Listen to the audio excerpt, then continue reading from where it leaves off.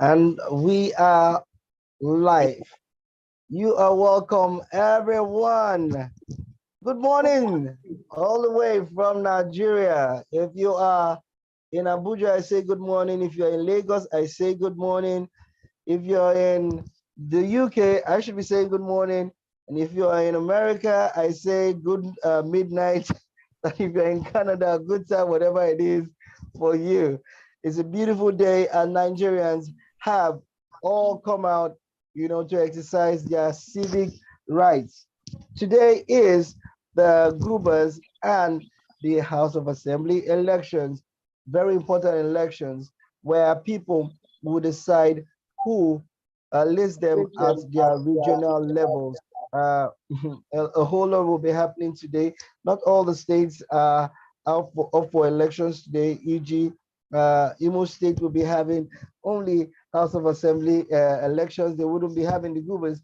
The Gubers will be sometime in November. Lagos, however, is an interesting flashpoint. Kaduna, same thing. Enugu, River State is another topical state that we will be looking at today.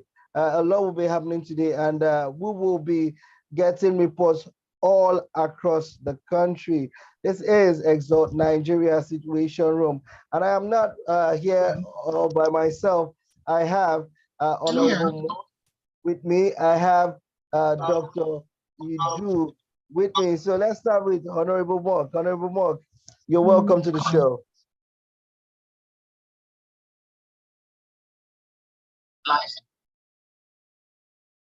Honorable Mark, are you there?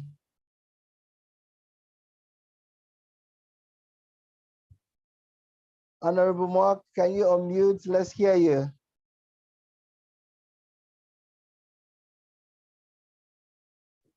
Hello, good morning, everyone. It's a good day. I will invite everybody to please come out and vote. Don't sit in your house. You don't help anybody by not coming out to vote. Who are you? You're with Labour. Are you with Labour?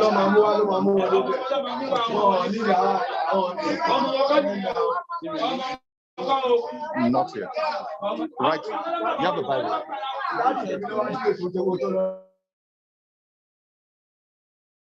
Honorable Mark, are you with us?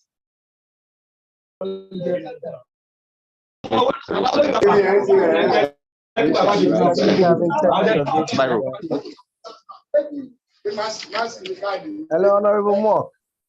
Yes. Let someone else talk because something is engaging me here. Please. Okay. Thank you. You're right. You look like you're in your pulling unit already, like the action is getting on. Dr. Idu, are you there?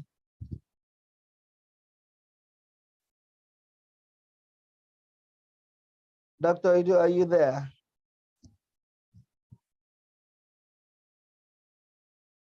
All right, we have JT Megamu joining us all the way from Kaduna. JT Megamu, are you there?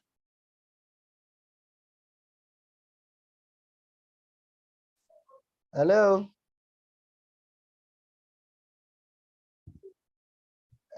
Hello, Mr. JT Megamu.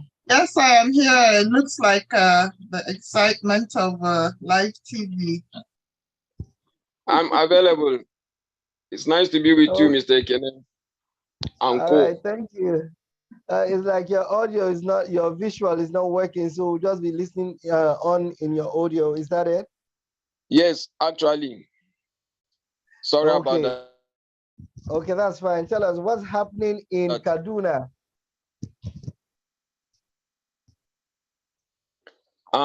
Actually, the contest in Kaduna is kind of a fierce contest. There are about 17 candidates all in all, of which 4 are from major political parties. That's the APC, PDP, Labour Party, and NNPP.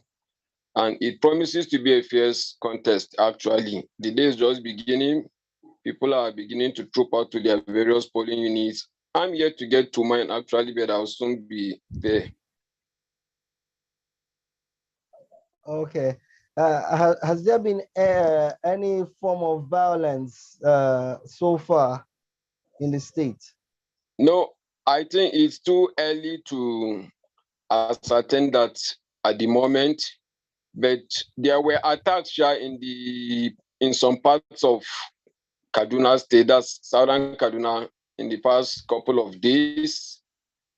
That's the main southern Kaduna. So, but I think that was about 4 or 5 days ago or thereabout. But as of this morning, I'm yet to receive any report of any security threat so far. Okay. When you look at the Gubas, let's look at those that are up for election. Tell us about some of those that are up for election. All right. First of all, we have the APC candidate, which is Senator Ubasani. Senator Ubasani is a veteran politician. I think since as far back as Obasanjo era, he worked with Obasanjo. He was one of Obasanjo's advisors, and he has been with the APC too since inception. That's 2015. He served as senator prior to him joining the Goba race. Then Senator Ashiru too, who is the PDP candidate, is a veteran politician too. He is a one-time House of Reps member and a strong member of APC too before he joined the PDP. He contested in 2019 against El-Rufai, but lost out. And then PDP gave him the ticket again for this 2023. Then for Labour Party, we have Honorable Asake, who is also a former House of Reps member and the former president of SOCAPU, that's the Southern Kaduna People's Union. Then we have Hunkui. Hunkui too is a veteran politician. Started off with the PDP, joined APC, and presently with the NNPP. So these are the major contenders. We have other contenders for other smaller political parties that are not well known, but these are the 4 major contenders for the Goba race in Kaduna. Oh, fantastic. Let's talk about Jonathan Ashake from Labour Party. Do you think that he has gotten any traction, being the fact that Labour Party is pretty new? When you look at their organization, the structure, do they have enough boots on ground, to make the desired impact? Do you think it's something that's going to work for them today? Actually, Labour Party is a party that I would say had the goodwill of the presidential candidate, that's His Excellency Peter Obi.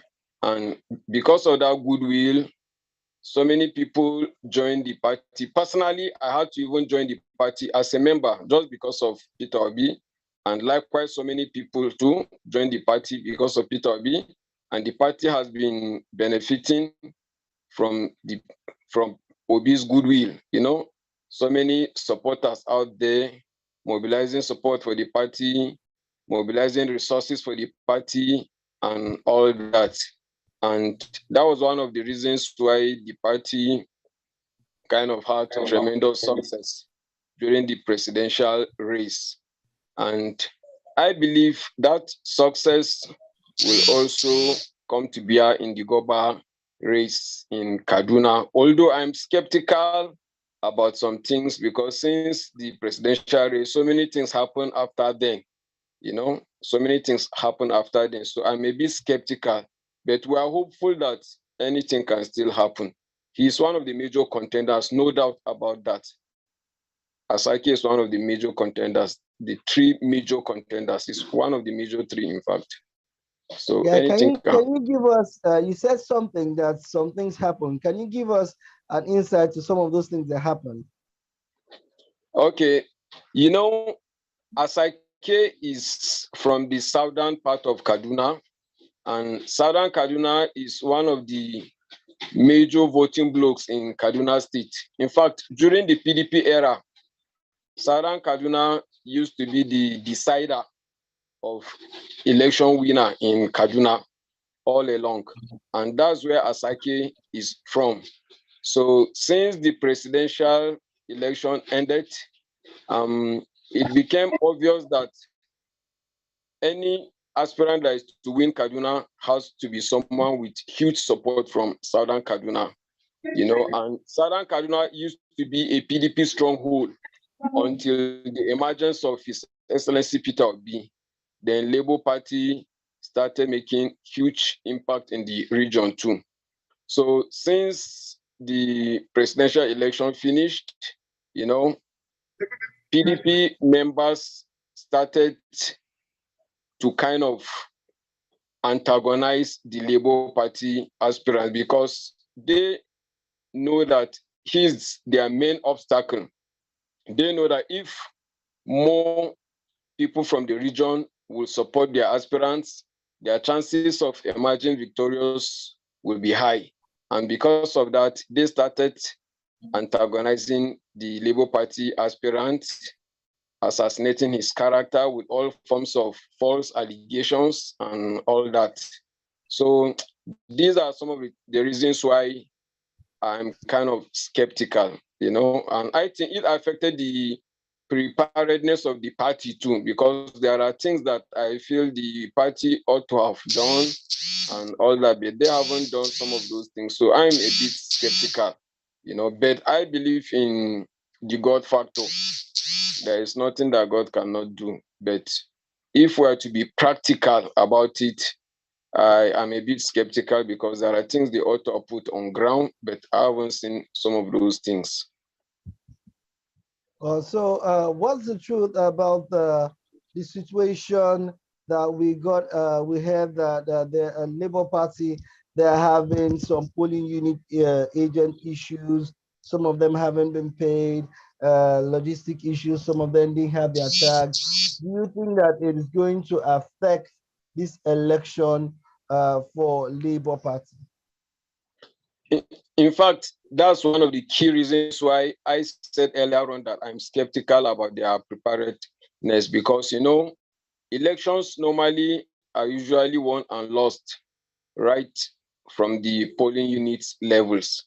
So if a political party must not take anything for granted, it ought not to be its polling units agents, especially their welfare, because they decide whether to protect the votes of a party or not. So if one doesn't get it right from that level, it may affect his chances of success. And like during the presidential election, I remember Kaduna State had a shortfall of about 1,700 agents. That's to say 1,700, that's a lot. Yes, 1,700 polling units didn't virtually have any registered polling unit agents, and normally, if you want to get it right in an election, you are supposed to deploy polling unit agents in every polling unit and also set up a standard situation room such that immediately votes are being counted, those polling unit agents will transmit it to the situation room. So even before INEC declares, you, the party, you must have collected all your results, you must have known your stance. And if there's any issue in any polling units, you will know. They will alert the situation room, and the situation room too can alert the media and others. So when a party begins to get things wrong from that level, polling unit level, then it will be difficult. It will be difficult. In fact, that's one of the ways that we evaluate the strength and efficiencies of parties. As a political party, first task after campaign is to ensure that your foot soldiers, polling unit agents are in place. And it shouldn't just be any how people people. It should be people that you are sure of their allegiance, people that will not betray your party or candidate for peanuts, and all that. So these are some of the reasons why personally I said I'm a bit skeptical, because even during presidential, we had shortfall of 1,700 polling units agents. And instead of us to think of how to fortify and strengthen that base, I was shocked a few days back to realize that even those ones, despite the shortfall, they've not been compensated, they've not been paid. So you can imagine. So what hope do we have in the gubernatorial race now? What hope do we have of our votes being protected and all that? So these are some of the issues actually. If I can come in, Stronghold, if you don't mind, can I say something here? Yes, Honorable Mock. It's not good to be so discouraged. The truth of the matter is that the obedient movement is a movement driven on the back of people's commitment for a new Nigeria. So a lot of the people are not looking for payment. It's unfortunate that we have a situation like we have. The truth is the movement does not have enough money to compete with the ruling party or PDP with governors. The Labour Party, we must realize, was not a party 8 months ago. It was just a party name. It is when Peter Obi joined, the character of Peter Obi made Nigerians like us join him to drive for him to be head of state, president, and through him to change our country. And so we cannot judge ourselves on the basis of what APC is doing or what PDP is doing. So we expect our agents to sacrifice for the new country they want. We all must sacrifice. And so any agent that does not work for us because of that, I appeal to our people. I appeal to our people. You might not just be a voter. Stay to monitor the election. After the election, snap the result and post it to us. If there are no agents, this is what I did where I am. I'm not the agent formally. I came here as an ad hoc agent. There was no agent here. So I offered myself, and that's what I've been doing. Even today now, I got to know the people because I followed through. And this morning I've called them that I'm at this polling unit and I'm monitoring. And they say,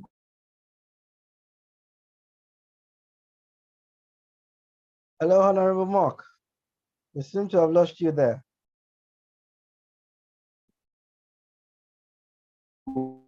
Hello, Honorable. thank you. Honorable, we seem to have lost your closing statements. We didn't hear you. Give me a tag. You understand?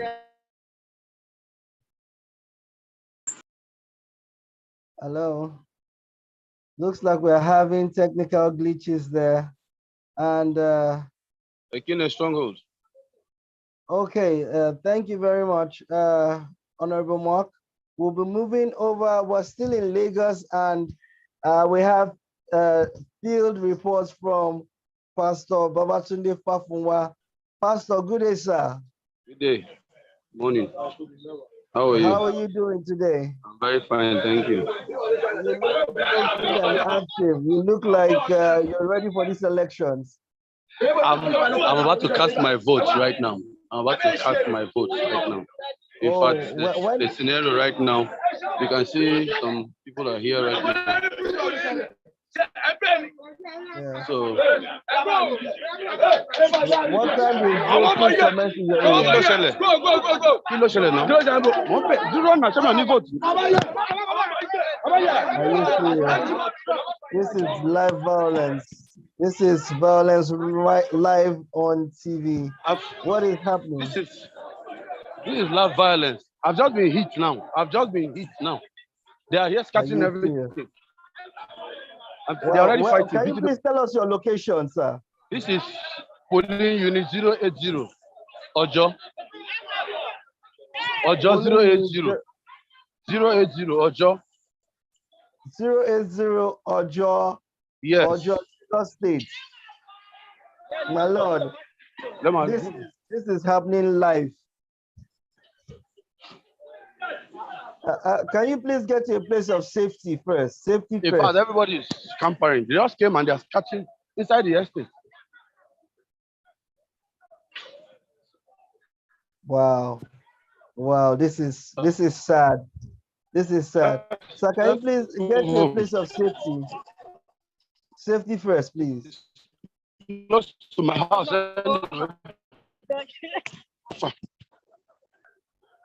Oh my Lord. Oh my Lord. So does it mean they are not allowing people to vote? They just disrupted the voting process. This is unacceptable. This is unacceptable. I think that hello, sir. Can he get Can on you hear his me? stage safely? Hello. This is not a good report at this level of our electoral process. We are still having focus of violence. Hello, Pastor. Pastor, can you hear me? Pastor Babatunde.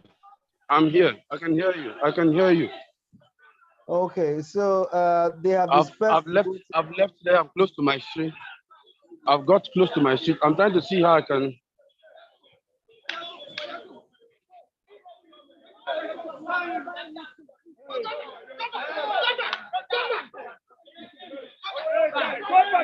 You can see that the guys they're angry and they want to fight. The guys want to fight back and people are repelling them. They are carrying weapons and stuff. Who are they working for? Can you identify who they are working for? APC, obviously. Oh, APC, obviously. APC, obviously. APC, obviously. So these are APC thugs in polling units in Ojo, polling unit 006. 005, 080, 080, 080, polling unit 080, Ojo, Lagos State. Please, we are calling on security agencies to please deploy immediately. I was just standing. I was next to vote after I was accredited, and then the guy just came and he told me to leave the line. I was asking him why won't I vote, and the next thing he hit me on the head. And then my wife, who was behind me, of me, now told me to leave. That I should leave. They are throwing stones. They are peddling people with stones and the rest. It's crazy. It's crazy. This is really very crazy, sad. Yeah. I don't know. This I'm is trying very, to get my very settings. sad. This is very sad. I'm trying to get my settings to get the video. Okay. Please, when you get that video, let us know. Okay. Dr. Idu, do you have anything to say to that?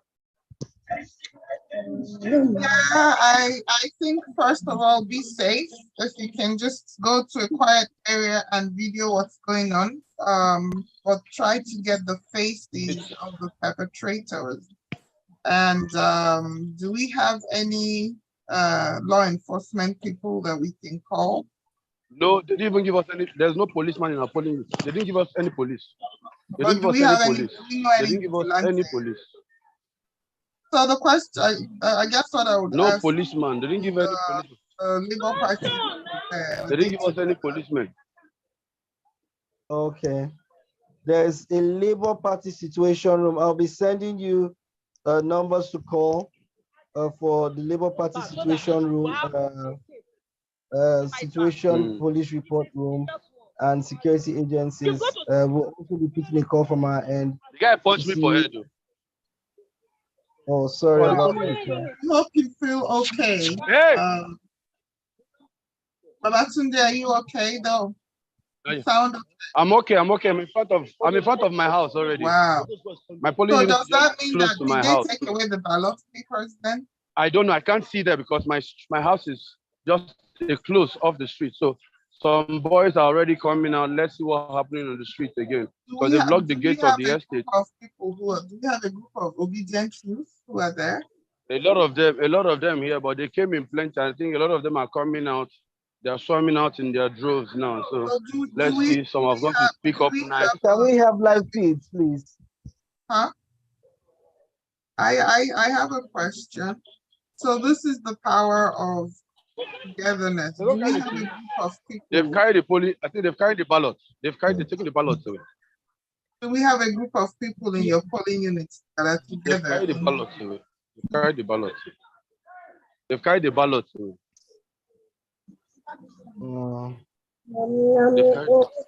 Yeah, calm down. I'll be safe. Calm down. I'll be safe. This is another. This is a smear on the electoral process, and I think it underscores the level of unpreparedness that the security agencies. People didn't give us any police here. They are pelting themselves stones now. It's not become violent now. It's become very crazy now. I don't know what's happening to my video. I don't know what's become to my video. Boys are so angry right now. They are chasing them back. Okay, yeah, they've chased them into the street. Can you see it now? Yes, we can see that. Can you see them? They chase them. They both come out and they are chasing them up to the town. They are chasing them forward. Boys are out in their droves. This is a chaotic situation. Boys this is not what voting in a 21st century Nigeria should be. This is a smear on the electoral away the ballot boxes. Boys are out in their droves.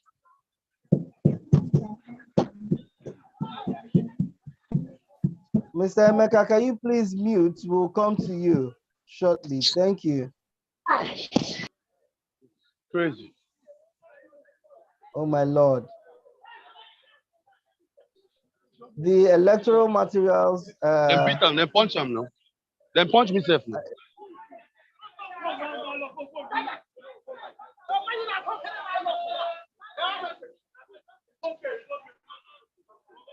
Guy, don't do. You don't do. Not be only them punch. You don't do. Then punch myself. You don't do. But so they've actually left with the polling unit ballots? They've left with the ballot. Can you Guy, we're going there. It's okay. We're going there. It's okay. So how many people voted? It's not even. I'm not sure up to, because I'm number 34 on the ballot, on the list of those who took number. I'm number 34. Can you interview some of the bystanders? Because we need eyewitness report. Is that the car? Is that the getaway car? That's the under car. That's under just going. Oh. Did anybody get a hold of the getaway car? Pastor, can you please interview some bystanders so that we can hear from them too, to get their eye reports of this incident happening in Ojo, polling unit 080. Yeah, good morning. Hello, good day, sir. Okay, this is a situation report. We just voted, and all of a sudden, this guy stopped and they started carrying the ballot boxes. Wow. As I'm talking to you, our ballot boxes has been taken away. Which polling unit is that? 080. Select open unit. Select open place. Open place. Ojo? Yes. Yes, Ojo. Yes. Okay. We were beaten. You were beaten? So terribly, yes. I don't know if I've seen the video yet. They came in their numbers. They locked up the gate. We have there was no police attached to our unit. We were left alone. Even though the police station is very close by. Police station is like 2 kilometers away or 200 meters away. but they didn't come.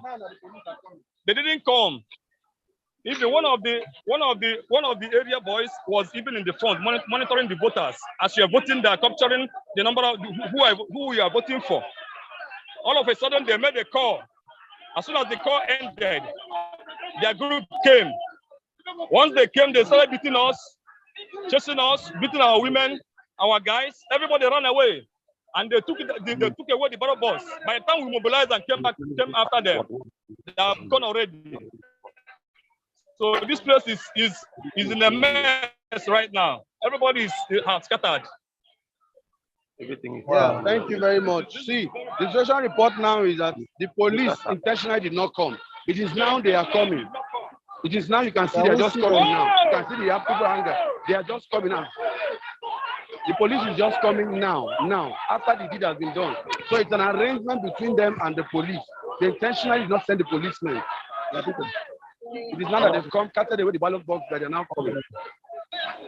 Just a shame. This is very sad. Thank you for this report.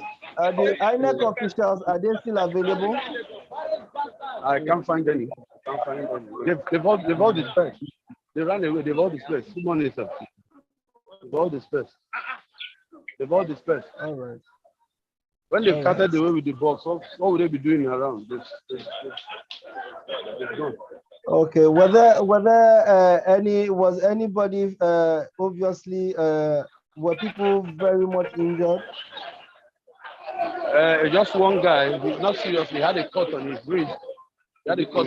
So we had to hold him down and stick him. But how you doing, my brother? No man. I said they probably not bring police. You vote. Situation room. Just about 30 people were able to vote.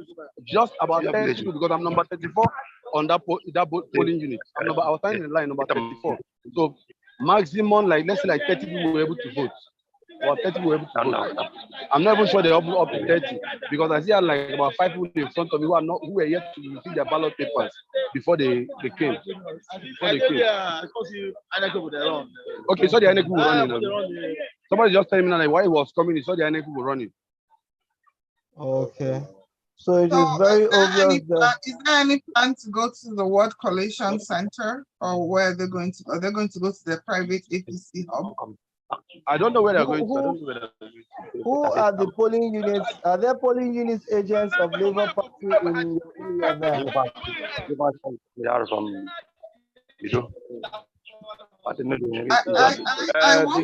I'm trying to look around to see if I can see, but I can't find it. I wonder if the people will go back to their polling unit and make a group video. What do you want to Hello? I said, are you able to gather the people of your polling units to all make a collective video that they did not vote, time and date? There are a whole lot of people here who are. Gather the group together and make a video and make the announcement and post it. Guys, come on. Gather everybody together and should do a group account. I can hear you. Hello, can you hear me? I can hear you. Yes, hello. I can hear you, sir. Good morning. Yes, my name is Comrade Honosaro from Yolo. Sorry, you're putting you to No. Can you hear me? For this unit. Yeah, I can hear you, sir. Yeah. Comrade Honosaro. Which lady? Unit. Let's hear your name again. You local government, what one? Okay, what did you say your name is again, sir? Or which party?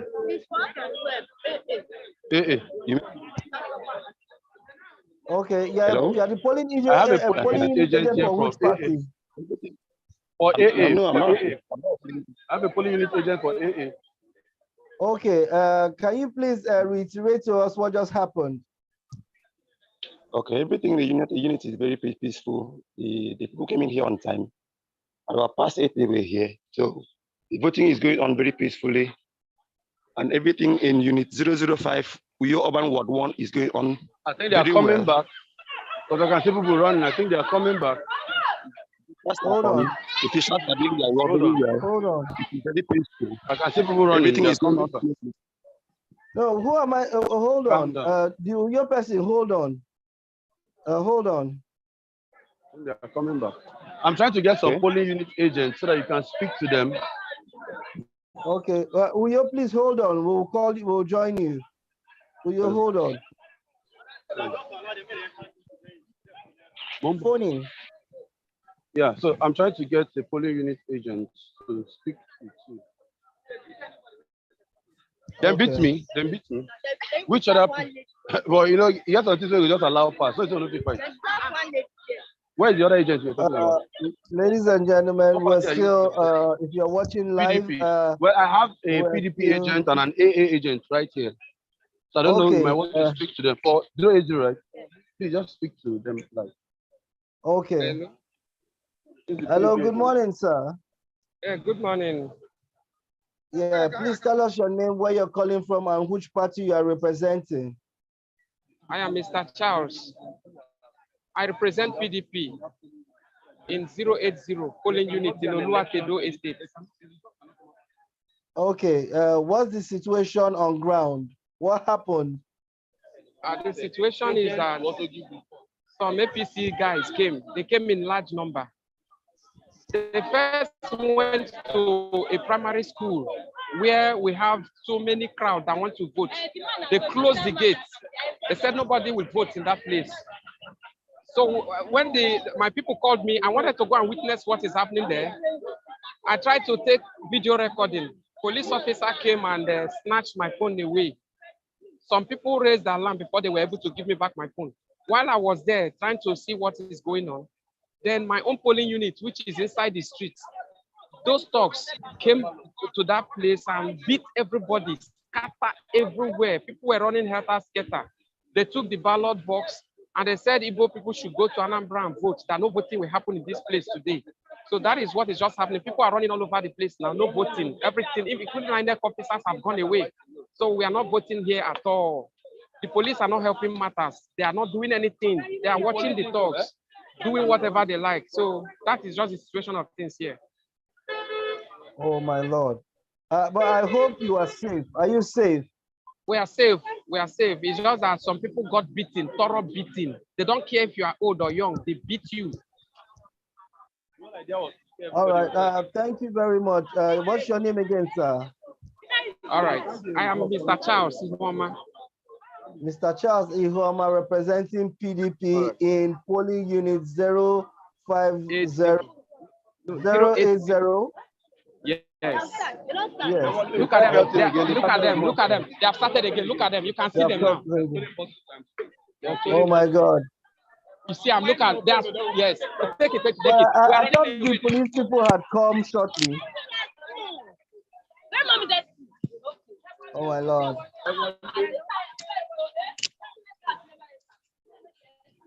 It's crazy. The desperation is crazy. This is very sad. This is very sad. This shouldn't be happening in 21st century Nigeria. The electoral process is obviously mad with too much violence, and we hope that the security agencies are taking note. We hope that INEC is taking note. We also hope that the ruling party is taking note. We're also calling on Governor, His Excellency Governor Sanwo-Olu, to look into this matter of security. And look at it. I'm inside the compound now. See stones flying, bottles flying. My Lord. Inside the compound. Please get to safety. Safety first. I am. I'm in a compound close to the booth. So, all right. Thank you very much, Pastor Babatunde Fafumwa. We'll be getting back to you. We'll be going over to Akwa Ibom. Let's hear what's happening in Akwa Ibom. Thank you very much, sir. We'll call on you shortly. All right. All right, Mr. Phony.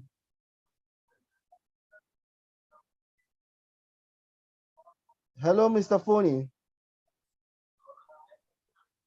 Hello, Mr. Phony. Can you hear me?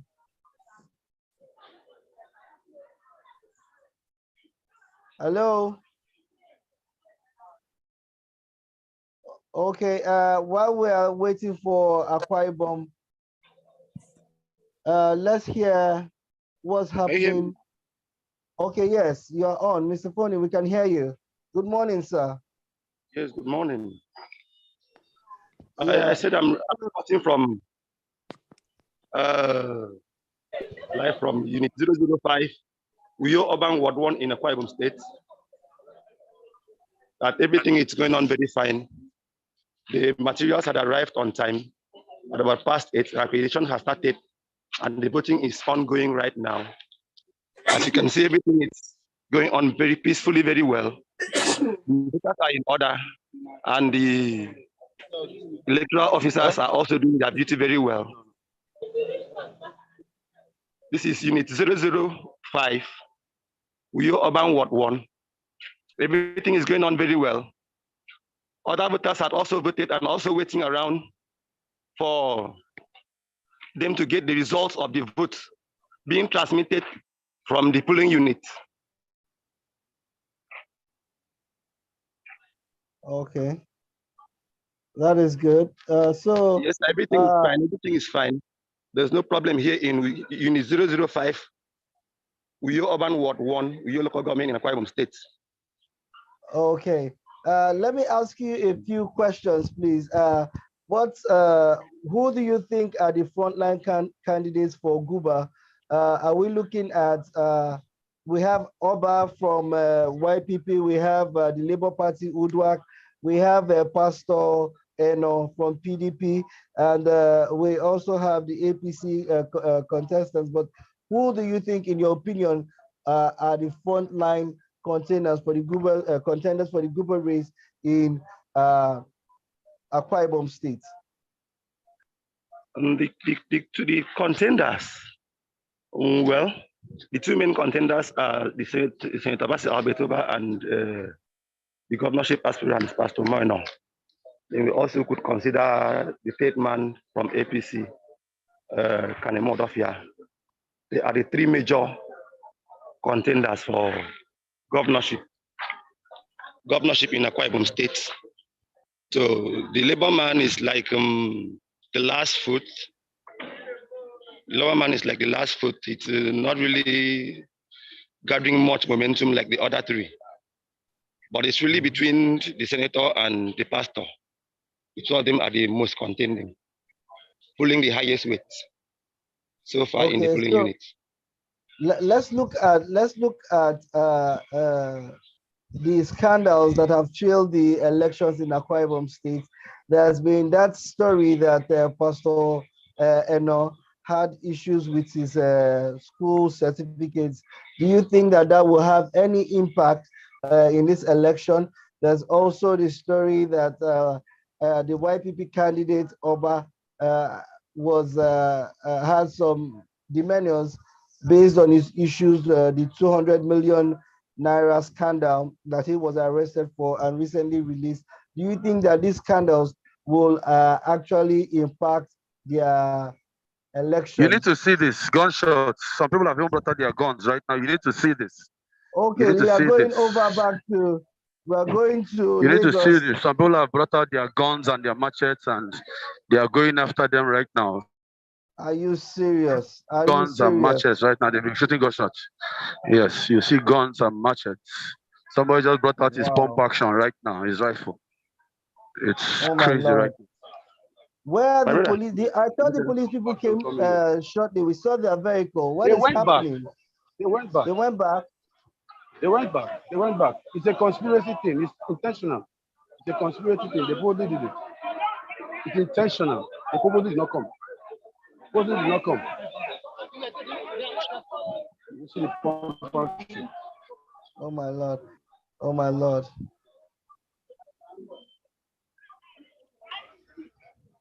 It's intentional. The police purposely didn't come until after they had carried out their intentions. That was when the police now come. But they didn't even get there. They went back. The police is a conspiracy with the police. It's a conspiracy with the police. It's a conspiracy with the police. It's a conspiracy.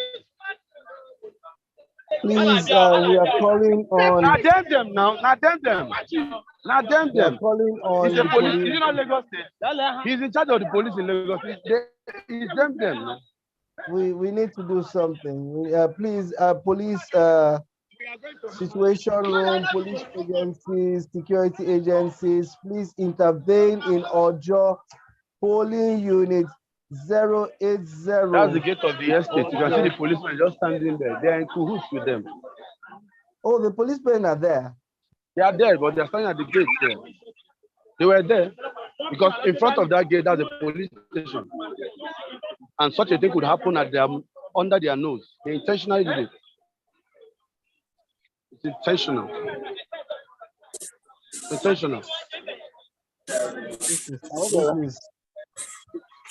painful. All right. Thank you, Pastor Fafuwa. We'll be going back to Akwa Ibom, and we will join you later. Please, if there's any other emergency, don't hesitate to reach out to us. Thank you very much. Yes, Mr. Foni, back to you. We stopped at analyzing the impact of the scandals on the Akwa Ibom State Guba as regards Pastor Eno, and of course, the candidate of YPP, Oba. Hello, sir. Yes, Hello, we can hear you. We can hear you. You were asking? Yeah, we're talking about the scandals and how they will impact the Gubas in Akwa Ibom State, looking at the arrest, the financial misdemeanor of Oba from YPP and the certificate scandal of Pastor Eno. What do you think will be their chances, looking at how the scandals may impact the Gubas? Well, looking at that, I do not see it affecting their pools, because they have, the both of them have engaged different types of media to inform the people that the matter was at the court for the pastor. The pastor has said he's been cleared by the appeal court, and that is the appeal had also quashed his allegation. So trying to let the people understand that they are all free to have contested the election. So we believe that can only come in after the election. Maybe which of them wins, maybe the APC man that seems to be clean, or the Labour man that seems to be clean can decide maybe to go to court further. Because, you know, all the people that used to go to court were their fellow party members. And the matter we're treating as family matters. But when the election is over and either of them wins, when the other party now gets involved in the matter will now take a different turn. So, but for now, that has been played down before the election of today, and the people are also busy voting for both of them. All right. Thank you very much, sir. We really appreciate your time. I will stay in touch, and we will be right back with you. Thank you for reporting live all the way from Akwa Ibom. God bless you, sir. Bless you too. Honorable Mark. Honorable Mark, are you there?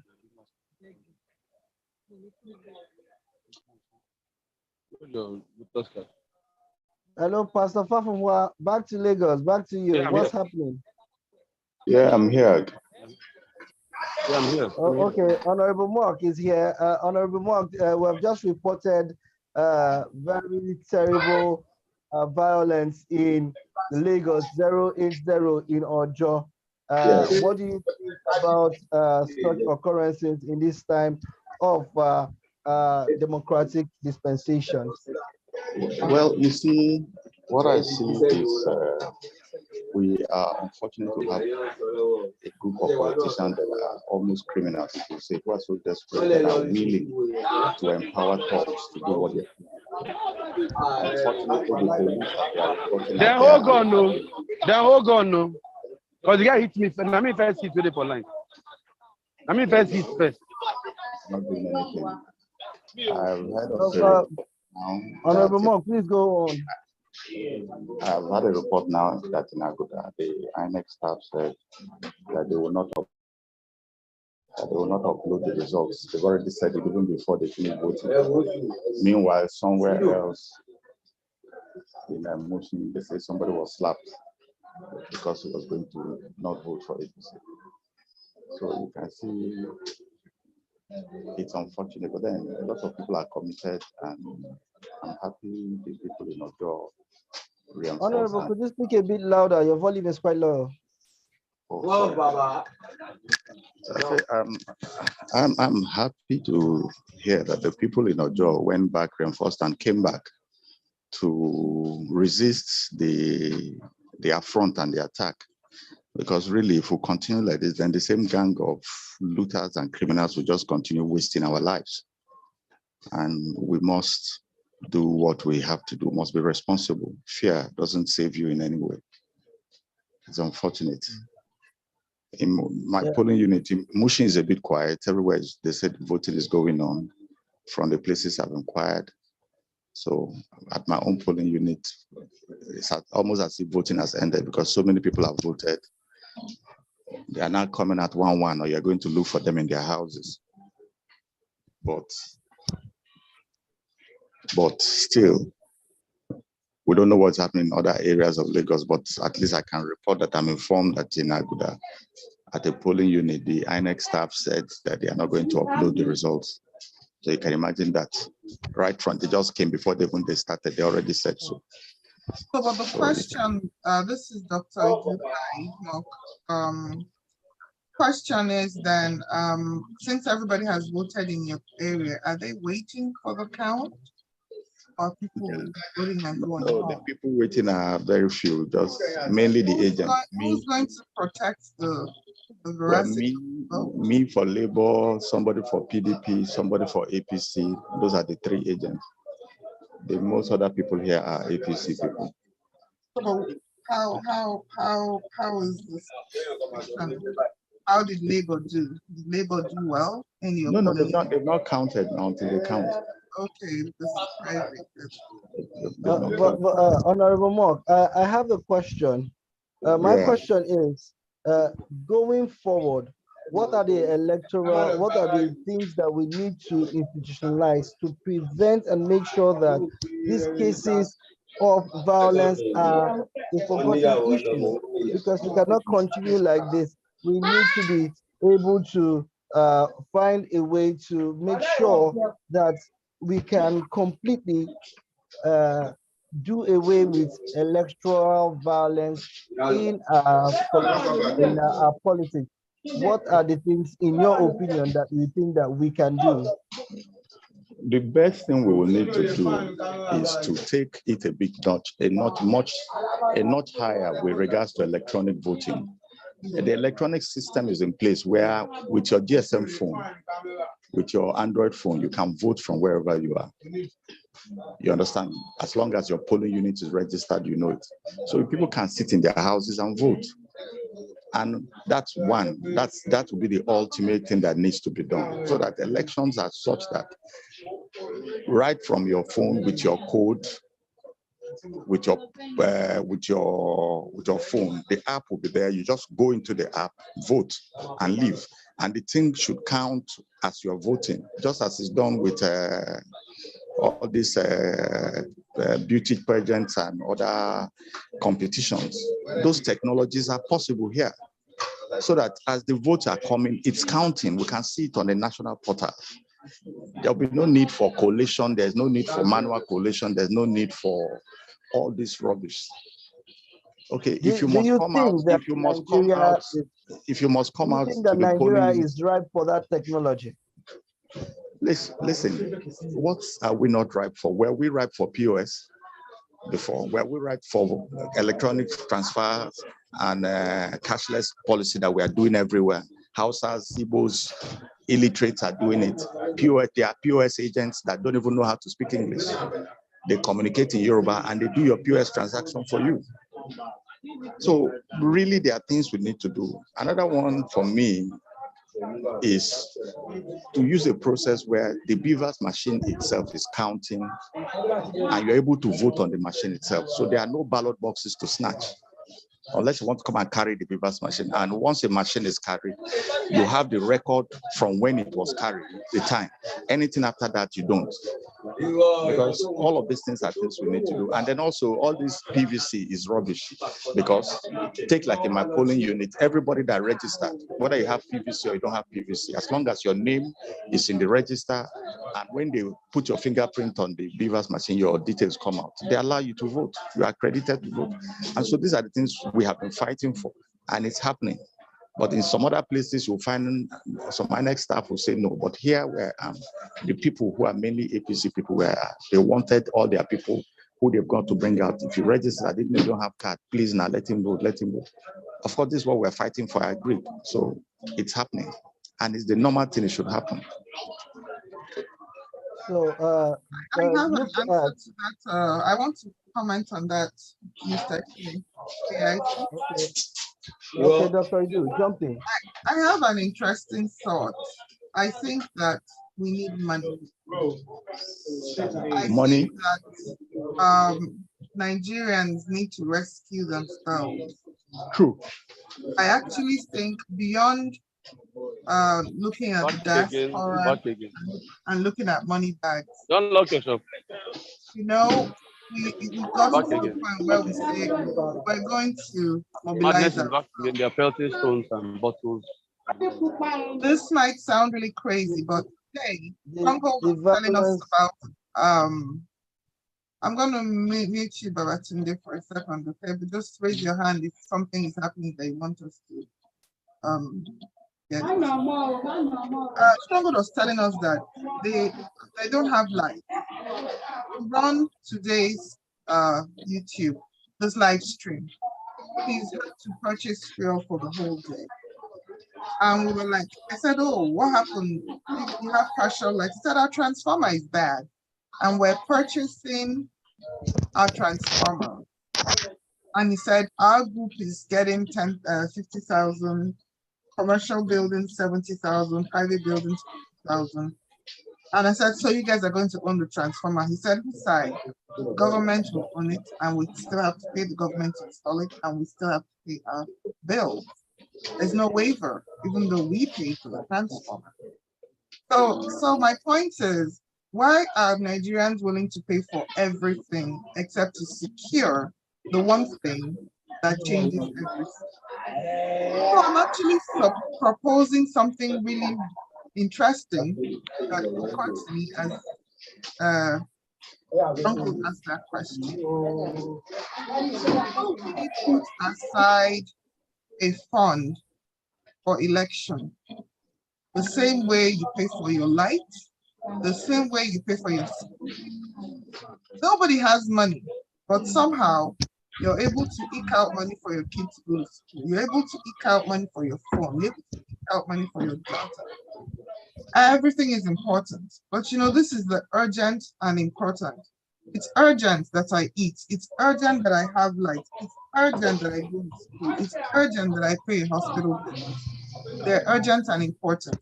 But the things that are very, very important but not urgent, we end up pushing away all the time.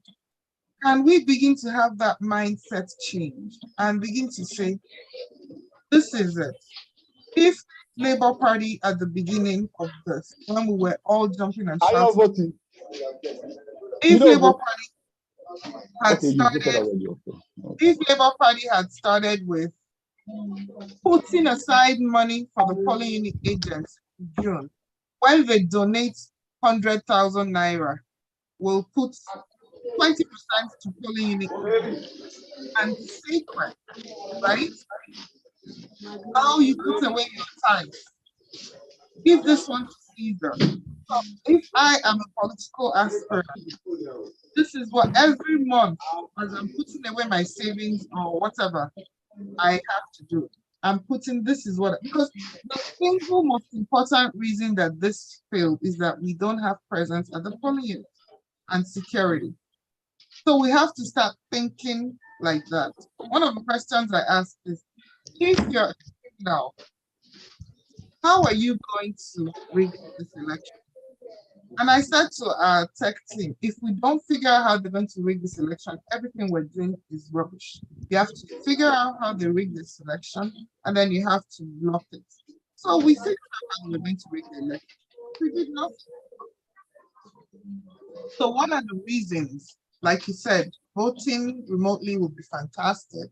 I don't know that the policy is ready for that, because it will mean they're voting themselves out of office. But you know that's not going to happen until PO gets his mandate by God's grace. So I really think that we have to start thinking about money. We see that we don't need the kind of money we have to win this election. We just need enough money to get willing people mobilized. We don't need money to cover people's eyes, nose, and ears. Our people are willing to do what they need to do. So I really think money not just from the big boys, but from everybody. Doc, you are sounding very passionate and very attuned to Labour Party. You sound like you have a bias for Labour Party. I am not biased for Labour Party. That's an understatement. I'm fiercely obedient. So that is the truth. Okay. And we will report non-partisan, but we will also report fact. Let me get it clear. Now, what's the dichotomy? Where does the obedient movement stop? Where does Labour Party start? And where is the place of shaking hands across party lines to look at electoral issues? Because from the way I see it, I think that this electoral violence is not about Labour Party or the obedient movement. We just spoke to a PDP agent. He too was disenfranchised. We spoke to an AA agent. She too, her party too, were disenfranchised. Where do we start to, look at that boundary of electoral violence beyond partisan politics? I guess the truth is we start from the fulcrum of good governance. And the fact of one party that is incumbent being so desperate to hold on to the incumbency that they are willing to do anything, even slaughter goods in the middle of the street. And so the question I ask is APC being violent because they're APC and incumbent? I mean, are they being violent because they're APC, or are they being violent because they're incumbent there? Are there no places that we heard PDP was violent in the North on February 25? So that's why I said we have to start with the fulcrum of good governance. Did we find that it's only APC that's doing this, or is it the incumbency that's doing it wherever they're strong to hold on to power? That's the question asked. And once that question is asked, then we have to ask ourselves, who is partnering with whom? So we find LP and APC partnering in certain places, and other places PDP and APC partnering in certain places, other places PDP and LP partnering. So I think it's really so I would really state that we need to stay on good governance and fight the process correctly. What does that mean? Right. We can join hands in an evil way to fight evil because it's beneficial to us, but the chickens will come home to roost. But if we decide no, we'll fight the process right, regardless of who loses, then we begin to change things for the better. Thank you very much, Doc. I want to concur with you that we must begin to look at the specifics. Are we having electoral violence because of a party, or is it a matter of the power of incumbents? Is that the driving factor? Is power, holding on to power, the driving factor, or trying to win elections and rig themselves to power? But like it's always said in the arena of politics, that in politics, uh, all is fair. I don't know if it's a philosophy that we must begin to frown at in its totality, because when we say these things in the political arena, they have a way of spilling into how people actually behave when it is actually election time. But I think that the philosophy that we should be pushing forward is the beautiful words of former President Jonathan that said that nobody deserves to die for elections. And I'll be going over to Niger, where I have Matthew. Matthew joining us from Niger. Matthew, can you please unmute? Let's hear you. Matthew. Matthew, are you there? Oh, yeah, it's very noisy here, and I'm not using an earpiece. Oh, we can hear you loud and clear. Okay, okay. So quickly, tell us what's well, happening in Niger State. okay, I guess I can do, let me see if I can switch my video. So the process here, the turnout here is really large, and in fact, everybody is excited right now. In this location, this is Bida, somewhere very close to the correctional center. So you can see that there is a large turnout here. However, in as much as the electoral malpractices are very low, there is still some here and there, buying of votes, and the major party contesting here or making waves here, noise here that are louder here at the APC and the PDP. And I'm sure the process in this location will be very peaceful. Yeah, because it looks it.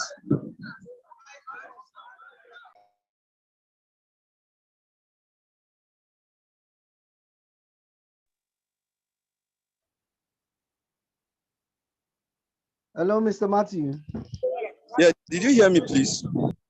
Your audio went off. Leave your audio on. Leave your audio on. Okay, it's noisy here. That's why I try to mute that's when fine. That's fine. That's fine. We want the ambience. We want to see exactly what is happening. Oh, okay. Yeah. Is it showing? Yes, we can see.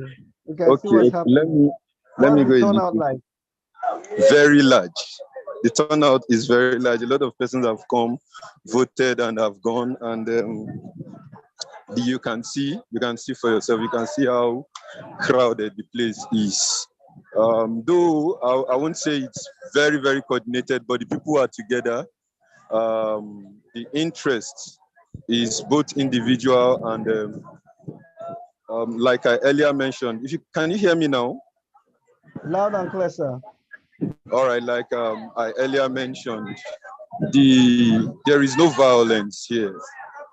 The only major malpractice, electoral malpractice you would want to that is recorded here that I'm seeing here is both by the strategy of starve them and rule them is really working here. So people are hungry, they don't have cash.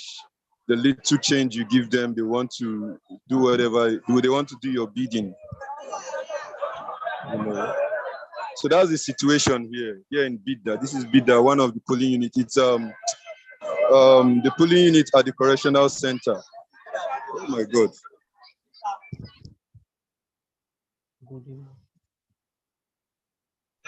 Give me a second, please. Okay, thank you very much, Mr. Matthew.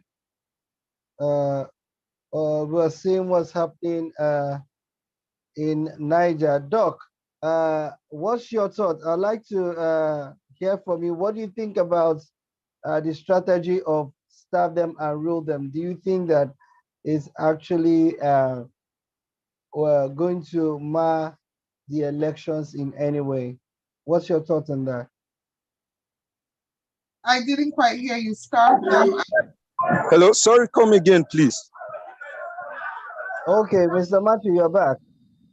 Yes. Okay. So besides the stab them and rule them thing that you think that is affecting, are we seeing some level of violence there? No, the violence here it's just what I can see here is the passion, the interest to really go and vote, because for you to get the cake or the piece of cake or the share of the cake, you have to vote. So that one is a major motivation. I don't know if you can see my video. You would see how people are struggling to join the queue. Okay, is that what is happening? Okay, so you pay money and okay, you join the guild, you vote, and you get paid.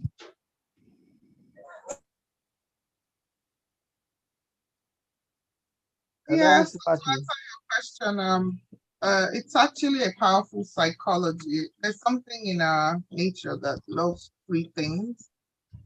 Even when it's tough, we kind of put us.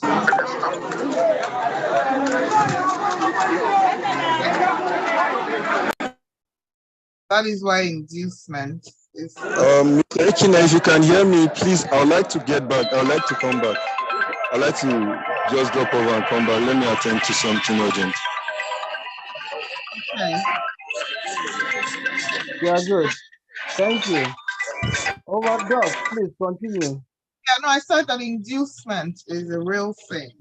You know, as one INEC rec explained to us, that vote buying happens in different levels. You just induce people and you soften them and you push them positively. And when there's no real ideology, people just vote to whoever showed up. So that's the problem. What's the ideology of the parties? What's the ideology of Labour Party? What's the ideology? Until we really had somebody come in and start talking about capacity, competence, character, you know, and consumption to production and corruption to righteousness. I don't know that there was any real ideology. So okay, Doc, I will have to interrupt you. We have Alex Ishodu joining us from Imo State, Oguta, Imo State. You're welcome to the show, sir. But we're waiting for your audio. Once your audio is on, please let us know so that we can pick up with you. Thank you very much. Doc, please go on. I have to break it to you that he can't hear you if his audio. His audio is on. He's on. Hello, Alex. Hello, Sir Alex. Yes, sir, Honorable. You're very welcome to the show, sir. How are you? Sir Alex, you are welcome. Thank you very much for joining us today. Good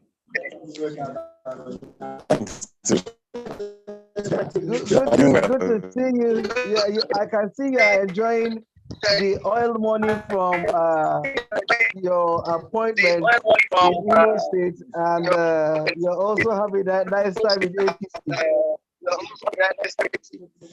Yes, it's not just enjoying money, it's to let things go well. To start enjoying the new Nigeria we're expecting. To see that the money goes around to the appropriate purpose. Okay. Thank you. Thank you. Please tell us what's the election situation in Imo State. Tell us where you are voting, and what the situation is like. Yes, speaking as I'm thinking on my booth 018 in a civic center, Uguta local government. And the election is going on there peacefully, free and fair. People have been here accredited and voting is going on. Yeah. Are there any incidences of violence? So if I should use my boot here, is going on well in State? No. People are comporting themselves well. Even though I'm telling you, the turnout is very low compared to what we had during the former election, talking about the presidential election and the Federal House of Representation. Okay. What in your own opinion, what do you think is responsible for the low turnout of voters? I feel people are feeling indifferent. People are feeling indifferent. Some are feeling their vote didn't really count. Some are feeling one reason or the other, no need for them to go and vote. Okay, so it's some level of voter apathy. I feel so. My own opinion, yes. Okay, let's look at the candidates for the House of Assembly. Please, can you run through the candidates from the different parties for Uguta House of Assembly constituency?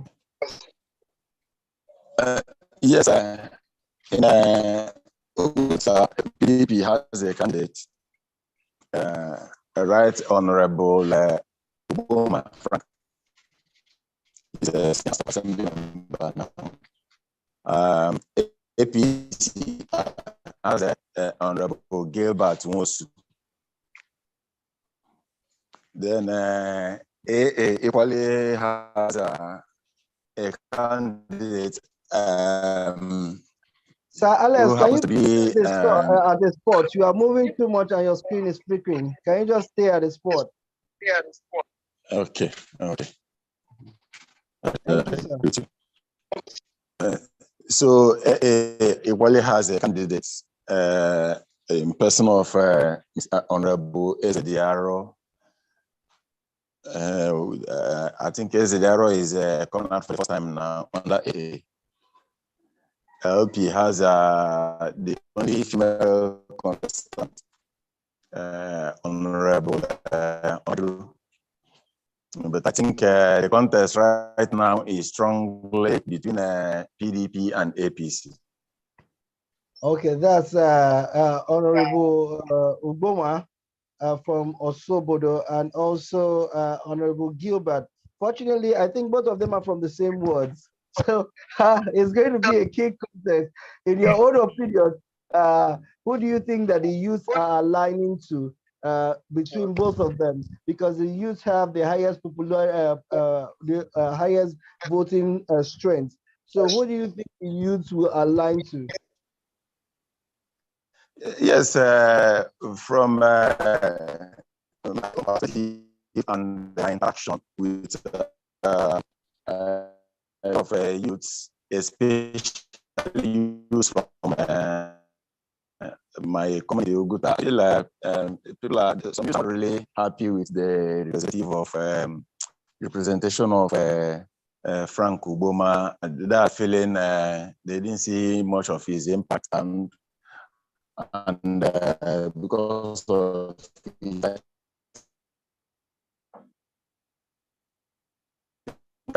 would strongly to give me trial.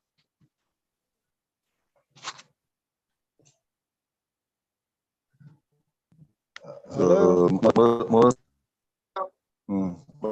laughing at that it's below their expectation from people I have so far interacted with. Yeah. Okay. So you don't see the power of influence coming to play, giving Uboma an edge in this election, or do you feel that His Excellency Senator Hope Uzodinma's influence as the governor will actually be enough to push Honorable Gilbert Wosu through to the finish line? Government influence and incumbency, I think they are extraordinary advantage, but I spoke based on popularity basis. Based on popularity basis, I think they use are tilting towards Gilbert. But ordinarily, I think incumbency must have an advantage, and also being in power, and this is part of about APC. I think it should be a clash of the stance.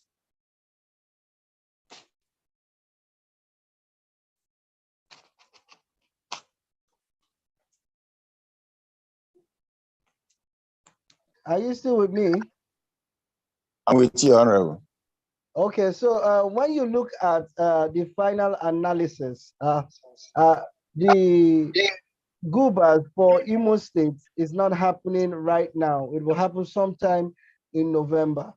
Do you think that Hope, His Excellency Hope Uzodinma would want to have his own party in power so that they will be able to deliver him come November? Or do you think that he will want to sit back and say, everyone go to the polls, you win, my election, I will go for mine? What do you think? No, of course not. Of course not. Definitely he will not. He would want to win at all costs. By my own assessment, I don't think there's anything like cost, like my brother said there. But the thing is that personally, by my assessment, I'm seeing the work of in Imo State. It's an issue one way, but that is the evidence seen on ground. If he should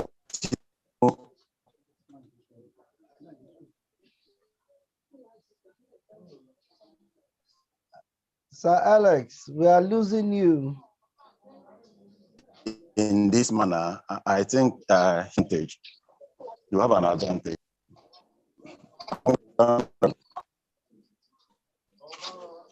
All right. Thank you very much, Sir Alex. Honorable Mark, you want to react to that?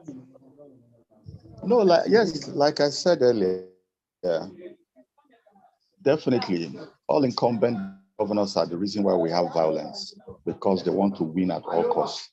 If you see what is happening in Delta State, in Warri, APC is terrorizing everybody that you must vote APC. That is Omo Agege. In Rivers, Wike is terrorizing everybody that you must vote PDP. In Imo, Uzodinma is terrorizing everybody who must vote APC. In Akwa Ibom, this man is terrorizing everybody who must vote PDP.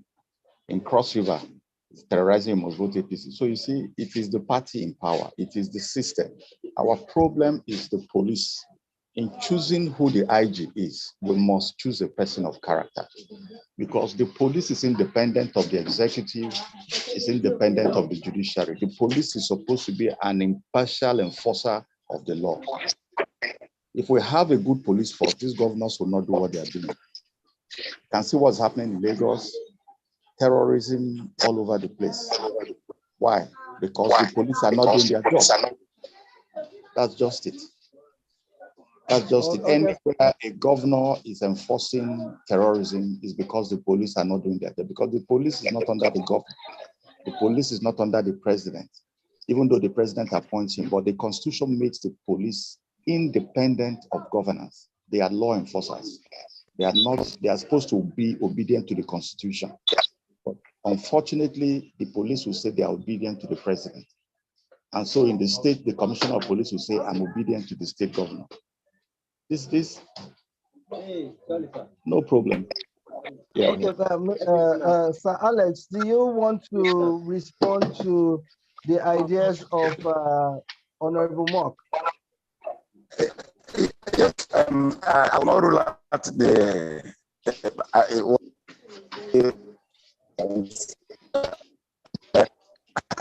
what I do with that. Nobody is for anybody. I tell you, The way you fold your card, you don't go spoil. You don't go spoil. So the way you fold them. Honorable Mock, can you please mute? Okay. As I speak to you, I'm in my polling unit, and nobody has ever used gun to point at anybody to come and say vote APC or vote PDP or vote Labour. People come here, they vote at will, and they leave. You know, I think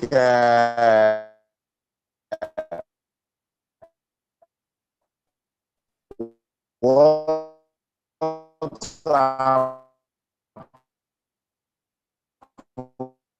Sir Alex, your internet is flickering.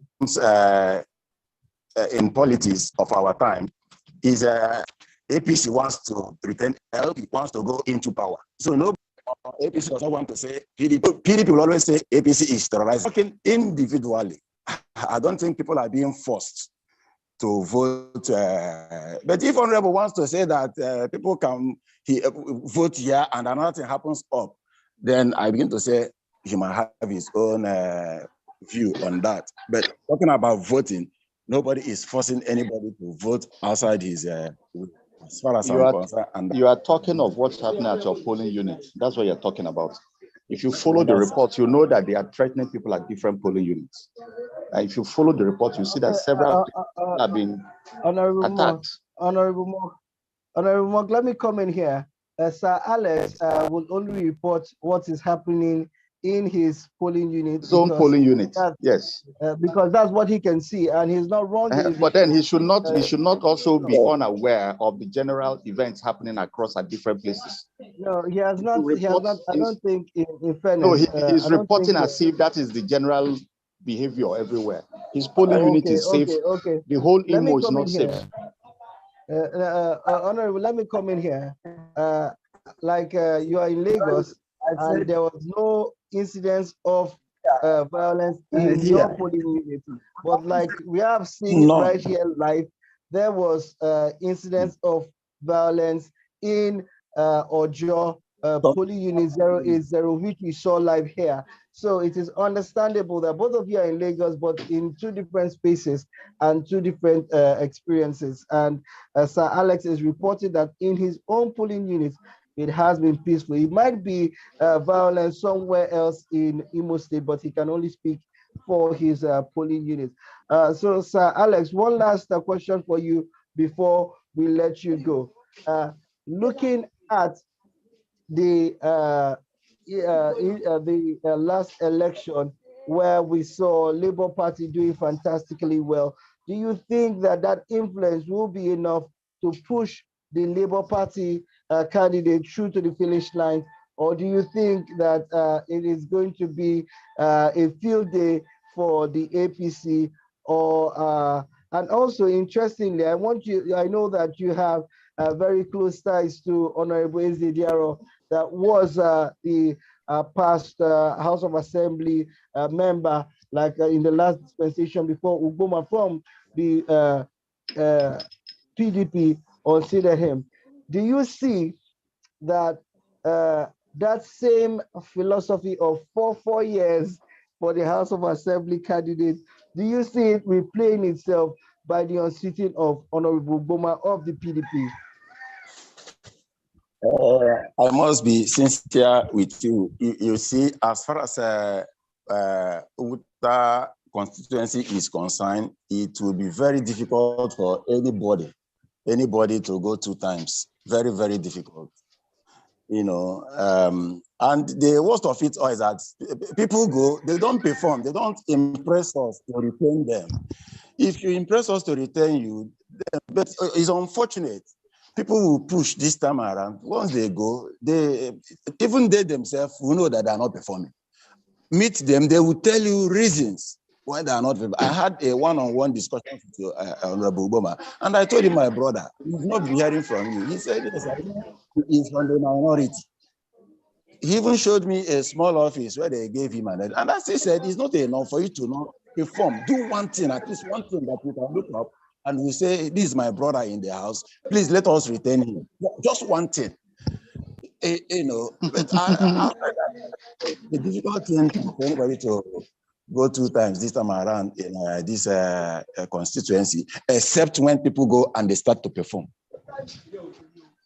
So in your own analysis, we are looking at a fresh leg, either from, okay, do you see a comeback for Ezediaro of the AA? Do you see a comeback for him? Unfortunately, the Ezediaro of AA is different from the former Ezediaro we had in the house. And that's why I said, that's why I said this is his first contest. This is the first time he's coming into the race.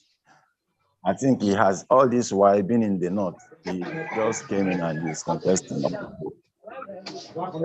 the competition, as I see right now, is between PDP and APC. Okay, so it's a horse race for you. Okay, Honorable Mark, do you have any questions for Sir Alex before he goes? And I don't know if Dr. Iduto has any question before Sir Alex goes. You guys had exhaustive conversation. No, I don't have any questions for him. Okay. Just keep monitoring. Thank God for your work you are doing. Thank God for safety at where you are. That's it. All right, Sir Alex, thank you for coming on the show today. We really appreciate you. Thank you. God bless you. Sir Alex, I do have a comment. Please stream our watch our live, join our live stream and push the link to other people so that people could see. We're sort of running all over the country, picking up feed from everywhere. All right, thank you. You're welcome. All right. Yeah. Sir Alex, thank you very much. What now we're back to Matthew in Niger. Matthew, are you good? Are you ready for us? Yes, I am. Okay, let's see your feed, please. All right. Thank you. So I just use myself from the very next unit.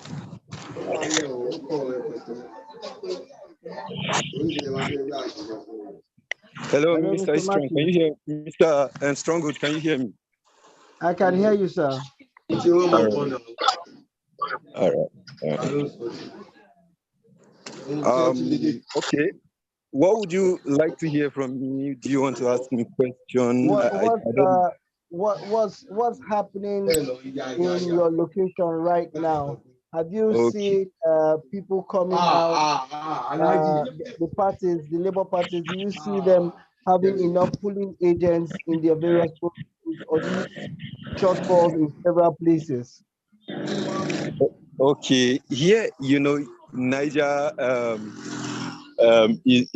has a peculiar situation. That's because LP in Niger State does not have a strong ground, and then it had what it had only because of His Excellency PO. So the major parties that are actually contesting here are the PDP and the APC, and trust me, the game is really, really tough. Okay, I just got to another polling unit. So it's to an extent that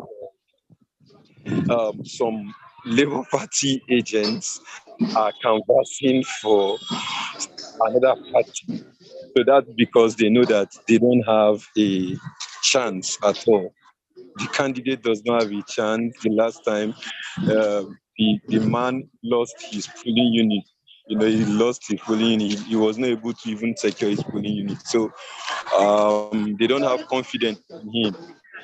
And so they intend to, collapse or support a party they feel has a candidate of their interest or that has some, things they want. So that's actually one of the things that is happening. Then secondly, here in Niger State, with the exception of this particular location I am, Peter, I'd like to show you a video of where I am. I'm in another polling unit. I don't know if I'm far away, but can you see the crowd? This is a small polling unit, but you can see the turnout. You see the turnout is also massive here. And the other one I showed, it was massive. So, but in some other location now, and the reason is simple. This place I am is dominated very well by indigenes, and especially, I don't know if it sounds okay to say the Muslims, and the two major contestants are Muslims. And so everybody wants to make sure one of their own person goes in. You get. So, but in many other locations like Kutangura, Chanchaga, where you have mixed, very much mix up of people, the turnout is really, really not encouraging. And we've been making effort to see that we change the tide, we change the narrative. And we are getting some positive response. Yes. So that's what's going on here in Nigeria. Okay. So, what do you think is responsible for huge turnouts where you have mostly Indians? What do you think is the reason why you have those kind of turnouts in areas where you have a homogeneous society? Okay, great. So this place now is currently Nupe Emirates. So the thing here is, like I earlier mentioned, there is a situation of starve them and rule them, the Pharaoh strategy. So people, this current government, the APC, have really dealt with people, and I don't know. I think the policy, if I'm allowed to say, the Naira policy was aimed at this. It was as in a concluding strategy to really get people to bend on to divert people's interest in doing the right thing. So you see people here just collecting 500, 1,000, 1,500 because they need it. Someone have not gotten 2,000 naira for days to feed his family, and you're offering him 1,500 now. For me, it's not all right, but many other people here will take it, and they will come out because they heard they are sharing money. APC is giving money, PDP is giving money, or this party is giving money. So they want to go and get their share. And you find out they give the highest bidder. If you are giving 1,500 and someone is giving 2,000, they will go for the 2,000. They will queue, collect the money, go and vote. And for me, I know it's not the right thing. We know it's not the right thing. But for the atmosphere, it's very peaceful here. It is really peaceful. And yeah, that's it. The people are interested in voting, maybe not for the right reason. All right. Thank you very much, Matthew. We'll get back to you. Always make sure you give us, if anything comes up, let us know. Thank you for your time. We appreciate it. Thank you. Thank you. It's really hot here. All right. I wish you can send us canopies. Thank you very much. See you. All right, thank you, Mr. Matthew. Send you canopies. I really wish I could, but hopefully, we hope that the results of the elections reflect the voice of the people, because the people obviously need good governance. And I would like Honorable Mock to respond to some of the things that uh, Matthew just talked about when he says that uh, people vote out of hunger because the monetary policy really hit them bad. And I would like Honorable Mock to look at that statement categorically. Do you think that the monetary policy, do you think that it actually addressed the problems that it was aimed at, or do you think that, as always, the common man was the target and the common man needs to pay the price for that policy? What's your opinion on that, Honorable Mo? I do not agree because if you notice in the presidential election, they practically shut down their IREV because they didn't want to upload the results. The results were the result of election of the common people, and the common people voted Peter Obi, who was the candidate they wanted, instead of Tinubu or Atiku. So Peter Obi was not spending money. It was Atiku and Tinubu that were spending money. So obviously, their monetary policy failed. Maybe it succeeded in compromising the security forces, who, from everything we seem to see, are not carrying their weight. And nothing happens for nothing. It is possible that they are compromised, because if not, I don't see why they would see people come and snatch ballot box and they do nothing. You understand? See people threatening violence and they don't arrest them. So maybe the monetary starvation and all that has affected the security forces, and that's why they're doing what they're doing. But for the common men, the common people, what I see where I'm in Lagos is maybe some Southeasterners are not coming out. Maybe they are afraid, so they've not come out as much as they did before. So maybe it's the threat of violence that could have caused that. And the violence is actually being put out there. In Lagos, where I am at Beja area of Lagos, I've sent reports to you. I've sent reports to you on the WhatsApp video link, and so I'm going to send others where they say at Beja they've taken over all the polling units. The APC thugs have taken over polling units. Some other people are saying that at Onikon in Lagos, they have beat up people, they've scattered the polling units. In Agudasuru area, there are threats of violence, there's violence. So this thing is just growing across the state, and of course it will affect the votes. And in each one of these places, the report is that the police are not doing what they're supposed to do to prevent it. So unfortunately, I don't see the withholding of, yes, poverty has been weaponized, and especially in a place like the North, it is possible because there are no threats of violence, but hunger is a threat in the North. So it's possible that for 500 naira, people collect and go and vote 1,000 naira, 2,000 naira. But at least here in Lagos, monetary inducement, I don't think is the issue. It's the threat of violence, it's intimidation and violence that is affecting the election. That's it. Thank you very much, Honorable Mock. Dr. Idu, would you want to say a couple of things in that regard? What's your thought on the effect of the monetary policy on the on the voting population? I actually agree with Honorable Mark.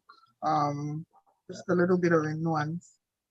There are three levels. The INEC allegedly compromised.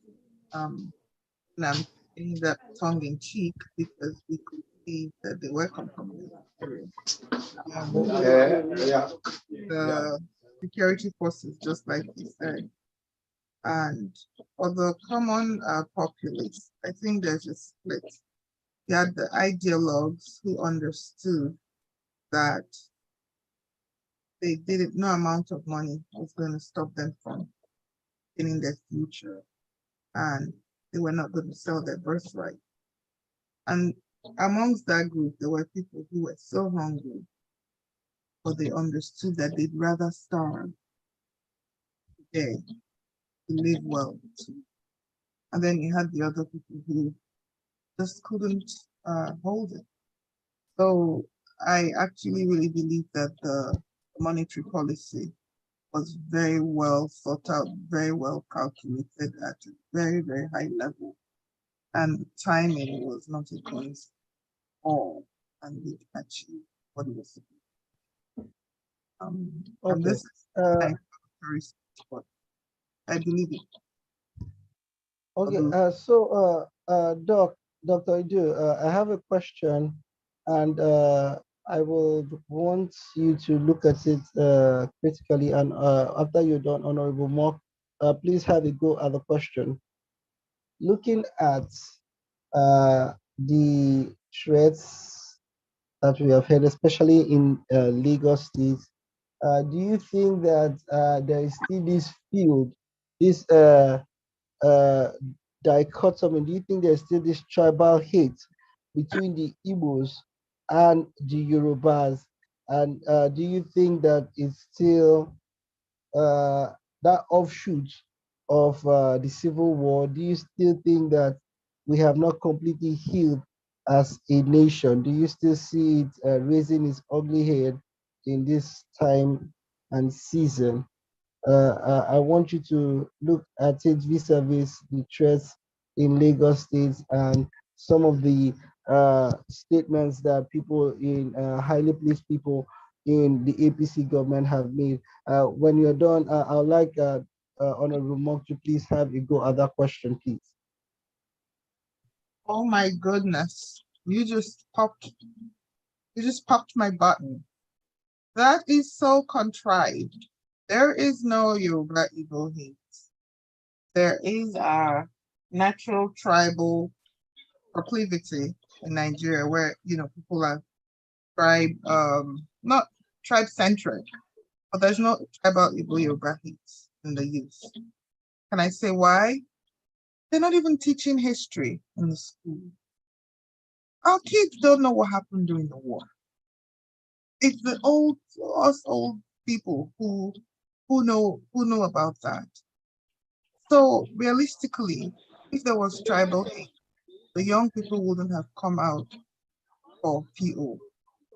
We all know that Lagos was won by PO because Yoruba people voted for PO.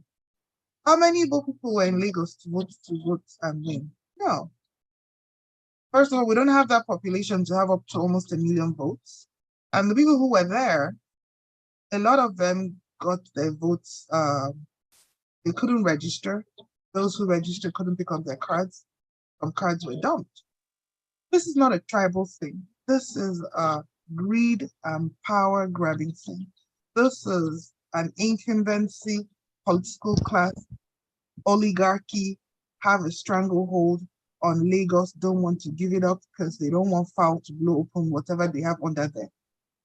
So please, and this is what I have against the Igbo elders, when you have politics, you have to drive the narrative. They allowed the people who weaponized tribalism to drive the narrative. It was not about that. They just used it to pan out. Look, the young people are not there. They saw the country. We saw people in Sokoto protesting that they did not vote for PDP or APC. In Sokoto, in Bauchi, in Borno, and you're telling me Lagos. What? There is no tribal anything.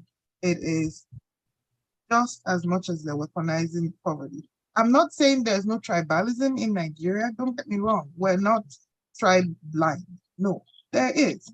But there's no tribal hate amongst the majority of the people. It's just a weapon. That's it. That's my take. Because if it wasn't, how come all these people who tribally hated Igbos voted so hard for PO and suddenly 1 week later they became tribalists? No, it's not true. Honorable Mark, can you please have a go at the question too? I agree with Dr. Du's final position. There's tribalism, but in this election, you see, PO presents such a quality of leadership that Nigerians united around him, Northerners, Southerners, Easterners, Westerners. Yes, there's a bit of tribalism. And it's those tribal sentiments that politicians are trying to wipe up in Lagos. But you find that the people that are with them are the thugs that they are paying money. The normal population are not interested. The normal Yoruba population are absolutely not interested. They will definitely not join any talk to go and fight. But youths who are in the chain of command, you know, this is like a mafia. There's a chain of command through which they are sharing money, through which they are controlling motor parks, through which they are controlling wards. You understand? So that natural chain are loyal to them. And it is that natural chain that they've emboldened with money and perchance even giving targets. Don't allow them to vote in that place. If you succeed, you get this. I'm looking at this thing because there are motivation for people to go about fighting for rubbish. The normal youths, Yoruba, Igbo, Hausa, we don't have time. Everybody is working and hungry. We just want to vote and go. You know? So that's as far as civil war is concerned. Most of the young people alive don't even remember it. Any one of them that remembers it knows some elder person that is reporting it, and the one that hates will hate because of the angle with which the report has been given him. You understand? And that's why when somebody posted some long write-off on one of our Exalt platforms, you saw me respond to the person that your angle is hateful. A lot of people, that's what they are doing. They tell lies in reporting history. But even then, the youth have read. There are a lot of books out there. The youth have read for themselves. Obasanjo told a good story. Adeboyega told a good story. So I don't think the civil war is playing a part. What is playing a part is the hate of political Yoruba who are holding power and who don't want power to go to the east. But then the main Yorubas like Afeni Ferre see the injustice in that. And that's why they are supporting that it goes to the east. Nigeria will survive this. Nigeria, as long as we don't allow fear to rule us, Nigeria will survive this. That's my firm belief. I might even come back to say that I'm not even sure the political Yoruba hate evil. It's about money and power. You know, about money and power and advantage. So you push the hate. Because why do we say that? If you go back and turn around, you see that they have outside of politics, you'll see that there's sympathy for others. You'll see intermarriages between politicians of Yoruba and Igbo extraction. So in fact, the Yoruba ladies are very proud to marry women. No, but I don't want to name names, but we see a prominent politician on one side saying, my mom, and I'm proud of it. On the other side, they're saying his mom is Igbo, not a real Yoruba. Don't mind him. So you see what I say? One person's mom is Igbo, they're crucifying. The other one now comes out and says, my mom is Igbo, vote for me, Igbo. So that's what it's just a game to them. You know, it's not fair. So we have to shine eye and understand that we have to look out for ourselves. That's why I honestly, that's what came to me in this meeting. Have your political word. Everybody have a political purse and defend. You know, Dr. One of the things that is key is people like us need to be more vocal. We need to come out and challenge all these dark angles that people put out to strengthen their position. I am. I'm coming out with my back. We really need to.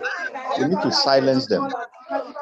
Before this, I had a Twitter account because I have to work and stuff, and I just read and pass. I had never made a comment on Twitter before February 25 happened. I think after February 25, I had to come out. I'd never I mean I have a YouTube.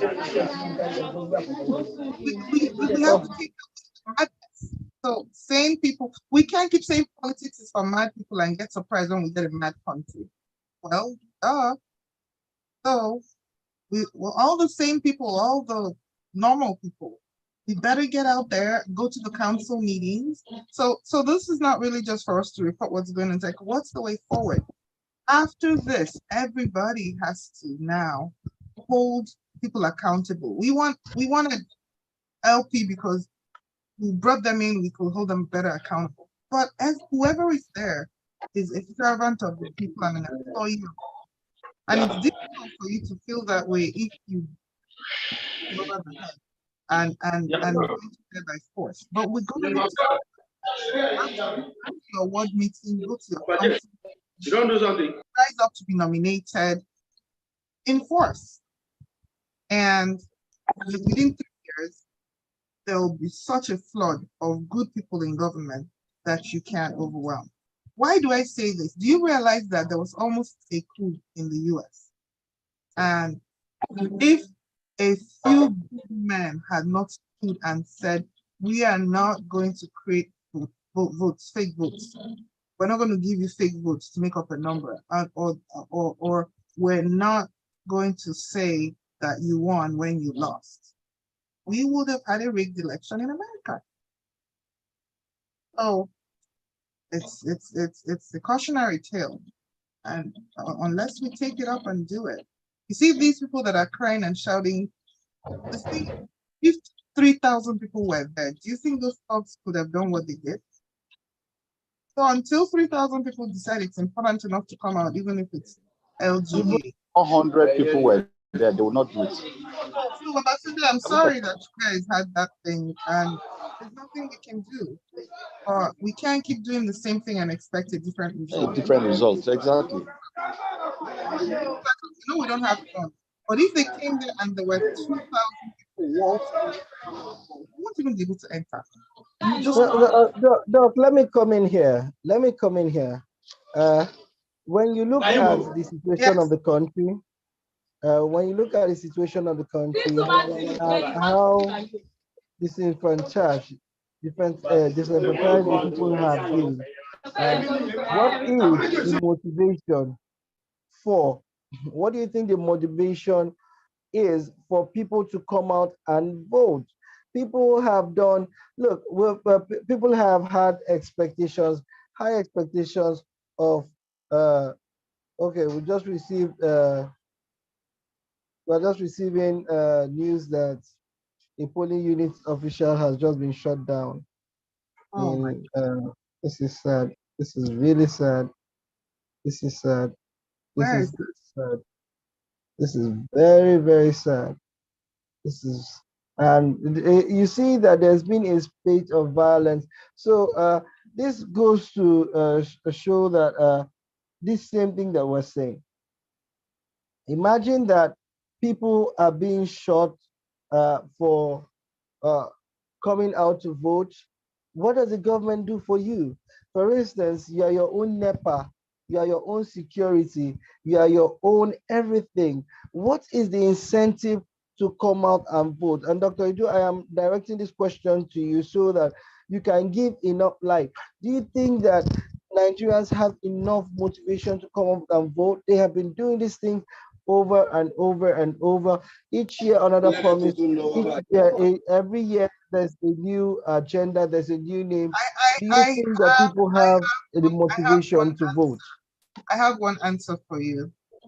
Vietnam, Afghanistan. You understand? And I'm not saying that we should be there, but you see, ain't nobody coming to save you unless you save you. The Nigerian establishment, I don't know, that's such a nice word for what's going on. They're not going to roll over and give you good governance. You've got to snatch it. You've got to fight for it. You've got to earn it. So this is my take on what's happened in the country. February 25 was a miracle. People felt, oh, this, all that. But I have to tell you that there was a seismic shift in the country. We have to charge our people not to go backwards. We cannot go back to what was. We have to move forward.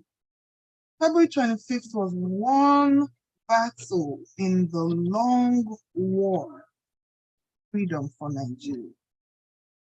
So why, can you imagine if that just happened and Obi just won? Everybody would just jump and shout, but I don't even think we're ready. So this is the shaking that has to happen. We have to decide that we deserve to have good government, and we have to fight for it. If you go home after one battle, then you don't deserve good government. Then it was just a chance. The hope has been given, the road has been opened. We saw what youth in Nigeria did in 9 months. People understand that if you put good governance in Nigeria, that no country in the world, can match what you did. Unbelievable. So the thing I'm saying is, for people saying that we're disenfranchised, we're disheartened, listen to the people talking about California. Listen to the people talking about the minerals in Sambisa Forest.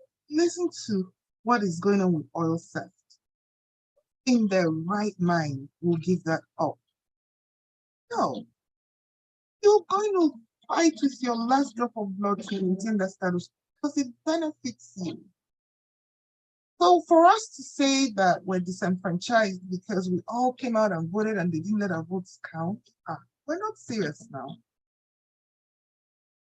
This is what I hate to draw this analogy because it's an unfair comparison. But you see, in the West here, when stuff like that happens, what happens is people go back and they get ready and they come back stronger. And they come back again, and they come back again. It's that analogy of the 99th monkey. One, to keep putting down the eggs of bad governance, corruption. And over time, boom, that whole net falls down. So make no mistake, the journey has started. Look at South Africa. A man had to stay in jail for 27 days. We're not even talking about that. So anybody saying, oh, because we voted, they didn't count, you're not ready. You're not ready. You have to.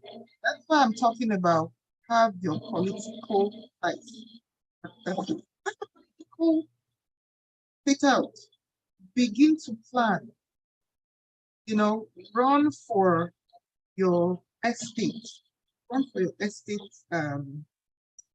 What is it? Your estate rep. That's who knows what's happening in the estate. Remember that when you were in Kubuta as a polling agent, people from the opposition came. When they saw you, they left. Why? Because you know what they know. They have boys, you have boys. But if you were not grounded, that wouldn't have happened. So this is the thing I'm saying. We have to go down to the basics and start the building blocks. You can't come in with what we have on the surface and defeat people who have 30 years of election malpractice. I'm going to let Mark take over. Honorable Mark, thank you, Dr. Udo. Honorable Mark, over to you, please.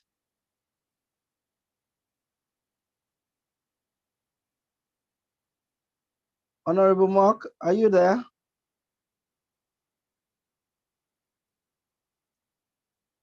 Okay, while Honorable Mark is joining, you see, Doc, I like this idea that everybody says run for office, run for office. I have run for office, and so I have a clear idea. I have a clear idea of what it's like having run for office. When you look at the cost of elections cost a lot of money. Buying form for even a new party like Labour Party, they were selling their form for 500,000. So when you look at it, then that's just for form. You've not talked about the other party expenditures. You've not talked of going for campaign. It's 20 million now in Imo State. Sorry? I heard Labour Party from is 20 million in Imo State. Okay, for Guba. Yeah. Now, so I want you to look at it. Any party that is selling its Guba ticket for 20 million. The question is, how many good Nigerians can afford it? How many professionals that actually know their onions can afford it? What business would you have been doing to afford 20 million? And now that is just the form. You have not looked at the logistics for elections, the vehicles involved, going from campaign, going for campaign, LGA per LGA, ward per ward, to put up a good fight. Do you not think that our electoral process has actually rigged out good people? Honorable Mark is here.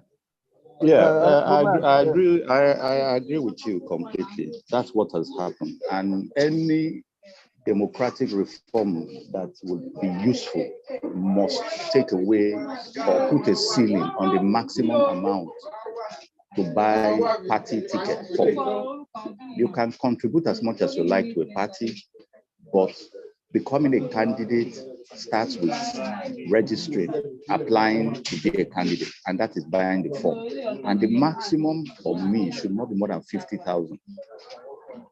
The next thing is who makes you a candidate. It is the party members at the primaries. And so first, cost of party tickets should by legislation be set so that it's the same thing across all parties. One. Two, the instruments of primaries should be strengthened. It's unfortunate that, take like what is happening, the law says if you've contested in a slot, you cannot come back and contest another slot. Yet, Lawan, Senator Lawan and Akpabio have now been made to be senators because the Supreme Court or INEC did wuru we don't understand. This is the problem of this country. There's need for real change in this country. And that's why we pray that someone like PO becomes head of state. And that's why we pray that people will elect credible people. The laws need to be good because you can't buy a ticket to indicate your interest at 20 million. You've not even won the primaries. The campaign of the primaries is a very serious campaign. You don't want the primaries to pay 20 million alone. So everybody that is reasonable will not come out. Only multimillionaires will come out. And for multimillionaires, they don't waste money. Every expenditure must earn income. And so you find multimillionaires who go to government, to politics as a business. But professionals and committed nationalists, someone like Mahatma Gandhi, would he have paid 20 million to vie for office in India? No, he would not. Would Nelson Mandela pay 20 million to vie? No, he would not. I would not. People would not. You understand? So really, those two things need to be dealt with. One is the cost of tickets should be standardized at a very reasonable amount so that a medical doctor, a teacher, a community person can get it. Then the primary should be strengthened so that you don't buy the party agents to come to the primaries. If those two things are done, we'll get good candidates. That is just it. That's my take on it. Now, Ekene, I need you to look at the WhatsApp chat. I have sent so many pictures. There's too much violence and rigging going on in Lagos. At VGC now, INEC is preventing them from voting at VGC. So check what I've sent you already and let's report on those two, please. Yes, I actually think that we should take a break and maybe share your host, right? Let me make the host. Stream some videos. I'm co-host. Situation, Gideon, can you make Ekene co-host so he can share? I think I can enable. Can I enable people to? I think no, Gideon, you have to enable shares. All right. Oh, actually, I did. All right. So, yeah, I think because I have to go and get ready because I want to turn on my video. Mr. Kenny, you're co-host, so you can share your screen. Okay, thank you very much. I'll be doing that shortly. But Dr. Idu, before you go, I want you to respond to that question of the high cost of electioneering in this country. What is your take on it? Well, it takes, what did they say? How did you say it? I'm mixing my fables or idioms now. I was gonna say it takes a thief to catch a thief somehow. You know, one of the when you asked Mark what can be done, I said we need money. We need money. And I'm not saying it's right, but I'm saying that you have to start working from where it is to where it should be. And if you remember, Peter B was Jeje going on his own way, and a group of youth came and told him, "You're it, tag, you're it." And they raised 41 million naira. And that group was the like minds for Peter Obi. Peter Obi did not buy his interest, whatever. That was just indication of interest to 41 million naira. They told him, we believe in you. And he looked at them and he said, I can't disappoint you. And he came out. I mean, I'm sure he wanted to come out, but that's what happened. Okay. Now, am I saying that we're going to find youth putting millions for everybody? No. But that's fine. What three? Mr. Foley. You about what three? Mr. Foley. Hello. Hello, Mr. Foley. Good afternoon. Yes, I am now at Uyo Urban Ward 3, Unit 40. I don't know if you guys can open up the video. We can hear you. Okay. Your video. I am at Uyo Urban Ward 4, Unit 40. Uyo Urban Ward 3, Unit 40. As you can see, everything is going on perfectly. The voters are still going. They have finished voting at the moment, still waiting for more voters to come. So this is Uyo Urban Ward 3, Unit 40. The electoral officers are on duty, doing their duty very well. And the voters are also still doing their duty. Everything is going on peacefully well. The voters are exercising their civic responsibilities. So the fines are. Can you interview some of the polling unit agents? As you can see, the voters has voted and they are on standby waiting for counting of the results. So this is Uyo Urban Ward 3, Unit 40. Okay. The man you're just seeing in front of me is the unit coordinator. Okay.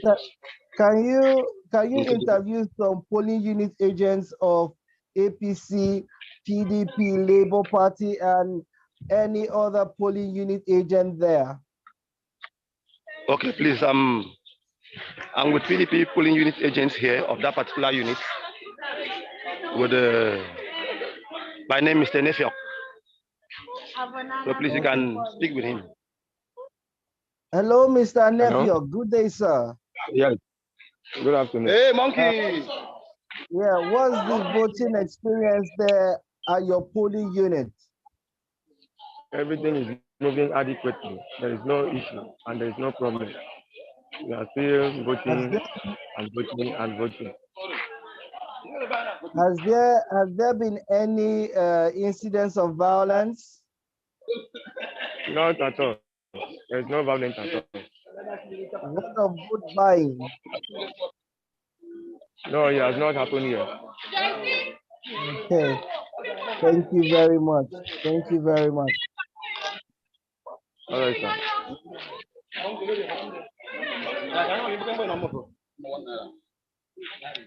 Hello. Yeah, hello, Mr. Foley. Hello, sir. Thank you very much. Thank you very much. You're doing a great work. Okay, that's the PDP polling unit we were speaking with. Okay. Need to speak with another one. Do you have the polling unit for Labour Party there? Labour Party,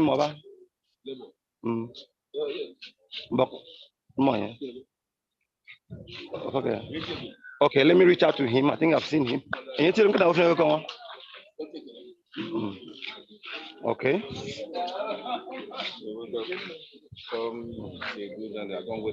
Hey, good afternoon, sir. Yes, Please, I'm an observer working for Exalt Nigeria.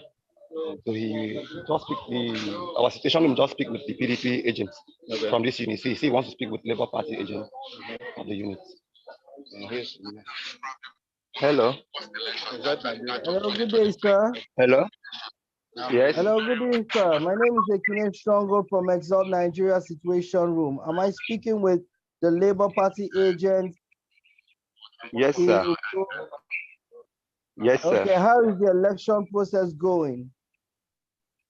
It's going smoothly. It's going well. There's no problem. Has there been any case of violence or election or votes buying? No, there is none. All right. There's no problem Very here. much for the report. Okay. Thank you very much, sir. Thank you very much. Okay. 29 again. You do 29. Hello, sir. All right. Thank Hello, you, sir. Mr. Foni. I have Thank you just very met much. the Exalt Nigeria Ward 3 coordinator in this particular polling Okay. unit. Please, Oh, may you put speak with him him? on. Put him on. Hello. Hello. Good day, sir. How are you? Yeah. Good afternoon. I'm fine. Yeah, my name is Ekine Stronghold, and I'm the national coordinator for Exalt Nigeria. Good to meet you. Okay, my name is Eze Oputa. I'm Exalt Nigeria coordinator for Ward 3, Urban. Uyoban. How is the election going down there in Uyoban? It's peaceful. It's peaceful. Just that there's some level of apathy on the side of the voters. The turnout is not as massive as the previous election. Maybe a reaction to what they felt like INEC playing with their intelligence. So some prefer to just sit at home and not to waste their time to come out. But for those that came out to vote, it's peaceful. No context, no aggression. Everybody is just peaceful. So, what do you think, in your own opinion, what's the temperature or the political temperature? Do you think people believe that Your friend, what do you say? their candidate will still? I said, do you think that the mandates of the Labour Party candidate will be restored, as most of his supporters Your voice believe is that he won faint. the Your voice is election? faint. Can you hear me loud and clear, sir? I hardly could hear what you last said, please. You were faint.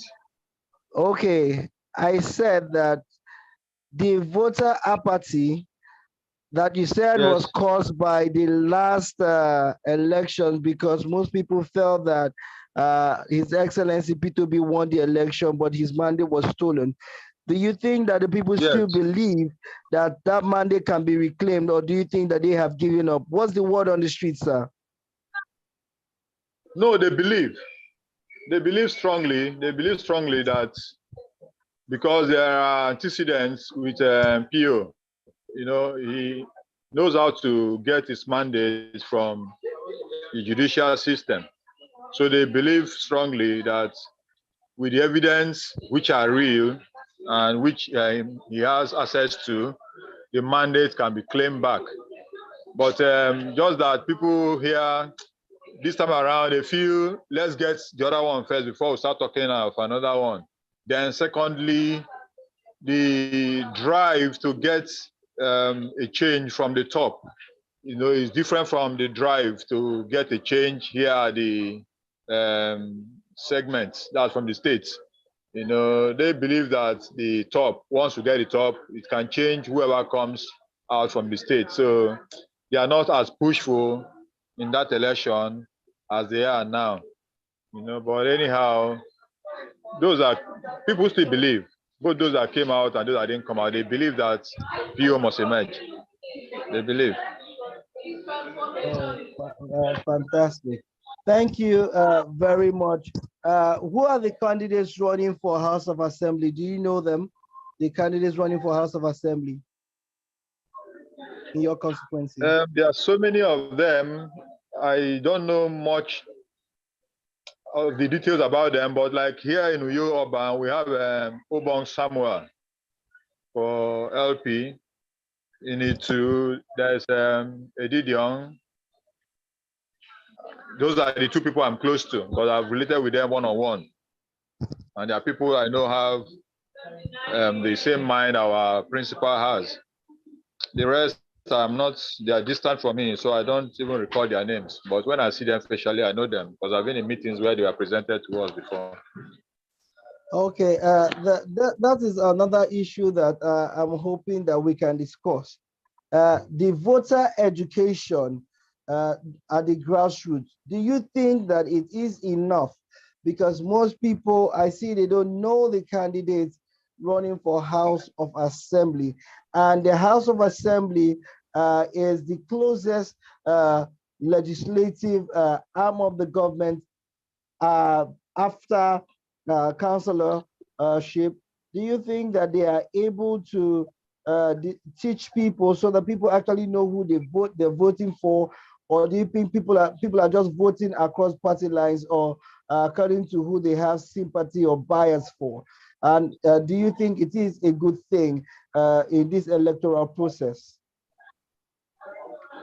The response here is, I say, is two ways. One, the aspirants and the candidates, they maybe because of the economic situation with them, you find out that most of the people that fall within this camp of the political selection as in party are either those that are not that economically buoyant to feature in parties like PDP or maybe APC. So those that are at the lower level of the economy, but still feel or believe they have something to offer, emerge from LP. And as such, they don't have so much as in cash to influence electorates and maybe to market themselves. Few are the ones that people just took up on their own to campaign on their behalf. Then on the other part again, the electorates, their political culture around here is a bit below expectation. They respond to who gives them money and you know how much you have to offer, you know what kind of car, how is your convoy when you're going for your campaign. That is how they make their selection here, you know. So it's unfortunate. Like I saw some people saying they are voting for who gives them happy hour. One of the gubernatorial candidates in one of the parties, one of his manifestos is that every Friday there will be happy hour where youths can drink beer and have pepper soup. That's going to be part of his way of giving them some incentive. And it's unfortunate. People are voting for that reason. So you find out that some people, if you don't have anything to give them as at now, you're not giving them or transferring money to their accounts as they vote for you. They can even vote for the devil, you know, just because you did not give them anything. And it's sad. You know, so we are just left with faith here, you know, for God to do his supernatural and bring out the right candidate. Because people, they're not interested in what you have to offer. It's what are you giving them, not what you have, you know, at the long run. As we are voting, how much are you giving us? Are you buying us beer? Are you giving us pepper soup? Are you transferring money to our accounts? You know, it's unfortunate. All right, thank you very much. I don't know, Dr. Idu, do you have any questions for him before he goes? I'm literally holding my head in my hands as I'm listening to you. I don't have any questions. I just have comments. First of all, thank you so much for the excellent reporting. Stronghold always tells me that you need to put your Nigerian brain on when I talk about stuff. Oh boy. Wow. Thank you. Thank you. So I guess my question is, when people say that they don't want to waste the time coming out for nothing, what do you respond? How do we change the narrative that it's not a waste of time? So let me put it further. If we had decided people couldn't win and didn't come out to, we wouldn't have a chance to go to the Supreme Court. Why do people not understand that? that you cannot win the lottery unless you play. So by not playing, you've already lost.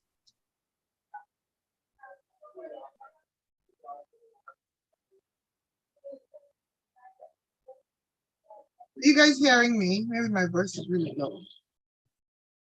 Mr. Funny, did you hear me? Oh, sorry. I said, what do people, when people say to you that because they came out and they didn't get PO, they're not going to come out again. What do you say to them, and how do we get our people to realize that you have to keep pushing?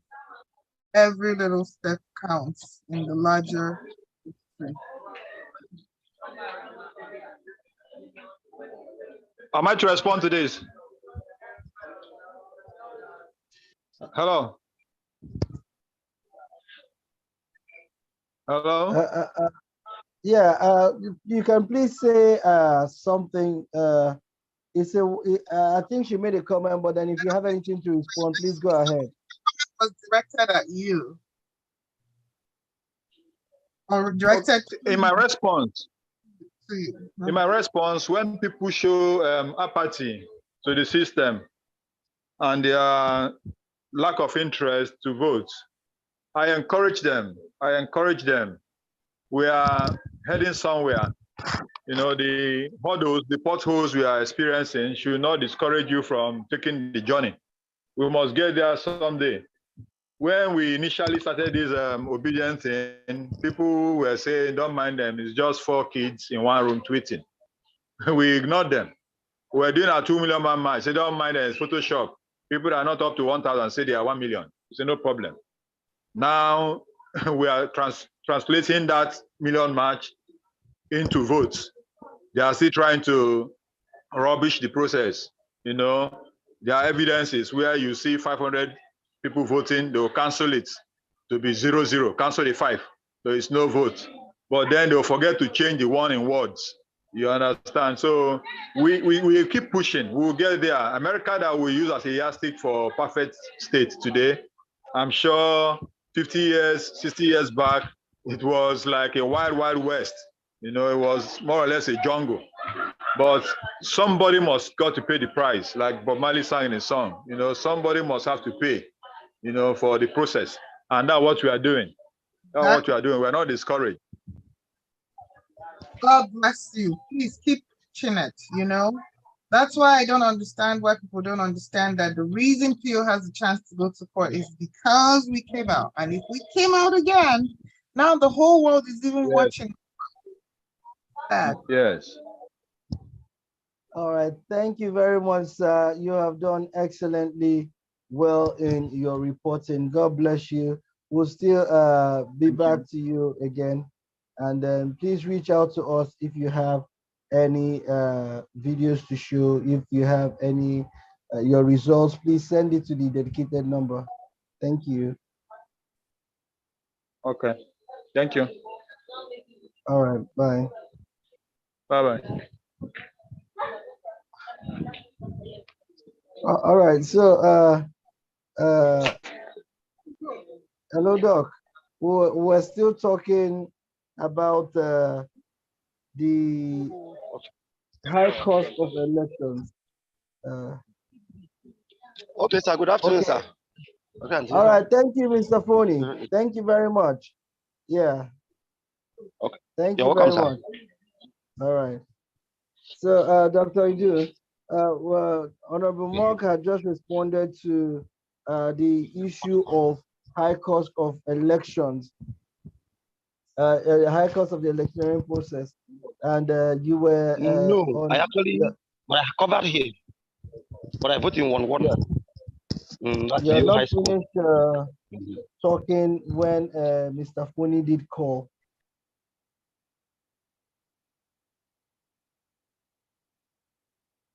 Is Mr. Phony talking or you're talking? I muted him. If he's talking, please. Okay, no, I was talking to you. I said that we stopped off when Dr. Honorable Mock was talking about the high cost of elections, and you were talking before Mr. Phony actually came in and interjected with his report in the field. So let's go back to that conversation. And the conversation is, how do we get the right people in office? Are we going to be looking for the kind of money for professionals? Are we going to be looking for the kind of money that politicians actually put in elections? Are we going to be looking for that money for professionals to run? Or are we going to be looking at the area of policies to see how we can use policies, electoral laws, to actually curb this kind of huge amount it takes to run elections in this country as a way to engender good governance? What do you think? What's the I way think forward? most policies, like Doc said, um, so we have to get people in the legislative bodies to agree, pass laws about election campaign finance, about campaign finance reform, rather. However, the people largely in office got there by exploiting campaign finance malpractice to get there, and that is the that's the advantage they have. That's their gimmick. So why are they going to give it up? That's why I said, we want to use the right process to get to the right place. But there's some places that you have to give me the law. So that's again why I said there has to be intentional fundraising. So there was something that Dr. Cordelia Udo, who was supposed to be here at 5:30. I know she's in school right now, so she's gonna come in the evening. Morning. She's gonna come at 10:30 because after that she's working all day. She is of the opinion that the 1 million Nigerians in diaspora, 1 million plus, if they would organize themselves and form what she's calling big tent diaspora and just donate $20 a month. That's $20 million a month. And just consistently do that for 12 months. That's $240 million. Well, nobody's gonna touch it, it's gonna stay, all the legal stuff will be in place. It will not be where people are going to go to court for it, will be in escrow. And none of it will be touched. Development plan in place. This sounds great and idealistic, but it can be done, and it success breeds success, right? So the question is, if you had $1 billion, would you win an election? We don't need, APC money because we have the people and we have the hearts of it. Just need enough money.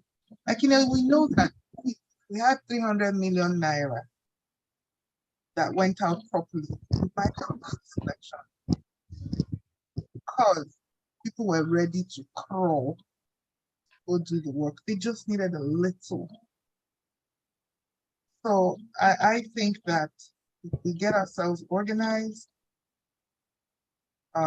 have the right candidates, we can do it. And the money part, I guess, if we have people who are dedicated, who will do the right thing, who will inspire people, we will have to get over the hump of what is that thing called? The ticket, the form. I don't know that you can get around the form.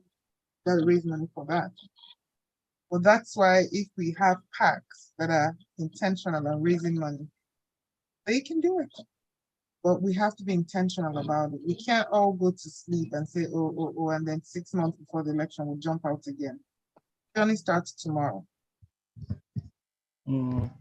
Thank you very much, Dr.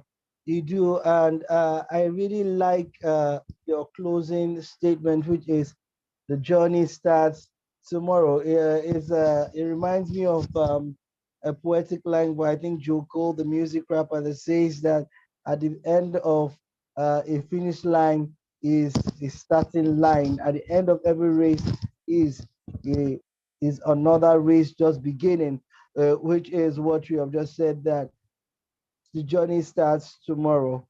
We cannot afford to go back to bed and wait till it is election time 3 years from now. It is time to go back to the drawing board, do our postmortems, and see how we can engender good governance. There's another thing you said that I find very interesting, which is the fact that we have to be deliberate about our quest for good governance. You know, good governance will not engender itself. And Mr. Oputa also made some sort of that comment that we have to be deliberate. We have to, someone has to pay the price. We have to pay the price for good governance. We have to put our nose in the grindstone, do the research, raise the funds, coordinate ourselves, and do our best. Joining us all the way from the UK is Mr. Ifeanyi. Mr. Ifeanyi, you are welcome to the show. So please unmute yourself and say hi to the audience so that we can bring you up to speed and you can jump right in to this conversation. You're welcome, Mr. Ifeanyi. Thank you, Mr. Stronghold. Good morning, everyone. Good afternoon in some climate. Happy election day. And yes, indeed, happy election day to all of us. Happy ballot snatching day. Dr. Ide, what did you say? Happy ballot snatching day.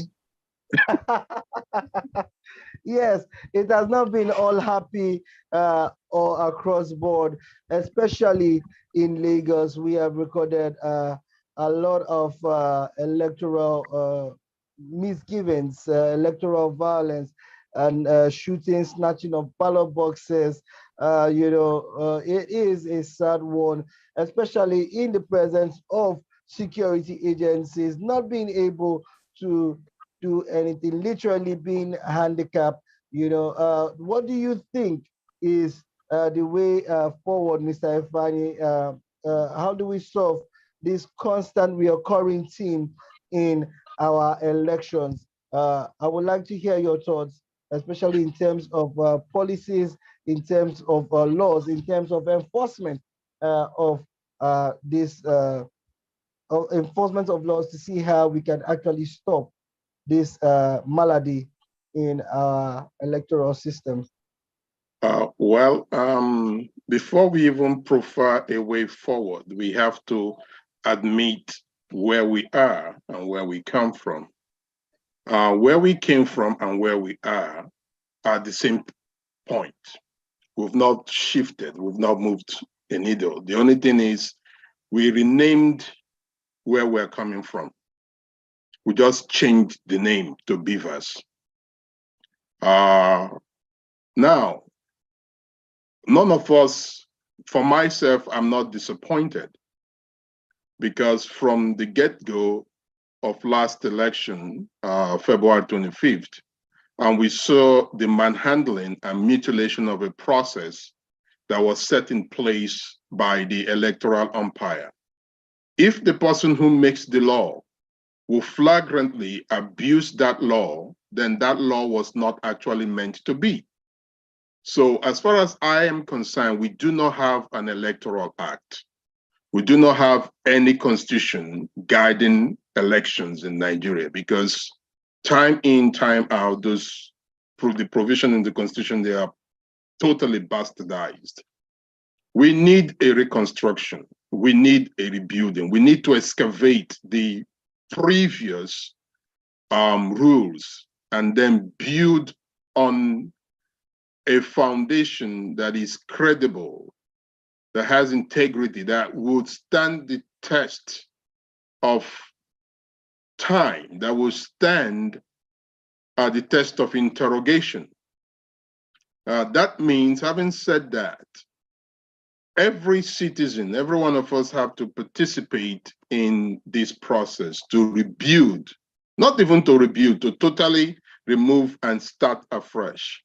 So the way forward, one, for me, is we need to come up with a new electoral act. Divulge these elections and not centralize it. Nigeria, in 1979, were bigger than FEDECO. We were bigger than FEDECO in 1983. During the military era, I think they call them NEC or so, we were bigger than them. Now Nigeria is about 200 and something million people. It's bigger than INEC. INEC does not have the capacity to officiate or conduct an election because the population is totally bigger than, it's overwhelming. When you look at logistics, I still hear corpers, the ad hoc staff saying, we don't have transport to take us from one place to another. So I heard Dr. Idu when she was talking about the policies. One thing I would suggest, I know she said the electoral process starts tomorrow. No, actually the election of 2027 started February 2024. Then it's got to its crescendo. Today is begging us to start this moment. What I can prefer the way forward would be, we need to define how many political parties that we really need, that are really active. Because as it is now, we only have maybe 4 political parties at best. The others are just placeholders. They are mercantile political parties who will come, have numbers and say, this is our structure, only waiting for the highest bidder, who will give us money so we can collapse our structure to theirs. That's not democracy. So we need to define that if we're going to be a 2-party system, a 3-party system, a 4-party system, then we know that. Now, in terms of electoral umpire, what is obtainable here in the US is each county is responsible for conducting the election under their state laws. The Secretary of State of every state oversees the election. What he or she does is just basically to supervise the functionality, the operationality of the Board of Elections. And who makes up this Board of Elections? The 2 major political parties will nominate, in some cases, 2 or 3 each. And then I think the state secretary of state, based on who he or she is, will nominate 1 person just to break the tie. So if you have a state that is run by a Democratic secretary of state, you may have 5 persons, 3 Democrats, 2 Republicans, vice versa. So if we can bring it down to the grassroots level so they can manage the election, the local government level will have a representative of whether it's the APC, PDP, NPP, YPP, LP. Let's assume 5 political parties now. Or let's say the 18 because they're still political parties. They have a representative each sitting on that board. Now, maybe they will appoint 1 more person to break the tie where there's an even number. And the law would be that for them to adopt a particular procedure, at least all the parties will have to agree to that particular process. Then we also do that at the state level. Nothing should be done at the federal level. Every election, whether it's federal or state, once the state announces the result, it's certified. It just goes into the pool. This way, we would avoid logistical problems. So the local government area, we use people within their locality as ad hoc staff, ad hoc personnel to oversee, to conduct the elections. So this thing of moving from one place to the other, having to stay in this place, fearing for your life, these people, they're there. Then that's one. So once we get this, I believe we'll start addressing the issue of electoral irregularities. Then that's on the election process. The other one, coming to the political parties now. The way our political parties set up their primaries, it's difficult for someone with that is transparent, that is credible, to even consider himself to run. It's for the money bag. It's for these crooked money bags who have stolen the country dry. And I will say this without any apology. I know there was this index that came out listing terrorist organizations. Nigerian politicians should be part of that list. They are a bunch of terrorists. They should make that list, you know, because what they're doing is just basically terrorizing the people. You know, I tried to make transfer, I cannot make that transfer. Look at the Wayo Central Bank did to us. They knew all along they were going to overturn this cashless policy. They brought it at a point in time where it just disenfranchised the people. The Supreme Court knew what they were going to do. They were just waiting for who would be announced as the president. So now the process is something that we need to address all over the board. So having said that, we need to rebrand how we select or elect people that will represent political parties. This astronomical figure of 25 million, 100 million to purchase a form is totally ridiculous. You know, make it just simple. Let's say for gubernatorial elections, 2 million naira is even too much. We'll make it a situation where if you want to contest for governor, fine, bring 1 million or 2 million. However, we need you to bring at least, take Imo State, for example. Each local government in Imo State will need 10,000 signatures to accompany your form. So that's a total of 270,000 signatures supporting your candidacy. So we know that you are in touch with the grassroots. They are behind you. So, and we know you're a serious candidate. That's too much now. Go ahead. Sorry. That basically would give some kind of credibility to people who have something to offer and to be able to come. If one particular political party could change that narrative and adopt this method, I believe you will see many Nigerian youths interested in participating in politics. You will see many women who will be interested in coming out to participate in politics. Now, that would eliminate the godfatherism factor out of that. It will now be based on your credibility, your likability amongst your people. So if you cannot find 10,000 persons in a local government to sign your petition, your candidacy, that means they don't like what you're selling. Okay, so Stephanie, your ideas so far have been very, very interesting, however, very controversial. And I would like to pause you for a while and take reactions. You came prepared, and you came in firing from all cylinders. So I would like to take some reactions to what you have said so far. I see Dr. Idu's hand up.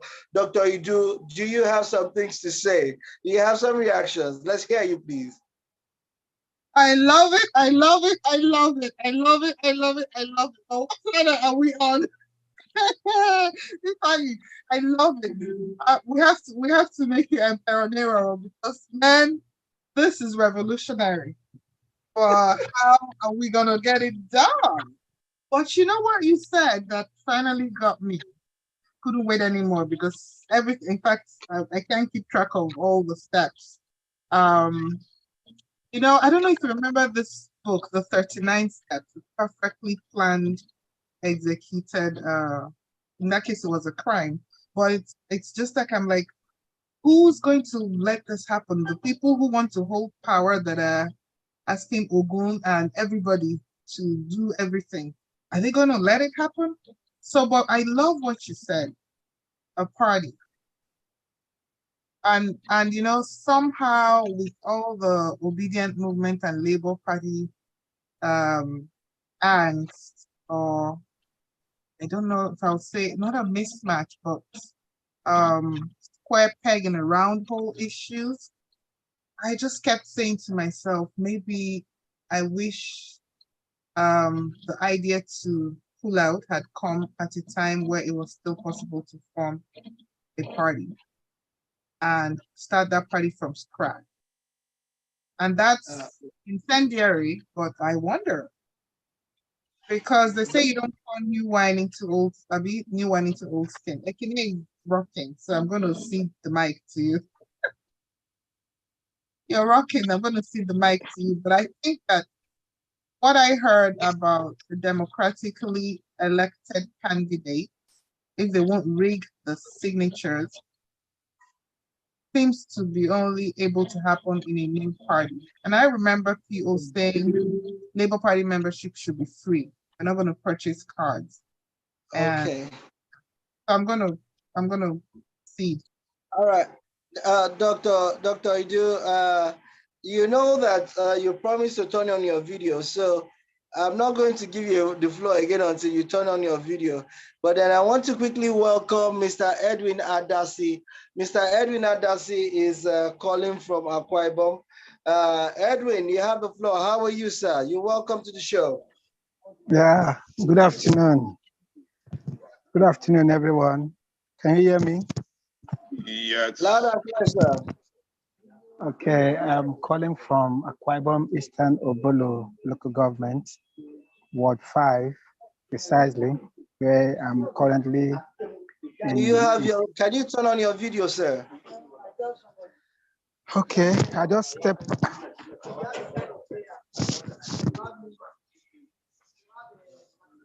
Good. Can you You're see on the me? field. This is what we want to see. And Okay, you're a very so handsome man, though. thank you so much.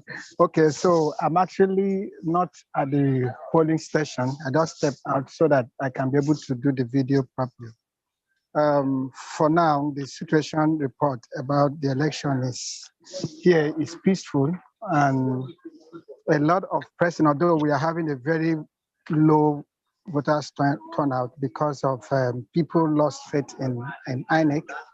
And I must be very sincere, people lost faith in INEC, and we are currently having compared to the presidential election on the 25th, here we actually, a lot of persons are not even coming out to vote, but the very few, I can see some persons are voting based on their choice. But the truth is that the election is peaceful, there is no violence, and though the voters turnout, as I said before, is extremely low. Even in other parts of Eastern Obolo and some places, I've also put call across, and I can say vividly that the turnout is very low compared to the presidential election. Thank you.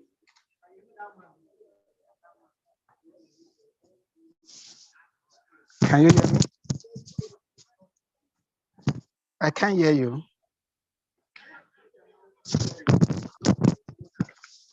I can't hear you.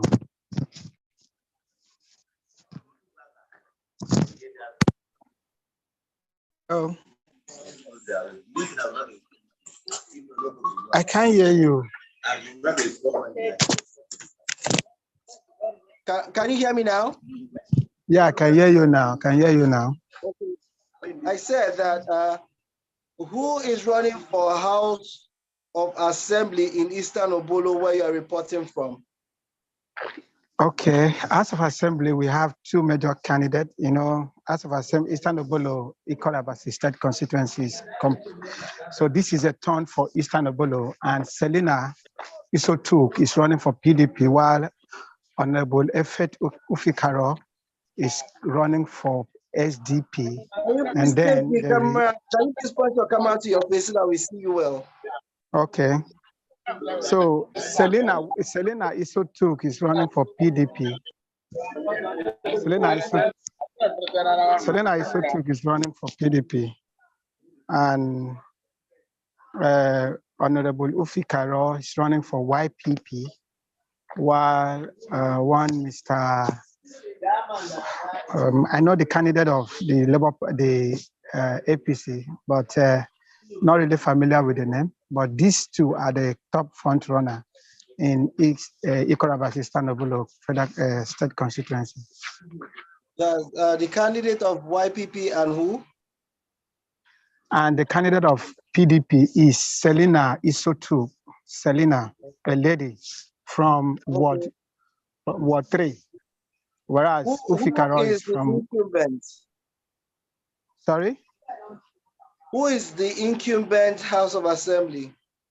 The incumbent House of Assembly is Udwa Kudo, the guy that won the House of the Federal House of Representatives in Ikorabasi Eastern Obolo, Mparaning Federal Constituency. The current guy that won, the man that won. Oh. And Also, he's a PDP member. And he went for the Federal House of Rep. That's a good one. Yeah, yes. He's currently a member of PDP. Okay. Okay, so here's my question. Do you think that there is optimum voter education amongst the locals? Do people actually know the candidates they are voting for? Yeah, I must say they have, most especially, if I can retrospectively, Honorable Ufikaro. Can you hear me? Honorable Ufikaro was one time the Eastern Obolo chairman between 2002 to within early 2000. Was one time the chairman of Eastern Obolo. He's well known across the local government, and Selina is a popular press figure in PDP.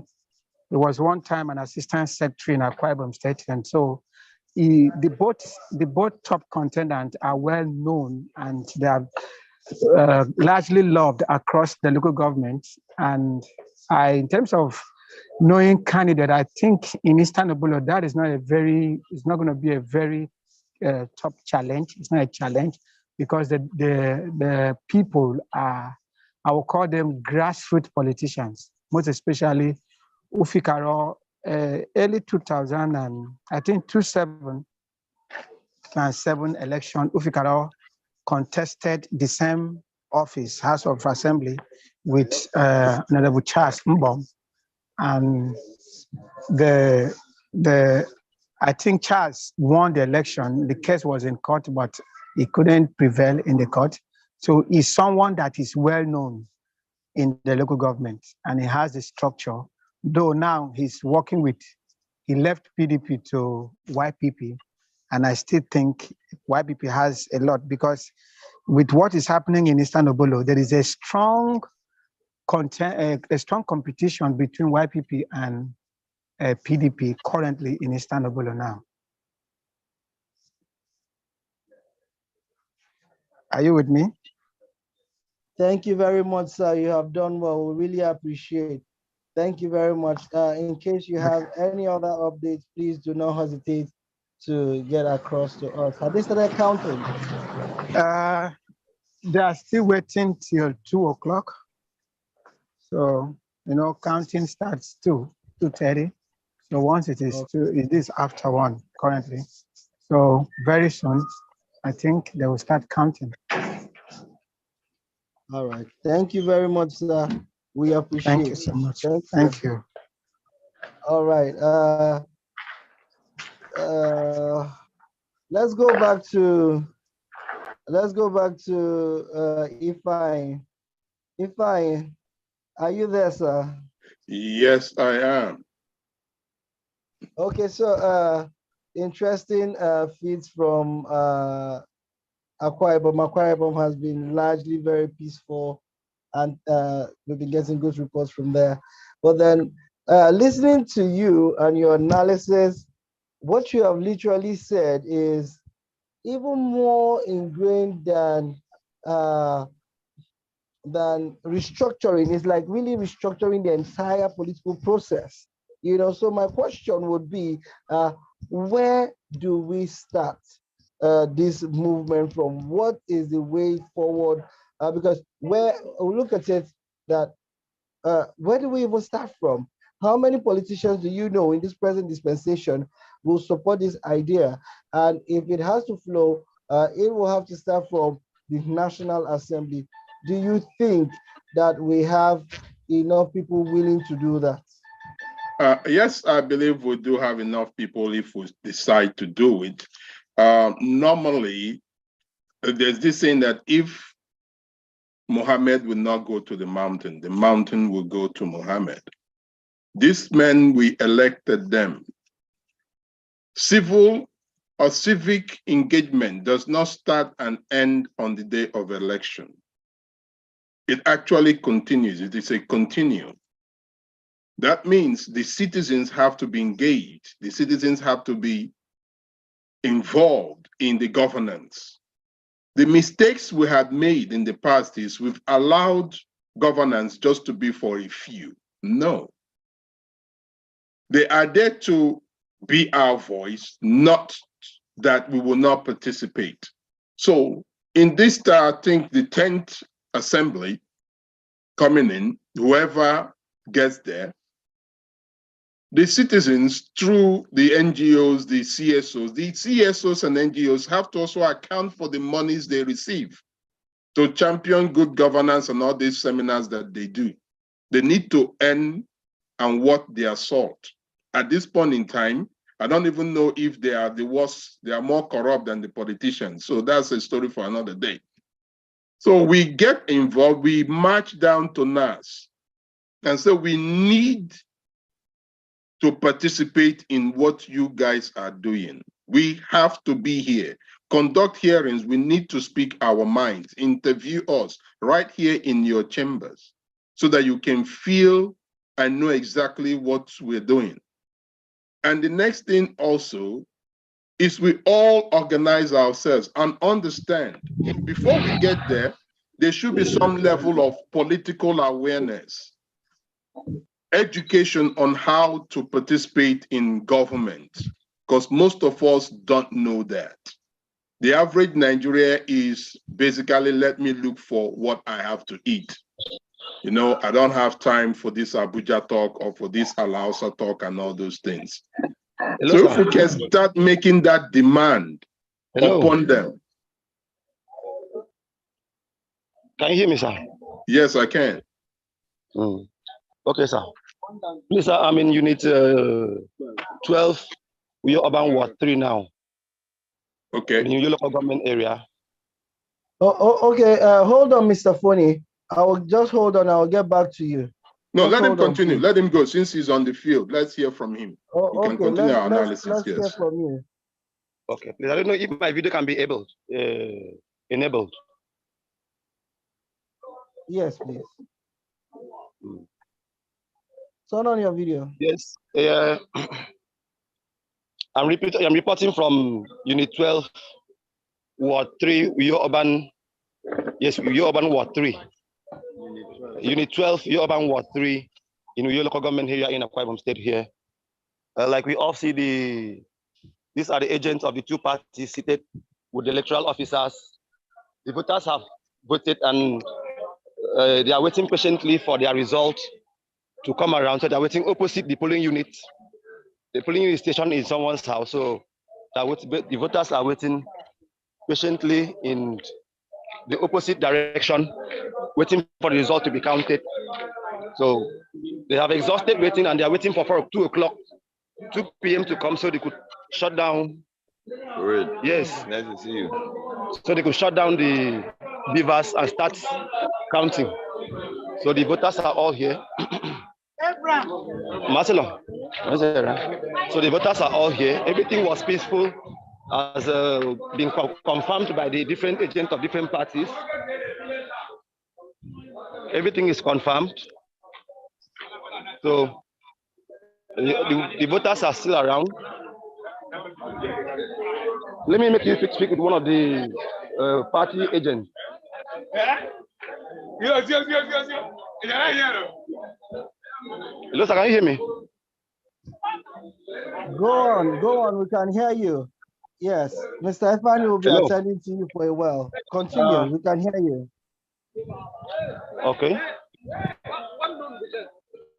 Okay, so one of the agents that is here is agent of YPP party.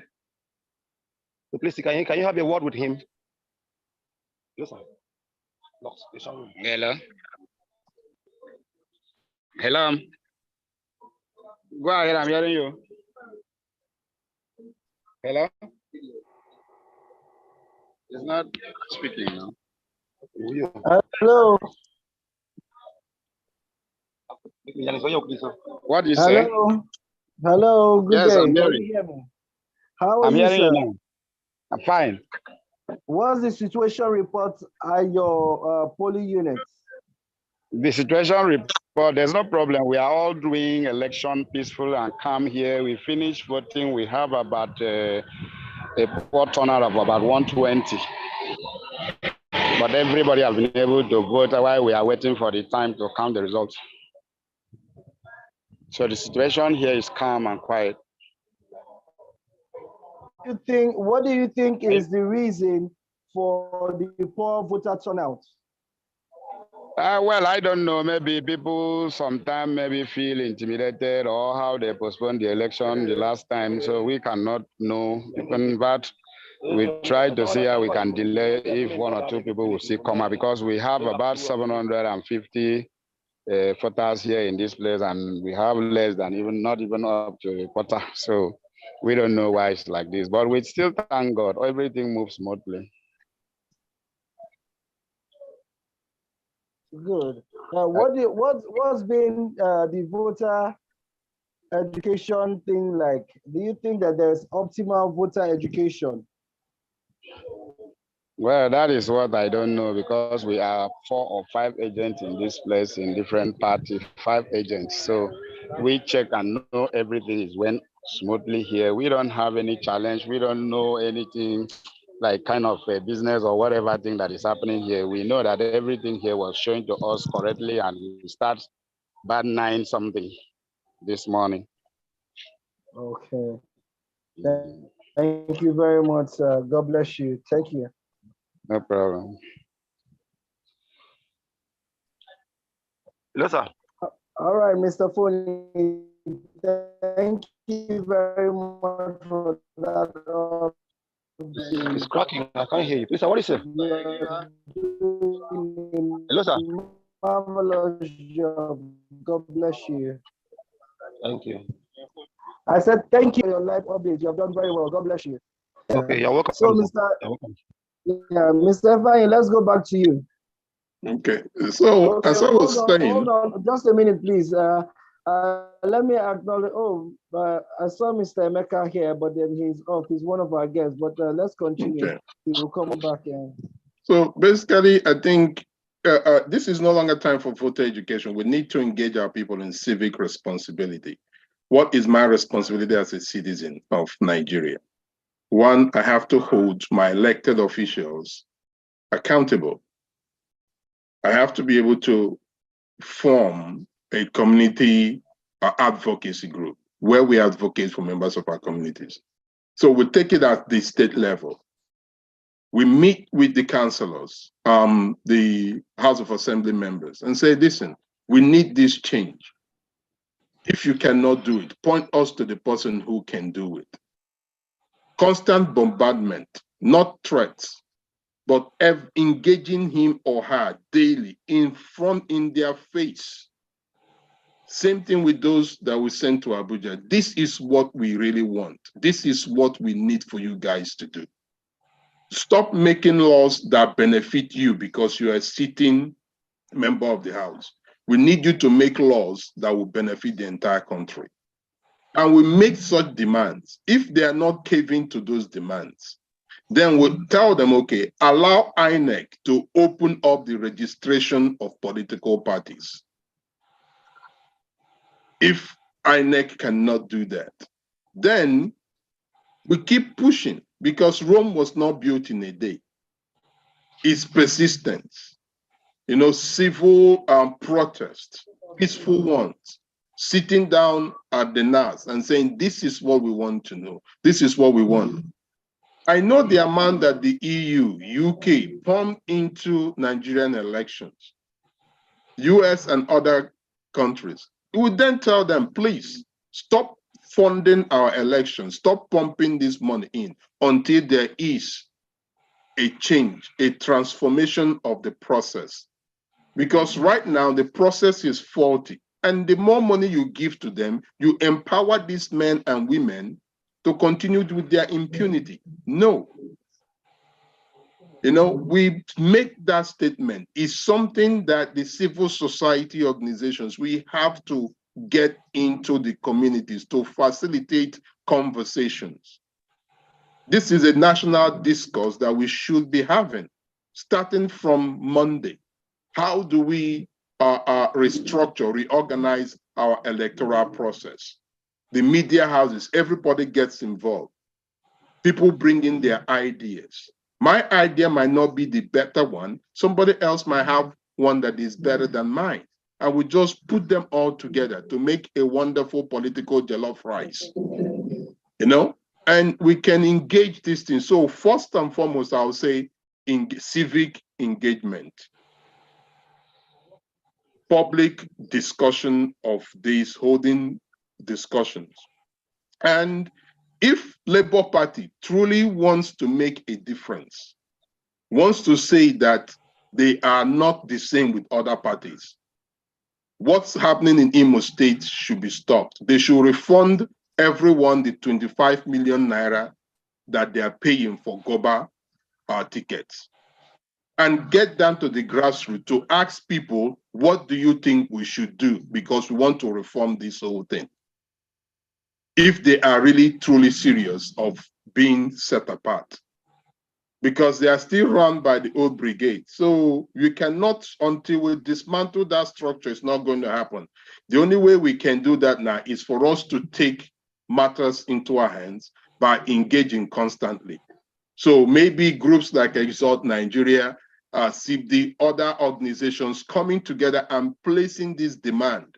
Diaspora for Good Governance, every one of us coming together and say, listen, we need this reform to take place like yesterday. We want to get involved in this process from the beginning to the end, from the designing to the foundation, to the building, to all the materials that will be needed. So let's get this thing done. You know, once we push 1 year, we're consistent, we're saying the same thing. Second year, we're saying the same thing. Third year, we're saying the same thing. Fourth year, which is the next electoral cycle, we're saying the same thing. And then they call for elections, everybody stays away. Then they will know that we're serious. Our problem is we make noise today, Saturday, make another one on Sunday. By Monday, everyone goes to their house. Nobody remembers it again. You know, so we have to be persistent, we have to be resilient, and we have to be engaging, because there is nothing we cannot solve once we engage. So that would be the approach I'm going to say. Is it going to be tough? Yes, it will be difficult. It's not something we can immediately go in and they say, yes, let's do it. But we have to show them that, yes, we're serious. Let me go back to when we protest in school. The government already knows this. Okay, just leave them alone. After 3, 4, 5 days, they will disperse. And that's what happens. But we have to be consistent. So if you ask me, what do we need to do? Keep the conversation going. 2, be consistent, be resilient, and then practice what we actually preach. Once we do that, then we'll go to the next level.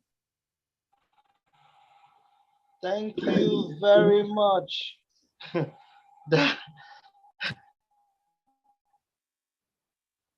Hello. Thank you very much. And before I forget, also they need to add the INEC chairman, part of that terrorist list too, because he is the chief terrorist as far as I am concerned. So. Well, take it easy, take it easy. Mr. Ebayi, you've been giving water anyhow. I saw Dr. Chukwudi, but it's like he's just left the room. And Dr. Idu, are you still there? So I am in curfew, but please, I have to break this curfew. Chukwudi is coming. Do you know I did not send the invite to Dr. Cordelia? She was supposed to be our opener, and I didn't send her the link. I was just saying this is great conversation because we've been talking about all this. And then I just looked at and so I didn't send it to her. And I didn't send it to you too at Exalt Nigeria admin. So you don't even know what I have on schedule. So we have a few people. Oh, I'm so excited. We should have publicized this more. People need to be in here. So I'm going to go and call people. And if I be ready to have this conversation again, Dr. Udo has graciously agreed to join, even though she's in the office, just so she can at least listen in. Yeah. So I agree 150%. We actually are talking about this. Oh, Mrs. Cordelia Udo. As a wine. Stickers. Dr. Udo papered Nigeria with voter education stickers. Like, I mean, she papered them. I want to say up to 100 million, but maybe not 100 million, but Dr. Udo like papered Nigeria, you know, so props to her. That's one of the many for this movement. So you're welcome. Yeah, thank you. I'm gonna mute myself because I'm seeing patients. Okay. Yes, I know. So I know I'm going to pull back, but Mr. Stronghold, if you can just give us a quick, just a 2-minute summary of what we've been doing. And I kind of want Ifeanyi to say what he was talking, just recap what he just talked about. Because I knew that just slow, but I was like, this is too good. I want because like minds are here. Yeah. All right, go ahead, please. Look, can you hear me? Oh, okay, yes, we can hear you. Hello. Okay, so Tony, we can hear you. Tony is on ground in Uyo and reporting on live, giving us live feed. Go ahead, Tony. Okay. In the polling unit, I am now in Ward 1. Okay, unit 25. Urban Ward 1 in Uyo local government. Live collation is going on right now. ABC, 11 votes. They have finished voting and they are collating right now. So as you can all see, the PDP. The collation is ongoing. Wow. Let's keep the video on there.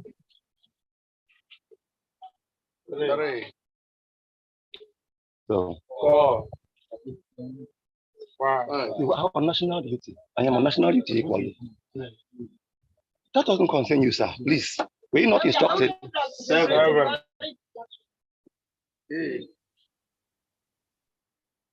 What time is it now? 1:34. Why are they counting? 26 minutes early. They're supposed to wait till 2. I thought it was 2:30, right?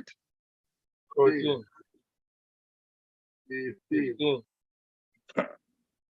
16. 17. 18. I'm surprised to see them counting now. The instruction was 2:30, they should start counting. Okay. But they're counting now. Don't know why the electoral officers are in a hurry. Okay, Mr. Can you video the process so we have the results live, and we'll come back to you. Okay. Going on, please. All right. Stronghold, do you want So to that means just? All right, I can't. I think. Okay, that means okay, she wait and snap the thing and send, right? Or she video live? Video live and then snap the actual results when they write it in. Video live when he's showing his face, the electoral officer's face. That's the plan. Please enable my video. Enable my video. I think the best thing would have been so that you'll be able to get that is for him to disengage from Zoom, then video the process, then send, snap, send, and then join the conversation. Yes, so that you probably post on that. Well, this is fine, so long as you can keep it so we're Voice, okay.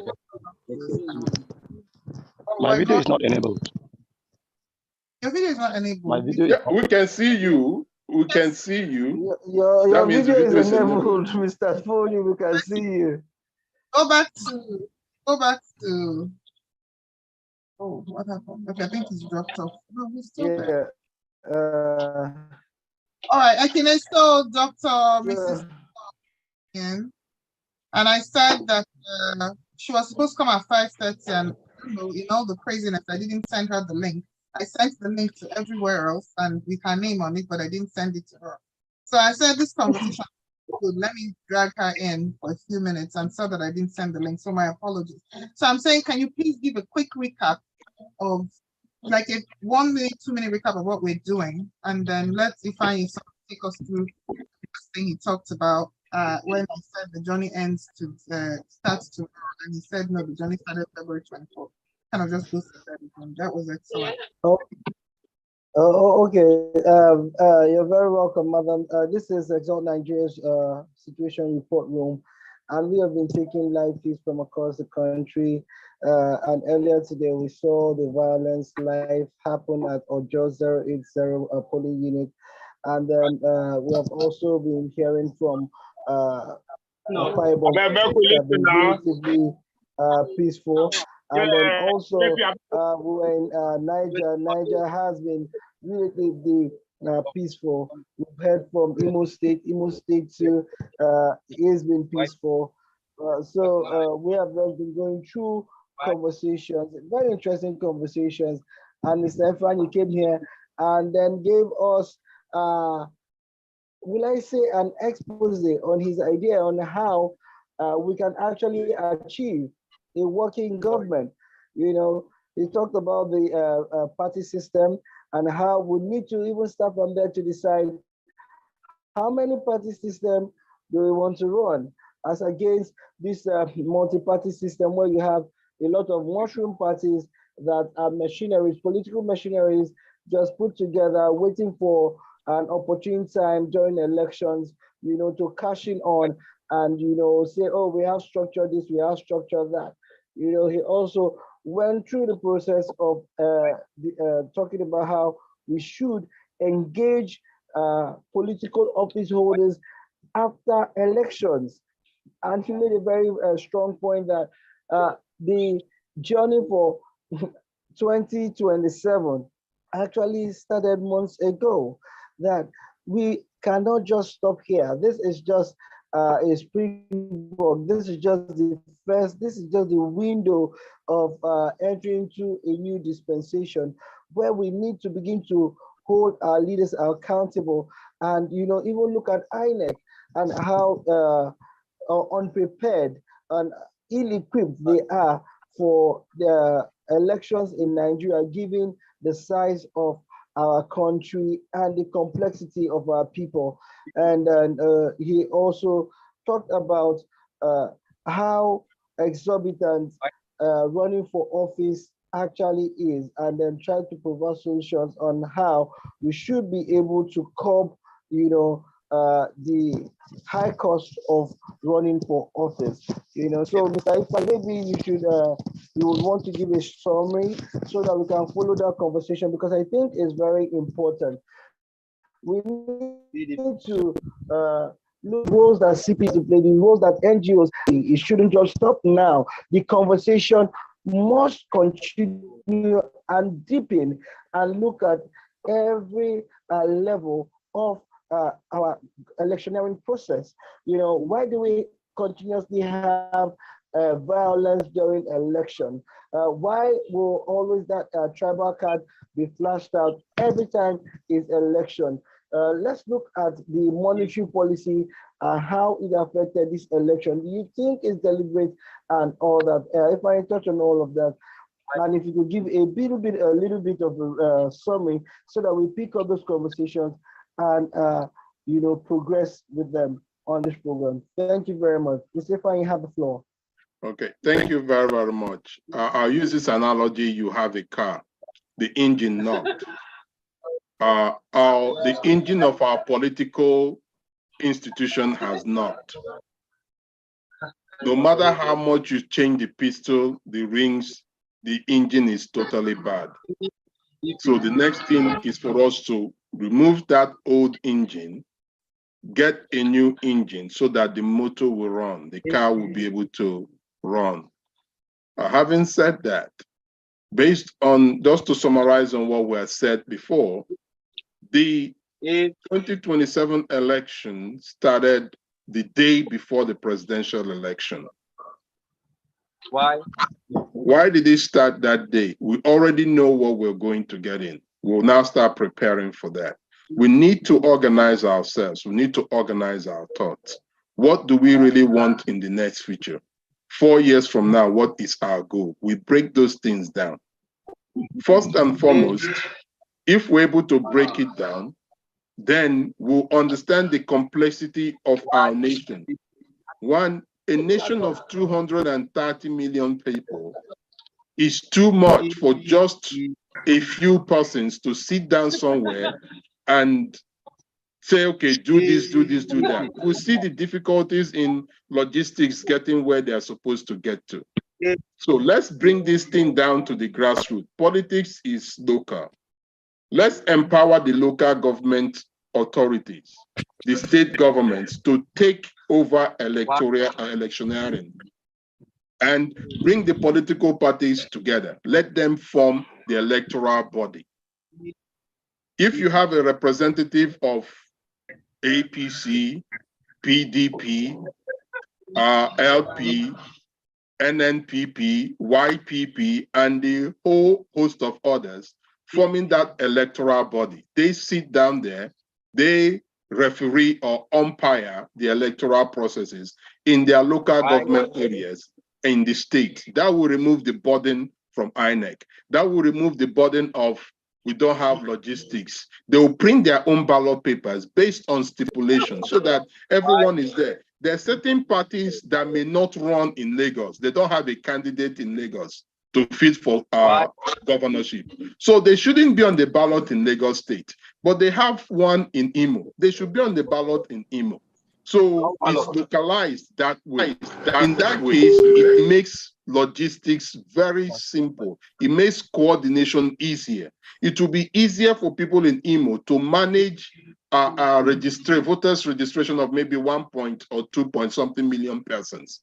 Then every person keys into that. So that's number one of the things that we can do to do this. The other part is the primary political party primary system. We need to totally overhaul that particular system because that has killed our democracy. Where somebody comes, he tells you, I am the apex leader of this party. Whatever I say goes. Nobody else challenges him because he owns the party. It's whatever he says, that's what happens. But if we bring it down to where, okay, every one of us, we are part of this party. We own the party together. Let me say, for example, XYZ party.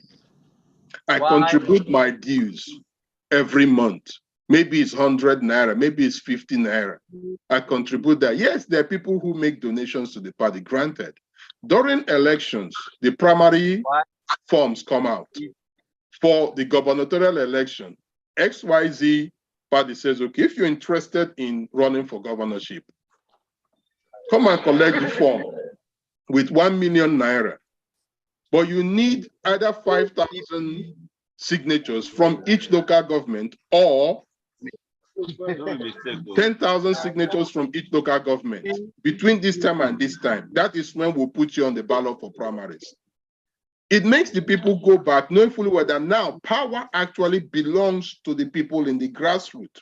I'm no longer going to buy them. So you have to go campaign, do your analysis, get those votes, get those signatures. Once you get them, you fulfill that particular prerequisite. But check, let's at the end of the day, somebody may not be able to fulfill the area of the signature. He's out. Then let's say 5 people emerge. We hold debates for them. And during the day of the primary, each local government will conduct their own primary. and the result collated, and the winner will be announced. Then you have a credible primary electoral season, and whoever comes up, you know that's the will of the people, majority of the people within that particular state. And we do this statewide. You find out that it will ease the entire process. It will remove money from it. It will remove thuggery. It will remove this issue of, okay, let me bring my own names of delegates. You bring your own name. Oh, you did not put my own people's name. And they start going to court. This is not the right the delegate list. This is the right one. It will eliminate all those things because the election for the primaries will be done in one day. If one particular political party can adopt that method, then others will follow because you will now see the youths, the women coming in to participate. Because what's holding most of these youths is they looked at it. You see a young man who may be graduated and he rides Okada. He has been able to save quite a little bit. And you want him to, where is he going to get 25 million, for goodness sake, to pay iPhone? You know, and he's probably very attuned to the needs of the people in the community. So you just totally disenfranchise that guy. So if we really want to reorganize, restructure our political institution, we need to now go down and look at what thriving democracies are doing. What are they doing? What did they do to get it right? This is what I believe is sustainable in the Western world. So let's adopt that and do that. So that's the summary of what we had said. And now, how do we accomplish this? How do we make these things happen? It's not going to happen overnight. There are people that will definitely kick against it. But, for the wrong ballot, we're going to be adding it to from 11 to 12.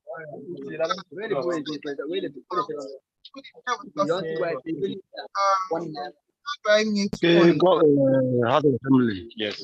So we're going to be counting the votes for different parties.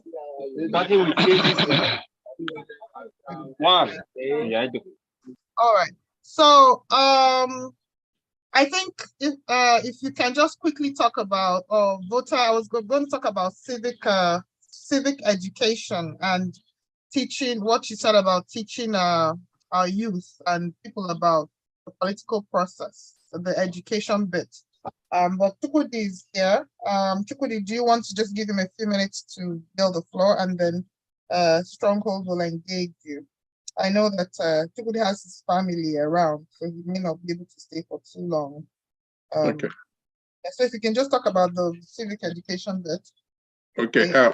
Very quickly, so that Dr. Chukwudi can go ahead. The voter education, the civic process is basically educating our young people, our older people, the women and the men, how to engage in politics, how to engage the governance.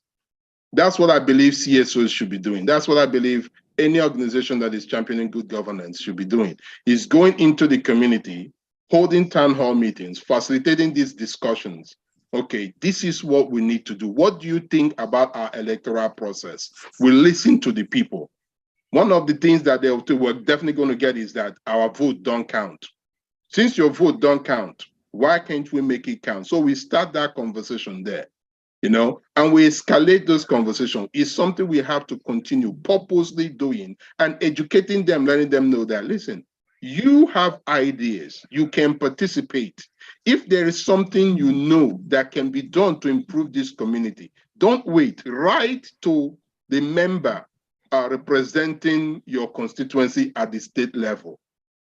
You can take a trip, organize a tour to the State House of Assembly, gather the women, the men, go there to visit with him in his office and let him know that we need this. We would like to be heard, you know, so that members of this chamber would hear us and understand how we feel.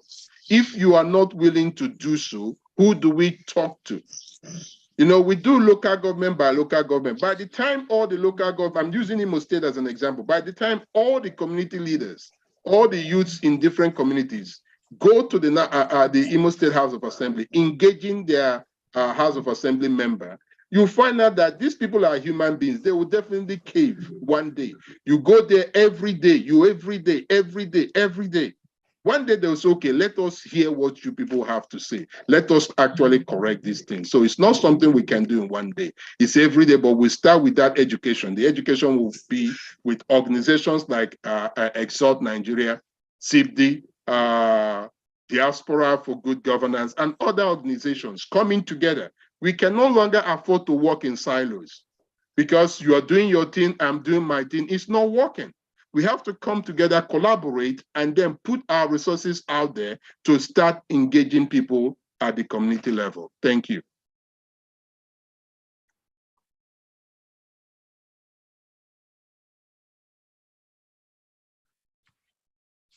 Okay, fantastic.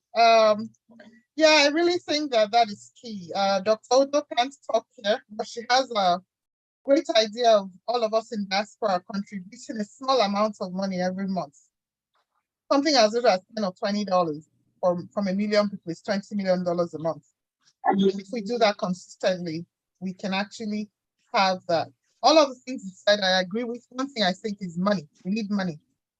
Not crazy, ill-gotten money, but intentional money. So I'm going to just cede the floor to Dr. Chukwudi because I see that Stronghold has dropped off.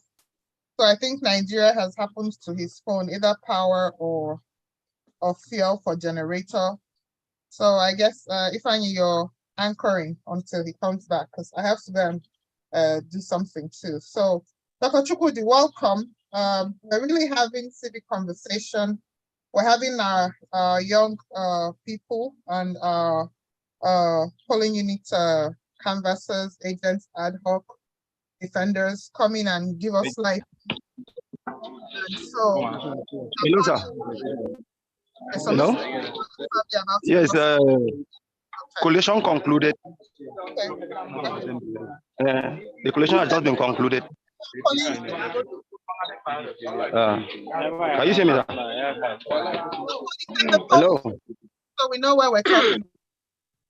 The collation has just been concluded for unit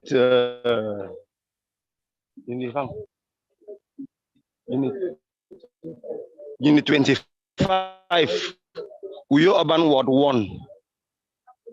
At the PDP level, at the governorship level, the PDP candidate has won with 35 votes against 28 for against 28 votes for the YPP, and I think 18 for the APC. So they are putting all the results into paper now. Let me wait for him to finish up so that I can snap. Okay, well done, sir. We're going to speak the floor to Mr. Dr. Chukwudi Mojeje, who has been come out of his family affair to speak to us a little bit What is it?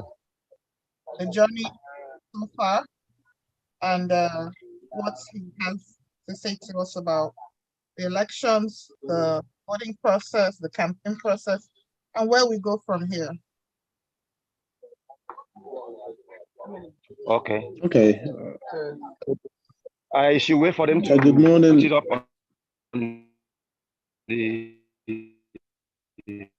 Yes. When you have the sheet, you can come back in. But let's listen to Dr. Chukwudi because he has limited time. Okay. Yeah. Thank you so much for giving me an opportunity to talk. Our political journey, obviously, Nigeria has since the independence of that country, we haven't experienced the type of revolution that P2B has actually ignited, and which is something that is good because we've had a long period of bad governance, ineffective electoral system that is marred with a lot of irregularities and thuggery and rigging, and that has actually taken away the confidence of the people, and that's why most people until now never believed in that your vote counts. So it's just a matter of 1% of the population deciding what is good for the nation, and they install it down our throats. So just like most of the organic movements, I represent Diaspora Medics for Good Governance. The same spore has ignited our group in abroad, which is more of a constellation of doctors, nurses, and people in healthcare, which usually that's the subset of people that are not really political just because of the nature of the job. But because we want the bad thing that's happened to Nigeria is that not because there are so many bad people, but because the good people remain quiet. Because the good people remain quiet, the atrocities goes unabated. So that was a big problem, and out of the burning desire from the people, doctors. There's a lot of sound on the background. I guess that from the polling units. Another paper.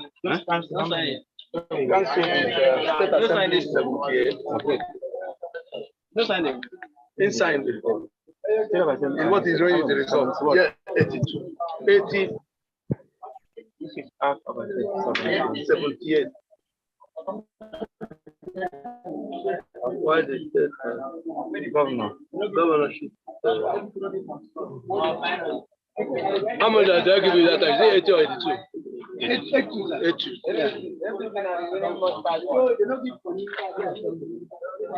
You know, even if you are exploited, you know, make a tap ball. Look at how hospital road. Maybe not after election, but you know. Come no observer. I mean, come back this Ward 3 and Ward 1 from here. Rule of use. I'm more realistic. I get no last time. Oh, I was going to last election. You know the main person that was standing, you know, standing here in Korea. So the yard takes the ward officer. So I'm trying through here and there. So if we are in an election, my friend, but the type on APC coordinator now.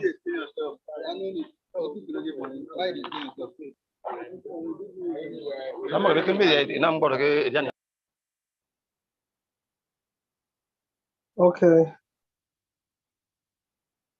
Yeah, I think that was a huge interruption from the polling unit. It's good to see them live, giving us live feedback. So my train of thought has been distorted. So I was just talking about how the movement, how the fire was put on in terms of getting people in diaspora, even with their busy schedule, to galvanize ourselves together and make really impacts, not by way of voting, but by way of advocacy and by way of facilitation, which is what has lacked a lot, because what people do basically is that you get a political godfather, which, like your political jagabans, and the social wealth of the people, get pocketed into their hands. It's like an investment. Somebody invests in you and they expect to get the returns back. So that has been the story of the Nigerian politics. But until Peter Obi declared his interest to become the president on the Labour Party, so things changed quickly. Individuals, started, taking more charge, knowing that actually our impact can make a lot of change. As a group here, we have been able to help with this process in more of grassroots support and trying to grow the base. The structureless party started all structureless, but trying to build on the structure. So, but right now it's becoming very obvious that Nigeria is a very difficult stuff. The corruption has eaten deep into our fabrics. That a few people don't want things go well just because it is to their own advantage. And just like our principal said, for you to be an excellency, you have to walk through that excellent path.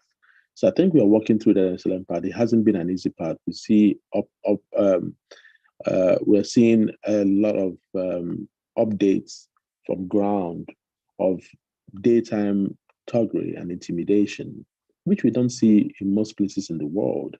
You know, Nigeria from 1960, you think that we should have a better electoral system. With all the monies that have been put into beavers and the electoral system, you think we're going to be better. But it doesn't really come out to be so. We're still experiencing, an antiquated way of intimidating people and voter suppression, which is really sad. It is really sad for the country. And where the eyes of the world is watching, the impact, why I'm personally, I'm personally sad is that the type of awakeness, the type of the revival that people wanted, if it is suppressed, if it goes suppressed without anything, it might be difficult to stir up that enthusiasm, because Nigeria is showing signs of, unabated, unsalvageable. Like in medicine, we usually say something is unsalvageable, meaning that it cannot be salvaged. And in such cases, you don't bother throwing things as a thing at it. So I think we're getting to that stage. But today, let's see what happens on the floor. There's been a lot of violence, irregularities, and thuggery, which is really not the best fate for the country. But we'll see. I know that people are resolute. I know that people want to have their voice heard. They want change, and they want change in the right direction. It's difficult to. I know that we're still collecting results. Let's see what happens, and that will determine the fate of Nigeria. That will determine. We already saw what happened at the presidential elections, which is really, really, really, really bad for the country, which is really sad for the country. And if we have that precedent that continues, then there's no hope. It means that our hope is not coming close. So I want to be brief. I know there's a lot to talk about today, and I know that actively things are going on. So I want to be very brief, and this is just our little journey, our little experience so far, and our expectation so far. We are not going to give up. Like Dr. Du said, and with Dr. Cordelia's vision, we're not going to go. We're not going to give up. We're going to keep fighting for a better country, because we know that we should have a better country. This is not a privilege; it's our right. So we're going to keep all hands on deck and keep fighting until things change. Until things change in the positive direction. So that's my 2 cents on this, and then we keep our eyes and our ears to the ground to see the outcome of today's election. Thank you so much.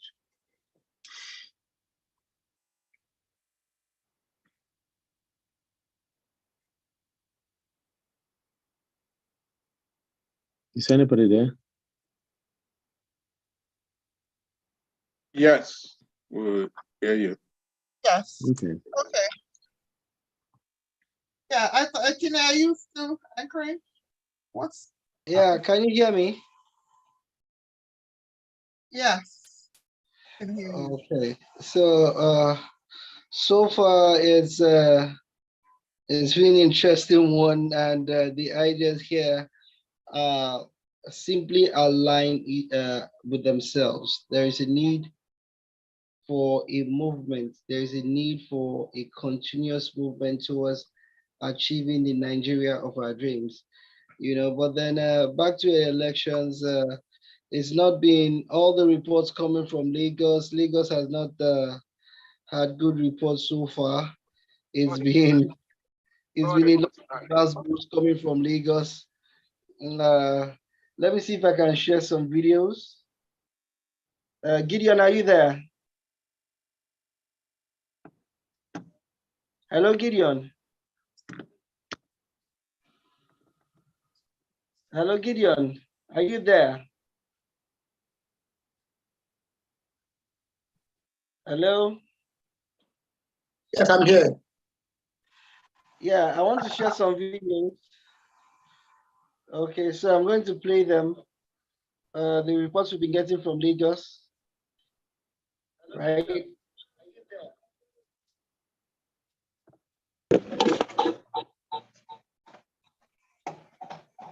So I say share screen, right? Yeah.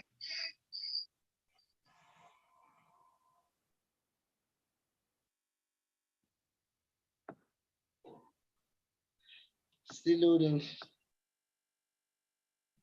On Zoom, right? Okay.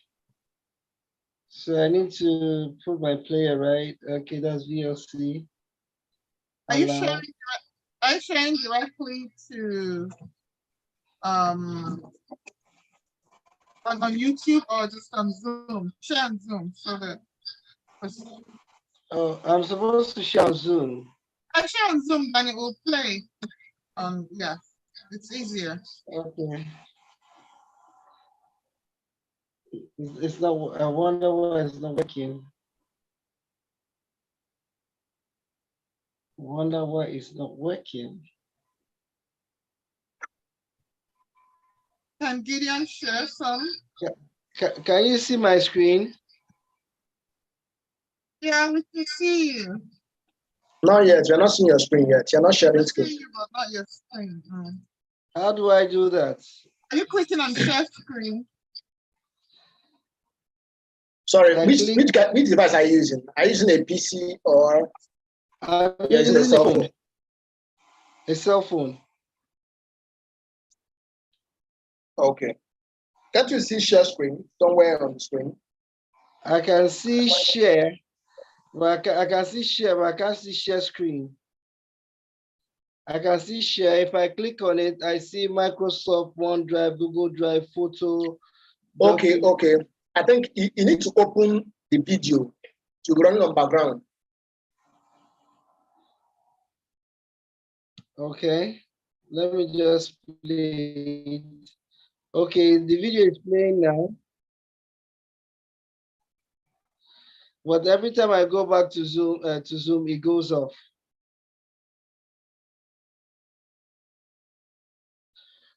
Maybe I should just forward the videos to you so you can play them.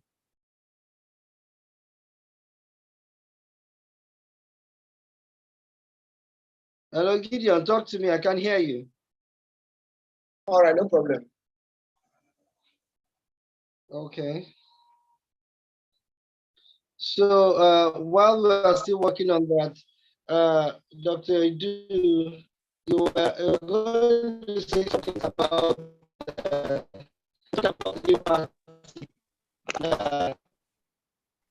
Say that again. Oh, you're breaking up. Working on sharing the videos of what's the violence that we've been experiencing in Lagos, the Europa out and all that. Yeah, so we're talking about Labour Party collecting 25 million naira for Guba aspirants, and we're looking at PO's philosophy of instituting good governance. Where do we go from there? What's the first step, in making sure that PO's agenda is not watered down? Visa 5 million naira for Guba. Do you think it's good? Do you think it's something that should be found? Do you think it's good for? I'm going to ask for somebody else to take over. Okay, I have to take a 30-minute break. If you find you can go, okay? Yeah, so that I don't have interruptions. Apologies. Oh, okay, that's fine. I see Mrs. Cordelia here. Well, have we heard from her while away?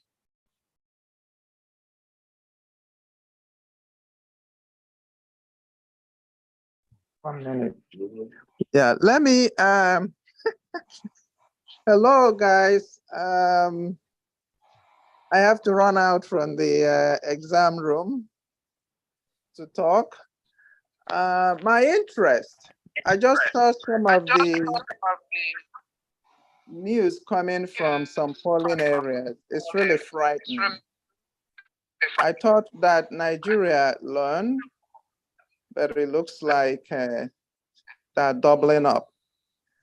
And which leads me to believe that my thought after the first election, which was that it would be necessary to have a big tent diaspora where all other small groups can key in on one issue, which is to secure votes, secure voters, have a parallel system. If it's the state is going to or the central INEC office, have a parallel system similar to where they transmit the report. That, you know, beavers is, we can, if we can get beavers, we get it, but I don't think so. But be able to transmit that result live, be able to mount security, and have a fund that will guarantee everyone who gets hurt or who loses a life, that there will be some compensation for that. Even if we need to buy insurance, which I don't know who will insure Nigeria. And make it such that we are not favoring any party, just for the people to come in and exercise their right to vote, and to vote for who has convinced them that they will do good for them.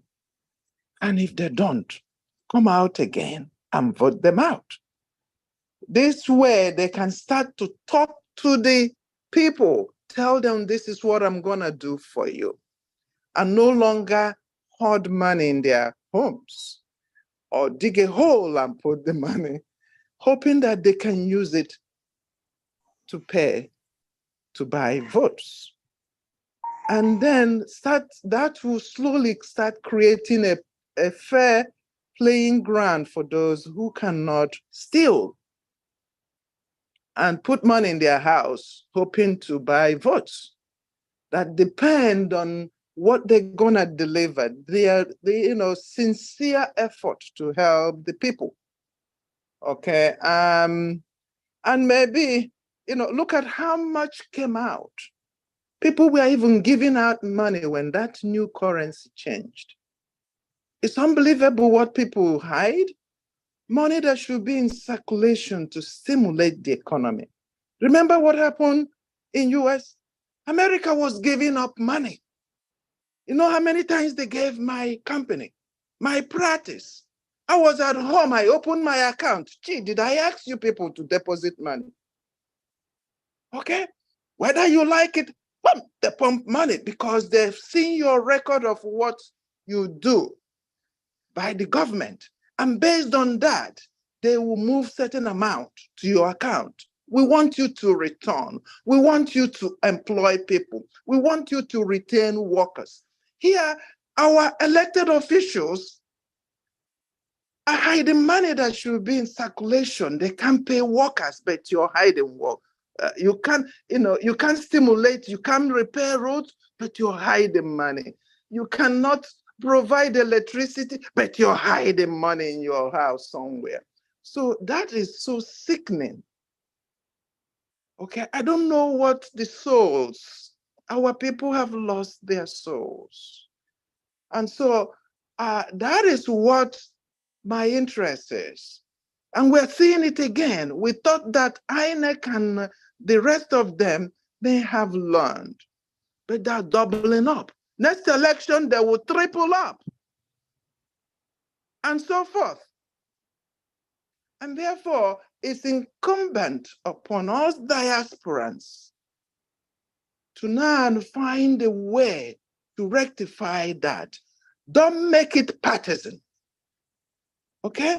Make it, we're doing it for all of the youths in Nigeria, okay? You have shaken the system. PO has shaken the system.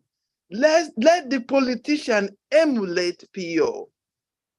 Talk to your principal, talk to who you govern. Tell them what you can do and help them. Help them. If they get help, we're going to get help indirectly. Okay, so that is what my passion at this point is. It is unbelievable what I just click on. They're still shooting, holding people at gunpoint at Lagos.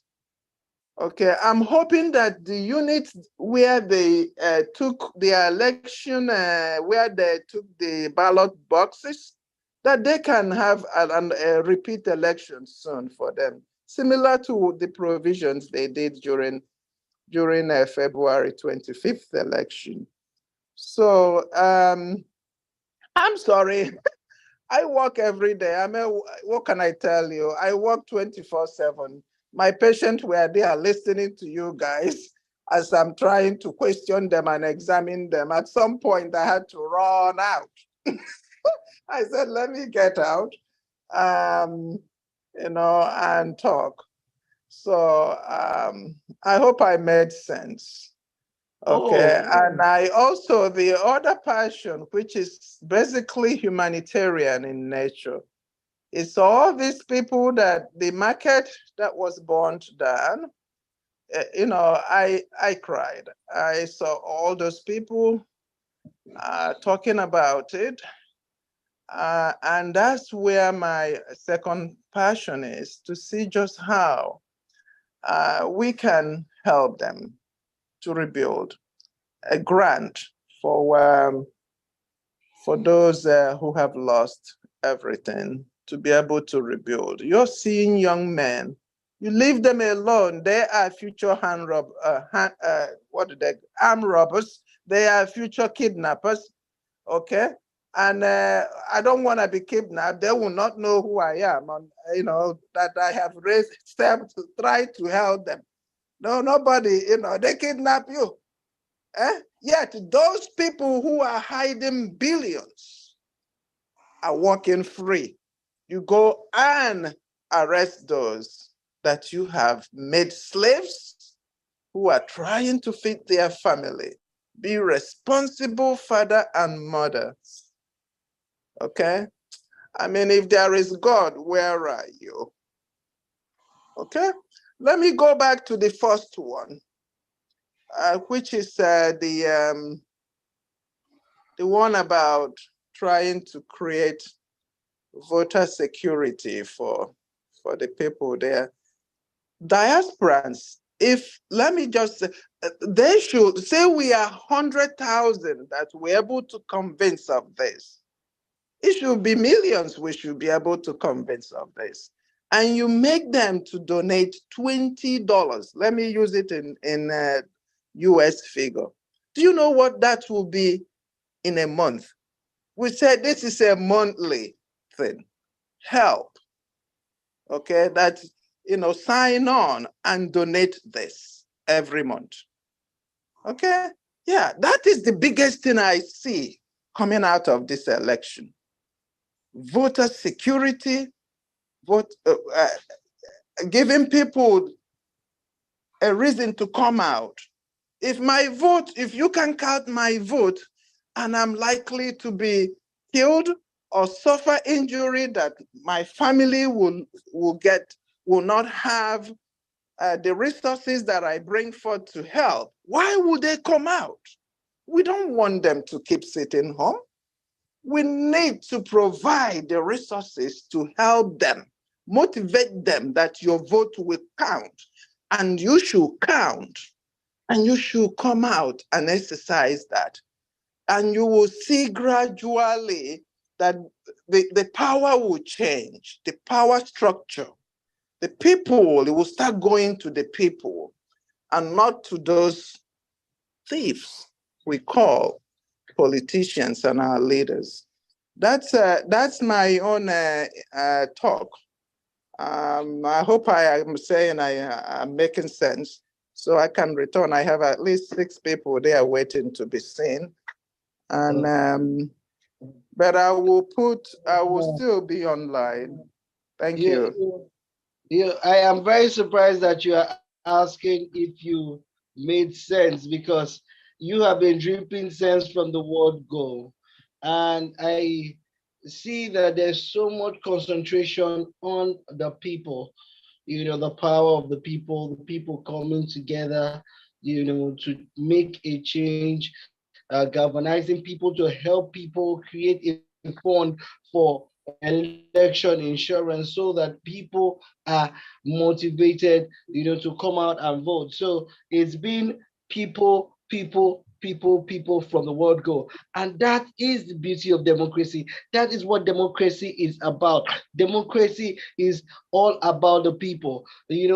People are holding governors and government officials are actually hoarding money from the people. That is a retrogressive system, which is what we are hoping that the people can come together and change. Thank you very much, Dr. Mrs. Colidia. You have spoken beautifully well, and we are very, very happy that we have people like you, and we hope that people like you will be in government. Imagine what happens when we have a minister of health that thinks in this life. What it means is that every other policies that will come from that ministry will be people driven, will be driven to make the lives of people better, until we have a government where every policy, every decision made by the government is motivated by the singular thought of how to make the people better, then we might never be able to get to that promised land. And we are hoping that we will continue preaching this message until it gets to the right quarters, until it gathers enough momentum, gathers enough speed to actually have change in Nigeria. Thank you very much, Ma. We really appreciate your time, and we hope to hear from you much more in this election day situation room. Thank you very much. Yeah, I don't mind appearing late again, maybe at the end of your program to maybe articulate it a little better at the end, okay, without too much pressure at work here. Thank you for the opportunity. I appreciate. I'm gonna go, but I will remain online. Thank you, thank you, thank you, thank you. And I will be going back to Ifani. Ifani, now listen to what Dr. You've heard what Dr. Cordelia said about people driven, driving policies that better the people. So here is my question. How do we empower the people? Or how do we reorientate the people to appreciate the amount of power they have? Because when I listen to Dr. Cordelia talk, we see that the people have so much power. But then here, you look, is the people being oppressed. So if the people actually have so much power, how come they're the ones being oppressed? How do we galvanize the people to understand the power in their hands? How? We have to realize that the people have been emasculated to a certain degree. The government, what I see systematically, is a systemic weaponization of hunger. They're using their status and their power to keep the people becoming beggars. Because now, if I come to your house and I need palm oil, I need egusi, I need maggi, I need salt to make a pot of soup and gari. I come, you give me 2 tablespoonfuls of palm oil. I take that to my house. I add it in the pot. I say, oh, actually, I also need onions. I have to come back to you for you to give me that onions. So if I'm not of good behavior to doing what you told me to do, you would hold back that onions from me. So this is what the politicians have done with our young people, with our youths. Is giving them little to survive. So now the survival of these people is dependent upon the generosity of the politician. So that now weakens their power and their ability to articulate policies that will be of benefit to them. So rather, they are doing the bidding of that politician so that they'll be able to have something to eat. Now, how do we change this? I will start with myself and other organizations. We need to begin to put programs that are intentional to reorient these young men and women and also look for possible outcome. We need to undertake a self-discovery. Yesterday, we're holding this series that I said, meet us at the water cooler. Those that attended yesterday were talking about self-discovery. When somebody discovers themselves, know who he is, now you know exactly what you need and why you need that particular thing. You go for it. So to answer that question is for us to intentionally, not so much empowering this people, but providing them with tools and resources that will give them the confidence to know who they are first and foremost. Because your name is Stronghold. If I call you something other than your name, you know your name exactly, you will not answer that name. But the young people, most Nigerians don't even know who they are anymore. So they answer to anything, anybody that comes to them. So it becomes, he's our man. Let him go. If he chop, I don't chop, it will reach me. But that's not it. So we've done, the political class have done it in such a way that, you know what, you guys don't actually understand politics. You don't actually understand governance. We are the ones who understand it. We politicians, we know it. So just stay back. Whatever we tell you, that's what you take. And we've been conditioned to that. So it will take some time to remove what was already learned, unlearn those behaviors, and start learning new ones. So it comes to us, me, you, and other organizations saying, okay, this is this, what can we do to at least remove, extricate some younger people, some Nigerians from this mindset, where we take them through a political rehabilitation, where we detoxify them, we detox them from the old mindset, and now start pouring in them the system, the institution that we actually want to build, so that they now have that. Because if you remove the old mindset from them and there's nothing pouring in, they are still empty, and then they go back to their old ways. That's what we see. During election time, we all will come out, don't sell your vote, don't do this, go to the ballot box, go this, go this. They now have this thing in their mind, they'll go there, some of them will not sell their vote. But for the next 4 years, nothing is being poured into them to help them grow. So I believe the other day we were talking, I shared with some candidates that called me to ask them. I said, you know what? These youths that actually are doing polling unit stuff for you guys, can you get their names? Find out if they are employed, unemployed, or underemployed. Based on that, you start working with them so that they can move from level 1 to level 3 or level 4 during the next election cycle. You know, because when someone's life is beginning to improve and they can see it, you will know there's nothing you can do to make them go back to where they used to be before. So it is something that we have to consciously do. I'm not putting the blame on anybody. I'm not telling anybody to do it, but I have to take this responsibility. You also have to take this responsibility. We have to own it. This is our country, not theirs.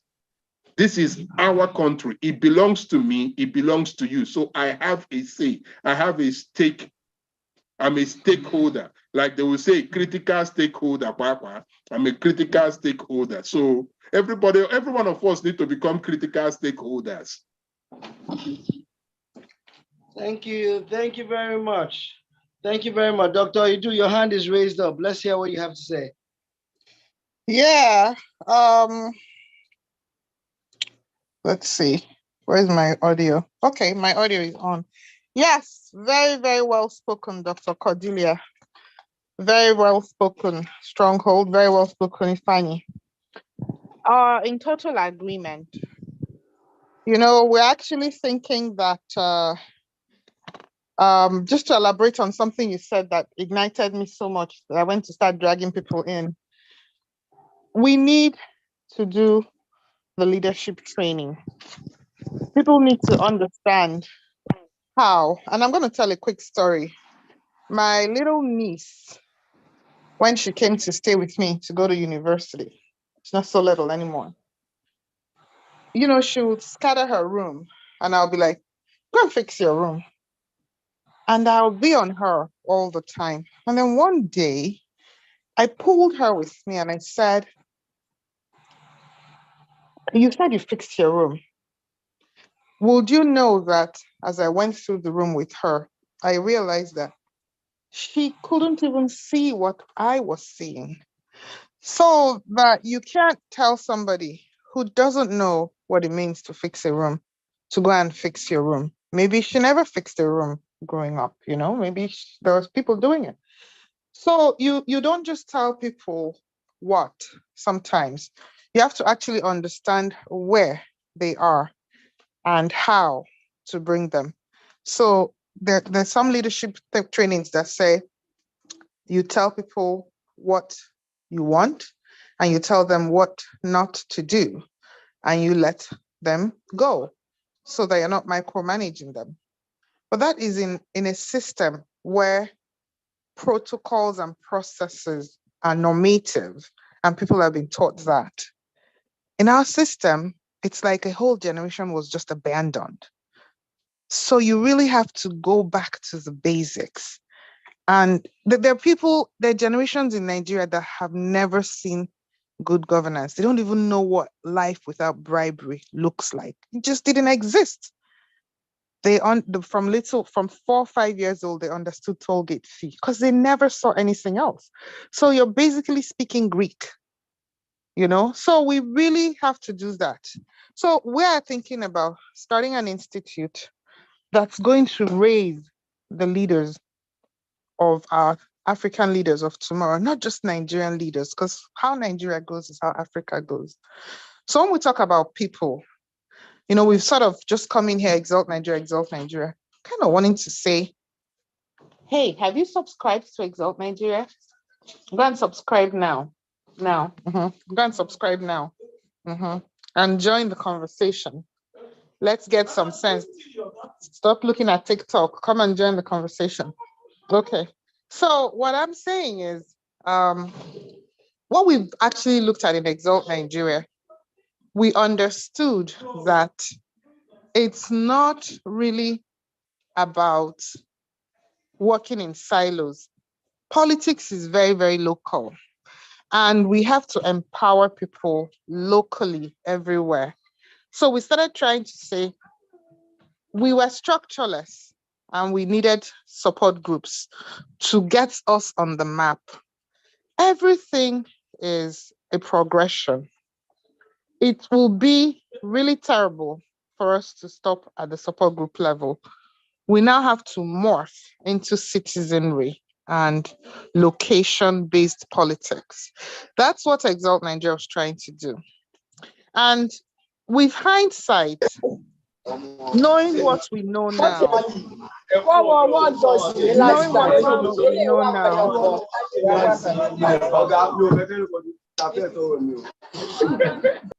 Knowing what we know now, we might have been more aggressive in pushing that narrative. We might have wished that we started it early, because try to imagine the number we are on Exalt Nigeria community. There's 450 of us. And with the people who left after February 25, would probably be 500. Now, imagine now if I talk about the people who didn't come into Exalt community, who we put directly into the LGAs and directly into the states, we're talking about 3,000-4,000 people. But I'm just trying to ask you to imagine if 500 of us was in every polling unit and we had the kind of groundswell we have, like in the LGAs, you see the young people, they're 60, they're 80, they're all committed. Imagine if we had 500 people in each polling unit and 500 of them went 500 strong. I'm not talking about all the other people. And as they went, they brought 2 or 3 people who were either voters or non-voters to their polling unit. We'd be telling a different story today. So the miracle of February 25 is that shift happened. The tragedy of February 25 is that it was our election to lose, not their election to win. And we did win, but we didn't secure our win, and we're going to have to go uphill. So we must do everything in our power. I know everybody's talking about 2027 starts today, but we have to have 2 prongs. There are roles that we have to play in securing Obi's mandate. When you listen to people on the streets, the story is, this one is over, Obi tried, but he's going to come out again in 2027. None of us has the future. None of us has the future in our hands. We have the present. Fonny, hold on a second, okay? Sorry. Okay. We have the present in our hands. There are things we can do to help mandates, that Obi's mandates be returned to him. Let us not leave it to the Supreme Court, INEC, Labour Party, and Mr. Obi alone. Those of us in the diaspora, there's pressures we can put. Those of us in Nigeria, those of us in Nigeria, those of us in Nigeria, let me find Funny and mute him. Those of us in Nigeria, there are pressures that we can mount. And there are certain things that, even if you're not successful, you make sure that it never happens again. So that's the part I want to talk about. So now, even though we started with Exalt Nigeria and it became too daunting a task to drill down to the polling units, I want to charge us to do it and get down to the polling unit and work with people. That's who we should be educating, who we should be grounding. Those are the people who are going to go to the town halls. Those are people who are going to organize town halls. Those are people who are not going to, you know how the election, the LGA office, what is it called again? Local government headquarters. It's a graveyard. You know, you go there, you see 1 or 2 dreary looking officers, a motorbike man, a security man, and the local government chair who comes in 1 car. And not much is happening there. But these people get 50 million naira. Is it every month or every year? Or 100 million naira? Somebody correct me, I can't remember. But nothing is happening there. Nobody is asking, where is the 50 million naira? Why don't we have water? How it's 3 million naira to put a borehole. You put the borehole once and people have water. You mean out of 50 million naira a month, you can't spare 3 million naira for a borehole so people can have drinking water?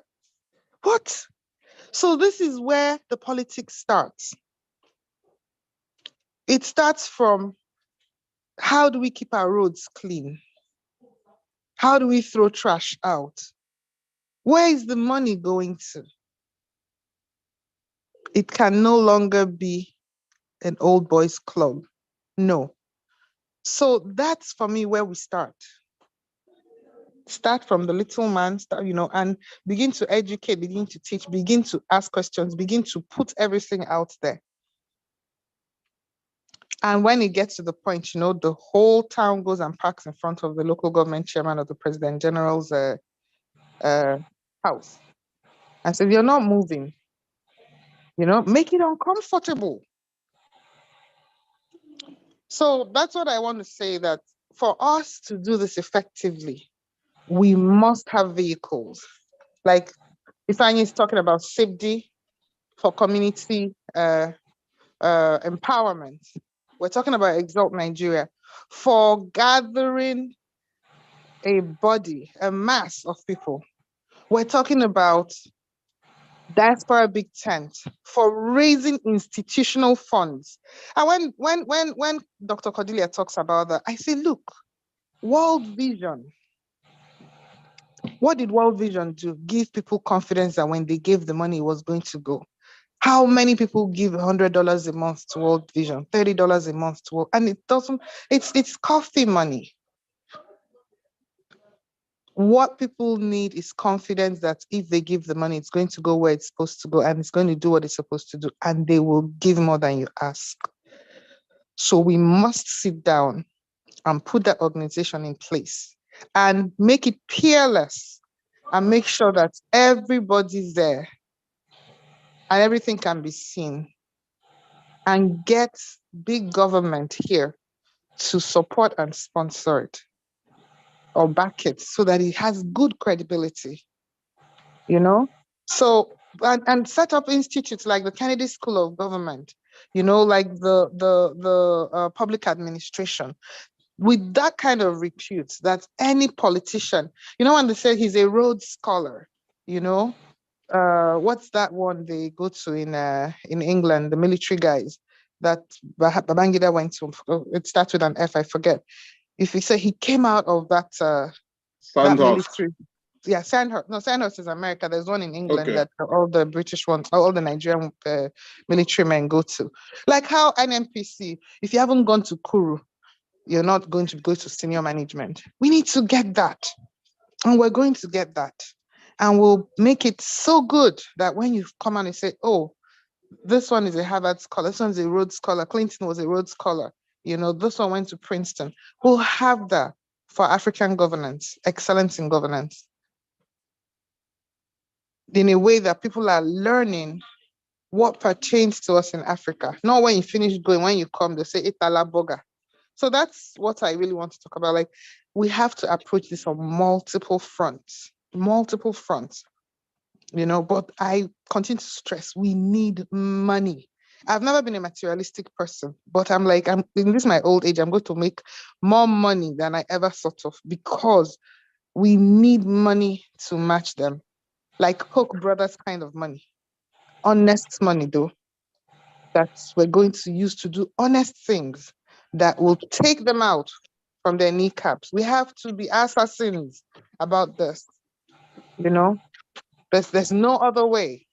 These guys are not playing and they're not going to give it up, but we're going to match them. We're going to match them money for money, and we're going to overcome them in righteousness. All right, that's my bit. Before you go, let me just add into something Dr. Du said. He who goes to equity must come with clean hands. Those of us in the diaspora some of us are even more corrupt than them in Nigeria. We need to have also a rethink and a rebranding ourselves. If you watch the way many people in the diaspora fight themselves just to take the picture with one corrupt governor, you will be ashamed of yourself. It's the same people in diaspora that are going to make these changes are the ones being used to launder money for these politicians. So it's a new day. We're talking about the birth of a new nation, the birth of a new people. Money is important. Knowing what to use the money to do is also very important. APAC the American Israel Political Action Committee. Nobody becomes president in the US or of any political relevance without going to them, just like Chatham House. So what I just want to add to what you're saying regarding the diaspora Nigerians is we need to have this strong body where we have jettisoned certain corrupt practices. We have a lobbying group, solid political lobbying group that would align us with the United States government, the Canada government, the UK, where we are actively involved in the politics of the US, politics of UK, politics of this. Why are we doing this? We are positioning ourselves to start making policies from here that will either benefit Nigeria or Nigerians, or that would add pressure to the government in Nigeria and Nigerians back there. So I think this is one step that we need to take, is to also look inwards. Politics is local. If we really want to influence what is going on in Nigeria as diasporans, we have to also involve ourselves with the politics of the United States, the politics of Canada, not just running for office, but we need to form a solid and formidable bloc to be able to accomplish this. That's just what I wanted to add. Wow. Wow, wow, wow, wow. I think a think tank is being formed here today. I hope you record. Oh, okay, this is like streaming live on YouTube, so we'll always have access to the playbacks. This is serious think tank. We're supposed to hear analyzing the election, but what we are having here is a leadership session on how to literally deliver Nigeria. And there are some of the things that I've seen on the chat, and some of you I picked up from the conversation here. Is number one, if I indeed said here that we have raised a generation of TikTokers, and it is an abysmal loss. I think that is a primary area that we have failed as a country, as that's where we failed this generation of leaders. You know, there was this thing we did some time ago. I called a couple of people and I asked them, do you know Whiskey? Everybody said, Whiskey, Wizzy Baba, Wizzy Baba. Or do you know Two-Face Idibia? I said, yeah, so we know Two-Face Idibia. Okay, Just finish the thread before we go on to videos.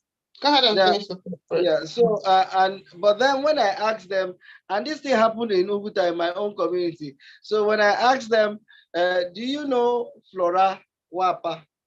Do you know Flora? They said, who is Flora? I said, yeah, Nuguta child that you don't know Flora. Okay, do you know China Achebe? And the people that were with me started laughing at, if they don't know Flora, how would they know China Achebe?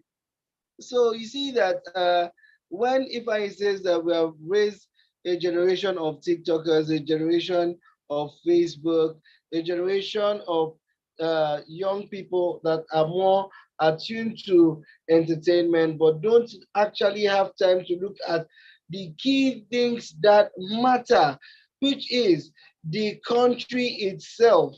You know, we've placed the cart before the horse, you know, and it is showing off in the kind of country we have.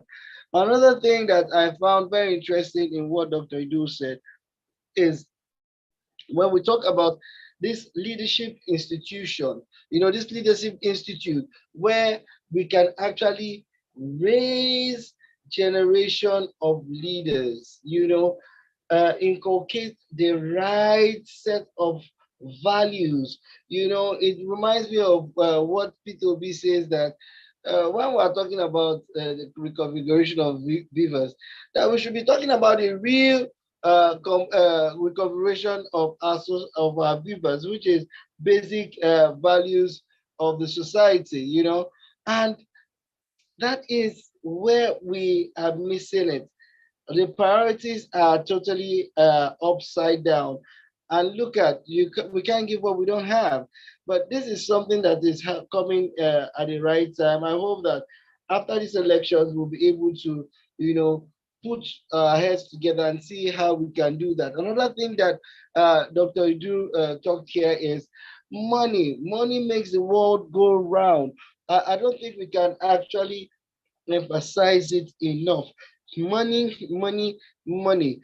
There's this song in Owerri I like, being a fan of High Life. It says, Enu wamara mamego, Yeri Maria Mego, Yeri Maria Mego, Ego Yakakwalam.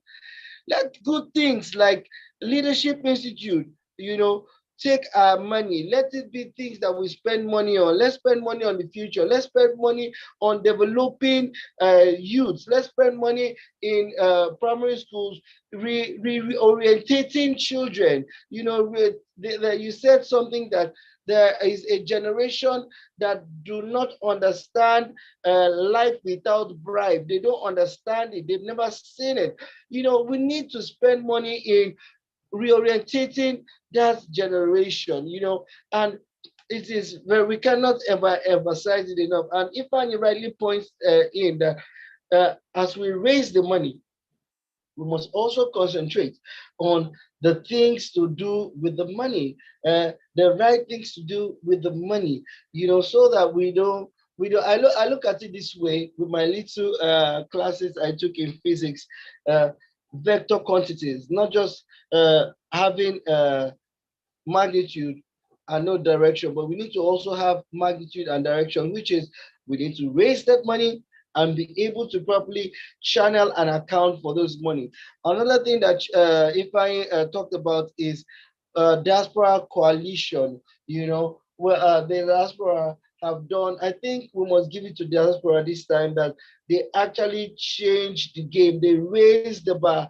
They came all out and donated money, donated again and again and again. Not just money, but also strategy. Not just strategy, but some people actually made physical trips down to their constituencies, you know, galvanized support. People came all out. And I really think that the diaspora, you know, rose up to the challenge, took the bull by the horn, and delivered excellently well. Look at what Ifani has been doing. Look at what Dr. Idu is doing. Look at what DM for Gigi is doing.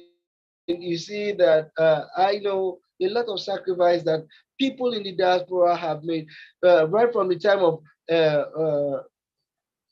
PVC registration. We saw how brilliantly they were able to articulate their ideas, empower people, send people to the field. You know, the same thing with PVC collection, now to the elections mobilization from the presidency down up to the governors and the House of Assembly elections. I think that the diaspora did well, and we can only say, please do more.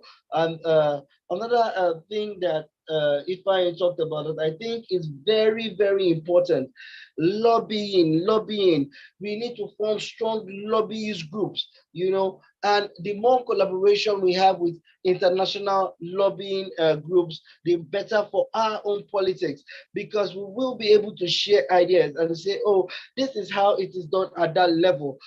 We need to form this alliance, because it's from this alliance that we can get things like training, get things like synergy, working together. Do you know, sometimes I think that one of the things that we should try to do, if we can have this exchange program for politicians, just like we have exchange for students, you know, to go out and see the world, see how things are done in other climes. I remember my first visit to America, where I saw the mayor on the streets, and people could actually just approach him and talk to him. The man was pro-guns, and there were people that were not pro-guns.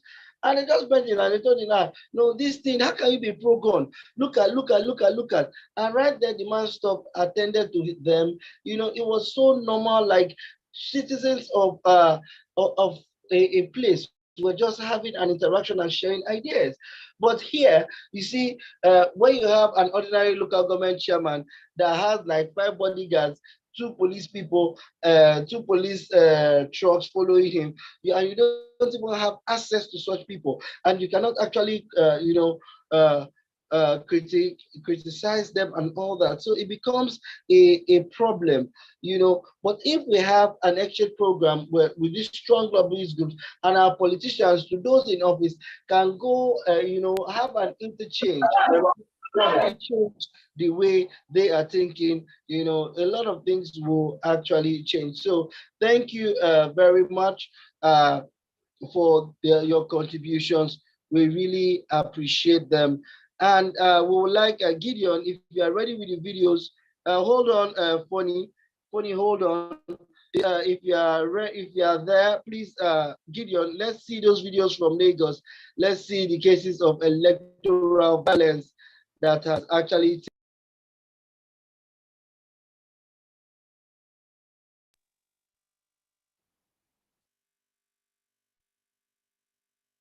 We can't hear the volume.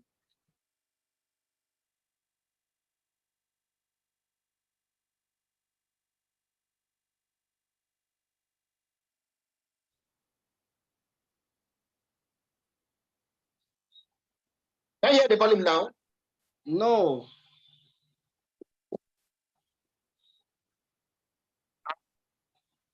Is the volume up? No, we can't hear the volume. Sorry? No volume yet. Oh, wow.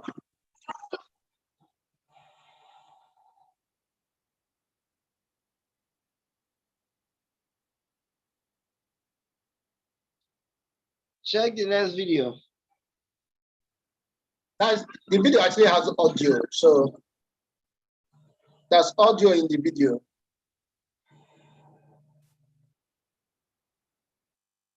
Can you hear anything now? No, I think he will have to reconfigure some settings. Can you hear anything? No. Sorry? No volume. No volume, that's serious. Because I know there is volume actually.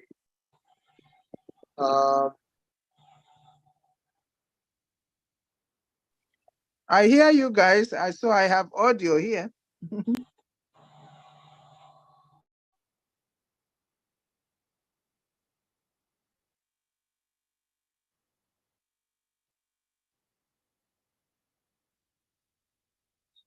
And suddenly, INEC officials tell us that they will not come into VGC, as they have done for the last 4 elections minimum, that they will not come into VGC, and they want all the residents who are registered to vote us to come outside the gates and vote. They want us to come outside of the estate, whereas we've always had used the park in VGC to vote, which is a wide expanse of land that can accommodate all the voters. But INEC have decided that we must come outside the gate, all of us, to vote. Risk our lives, risk everything, and then of course, they're hoping and expecting, I guess, that many of us will not vote because of this and stay at home. This is totally unacceptable. Totally unacceptable. Totally unacceptable. This is automatic disenfranchisement because the people will be suspicious of what the motive is for this last minute change, and they will rather stay at home than risk their lives. INEC, call on you to call your officers to order and ask them to relocate to the park in VGC so we can vote. Yeah, this is my area from Unit 3, Surulere. APC people chasing the people away from voting, from performing their civil duty. They said he must vote for APC, otherwise he leave the polling unit. It's Smith Street. Unit 3, Surulere. Yoruba boys, APC boys, chasing the Igbos away from casting their votes live on the 18th of March, 2023.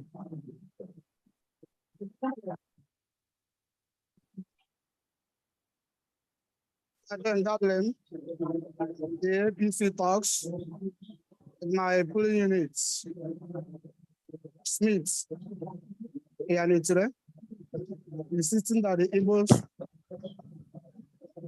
must not be accredited to vote, but we are insisting that we must vote. This is the second round of the fight. They are now gathering, calling their people. You can see the bike, bringing their talks with bikes. And we are still watching. We are still waiting for them because we must perform our civil rights. Nobody will disenfranchise us. Look at them. There is no security personnel here, not even one. No security personnel at all. They are the one mounting the polling units. They are the one in charge. They are the one in charge. And they are the only one that want to vote. I hope people are watching, happening live. Today, 18th of March, 2023.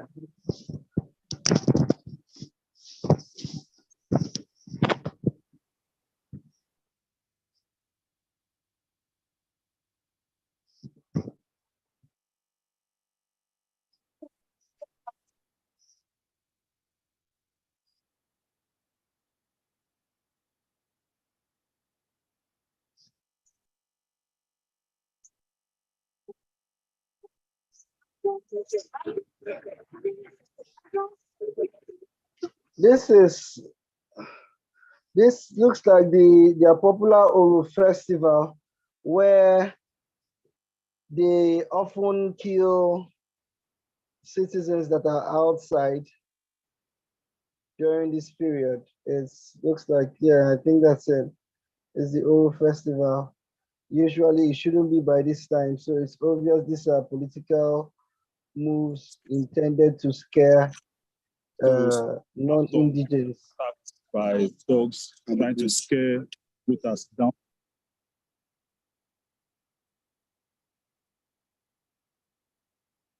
Gideon, the video has stopped.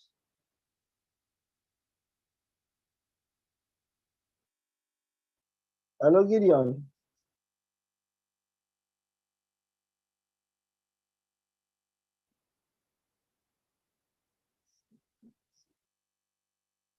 Can you hear me now? I said, was there audio in the video?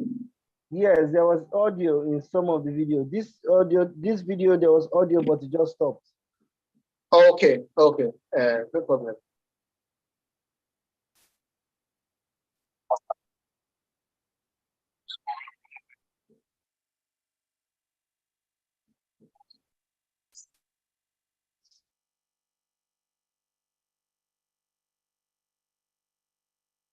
There's no audio again, no.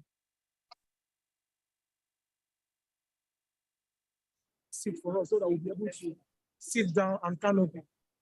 And after some time, I saw one of the agents of the political party coming. He started making calls. After like 10 minutes, some talks came in. They came straight to me, telling me that we should forget about voting in our polling units. Because the polling unit is just the polling unit by Festac Link Bridge. That we are not going to vote. I asked him why. He said this Omo Igbo, that we can't vote in this place, that is not allowed, except if I want my car burnt or if I want to live here dead as a corpse. I said, okay, I turned my car facing the exits. They came and started breaking my car. They broke the hit with their big stick. They hit and broke my vehicle. Broke my mirror too. You know, we equally went back there. They started beating me. You know, slapping me and hitting me. That's how we're going to be one Nigeria. One can be allowed to exercise his right as a state to vote. It's wrong. It's very bad. I don't like it. Thank you. So I'm on to the next person that was also attracted. What's your name, please? My name is Fabia. We got there under bridge. They say we should go back, that this is not our state. We are not going to take it. Going back, some boys rushed me. I don't know if you have a story with it. Hit me on the head. I started seeing blood. I have to fight back. So this is the blood on my body. So we met some staff. I don't know if they are INEC staff. They have some badge on them. They said, okay, that we should go back. Leave them for now and go back. I'll vote in my resume, but just go back. You speak to your polling unit. My polling unit is under the first start link page. Well, thank you very much. Thank you. To vote as a candidate. Yeah. My friends. Yes. Before you know, I saw about boys. Yes. About 11 of them were OPC members. They attacked me. They took my vote watch. My vote bango. I'm the witness. I'm the witness. See how my clothes are beating me like a criminal. Because I'm coming out to vote as a candidate of Labour Party. Right. What have you done to help peace in this country? Who's going to run away for peace in this country? Please try to realize. Enough is enough for peace. It's too much for them. Yes. What is there? What is there beating people?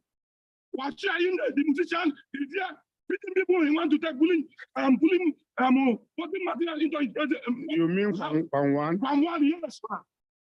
Criminals to attack Labour Party agents everywhere. And the policemen are there. They are even joining the ambulance to attack Labour Party agents. What do any police do? You see police here. You see that we're pulling in the agents of Labour Party. I'm going on the INEC chairman to cancel this election. Because what is happening in Lagos has never happened in any election before.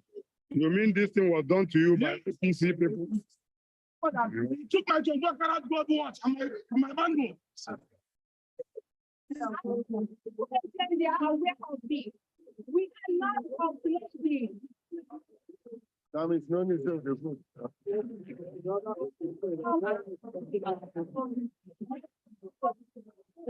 Now,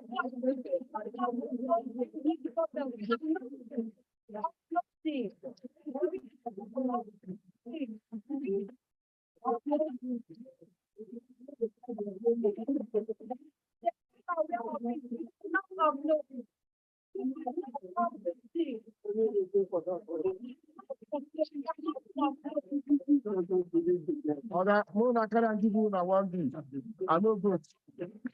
One can they suffer myself here. Now, I'm a minimum.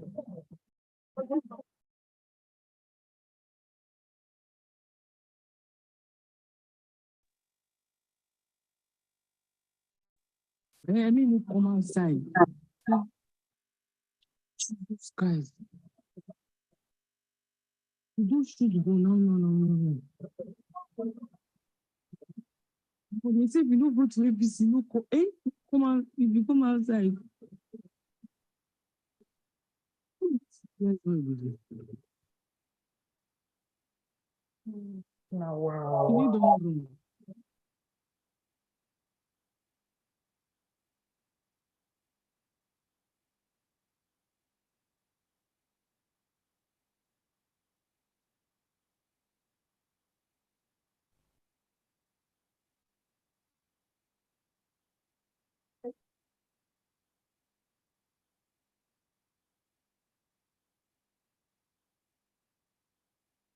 Okay.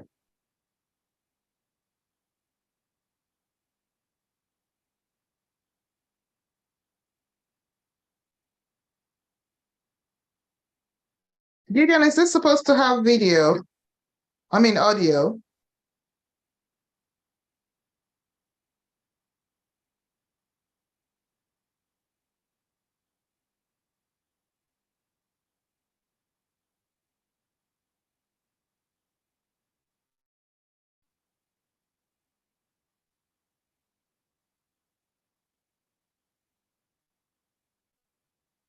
Yes, it's supposed to have audio, ma'am. Are you not hearing the audio? No, it went away again. Okay, I think that's all the videos you have for now. Okay. Okay. Funny has something to say. So let's listen to Funny. And then let's go fetch the people who are counting.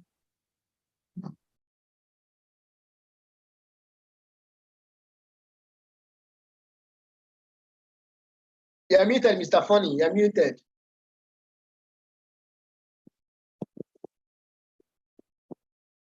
You can unmute yourself, sir.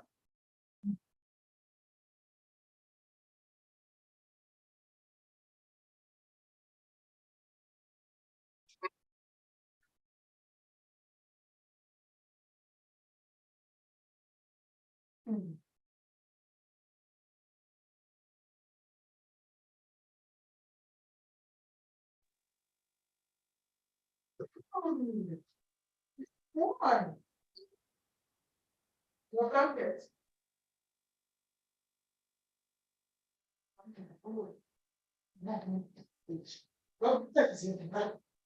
I have enough people.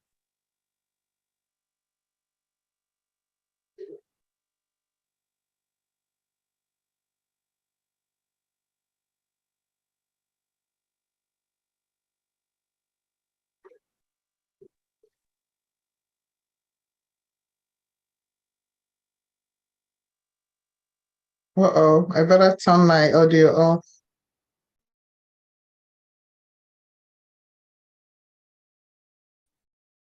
Please, Mr. Kene, over to you. Okay, I was trying to share some videos, but I have to do something else. Looks like I have WhatsApp open in too many places. WhatsApp web. Mm.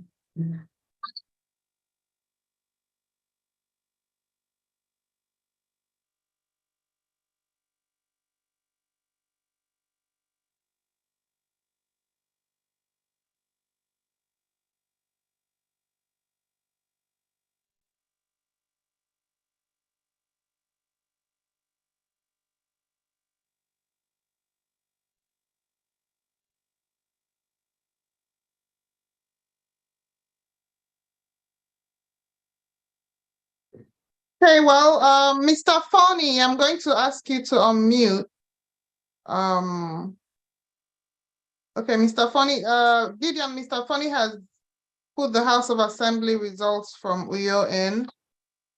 We may just grab it and drop in. There are quite a few people here who have not spoken. I think it might be nice if we hear from them. So, Mr. Okay.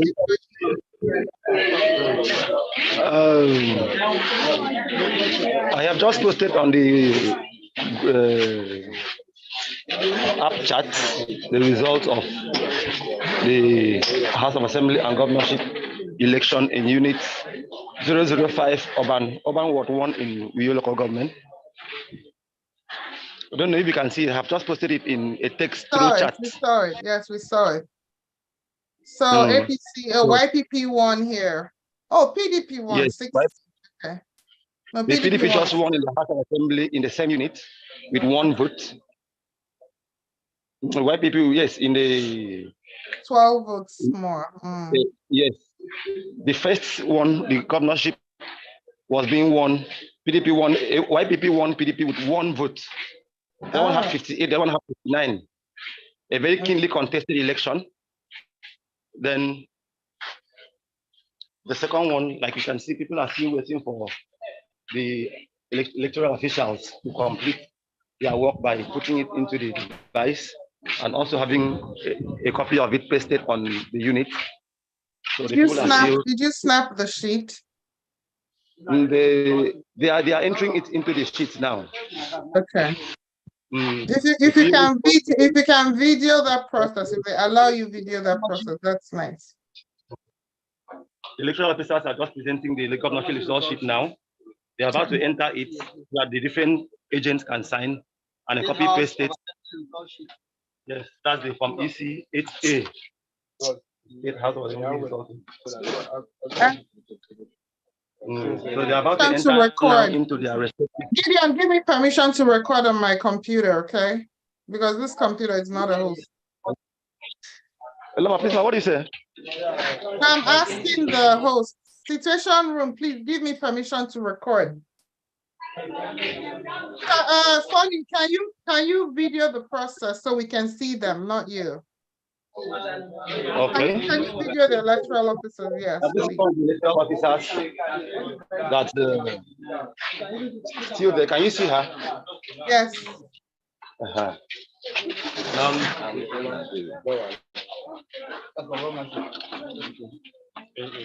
The PO is about to enter results.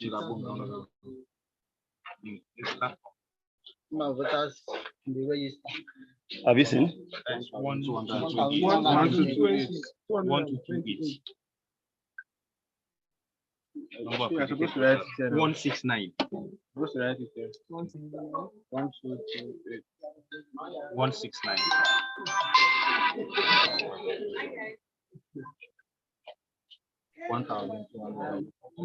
Ballot papers issued to the polling unit. Nice. This times two. Give us 1,200 ballot papers. Okay. 1,200. 1,200. Okay, that's what they gave. They go 3 now. That's what they gave. We're going to destroy the unused ballot papers in front of everybody, right? Mr. Phony, they're going to destroy the unused ballot papers in front of everyone. They said they're about to cancel. They said they will cancel it after the result. Can you hear me, man? Yes, they need to cancel all the unused ballot papers. Yes, they will do that once they're done with that. They just said they were given 1,200 Wow. ballot papers because the total number of registered voters in the unit is 1,228. Wow. So when they're done with the collation and imputing, they will have So to not even 10% voted. Not even 10%, because if the voting apathy as a result of the last election, because there was massive turnout at the last election, at least up to about 300 or 400 came out last time. But the people are complaining that they voted and what they voted for will not capture. That the different thing was announced. So hence, voters apathy. They are not happy over it. They say they cannot, it's a waste of time coming out to vote, yet it's not being announced. And two, the population of the Hebrew brothers and sisters that came out on the first day has reduced, because actually one actually came out to vote their brother from the Labour Party at the presidential election. So they just But they don't realize realize that what affects them in the local community. It doesn't matter what you do at the presidential level. It's the people at the local that distribute it to you. A lot of them out there. Some that live close to me, I told them, come, this is the people that will do the policy that will affect you the more. Exactly. Before the presidential policy affects you, to take time. You are closer to a lot of education needed. Exactly. So, Mr. Pony, you're going to be the head of this institute in your local area. It looks like you get it already. Unbelievable. So, Stronghold, there are a few people who haven't spoken. I see Ike Abonyi, hello. And Emeka is back. And Antia and Nsikat is here again. Nsikat, anything happening on your own end? You want to show us some videos? Oh, my end was curious to know what's happening in Enugu. Why don't we have any feed from Enugu and Abia? Are you using this water?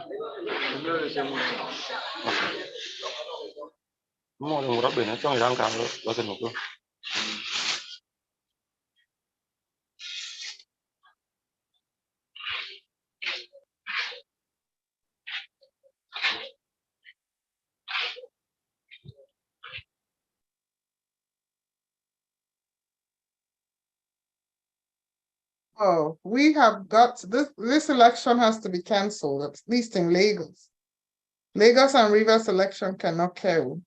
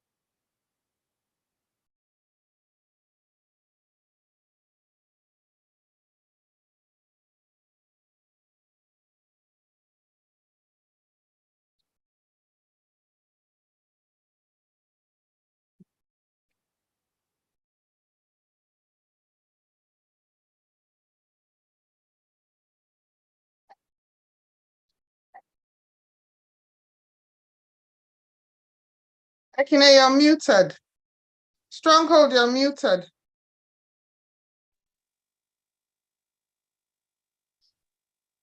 Why can we still not hear you?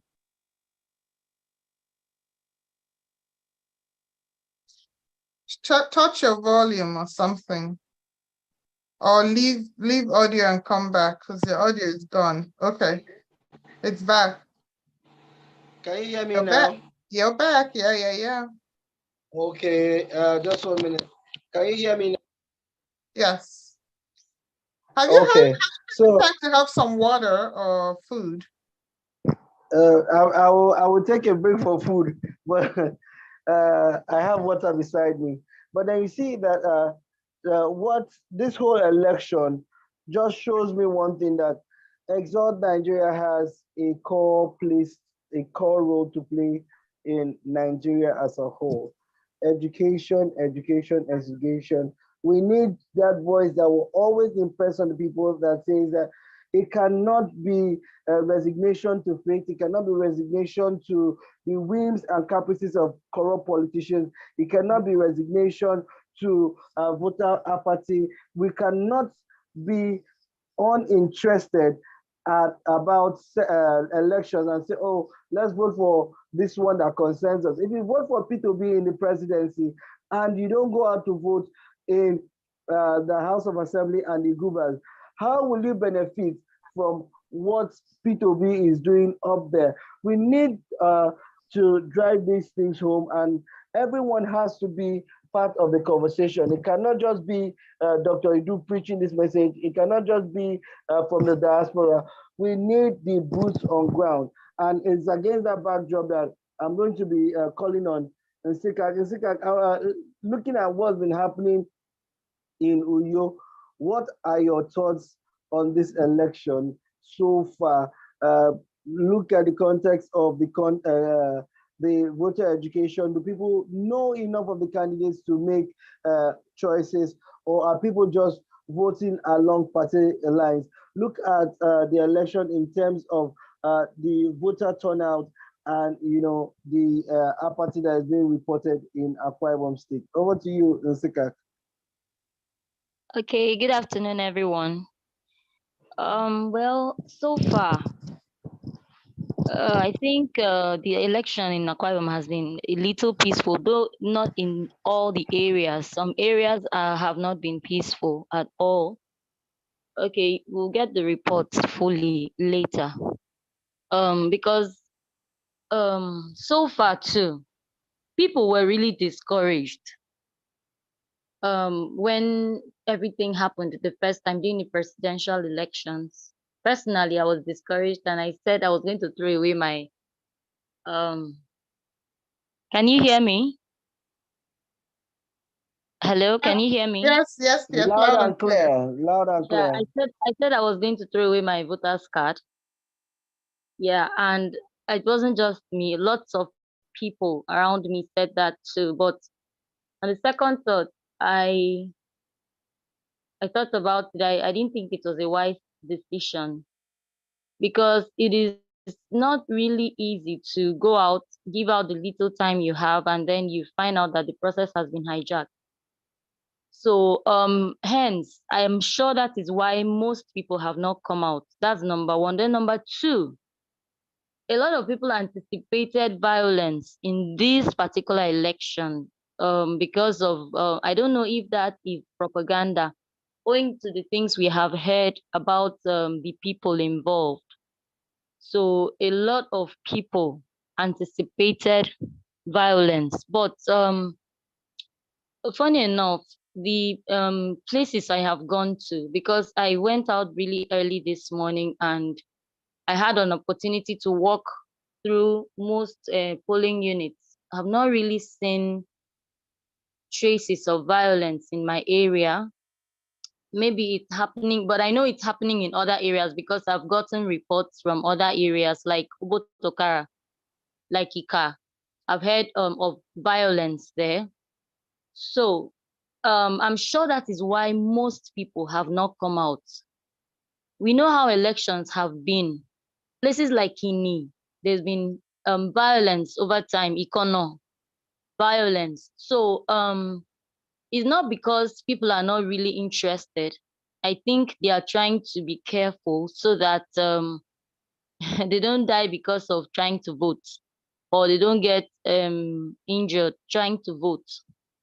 So based on that, I think that's number one reason why most people have not come out, because I don't think it's because they are not so interested. Yeah, everyone were all heartbroken and disappointed the first time, but I'm sure a lot of people wanted to vote. But this is the reason. This is the reason I think this is why I think they've not come out. So far, another reason is as for the House of Assembly. Honestly, I have to be very honest here. Most of us don't have an idea of who is voting where, because most of them did not actually come out and all of that. And this year we were really focusing on the principal, on the LP and Peter Obi. Most people were not really interested in other seats. Like during the senatorial, a lot of people did not even know who they were voting for. Like in my unit, I asked a couple of people, who are you voting for senatorial seats? They would just say, I'm just putting LP all the way, just because of Peter Obi. I'm sure that that's why most of the states, or most of the places that LP won, that's what actually happened. Most of us, apart from a few people that know maybe Obo Tokara, the Anangs, they like the former governor, the Obota Fabio. Apart from that, I'm not sure. This other man too that is going for the governorship is also a senator, Albert Bassi. But apart from those few people, a lot of people don't have an idea of who is going for what, apart from the governor and the presidential. In fact, those are the two positions that people are really interested in. So far, that's my opinion in all of this, in all the things happening. So that's what I think actually happened. Yeah. Thank you very much. Thank you very much, Mr. Sika. You see that voter education still keeps repeating itself. People don't know enough of the candidates. So we are left with the party.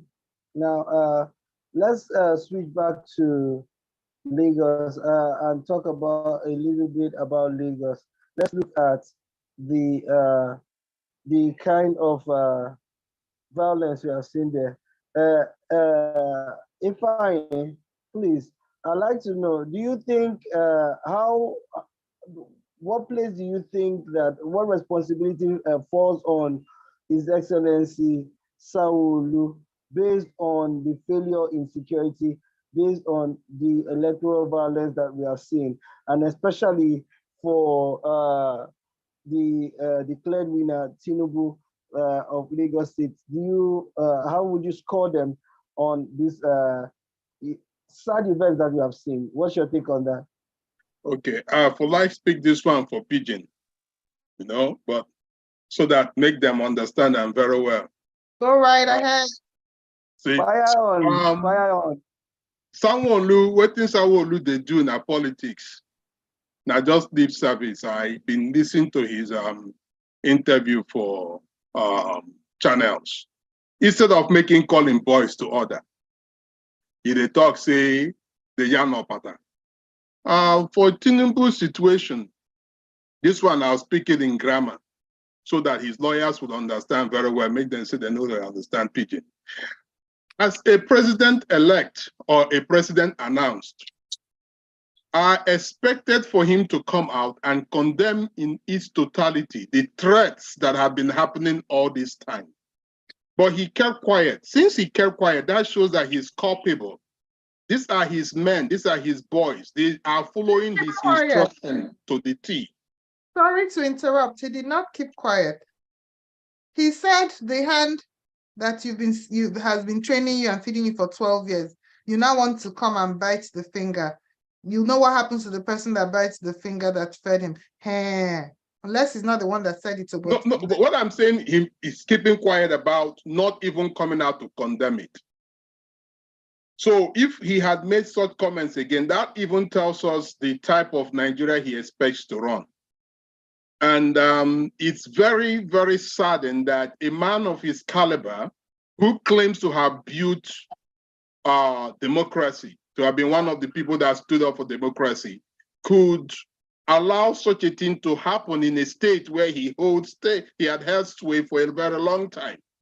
So these are his machineries. These are the people he developed. These are the people he trained. These are people he had mentored all this while for this particular purpose. So he just unleashed them to do what they are doing now. I do not understand why a festival as Oro Festival should be done between March 17, March 18. It doesn't make any sense at all. So my ranking of Tinubu is absolutely 1 out of 10. Sanwo-Olu, I will give him 3. At least he tried. He came out to say, okay, we don't condone this and that and this. Overall, make them cancel Lagos state election. Waiting then do for Lagos to be election. Now, waiting then do for Lagos no count at all. That's the worst election any person go even saying don't they involved in. You know, I don't do election for Lagos. I don't cast votes for Lagos, but waiting at the see today, not at all. The level of intimidation, the level of gra-gra, the level of violence, past violence at all. So if INEC allow this Lagos election to hold, that means INEC too follow plan the violence. Just to say that. And Nigerians, make na stop to the call international community come. International community no go come anywhere. Now we go change our country. We need to come out and say we no agree for this particular election. This one where we they watch, where they happen for Lagos State, no be election again. This one now war. How a person go election, you go beat them. Tell them, say make them no come out. If they no go agree, vote for your own candidate. And then you tell me say that democracy we dey. No be democracy, now something else. So in a nutshell, I call on the president of Nigeria, President Muhammadu Buhari. He needs to come out. He's the commander-in-chief. He needs to come out and condemn this violence. If he fails to do so, that means they are telling a section of Nigerians that we don't want you people. We don't like you. This, that. He needs to come out. All the political party leadership need to come out in one voice and condemn what happened. Then the police also. Imagine I read something that was so annoying and disappointing that MC Olomo that you should take his threat as a joke. Person say, if you come out, if you no one vote for him person, make you no come out or they no one see you. And you telling me to take it as a joke? That one expensive joke. Coming from the police. Wetin happen to that other guy where come out say if you come vote, if you no vote in person, go do this. Did the DSS not arrest the guy? Can they? Very, very well arrested. Oh, so what's the difference between waiting the guy talk and waiting MC Oluomo talk? This one you say na joke, the other one they serious. Arrest both of them together. Make them tell you for station say na joke. That shows the imbalance of the whole thing. So it's okay to arrest one people and then the other person. This no be election at all. Make them just tell us, no be election. That's so I go fit. That's because I don't want to talk within. It's not an election, just to put it mildly, at all from top to bottom. They need to cancel it. I never see report from Rivers State, but the report I even see for Enugu, waiting they happen there also is despicable. It is totally despicable. So, and if we can't tell our people to go out there and fight back, but people need to stay safe. And hopefully the court will try to redeem itself what's going on in Nigeria. Then, thank you very much. One more thing, I heard people talking about voters' education in terms of knowing House of Assembly and all those things. It's not only those at home. Even those in the diaspora need to learn that. Many of us in the diaspora only come out to vote every 4 years if it is a presidential election. We don't know what is going on in our own county. We don't know what is going on in our own school board.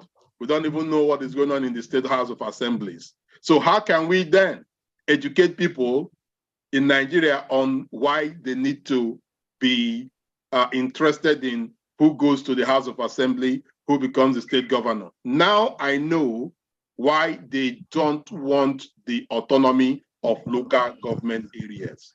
Because if you have local government area autonomy, some people will just focus their attention on their local government area and they'll be satisfied because they will receive the dividends of democracy through their local government area. But since there is no independence of the local government area, it is dependent on who the state governor is. Now I see why those governors don't want to use that power. All right, thank you very much. If you don't yanamasibi, you scatter ground.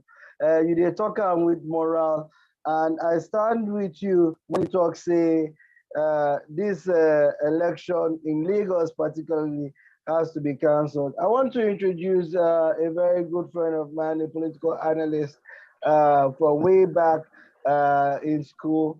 Now, Percival Go Maduna. But then you do a lot of things where we believe in back in the days. Ladies and gentlemen, I have the man we call Senator, the only unelected senator in the Federal Republic of Nigeria, Senator Ahamefun Adam Phillips. You are welcome to the show. Welcome, say hi to the people before we proceed. Hello, hi everybody. Appreciate you been following. I've been enjoying Isika, Anita. Been trying to catch up with the ongoing events of this election.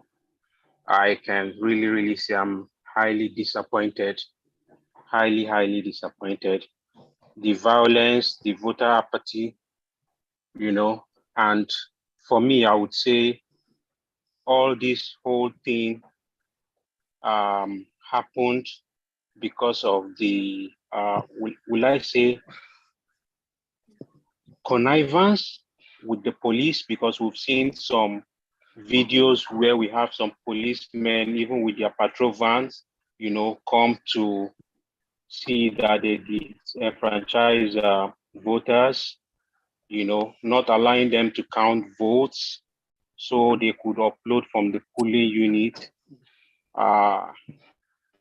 For me, I'm very disappointed, especially with Lagos and Rivers. We can also see some in Imo State, the same thing in Imo State as well. For me, we need to do more. We need to do more to improve our electoral system. This is not really working. We all thought that with the introduction of beavers, that rigging of election was going to reduce.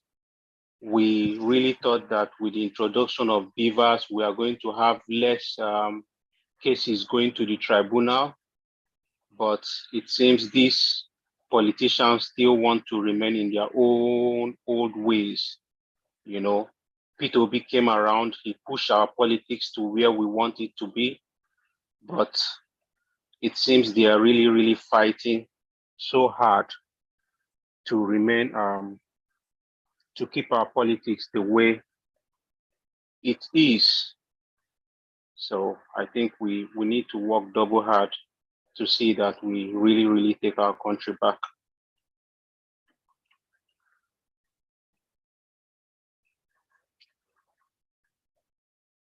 Can you hear me?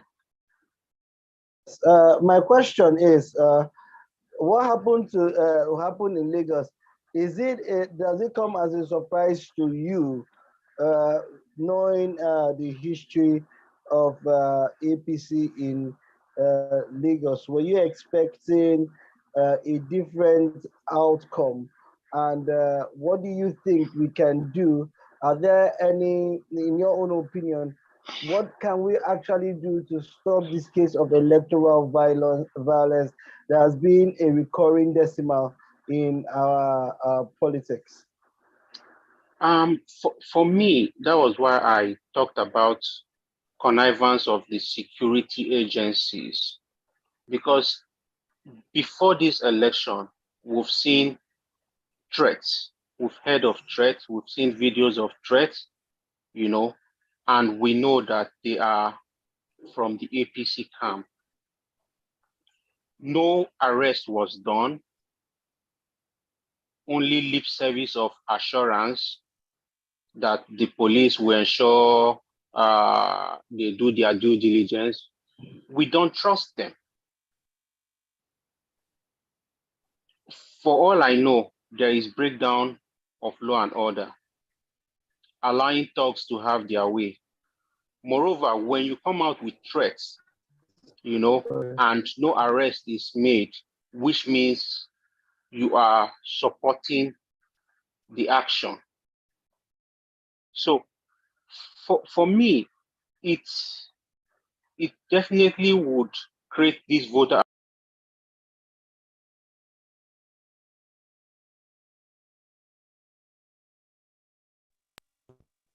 Coming out to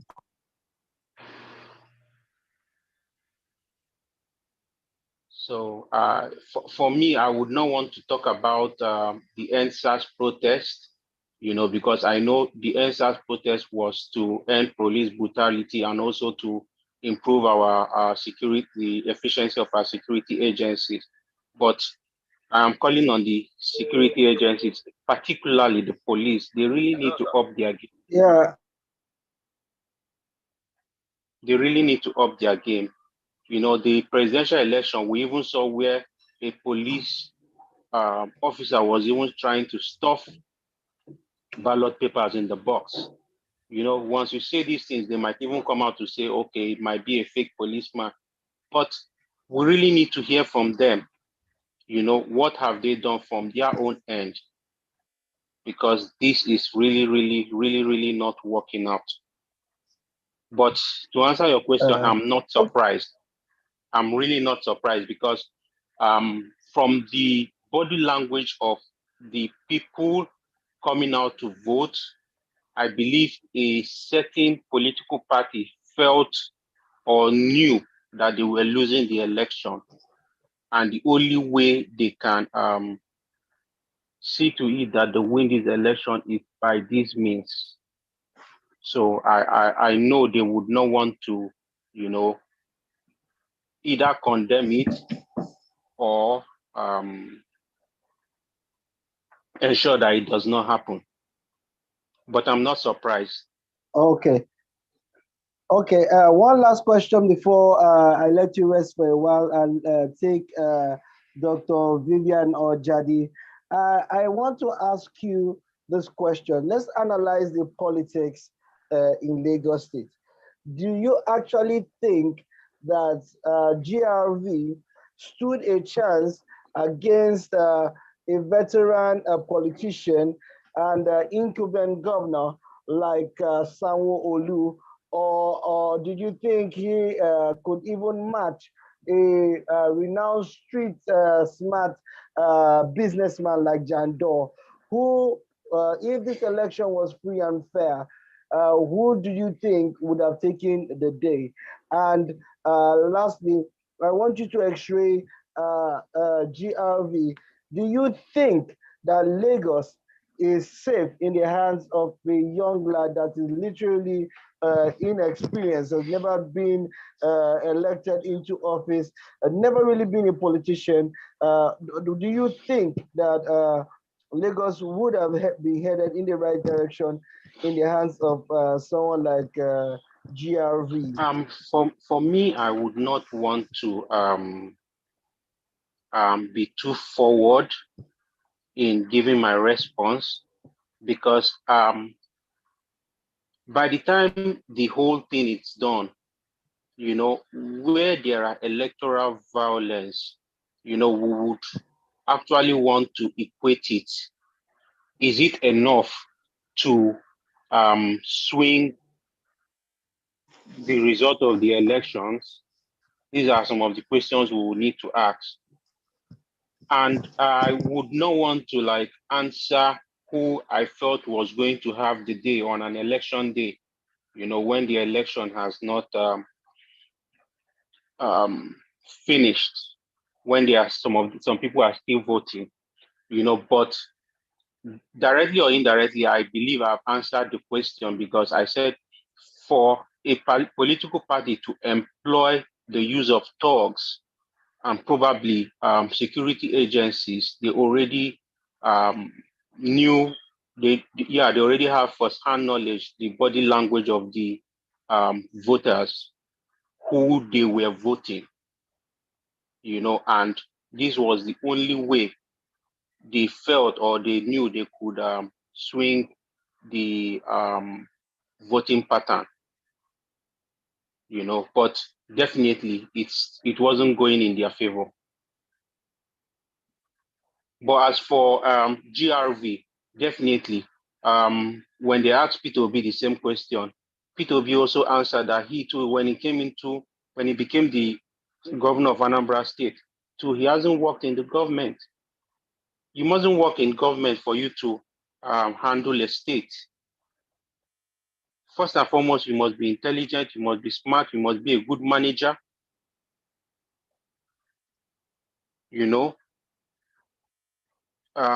someone with a reputable character. Since all these elections, I've been waiting to hear, he has been this, he has been that. Nothing of such has been brought forth, against GRV. So for me, I think Lagos would be in safe hands, with him as the governor. For me, I am more comfortable with him, because any structure that promotes violence, I am totally against it. And for me, both APC both at the federal and in Lagos State, they have proved to be a party of violence, manipulations, that's rigging, and all sorts. So for me, I would not support such parties. I would rather go for a better alternative. Thank you very much, Senator Bishop Chukwemeka Dan Phillips. We'll come back to you, and we'll still discuss more when we start to analyze the candidates and the results as they come in. And I would like to speak to Dr. Vivian Ojadi. Dr. Viv OJ, please unmute. Let's hear from you. Say hi before we dive into the elections proper. Doc, you have the floor, please. Hello, everyone. Hello, Kine, Itu, well done for all the work you are all doing. Thank you for having me. And we should say thank you to you. You look so beautiful. You look so beautiful, like you are on top of the world, looking at that beautiful background you have. Thank you.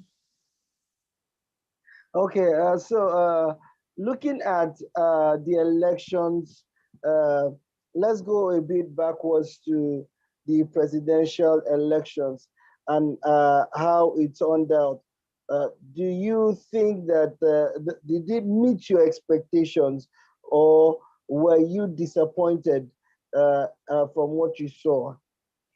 Well, the elections, the voting, the turnout, it met my expectation. I expected such massive turnout from people. The interest was there. And you know, Nigerians, they found this as a majority of the youth, the people found this as their only hope. And we did tell people, get your PVC, it's opportunity to make a difference. And people worked hard to get their PVC, people got their PVC, and people came out and they voted and they defended their votes. So that was, of course, as expected. Where things went wrong was the institution. The promise INEC made, INEC failed completely. In all the things, I mean, the people who worked at the polling booths, the INEC officials, they accredited people, they gave them the ballot papers, they voted. So all those went well. But then in the transmission of the presidential, everybody knows what happened. And then you haven't got all the things transmitted. And then you announce what result are you announcing? Knowing very well that you had supposedly, I mean, the language they used, they had a glitch, right? You had a glitch announced. So what were you announcing when you know that you haven't got all the data? So that is the issue is, and it knows that is people were deceived. People didn't want people to come out for this because they said, let the president resolve. If that wasn't sorted out, but we encourage people still go. I mean, we have to go to gubernatorial. And we see what is happening everywhere in the gubernatorial right now. The gubernatorial elections are even violent. That is real violence in places like Lagos.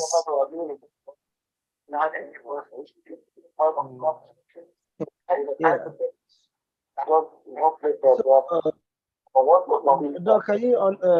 Dr. Joe, can you please mute so that, yeah, thank you.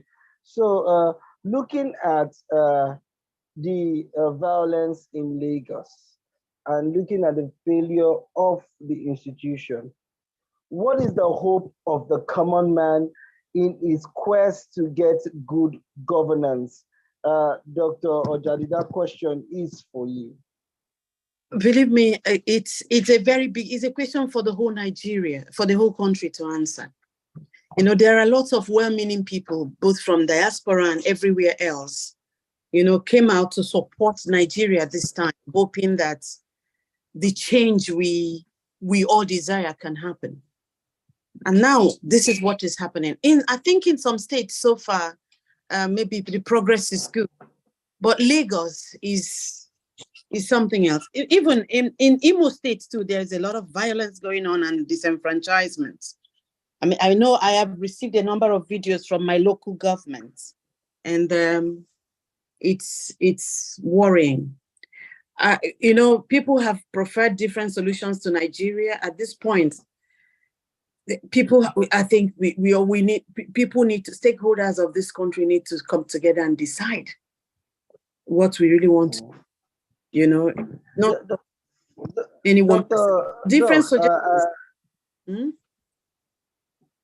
There's a way you are sounding. Are you in favor of a revolution, or are you in favor of a restructuring, or are you in support of a secession? What would you think in these three options would be the best approach to Nigeria's institutional failure?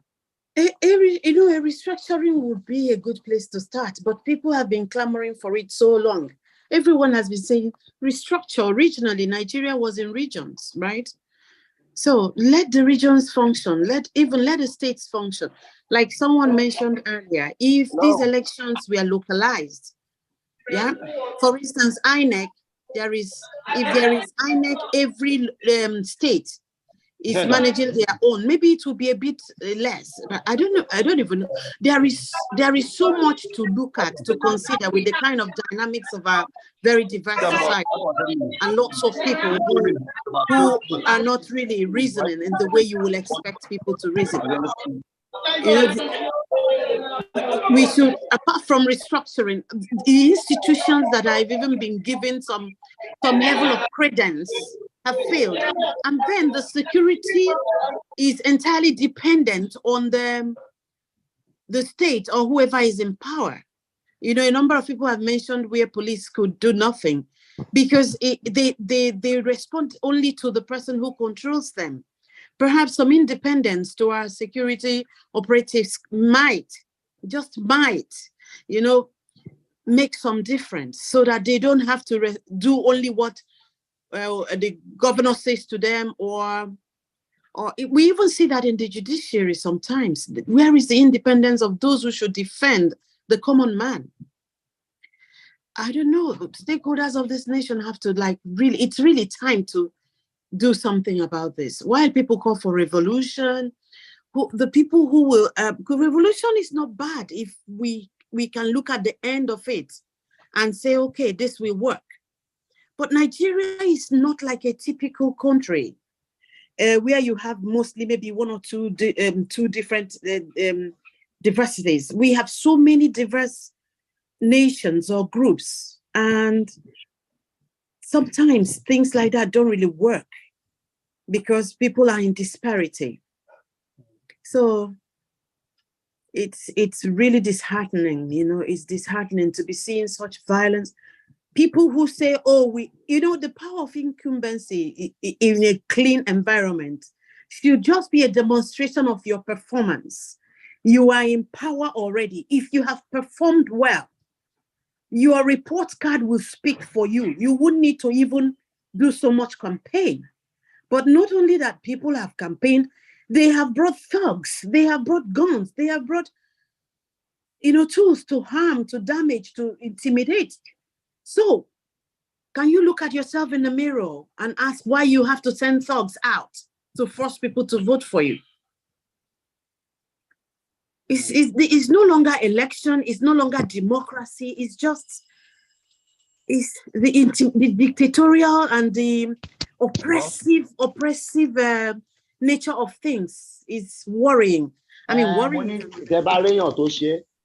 Hello? Okay. Thank you, Doc. One of the candidates running for House of Assembly just joined us. Honorable Bidemi. Thank you very much. Honorable. Thank you. Well, Doc, we're still coming back to you. We just want to take a live report from Honorable. Hello, Honorable Bidemi. Hello, Honorable. Hello, Honorable Bidemi. Okay. Hello, Honorable. Okay, I'm going to mute you. Start, I can send this in me. Ben.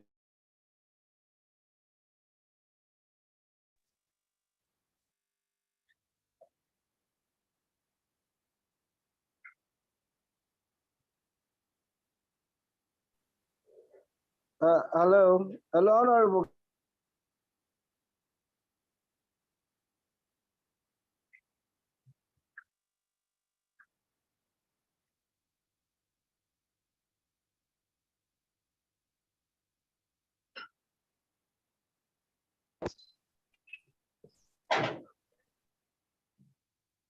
Hello.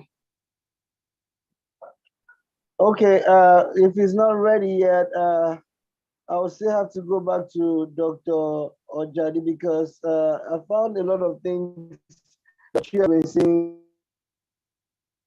A lot of things you're saying, Dr. Ojadi, is very interesting to me. And I really want to know, do you think that the young generation that make up the highest number of voters, do you think that they did enough in this election? Do you think that they participated? Do you think that they came out? And in what ways would you want to channel their energy if you had the platform to speak to them in general? Okay. First of all, the turnout from what I'm seeing from the reports, it's not as much as the presidential, but I mean, I still say kudos to people because they did come out, despite the threats.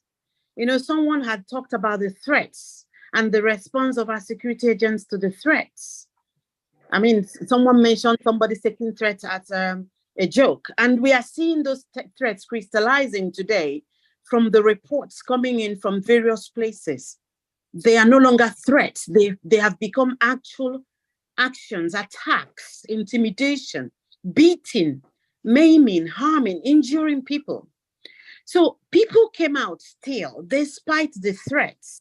So I say kudos to Nigerians. I mean, the Nigerian youth have really been great. And they keep saying, this is our hope. What do we do after this? So yes, they did. They came out. If things happened the way they should, people will be happy that at least we did our part. We performed our civic responsibilities. But that is not what is happening. And then what else would you want people to do is either they fight back or they stay safe. Now, there are two things about fighting back. In places where they fought back, you could see, one, they had security, they had some presence of armed police or military. So that helped them. There are certain estates that I've seen their videos where they kind of, so it's not really that they fought, they had support. They have the security infrastructure to gear them up, to say no to people who came to disrupt their voting. And we've even seen a video where someone was shot dead. All that shouldn't be happening. Now, in other places, these are just people who came out with their voters card. Men, women, youth, you know, peacefully. They have nothing to fight back with. How are they going to fight armed people? So you have to be alive. The people even have to stay alive in the first place to be able to even deal with the issues. So where you have people that are unarmed, they can't fight someone with arms. They can't fight people who come out and you know, they come as a mob, the thugs, and they attack. In places where the crowd outnumbers those thugs, they actually, you know, stop them. So yes, our people really are trying. Nigerian masses are trying. They are trying. They are doing what they can do in their circumstances. And all the circumstances, they vary. It's not the same with every place. Some more middle class, upper class places are able to get more support and able to, you know, manage the things more than some other places. All right. Thank you very much, Dr. Vivian. Just say We'll Vivo come J. back to you. Vivo J. For this movement, Vivo J. That's what. Okay. Vivo J. Vivo J. Vivo J. I like that one. Honorable, are you there? Thank you very much. And I really thank you all. I might not be here all through because I have another meeting. So I thank you all for what you're doing, saying it out there so people can, you know, hear. So thanks very much. All right. Thank you. Thank you very much, Vivo J. All right. Honorable, are you there? Yes, sir. Honorable Binemi. I'm here. Well done, sir. Yes. Okay. Honorable Bidemi is a House of Assembly candidate under Labour Party in Ondo State. Honorable, please tell us, how has it been? How's the day been in the field? Well, we started well, but I think the ending is becoming brutal. From the reports I'm getting, they have can you turn on your video? Can we see your video? Okay. Sorry.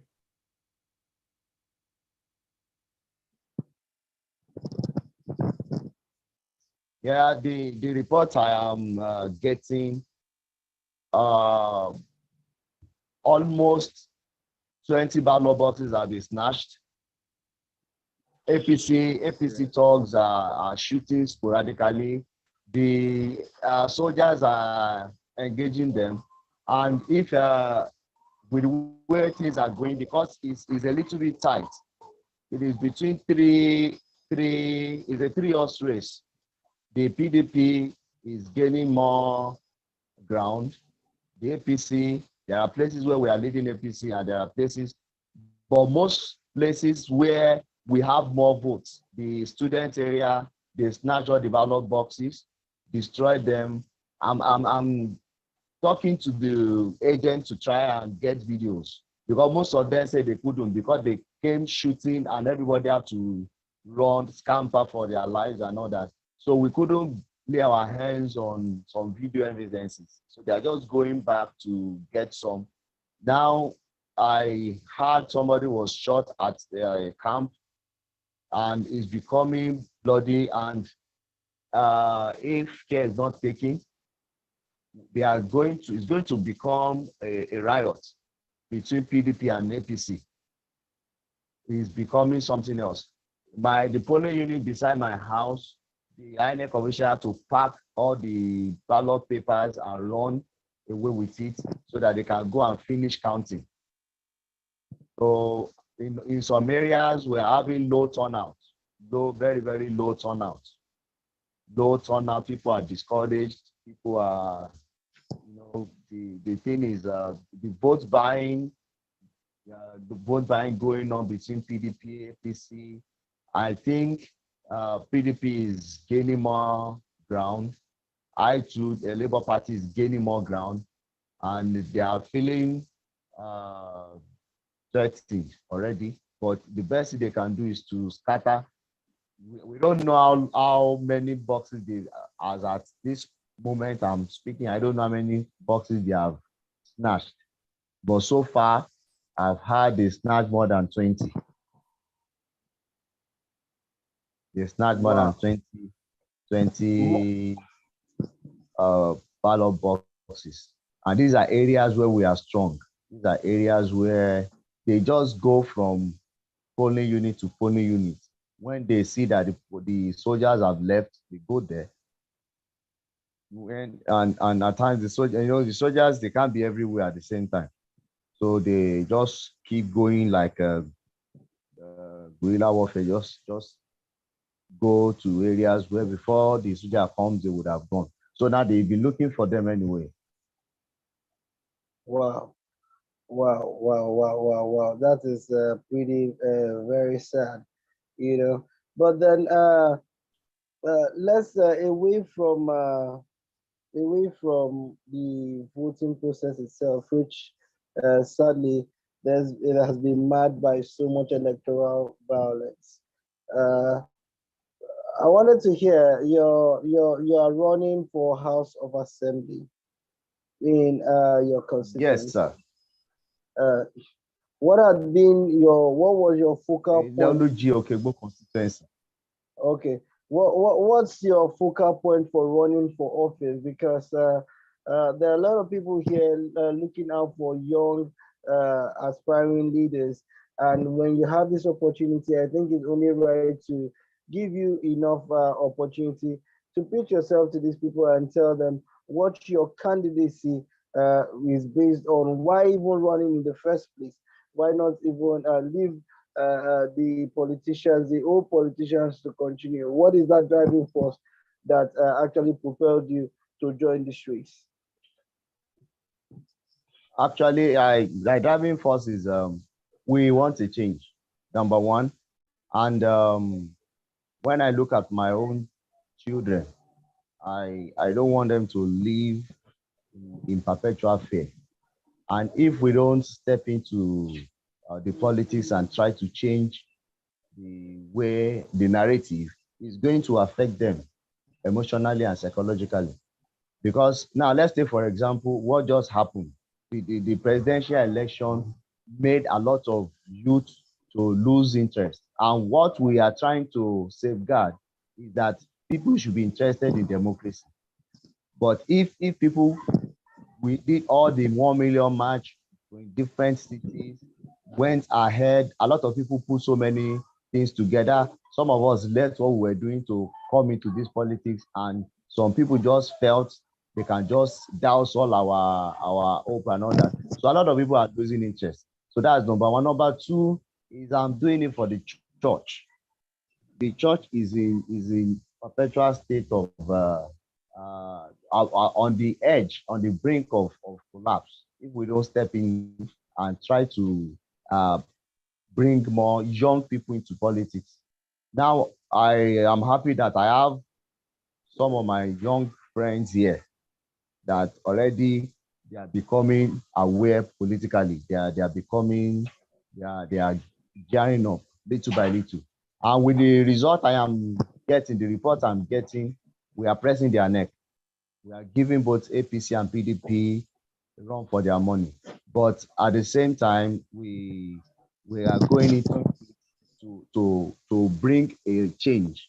We cannot continue like this. These are the things that made me to sit down and say, we can do it. Peter Obi gave us he is the one leading the pack, and we have to follow.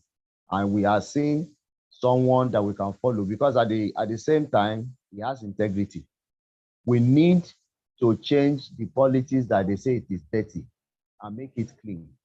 So these are the reasons why I decided to join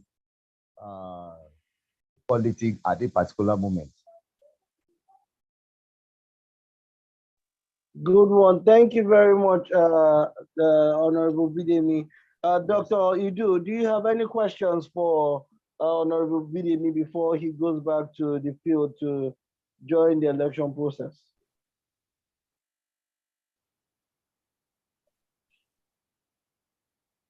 Dr. Idu. Hello, Dr. Idu. Do you have any questions? Okay, does any other person have any questions before we allow Honorable Bidemi to go back? Okay, yeah, Viv OJ has a question. Yeah, Viv OJ. Okay. All right. Honorable, thank you very much. My question is very simple, and it is what we are calling for. And in the women wing, we started calling for a cancellation of Lagos. Considering the situation, considering that most places are experiencing disruptions, wouldn't you rather feel that Lagos elections should be cancelled and then rescheduled on a day when no other state is having elections, so that the security apparatus or forces and military will be fully deployed and, monitor and safeguard all polling units in order to have a better election? In as much as we still, it's not everything that we have hope in, but don't you think it will be a better thing than what is going on today? Because what is going on today, I don't think it will be acceptable to any well-meaning person.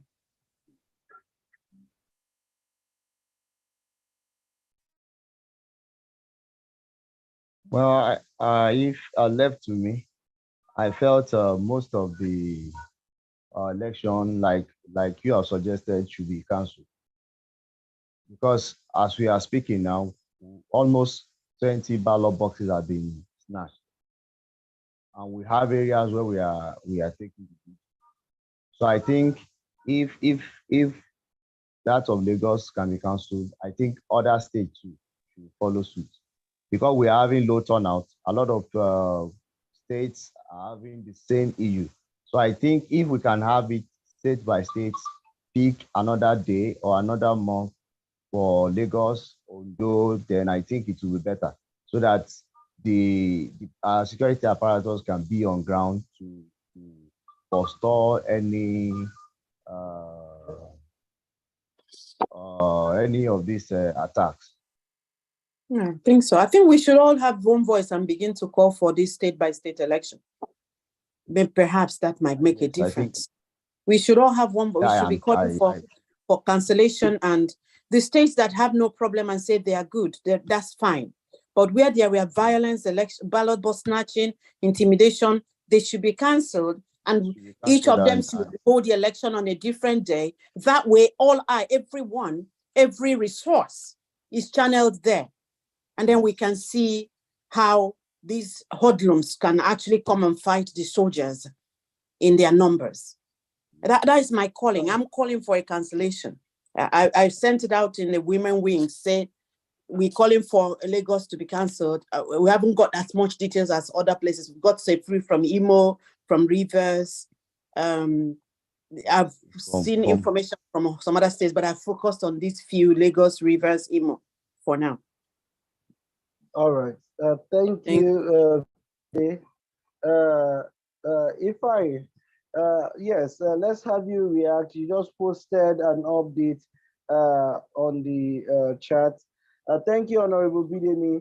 We'll catch up with you. If you have to get back to us anytime, please feel free to come on back on. But right now, let's continue to go for your elections. Thank you. We wish you Godspeed and all the best. If I, can you please take over? Let's hear your thoughts and your updates from River State. Yes, I think I align my thoughts with that which Vivoje has stated, and even the Honorable. The election is marred with violence, and not just violence, but with voter suppression. The conduct of the election is abysmal, to say the least. You know, if this were to be a common entrance or WAEC exam or JAM exam, is automatic cancellation. There's no two ways about it. And we are here trying to elect people that would govern, that will lead us into a new era, into a new dispensation. And it's mad with all these irregularities, fetish actions.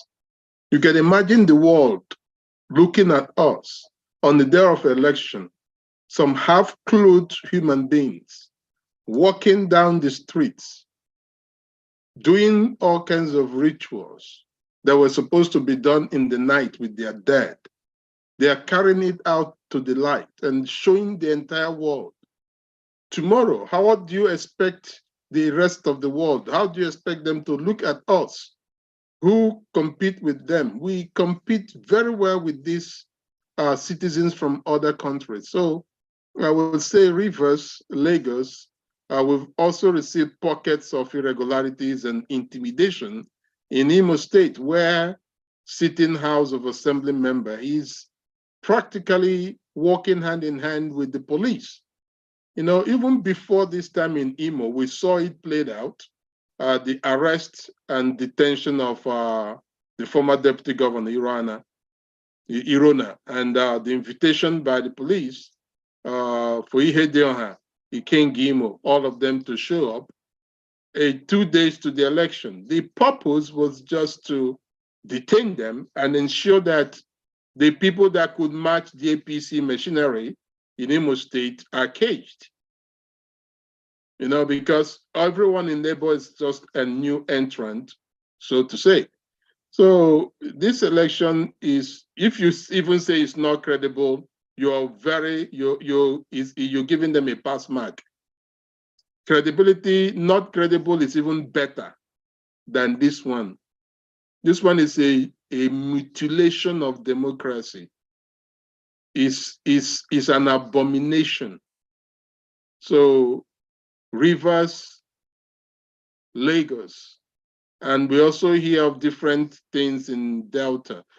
We saw some clips from Mina, from Niger State, how people were scampering for safety. So the foundation is already faulty.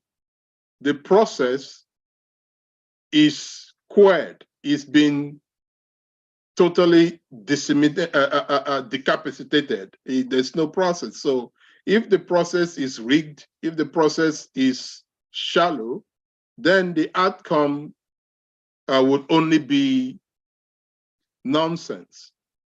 Even going beyond just the state and local government elections. When you look at the presidential election, I think that opened the eyes of APC, the ruling government, the ruling party, because they least expected the outcome of the presidential election. So now they are making up for their lack of preparation, for the lack of releasing their attack dog, which they are doing today. And it behooves us Nigerians to rise up and say no.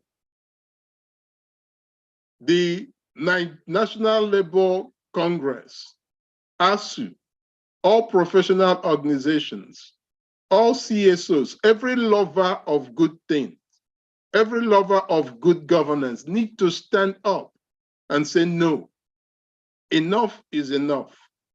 We are not going to take this any longer. Let's cancel this because it's not credible. The Nigerian Bar Association, their reputation is at stake. I read somehow the report from the Nigerian Bar Association, their president, which was totally contradictory to the ones the main people who observe it wrote, the Nigerian Union of Journalists. So where do we start from? Our problem is just so many. The people that are supposed to speak for the common man are in bed with these crooked, corrupt politicians, the journalists that are supposed to be the third force or the fourth estate or whatever, or the fifth columnist. They write based on the amount of brand envelope they receive. You know, and we've invited so many things in our politics that is actually affecting us today. We're a sitting state governor. We use the state money to build a secretariat for NUJ. So how do you expect this same NUJ that is benefiting from the largesse of the governor to write anything contrary to what's going on? So you see, our problems in this dimension is just is hydra-headed. So to remain focused, I think it will be good for us to say, cancel this election. Since our police force, we have limited police force, maybe we can say, okay, every Monday we'll be conducting election from one state to the other so that we can focus the attention, the machinery of the security agencies to Lagos, where at least every polling station will have a police officer, a civil defense man, a military guy, a naval officer, an Air Force guy. Let them all do it because this is war. Let them just come there and stay, protect the people. If you cannot protect your citizens, then what are you there doing? You cannot protect us from kidnappers. You cannot protect us from Boko Haram. You cannot protect us from ESN. You cannot protect us from Ebubago. You cannot protect us from unknown gunmen. Again, election, you cannot even protect the citizens. Then what is the government doing? Why should they even answer government? Why should I be proud to call Buhari president? Why should I open my mouth where they take chop yam and oil? Call Tinubu president-elect. Why? It's an abomination. In it, not even they hang me for mouth. Eh? You cannot protect these individuals. We're supposed to go to the pool, sit down, relax, do our voting, come here, go back home, and wait for the results. You see people being macheted, running up and down. Every place is just, you know, it's sad. It is sad. So I join other people. You and I, we can no longer sit on the fence and say them, they. No, we have to get involved. And getting involved is now. It's today. It's not tomorrow. It's this evening. It's this very point. You know, we do it in a peaceful, strategic manner, not in a manner or in a way that would expose our young people to danger. You know, so I would like to have heard more from the Honorable, because I wanted to find out what he will do if peradventure at the end of the election he emerges the winner. What will he do differently to ensure that things like this will no longer happen from that level? It's time we start holding every one of them accountable. Thank you.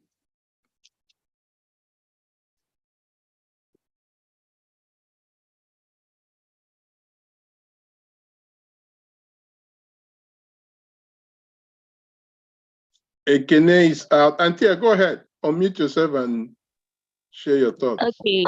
Okay. I want to ask, or I want to just say, the truth is, in this country, it looks like nobody is listening to us. Nobody is listening to anybody. The government is not listening to the masses. The security is not, they are not listening to anybody. They are only listening to who is loading their pockets. So for you to say, let's keep saying this, I don't really know. Sometimes I feel we should match them arm for arm, machete for machete, because the way, I know that is not the way to go, but the way things are going, we just sit back and still say, let's report to the government, let's report. It's like a child that goes to school and every day the child is beaten, and you go to report to the teacher and the teacher is not doing anything. Sometimes if the child stands up for himself, I think the other child will know that, okay, this child should not be messed with, because the way I am seeing everything, we already saw this in presidential, and it's happening again in the gubernatorial. Now, who are we telling? They say we should cancel election. We have been shouting since they should cancel the presidential election. Nobody has said anything. In fact, they even went ahead, did the announced the winner. So it's really frustrating. You understand?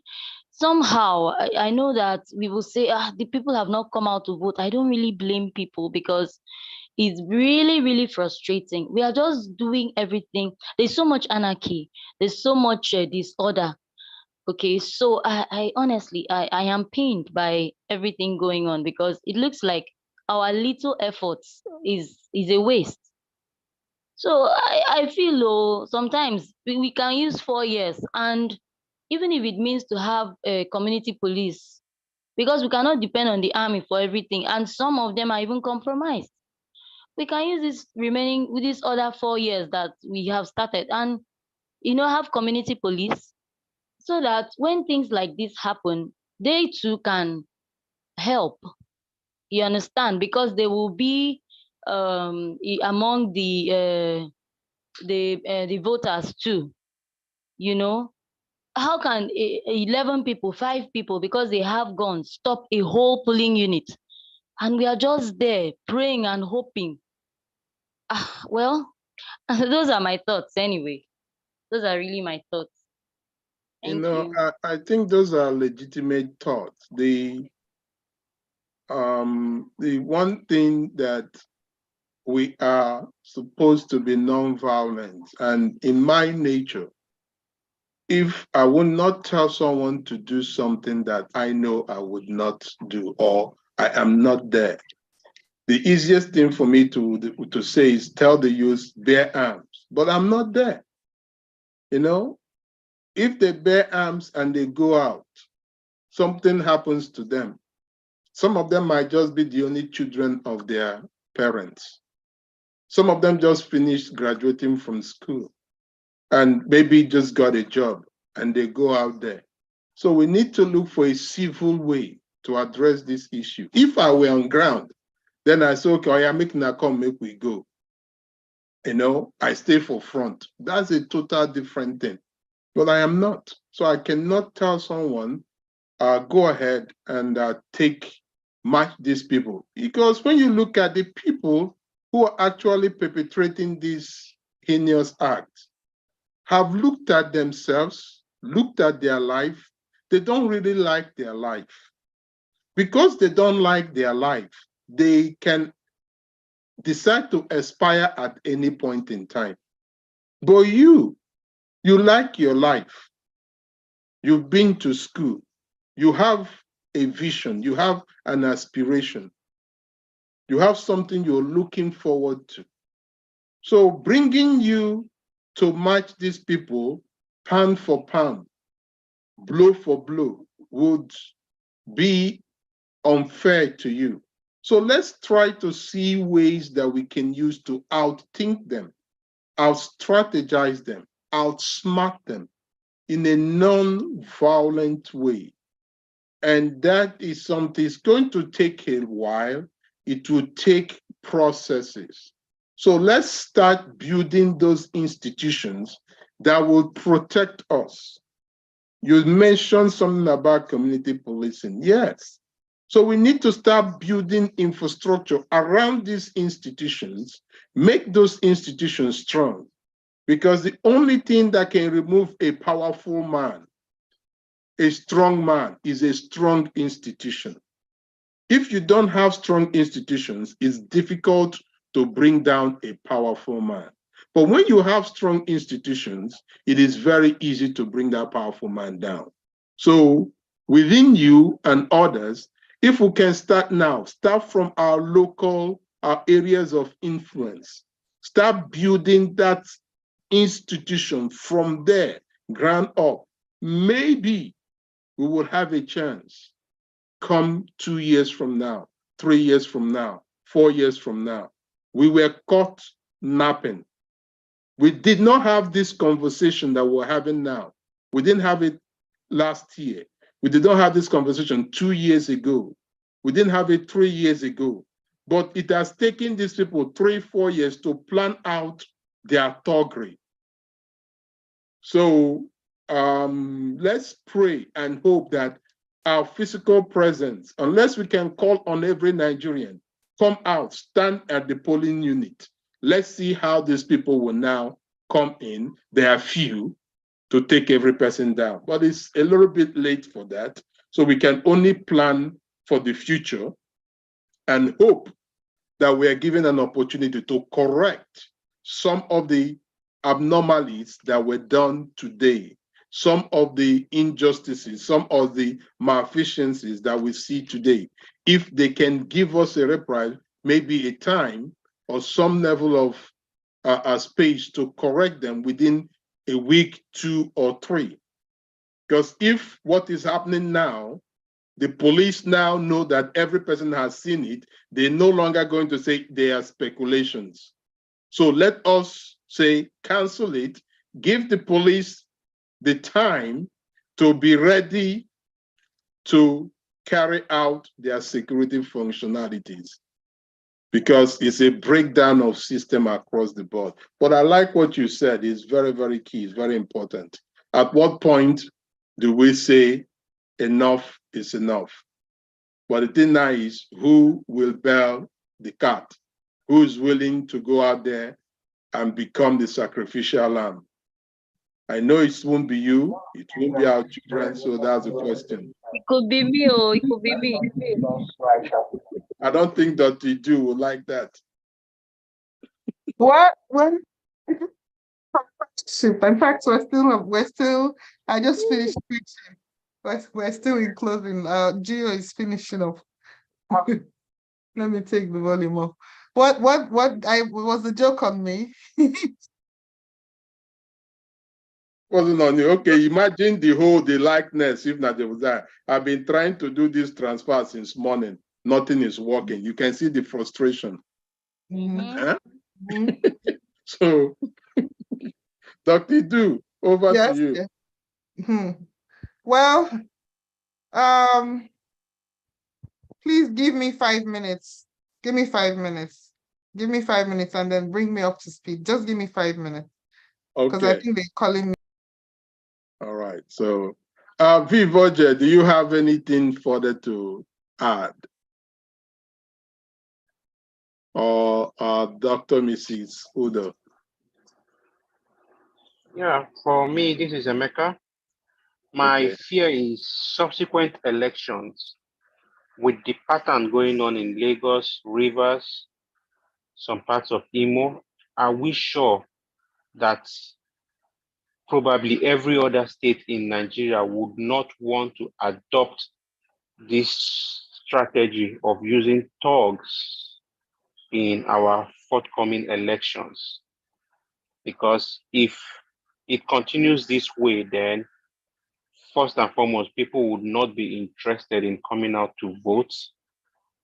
And that is the end of democracy, because it would just remain substitution. Anybody that wins a party ticket is sure of winning the election, you know, or whoever has the higher number of thugs in a state becomes the leader of the election in the state, and that would continue to promote impunity in our in the country. For me, I think even Labour Party, I saw a petition, you know, though not I have not authenticated it, you know, where they wrote a petition, you know, for some of the people that issued out threats. You know, if those petitions could be followed to the later end to see that one or two people are used as scapegoats, you know, that the prosecution is done to, you know, scare others that might want to go the way of intimidating voters, trying to suppress votes, or, you know, trying to disrupt voting processes. You know, that would go a long way in, you know, trying to curtail these negative vice in our politics. Thank you. Yeah, for me, I'm still hooked up here listening in between. For me, I've already spoken on what I thought. Hold on, let me, I'm rinsing up something here. Which is, you can call it any name you want to call it. But the diaspora should be under 1/10, diaspora tent, and know what happened and know that key into one body that will secure the election. The voters have a parallel system to INEC, where a live result will be uploaded as is happening with the script. Have a central body there or two, okay, just in case one malfunctions. And be ready to take care of anyone who loses their life or injury or their properties. And if diasporans, after looking at what is going on, can simply pledge. It's a big campaign, pledge. If it's maybe student $10 a month or $5, and then others will start at, you can even lower it, start at $10 a month or $20 a month. Every month, people will make the net money. All the chairs, all the president of all those diaspora group will be board of trustees of this. And we're talking something that Rome is not built in a day, as they usually say. And so it's a process. If we start this year, by next year, we could be talking about so many millions, in the hundreds of millions of dollars.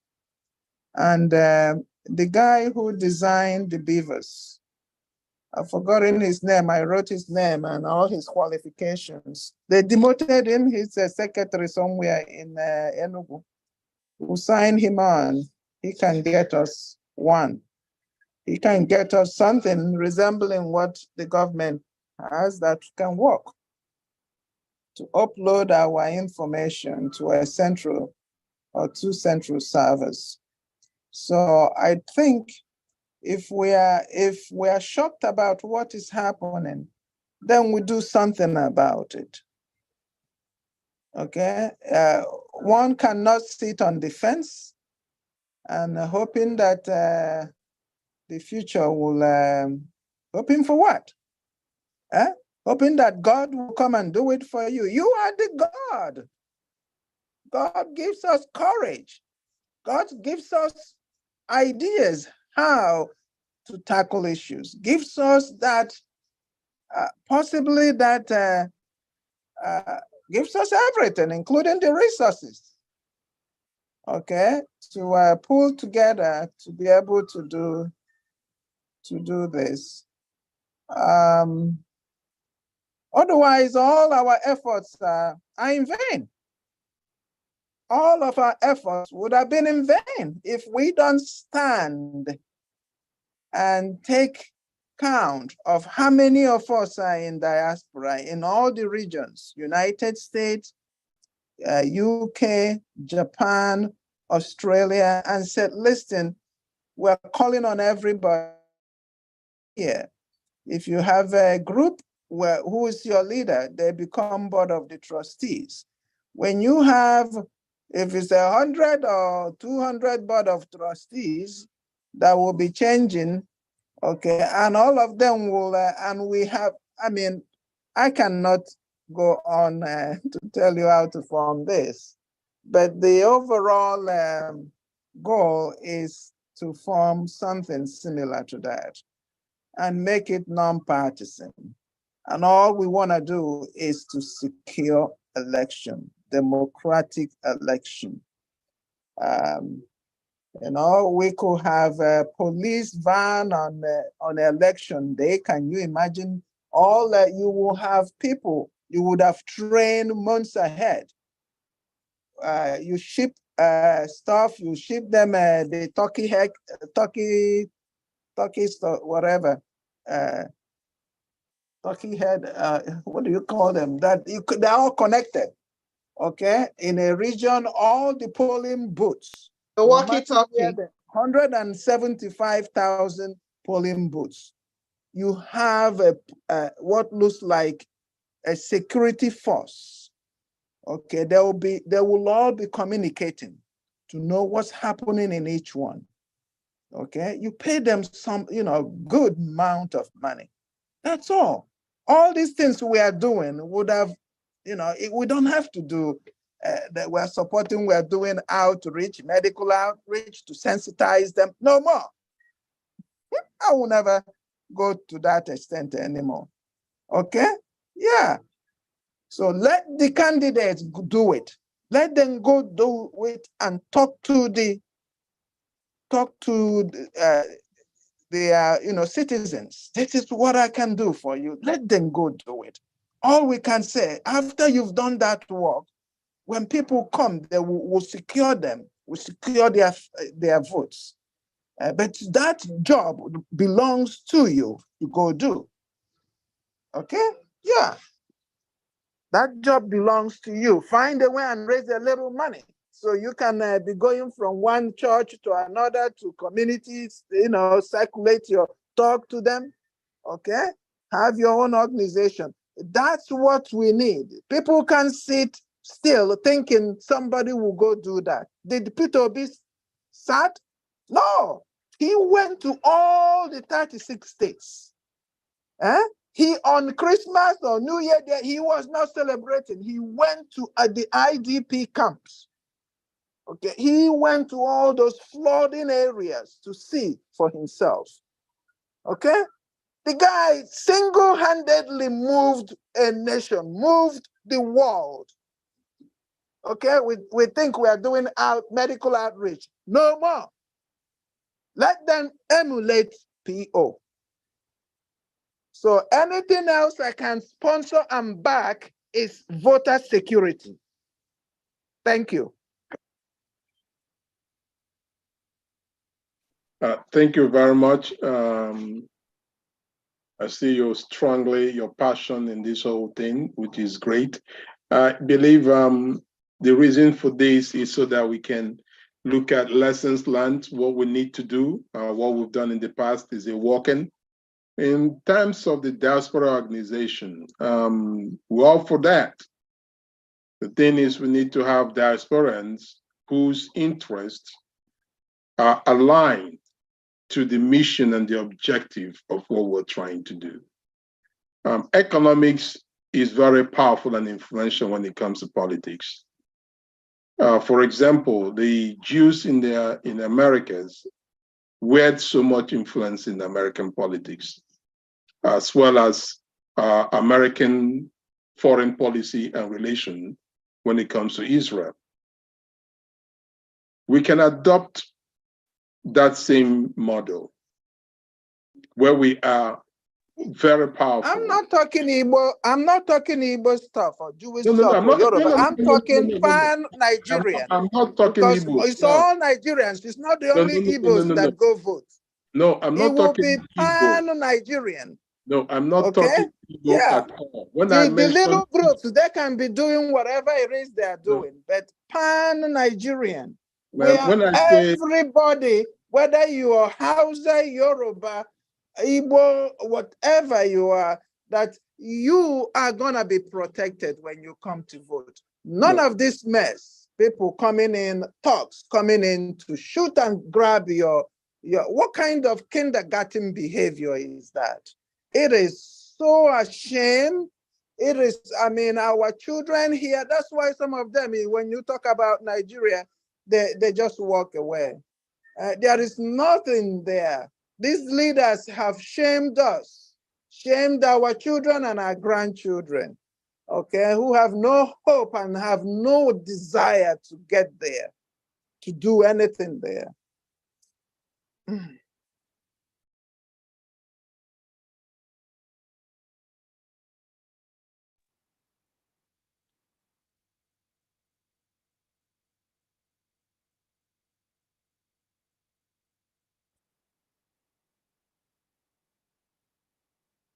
Go ahead, Viv. Your hand is up. Okay. Go ahead. Your hand is up. Go ahead. Oh, okay. Yes, I was just referring, she kind of cut you off at some point when you wanted to talk about economic independence and the power, economic power holds in lobbying or influencing decisions. Yeah, so I think I was getting your point. And yes, of course, you didn't mean just Igbos, you meant Nigerian communities in diaspora building themselves into formidable forces to be able to influence things. I think that's where you were going.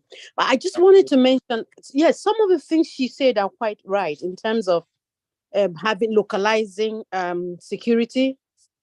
Yes, but the idea of part of what we are ashamed of today, it's because the leadership of Nigeria was left by those who should actually have been in politics from all this while. They left it for hooligans. So this is the result of all our, all of us, all the people who left things in the hands of hooligans, in the hands of people who shouldn't be in power to be in power. So everybody should be part of, resolving this mess. So the children that they don't want to hear is because we didn't sow the right seeds in the beginning anyway. So we can't leave it to, for instance, if we say, oh, let each candidate go and run the show, right? We are now putting it back in the hands of those who have stolen money and have enough money to run the show.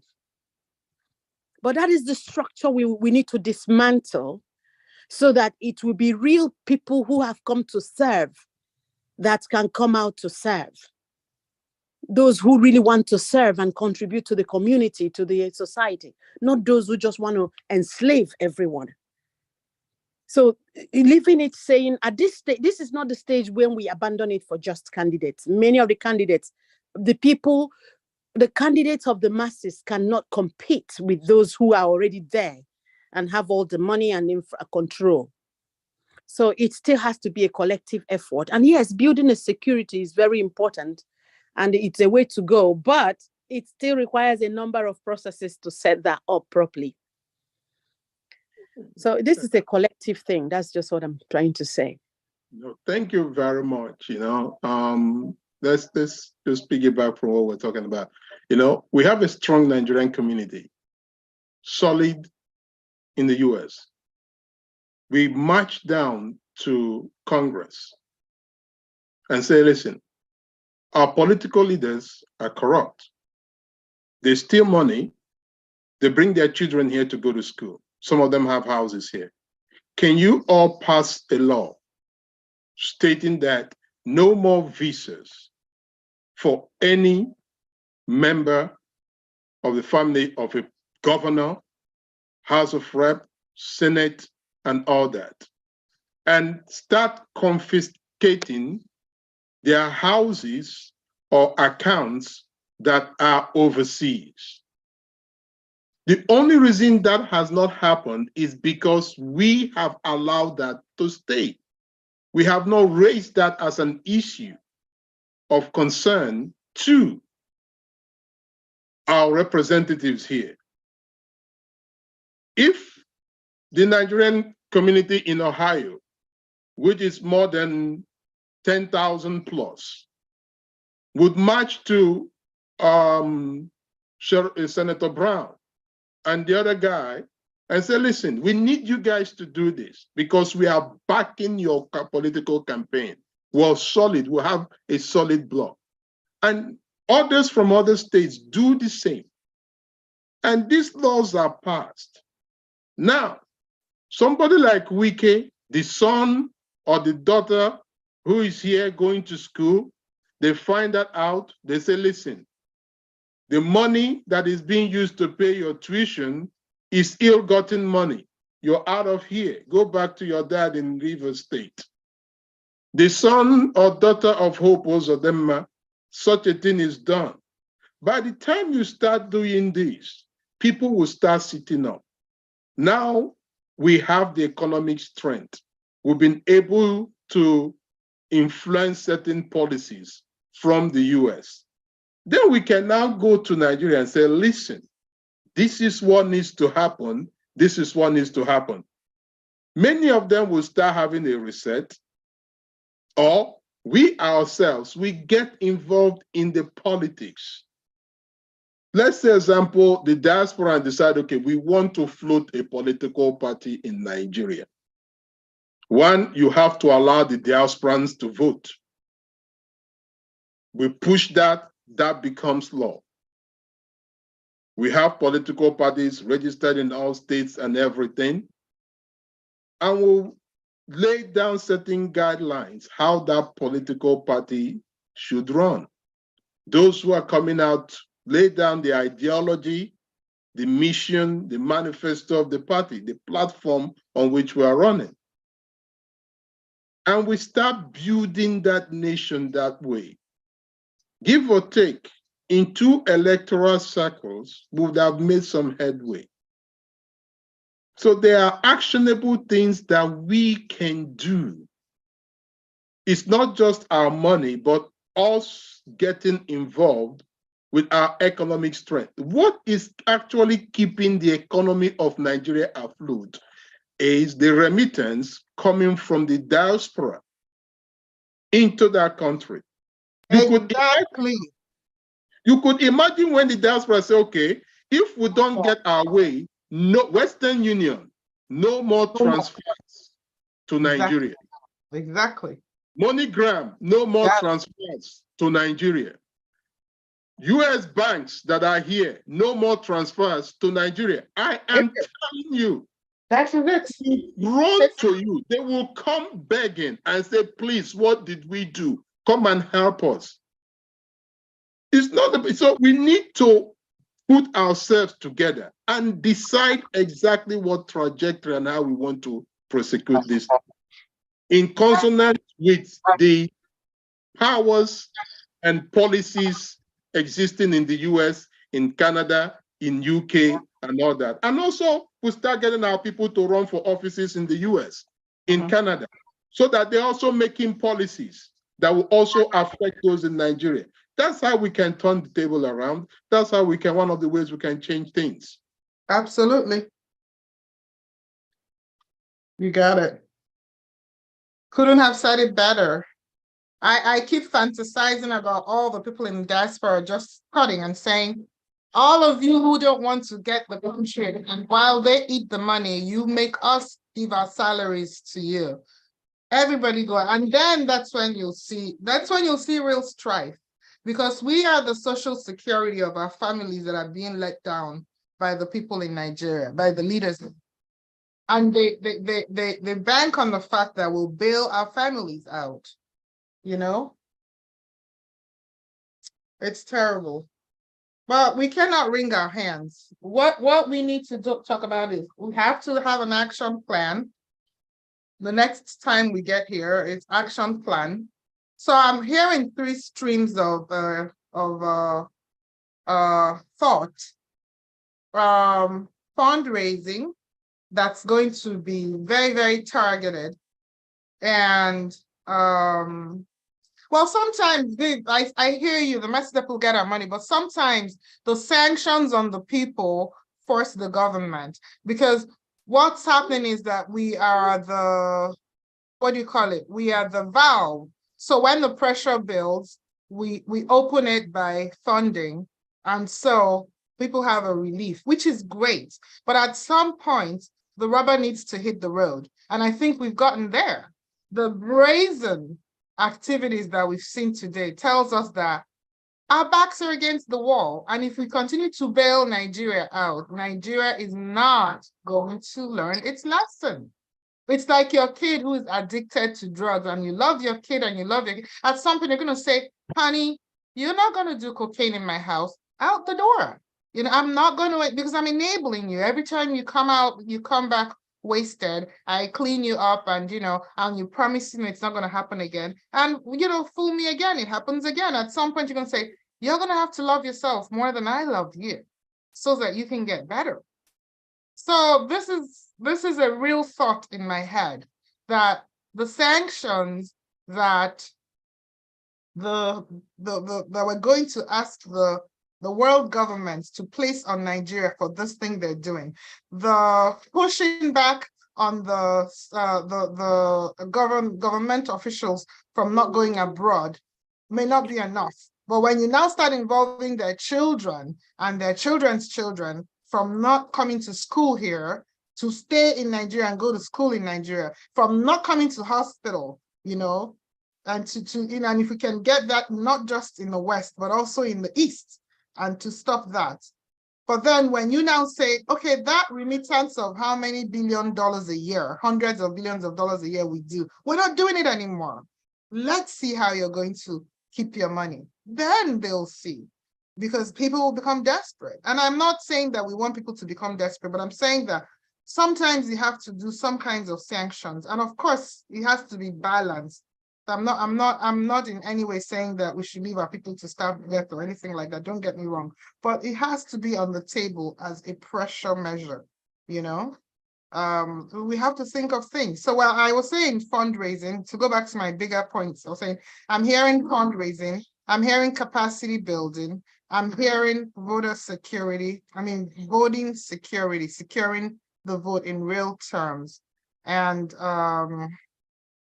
lobbying, advocacy. Those are the 4 big things I've heard today. And I think we need to start thinking about it in concrete ways that can lead to policy. And we need to start thinking about a mega body, that Big 10 diaspora, but it's going to be lockjam solid. It's going to be like a world corporation, not something that today you hear that this one has pulled the other one to court and they're in court over millions. No, it's going to be done like a trust, a proper trust that nobody can touch.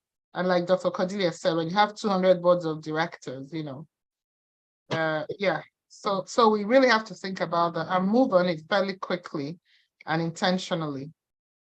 If we do it right, like I said, world vision, all of us, you know, do that.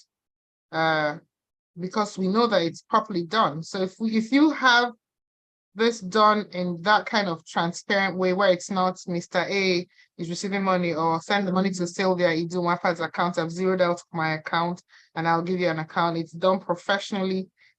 Everybody can see that. People will respond, because we are tired. I'm tired of sharing my salary into 3 every month. You know, of course it can be done. You know, it doesn't have to be the whole 1 million people immediately. You start with the people, you structure it properly, and then you go. Well, you know, whenever you see, what happened again in some states where they asked when segregation came up in one of the southern states, and they asked them to take down busts and statues that were offensive to the African American experience. And the mayor, I think it was the mayor or the governor, refused. When either the banks and the sports stadia pulled out of their city. So she was looking at losing 10,000 to 50,000 jobs and gazillions of dollars. Oh, she came out and took those statues down quick and made an apology because she couldn't afford that. If she lost that much jobs and that much money coming to her state, she wasn't going to win the election. So you have to find what is important enough to your leaders that will make a turnaround. Everything else you're talking about is crap. Go and protest, burn a building. Don't care. You have to find what affects them. If you march on the street for 100 days, they don't care. Did you see what happened when there was a threat of unknown gunmen or kidnappers in Abuja? They even opened their mouth to say they were going to impeach the president because the fear was that Abuja is no longer safe. It was personal threat to them. They shut it down right away. They shut it down right away. So this is the point. When we were building all these apps for the election, I called, because I was part of the presidential tech team, I called them and I said, all of these plans are great. We're going to monitor this, monitor that, but this is what happens. That when America is looking at terrorism, they call all these crime writers, criminal novel writers, right?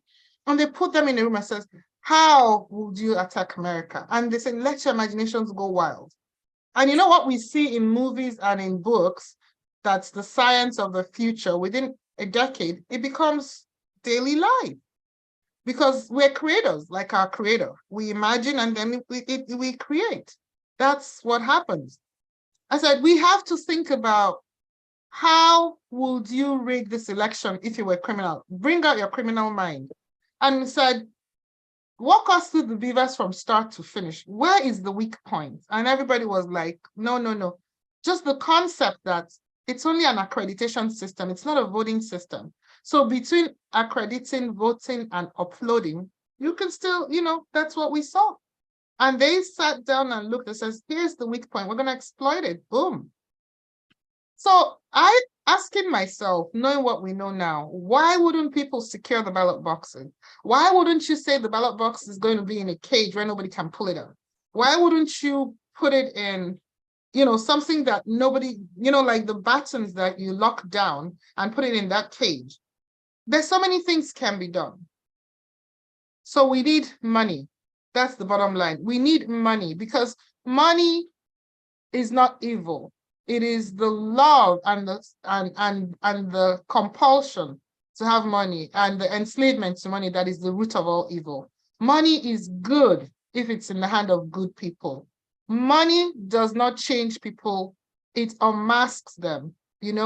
Money magnifies you. If you're a nice person and you get money, you do nice things because you do nice things at a larger level. If you're an a-hole, as Will Smith would say, and you get money, you become a class a-hole because now you have the ability to do that. So what we really need to do is put the money in the right people's hands so that they can do the right stuff for our country. So Dr. Cordelia, I am 100, I'm right there with you. We've got to do this institutional fundraising. Yes, I know, but why would you keep the most precious part of your policy in a rubber box on a table for any moderator? I saw some Okada riders that go.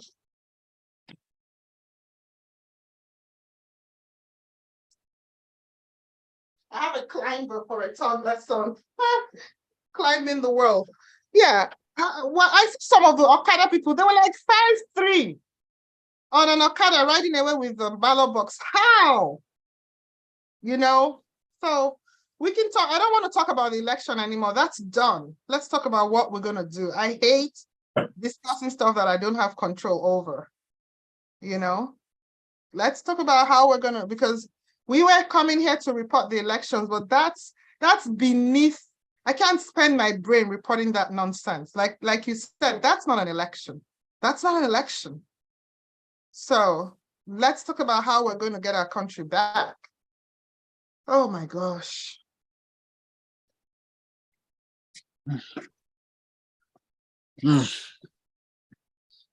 Just a pain. So sad. You're welcome. Oh, yeah, we were going to count the party votes. We're going to be non-partisan. We're going to report everything, but it's just a hijack. It's not even I mean, the other one was an election that people played tricks. This is just a heist. Simple. Animals. I feel like we need to start hashtagging Jagaban, call back your animals. Like hashtag, shame on you, Jagaban. Shame on you, Jagaban. If this is the country you want to turn us into a country of hoodlums and cave animals, no, you're not gonna do it. And I'm saying it, I'm not afraid to say it. No. This is the party that you're the leader of, and you're the president-elect, and you can't even come out and say, this is unacceptable, put away this. No. Instead, you said, snatch it if you have to snatch it. Nonsense. Absolute nonsense. Thank God for Peter Obi and his temperament. That's all I would say. He's the bigger man. All right, well, I don't know. Do we see if we have any other reports, or do we want to take a break and then come back and wrap up? It's 5 o'clock in Nigeria. So most of the elections started early. Yeah, I think they should be, what they are probably doing now would be rounding up the collation. Yeah. The results are beginning to trickle in. Different people have started posting. Yeah. So we may take a break, people to stretch. But the thing is, if you do, then you will disengage. You have to log in, or do we want to keep the channel open and maybe just have some interlude music playing in the background? Yeah, we can do that. So from you. So I'm going to take requests. I'm going to look for not Bob Marley. You want to take some song requests, yeah? Yeah, well, I want to take Fela's election, but if you tell me, I'll find it. Fela election result. Which time?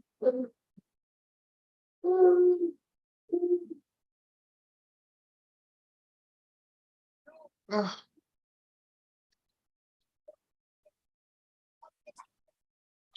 Well, I mean, if anybody else wants to say some stuff, Eberechi, do you want to tell us about your journey over this month? You've been quite engaged. Eberechi is an emergency room nurse in Michigan. She's one of my besties, sister for life. Can you hear me? Yes. Oh, hi everyone. Hello. Yeah, it's been very, very stressful, like very stressful just to watch. I haven't really tuned in for today because what I have heard is during our prayer meeting this morning from Dr. Du, it doesn't seem like things were going well, but my sister is texting me that at least in my own village that OT won and that OT is winning everywhere in Abia State. I pray that at the end of the day that will be so, because Abia State is one of the worst governed states in Nigeria. So it will be nice to put PDP and APC to rest for us. But the message that Dr. Du preached this morning, it was very uplifting, and she tied it to what is going on and how our principle is just like David. God called David and anointed him to be the king, but it didn't come.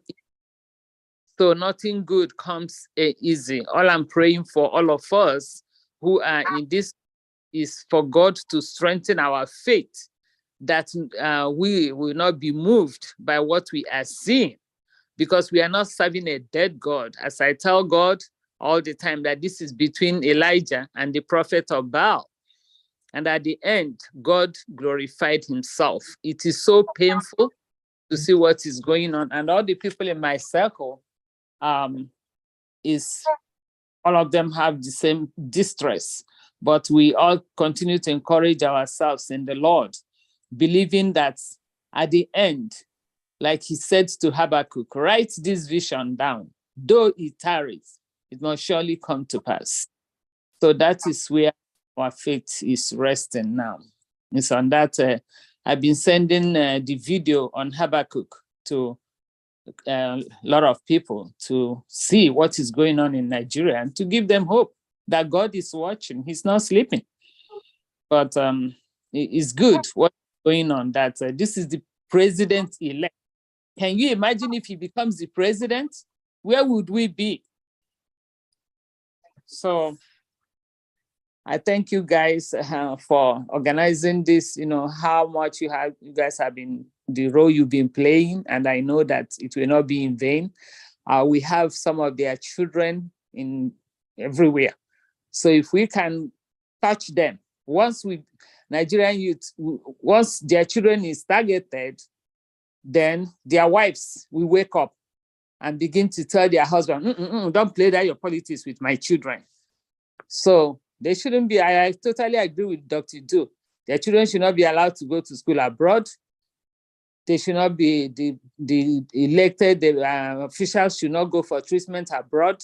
Let's squeeze them any way we can so that they will stay in Nigeria. So thank you. Right. I agree. I think my son is beginning to note that I've spent too long here.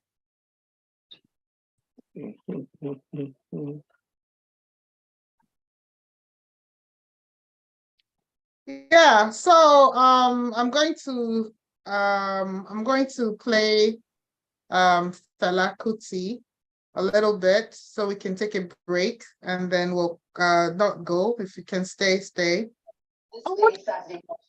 But it's not gloom and doom.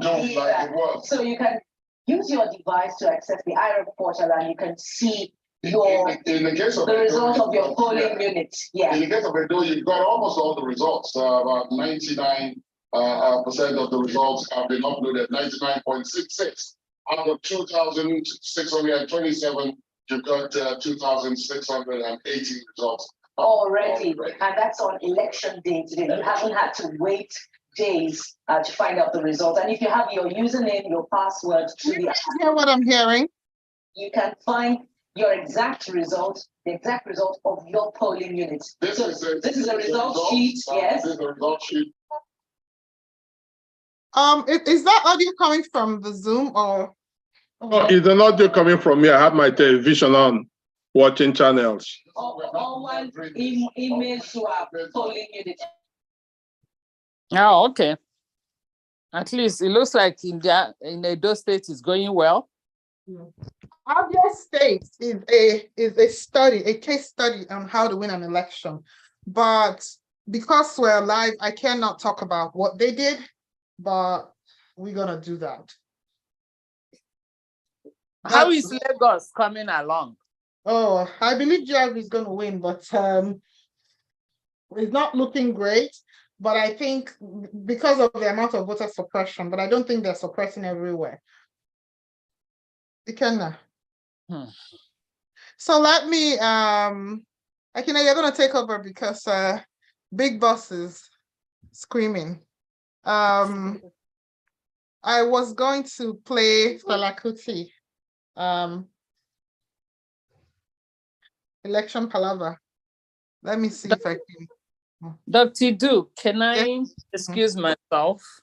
Yes. My daughter is going out. Let me go see what's going on. Okay. Okay. Thank you. Thank you, everyone. Okay. Okay. Oh, where is the volume? Okay. Where is the volume? Okay. I'm going to share.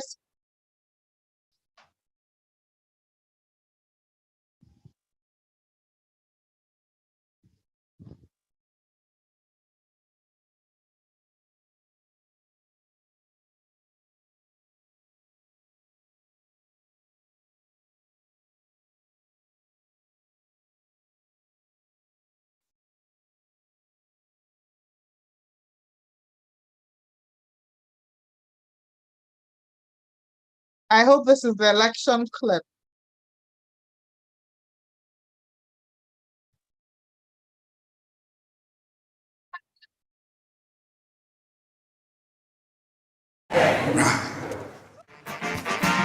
All of us before the election and the second election all in Nigeria.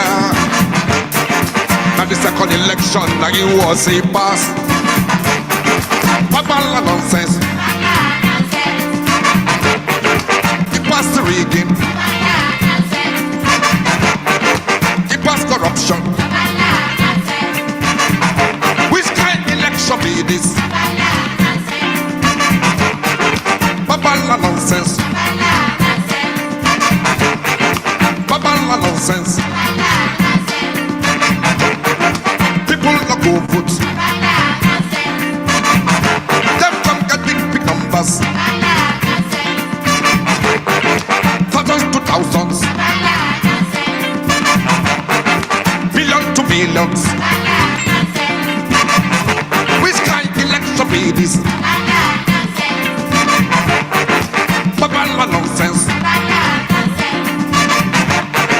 Babala nonsense.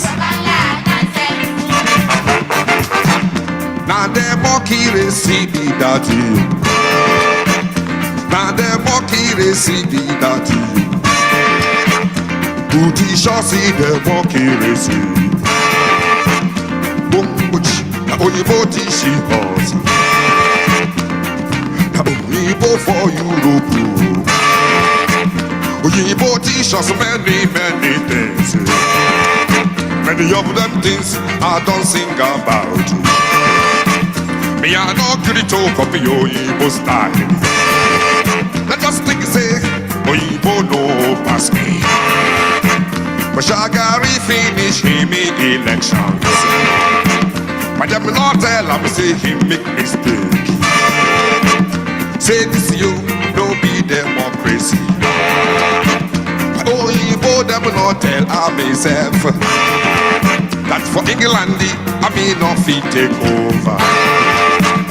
I come think about this democracy, democracy, democracy, crazy demonstration of grace, crazy demonstration. If he no be grace, why for Africa? As time they go, things just they bad more and more. Poor man they cry, rich man they mess. Democracy, crazy demonstration of grace, crazy demonstration. If good do teacher teach you something and the student make mistake, teacher must talk so, but Oyinbo not talk so. Now somebody them they support that means to say them teaching get meaning, different meaning, different kinds of meaning. That is why I say that is the reason of my song. That is the concluding of my song. I say, I sing, I beg everyone to join my song.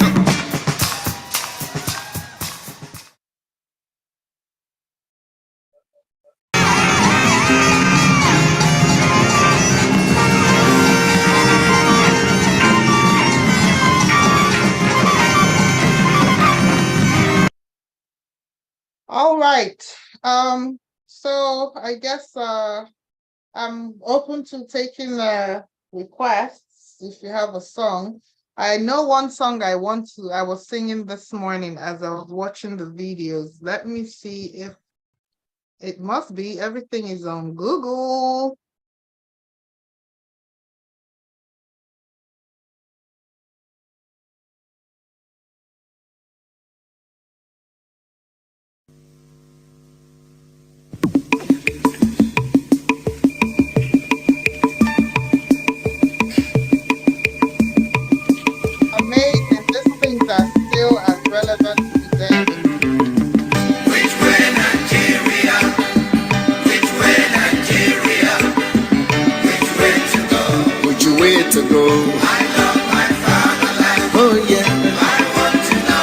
Yes, I want to know which way Nigeria is heading to.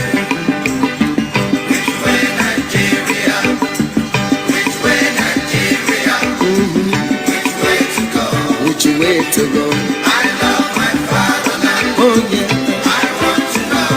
I want to know which way Nigeria is heading to. Many years after independence, we still find it hard to start. How long shall we be patient before we reach the promised land? Let's save Nigeria, so Nigeria won't die. Which way Nigeria? Which way? Which way Nigeria? Tell me which way to go. I love my fatherland. Oh yeah. I want to know. Yes, I want to know which way Nigeria is heading to. Every little thing that goes wrong, we start to blame the government. We know everything that goes wrong because we are part of the government.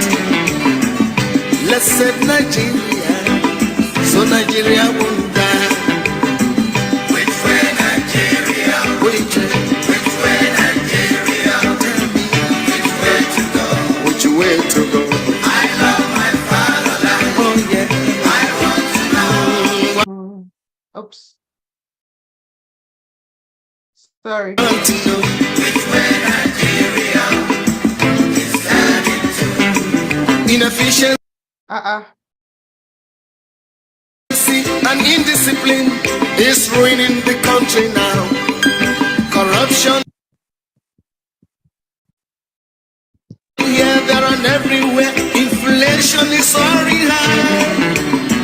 Let's save Nigeria, so Nigeria will Now, wow, this my DJ is not working on. die. Which way Nigeria? Which way Nigeria? Which way to go? Which way to go? I love my fatherland. Oh, sure, sure. I want to know. Yes, I want to know. Which way Nigeria is heading to. We made mistakes during the oil boom, not knowing that was our doom. Some people now have everything, while many, many have nothing. Let's save Nigeria, so Nigeria won't fall. Which way Nigeria? Which way Nigeria? Which way to go? Which way to go? I love my fatherland. Oh yeah. I want to know. Yes, I want to know. Which way Nigeria is heading to. Green revolution is a reality. Let's give it a chance to grow. Let's join our hands to farm the land so we can have enough food to show. Let's save Nigeria, so Nigeria won't die. Which way Nigeria? Which way? Hello, thank you, DJ IG on the wheels of steel. Really, Doing it really from bad. Really, Capricorn. really bad, DJ. But I want to try one other thing. I think, is it everything Jaga Jaga? Is that the Nigeria Jaga Jaga. Nigeria That's Jaga Jaga? That's the one I want to play now. Kareem. But we need to end on a positive note. So I want a praise song after this. Is this same? Yes, this is it. Okay. I hope they don't take me to an ad.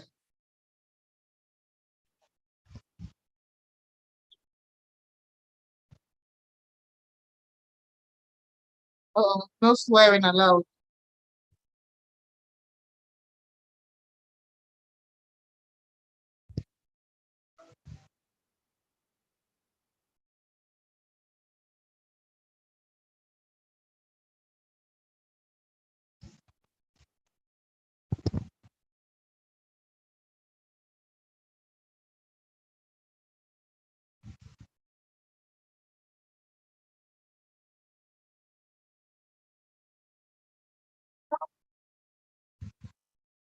Dear customer, the MTN number you dialed is not reachable at the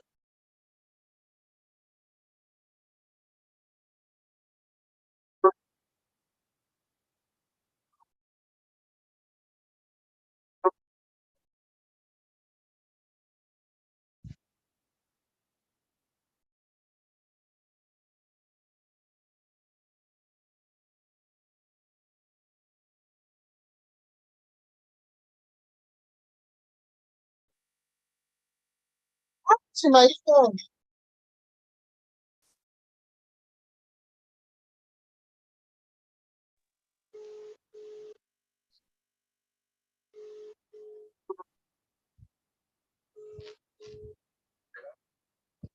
Yeah.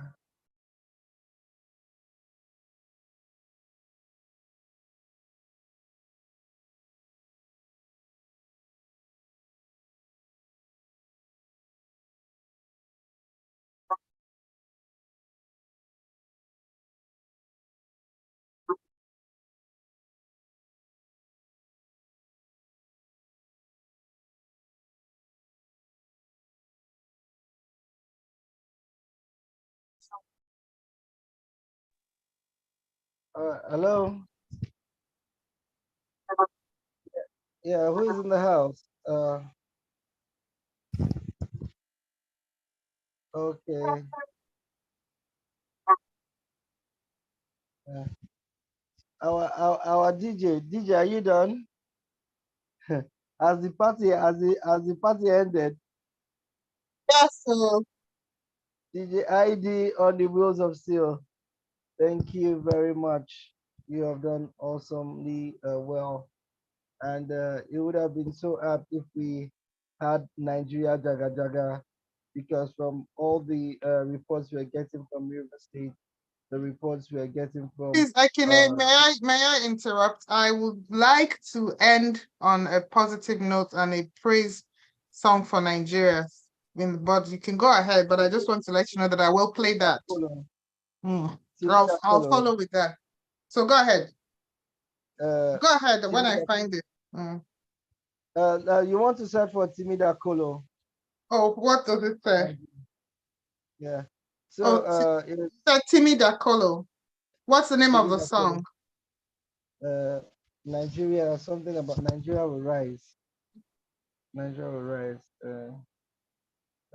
Or we live in one nation, or one nation. Yeah, that's a good one by Kolo. But then I think that you're emphasizing the resolve that Nigeria will rise above this watershed of mediocrity that we are currently. It's also by by him. Okay, good.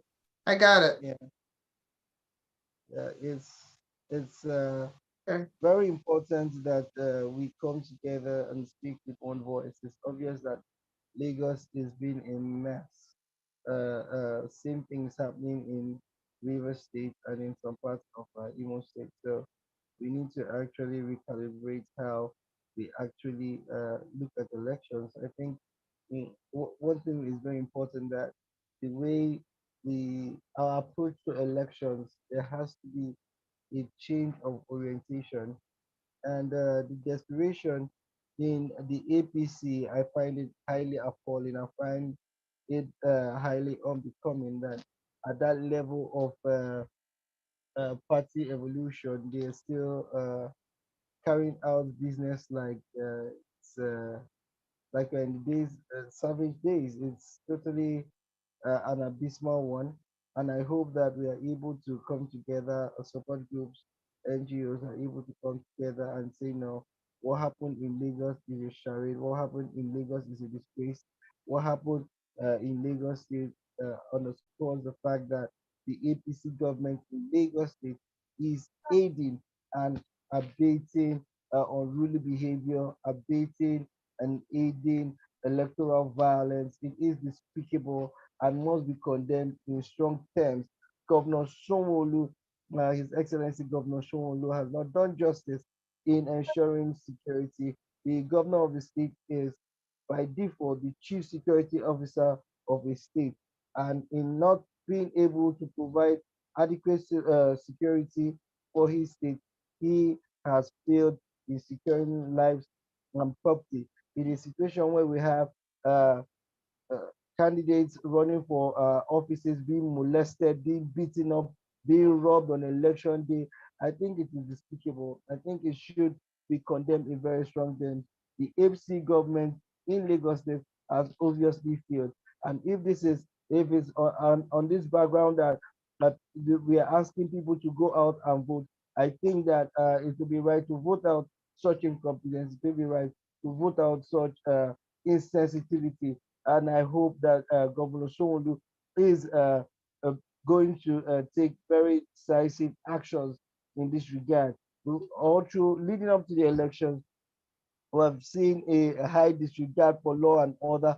Not one arrest was made in Lagos State, where we had several threats from the ABC government. People like MC Oluomo came out and openly made threats.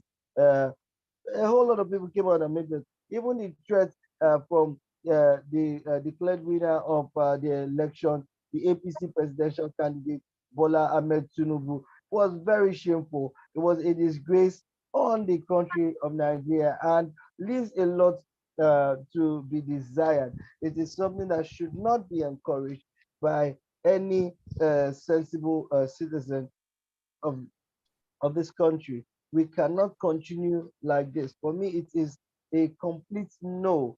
We cannot, we have to evolve.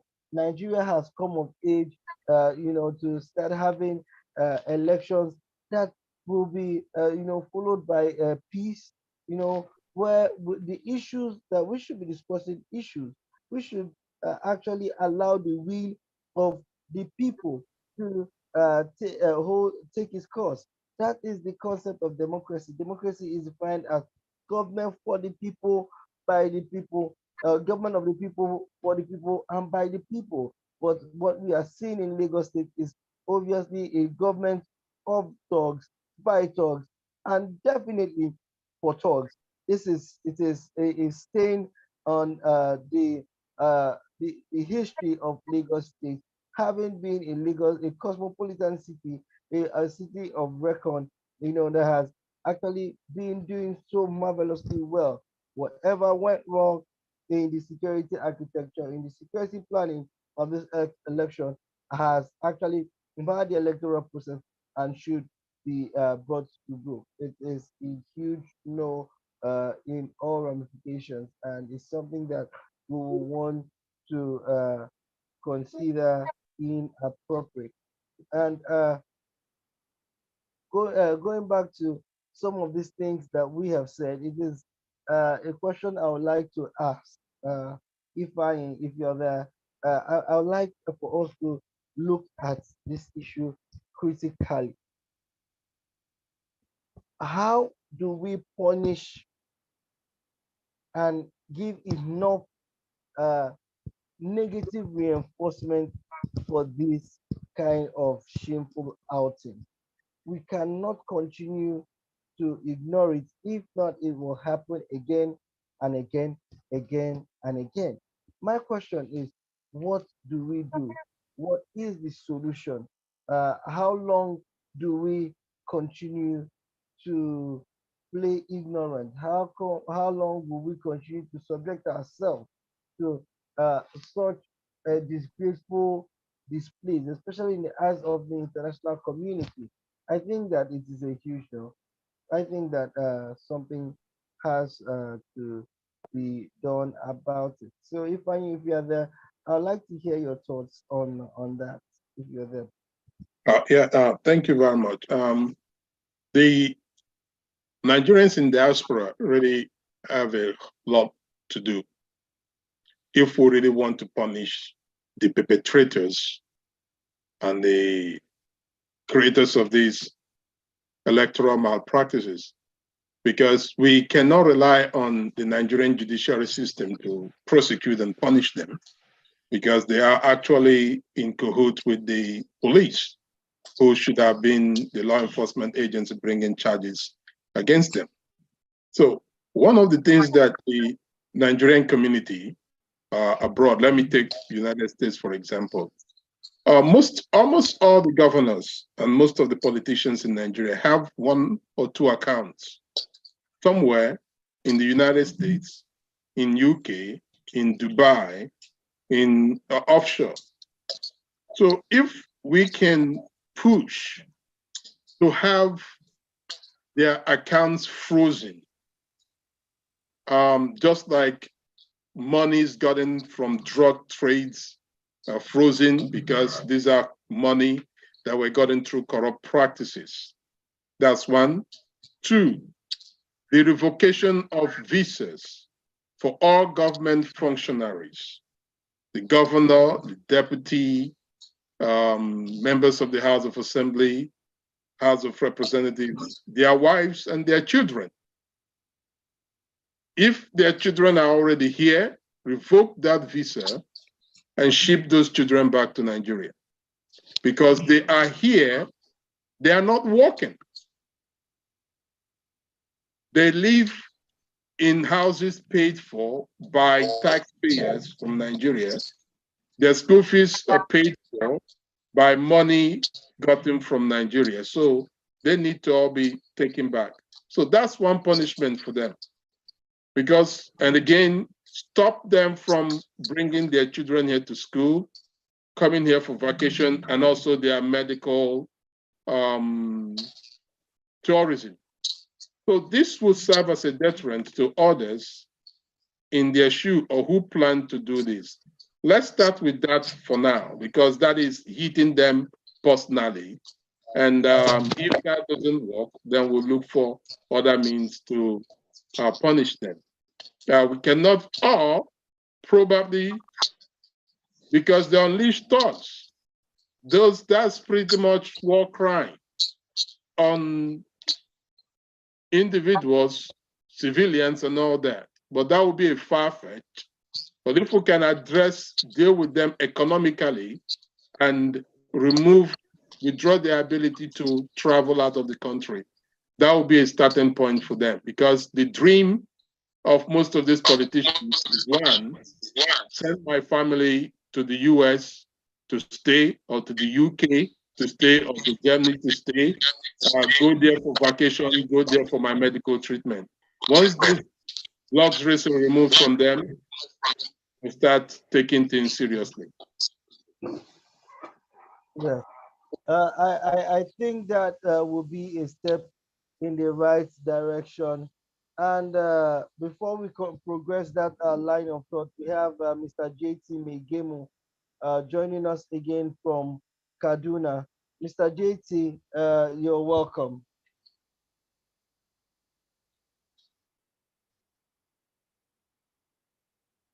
Hello, Mr. JT. Yes, thank you, Mr. Ekene. Yeah, please give us updates. What is happening in Kaduna right about now?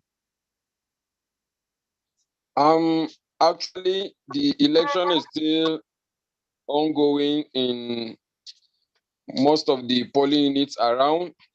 I just concluded mine, but there are reports of some political parties, especially the APC,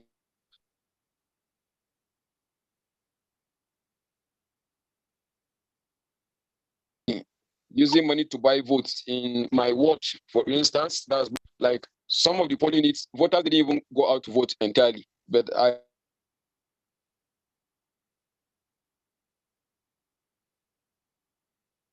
received reports of APC using money to induce voters as little as 500, 1,000, etc. So people are going out to vote for them. But we just concluded in my polling units, and I have the results now. Okay, can you please give us the results from your polling unit?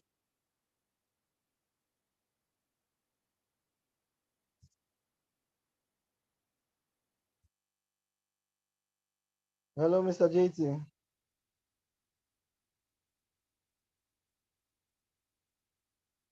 Hello, Mr. JT.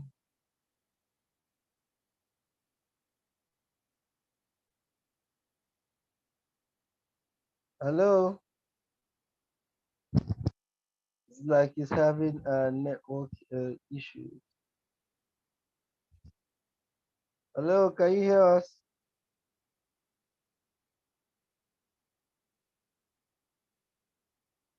Hello.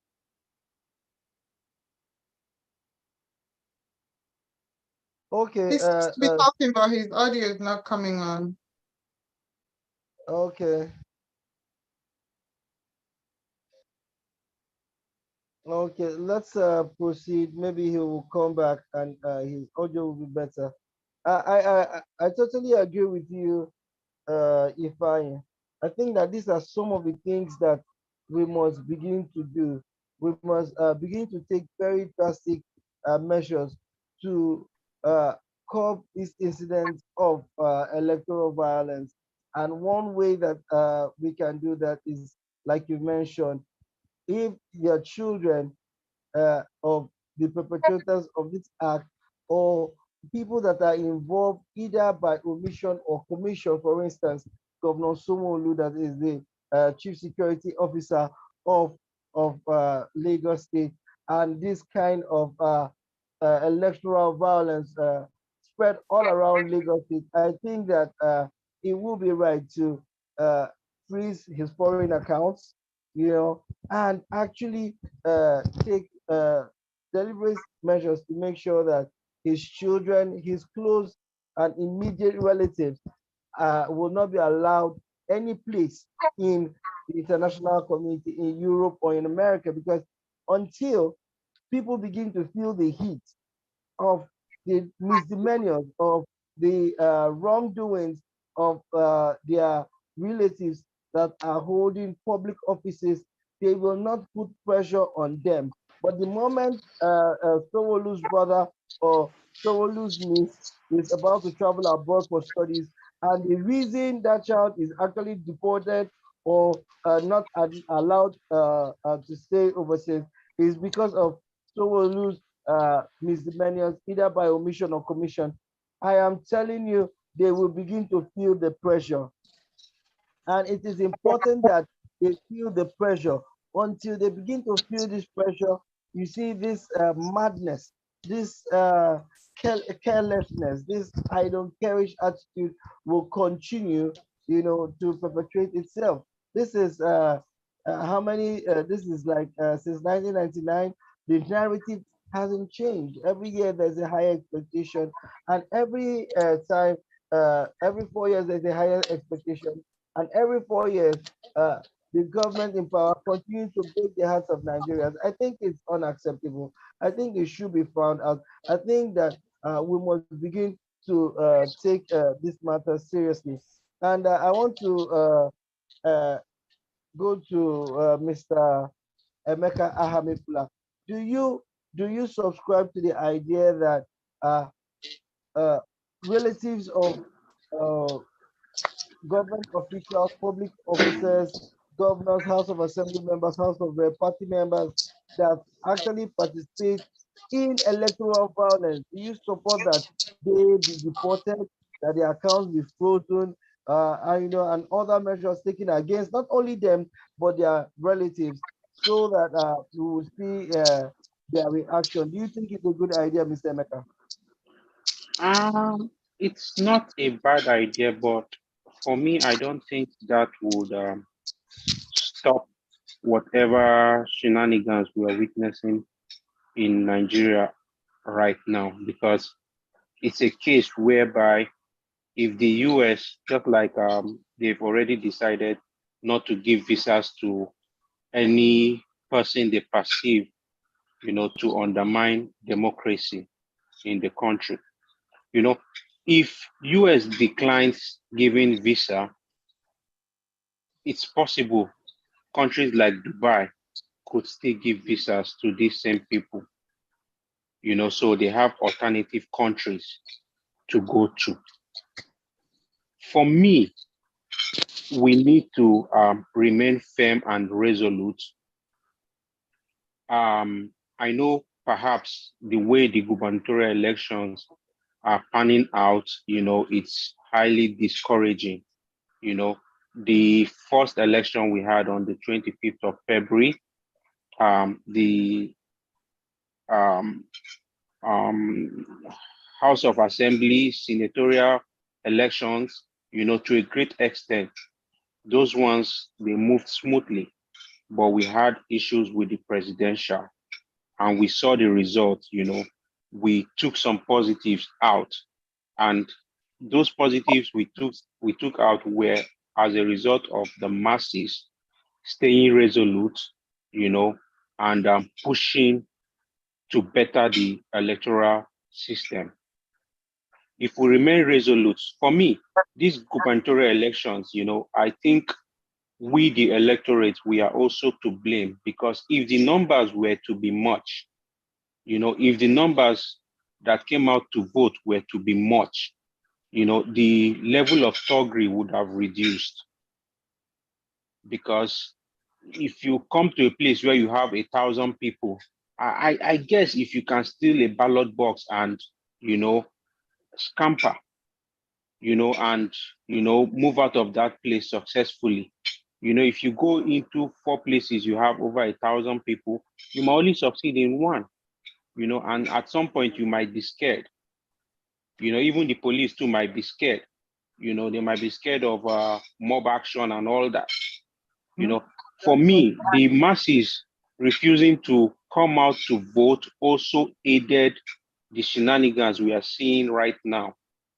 So for me, it shouldn't be a call for people to say, no, we've lost it. No, it's a call for us to say, yes, we had a push on 25th February.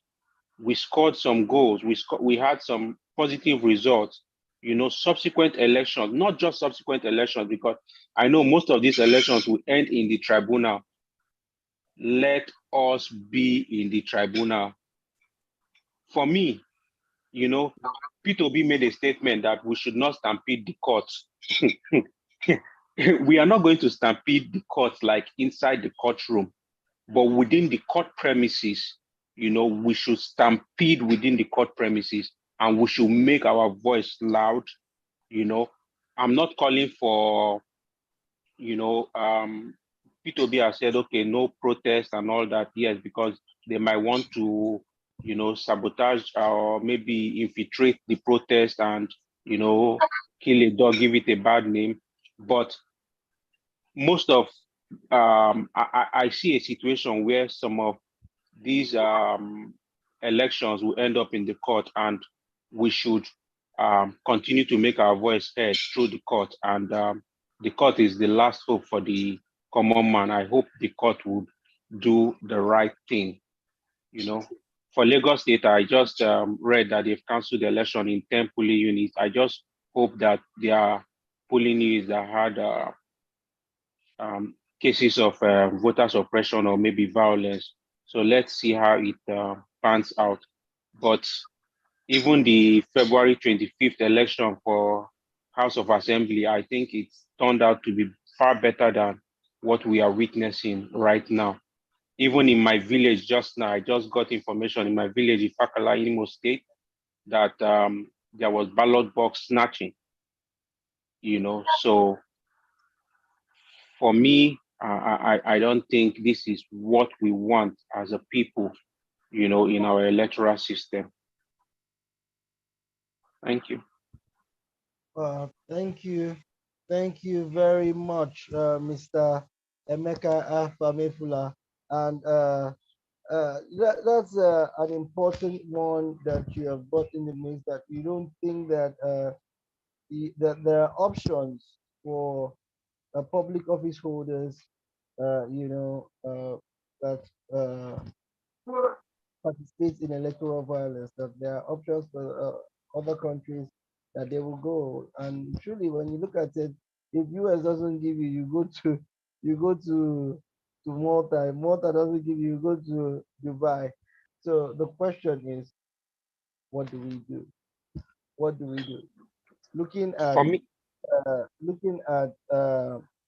the presidential election and P2B's His Excellency P2B's admonition not to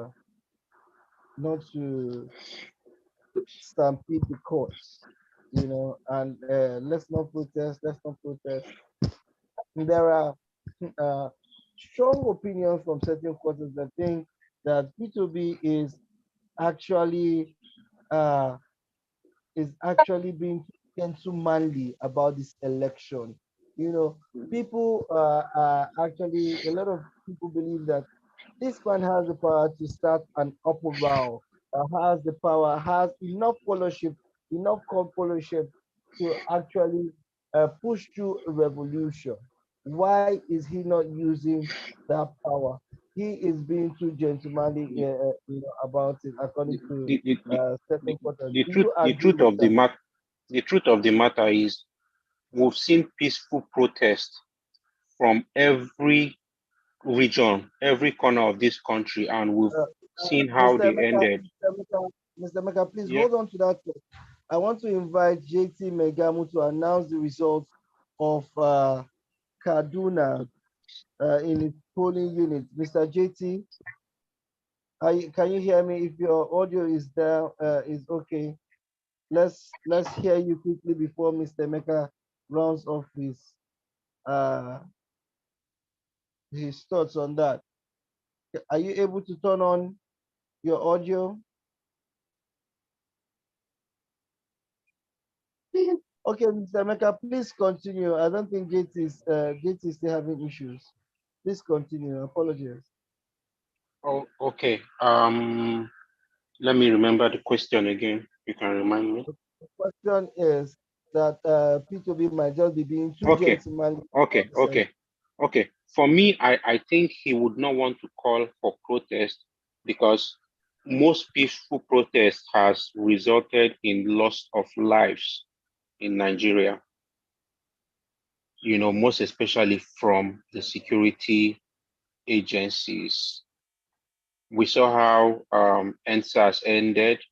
We saw the Izazaki. We saw even the Iboho. We saw even peaceful protests in Southeast. And from most corners, you know, of Nigeria, we've seen how peaceful protest ends. It most times it results in loss of lives. So I believe he's just being careful, you know, and he also believes that he can also get justice through the judiciary. So I think it's better for him going through the judiciary to reclaim the mandate, you know, than calling for protest, which might result in loss of lives. So I don't think it's about being gentlemanly. I think it's about him being caring, you know, for the people and the masses. That is it. Then I think there was another question you asked, you know. Yeah. I also asked that. Okay, Mr. JT, your JT audio is there? on now. Okay, just a moment, Mr. JT, on mute. I think that your audio now should be able to work. Mr. JT, if you can hear me, can you please unmute? Let's hear a result from your polling unit.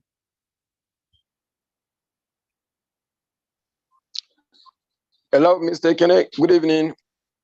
Good evening to you this evening. Let's hear your result, please. Yes.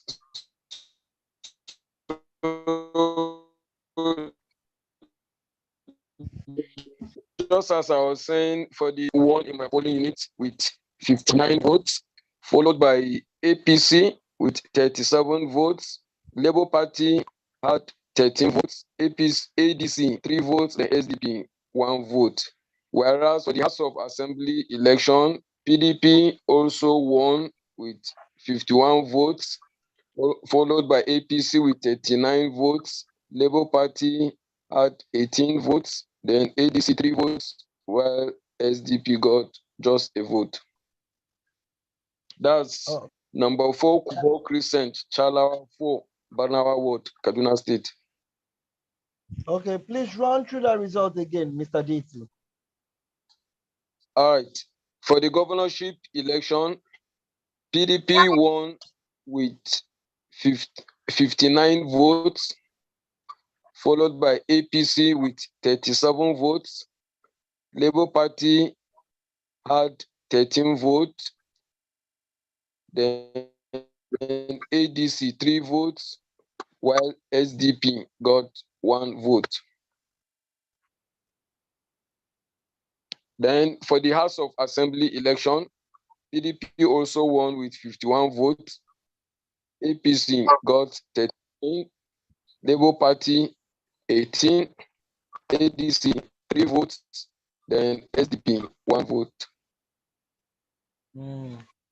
Thank you very much, Mr. JT, for that result. Now, looking at that result, do you think there's a collaboration between Labour Party and PDP? Because I am looking for all those people that voted for Labour Party at the presidential elections and at the National Assembly elections. So where are those voters now when it is Guba and House of Assembly? Or are you saying that they just felt discouraged and did not turn out? What would you think is responsible for that winning? Yeah, first of all, because of the outcome of the presidential election, Labour Party supporters didn't bother to come out to vote. That's number one, because they no longer have confidence in the system. They don't believe that their votes are actually going to count after all. Then, secondly, I mentioned earlier on, one of the most decisive voting blocks in Kaduna is the Southern Kaduna block. That's people from the southern part of the state. And usually it used to be a PDP stronghold, but since the emergence of HE Peter Obi as the Labour Party candidate, the bloc became splitted between PDP and Labour Party majorly. So since the presidential election, PDP members have infiltrated the Labour Party camp, trying to persuade them to vote PDP in the gubernatorial election. So that kind of tore the LP camp into two factions. Some felt okay, Labour Party didn't have any chance, and because of that, they should vote PDP instead. So I think this is one of the main things that affected the outcome. It got to the extent even that's the Christian Association of Nigeria, became involved. They were sending messages around even churches, encouraging people to vote PDP instead of their choice or instead of Labour Party. And in fact, it was a very, very pathetic situation, being that even the Labour Party candidate, he was in a way humiliated, as I was told, that even in his church, in fact, the support wasn't there and all that. So I think these are the things that played out actually. Wow. Yes. Oh, thank you very much, Mr. JT Megamu.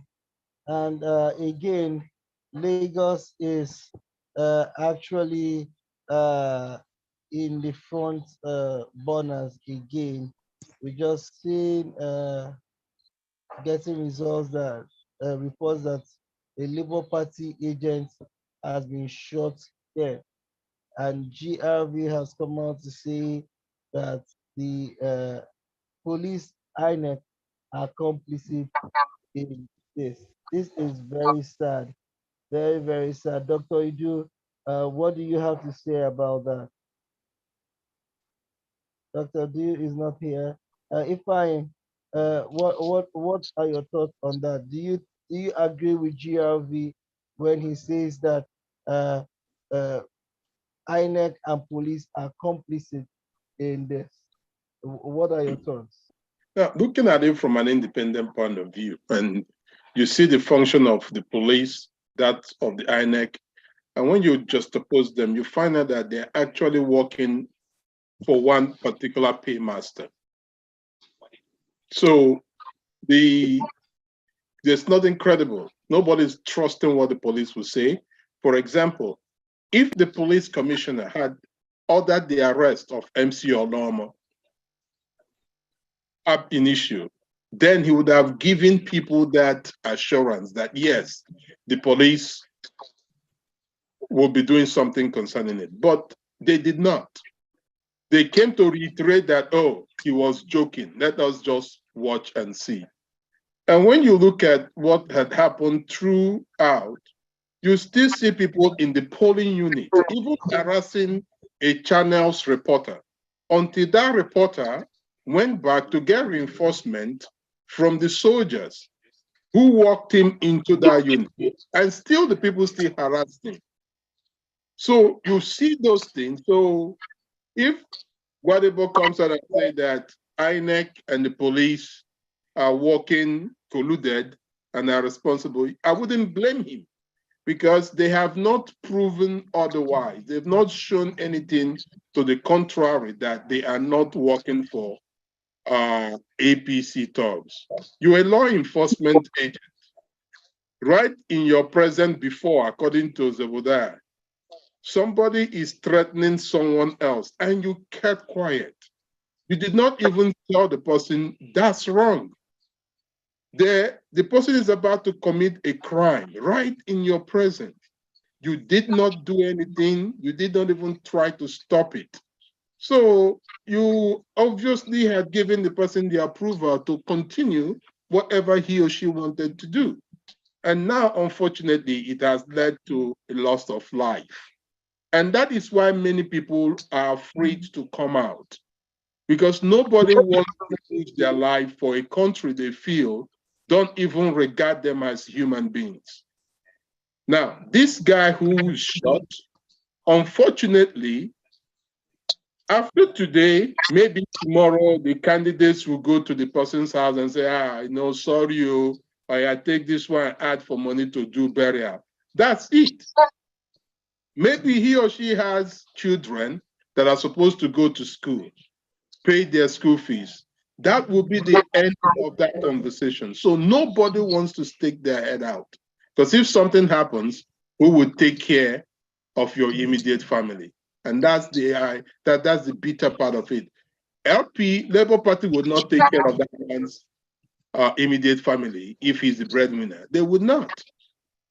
At the end of this whole day, that'll be the end of the case. At best, he or she will receive maybe some people coming to condole with the family for maybe a week, 2 weeks. So that's the reason. It is wrong. I think the security apparatus in Nigeria, the security agents need to step up their game.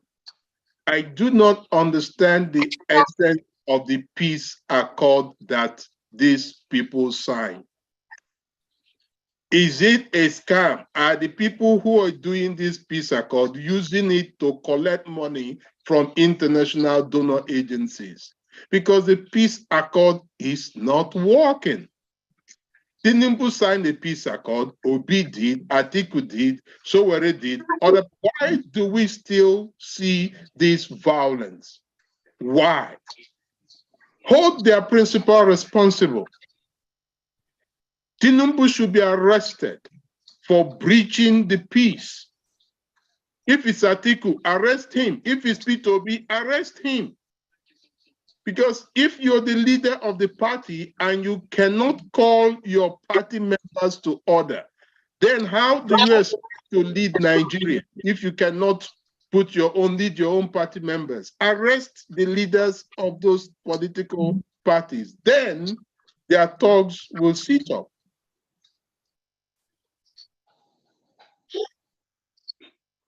Thank you very much. And I totally agree with you.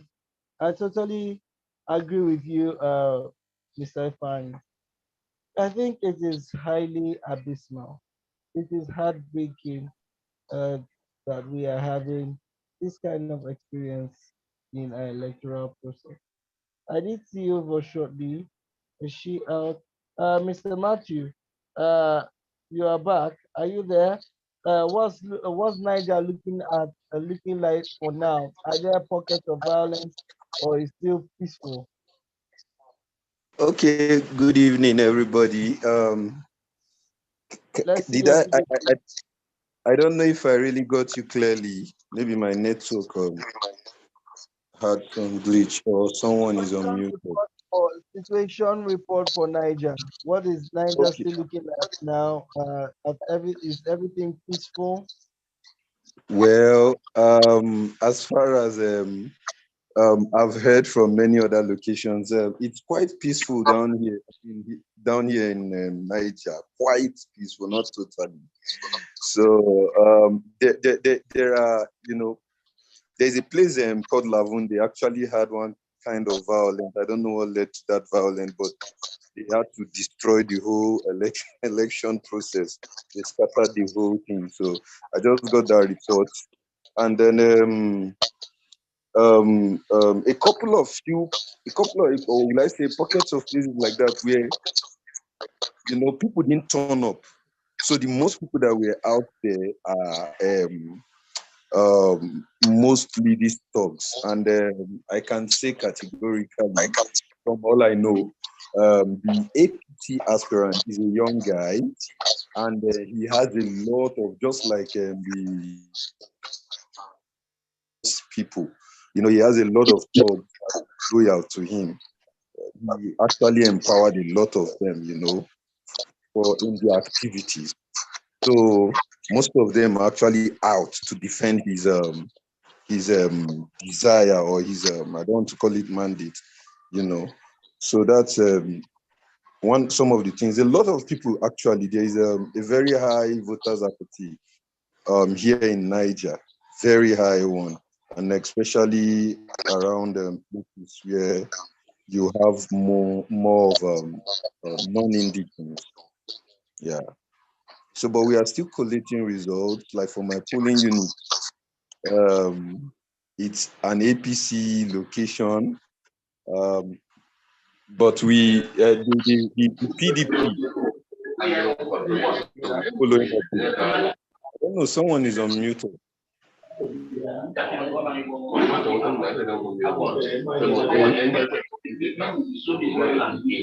can you hear me?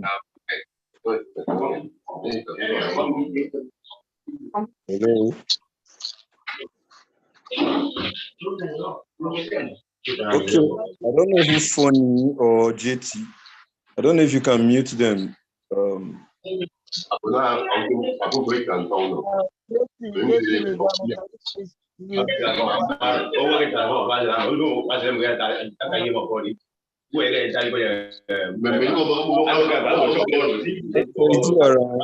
Idu here. Mics are open.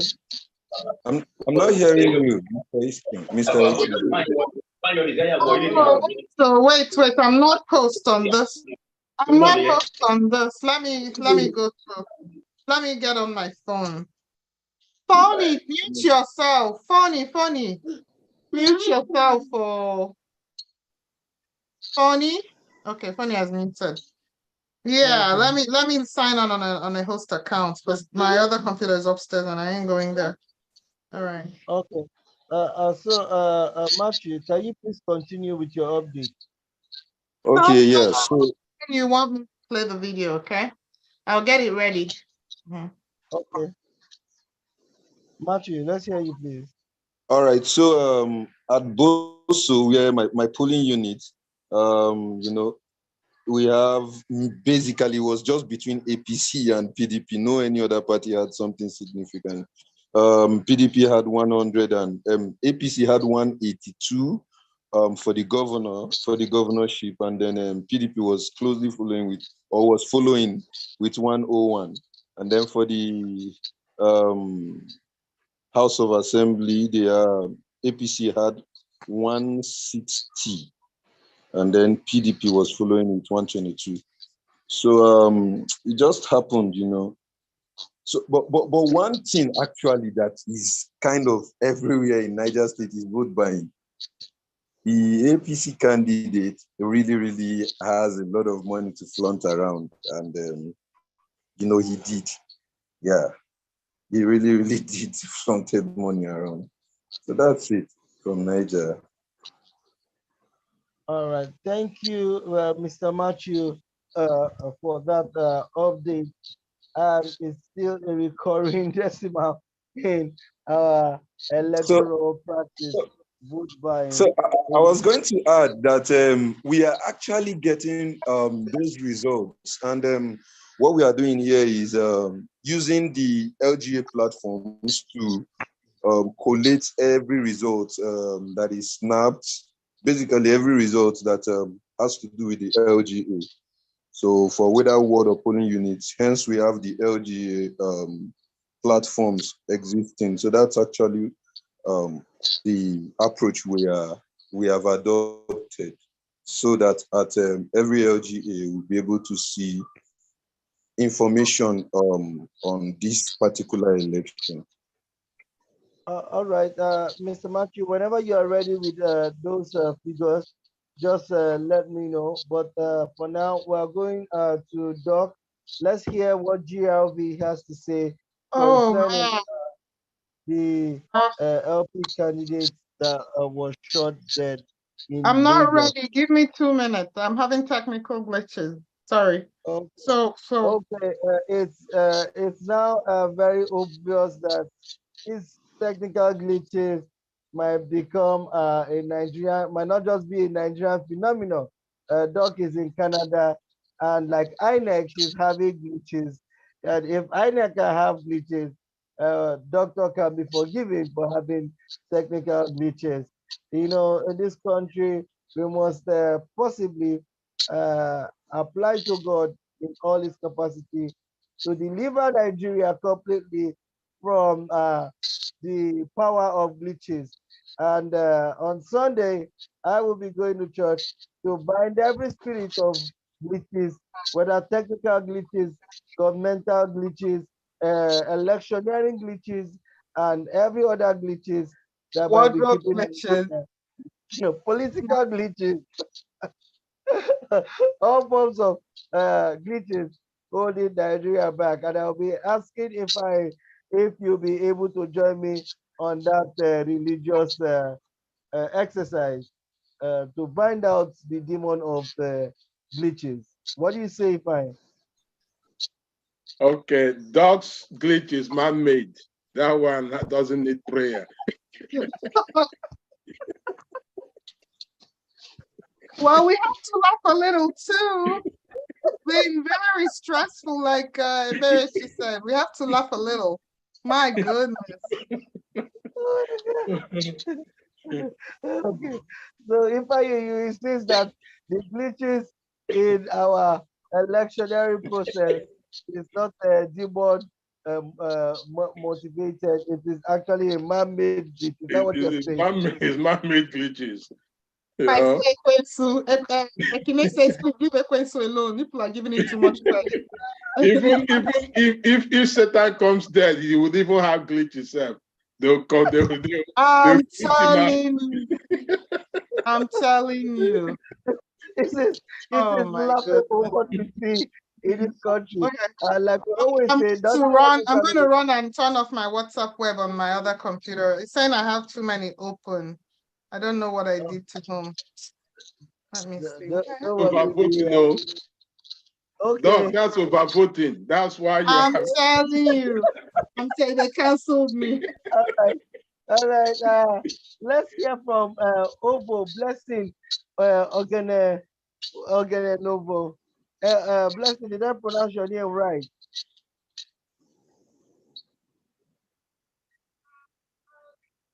Hello, Blessing.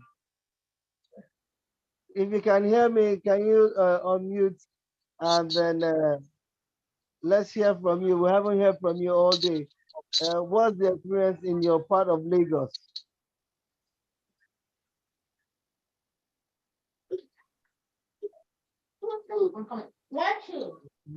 Blessing, can we hear you? Don't be intimidated. INEC and Thugs are not here. Oh, she left. Okay. No, So, let's alright. Let's get you a new check. actually left. So, but this is a very serious issue.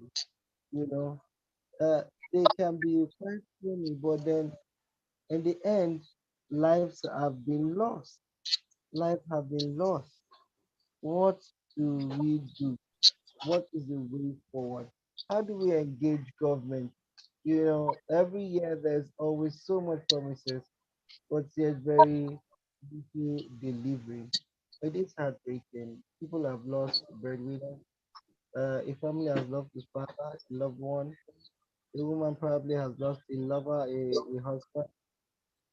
Some children could have lost their fathers. For how long? Now, when that child grows, what are they growing with? What's the history? It's very sad. I find it very, very sad, and we can't we can't say this enough, but it has to stop.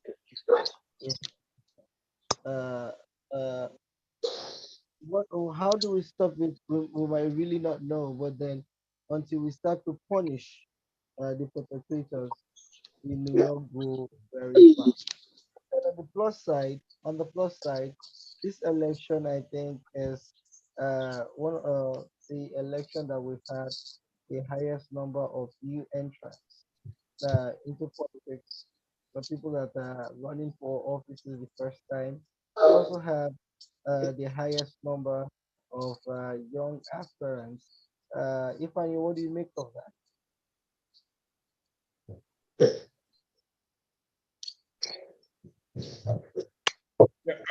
Go ahead, come again. I said that this election, looking at the plus side, it hasn't all been bad. This election has seen the highest number of new entrants into politics. That is, that demography of people running for election for the first time. And then also, we have seen a significant improvement in young people running for office. What do you make of that? What do you make of that? That's the encouraging thing about. I think we should mute. Those that are not speaking should mute. Okay, so I think that's the encouraging thing. That's the plus side of this whole thing. The major thing now is to sustain it, because all that we're seeing now is intimidating the young people, telling them you don't belong. But we need to look at their resolution, their resolve, their resilience, and improve on that. We're looking for something to build on. So I think this premise is what we can actually start to build on. The young people engaging, becoming active, participating in political office.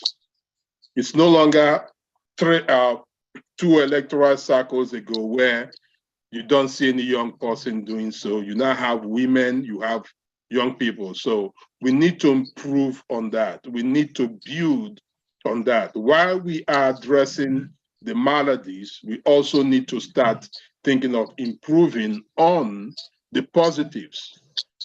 Encouraging, win or lose. Anybody who is between the age of 20 and 35 that is running in this election in the state houses of assembly, or between the age of 30, 45 running for governorship, win or lose, should be heralded as a winner.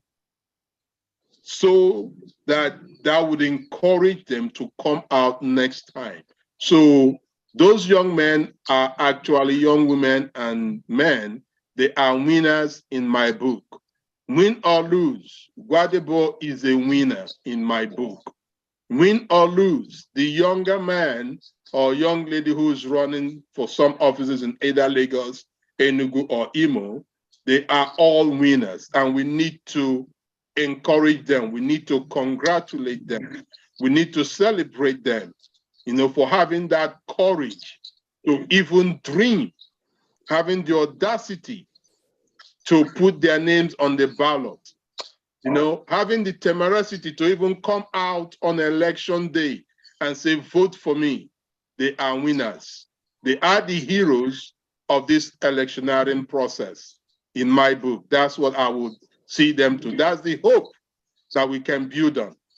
So I would encourage everyone not to see this process as a total waste of time, but we're now seeing a chapter that we can improve on, that we can build on. We've seen a stepping stone that we can start laying other stones on top. And we're definitely going to get there. Hopefully very soon, sooner than later. Thank you. Thank you very much, Ifani, for that beautifully well articulated response. And you see that going forward, like you said, how do we encourage these people? How do we make sure that we, first of all, I'd like to put it out there that most of these candidates are not, were willing to put their name on the ballot. And that's a lot. But then there's much more. The level of preparedness of uh, aspirants or candidates seeking for offices. You know, when they get in there, sometimes they don't get in there prepared. So there's something about being willing, and there's something else about being able.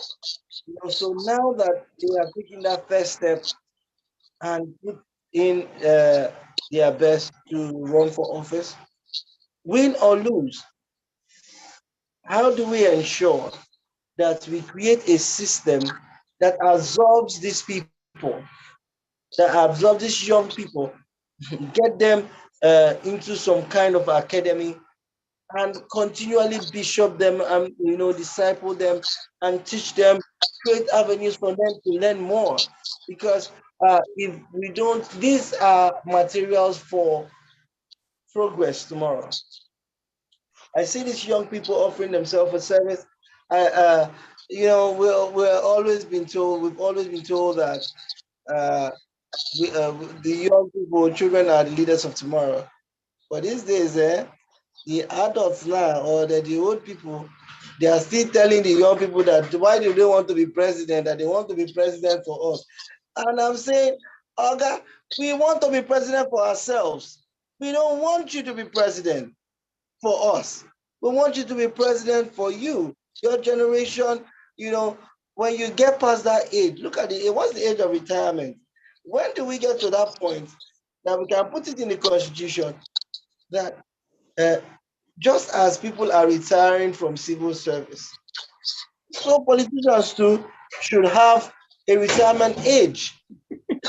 There should be an age that politicians should not be allowed to run for office because they don't have the strength, the energy, and sometimes the mental capacity to, you know, effectively, effectively, you know, carry out the demands, the responsibilities of those offices.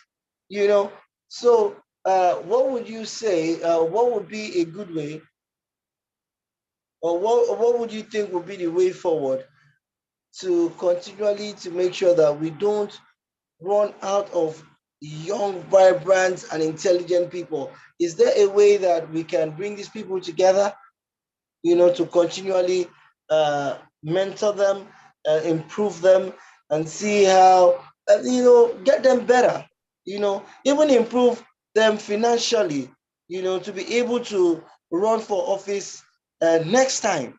What would be your thoughts on that, if I? Okay, I want to thank you very much just for. before you go, GLV is on the screen, but there's no audio. Doc, we can see your screen, but then there's no audio.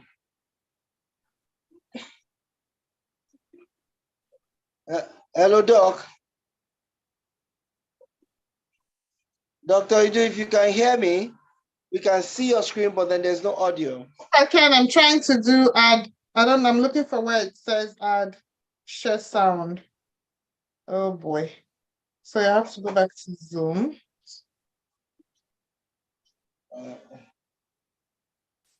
Oh my goodness, where is Zoom? I don't do stuff on my phone. So All right, I know that's all I do on the phone is talk. That's the phone. That's why if it's fast.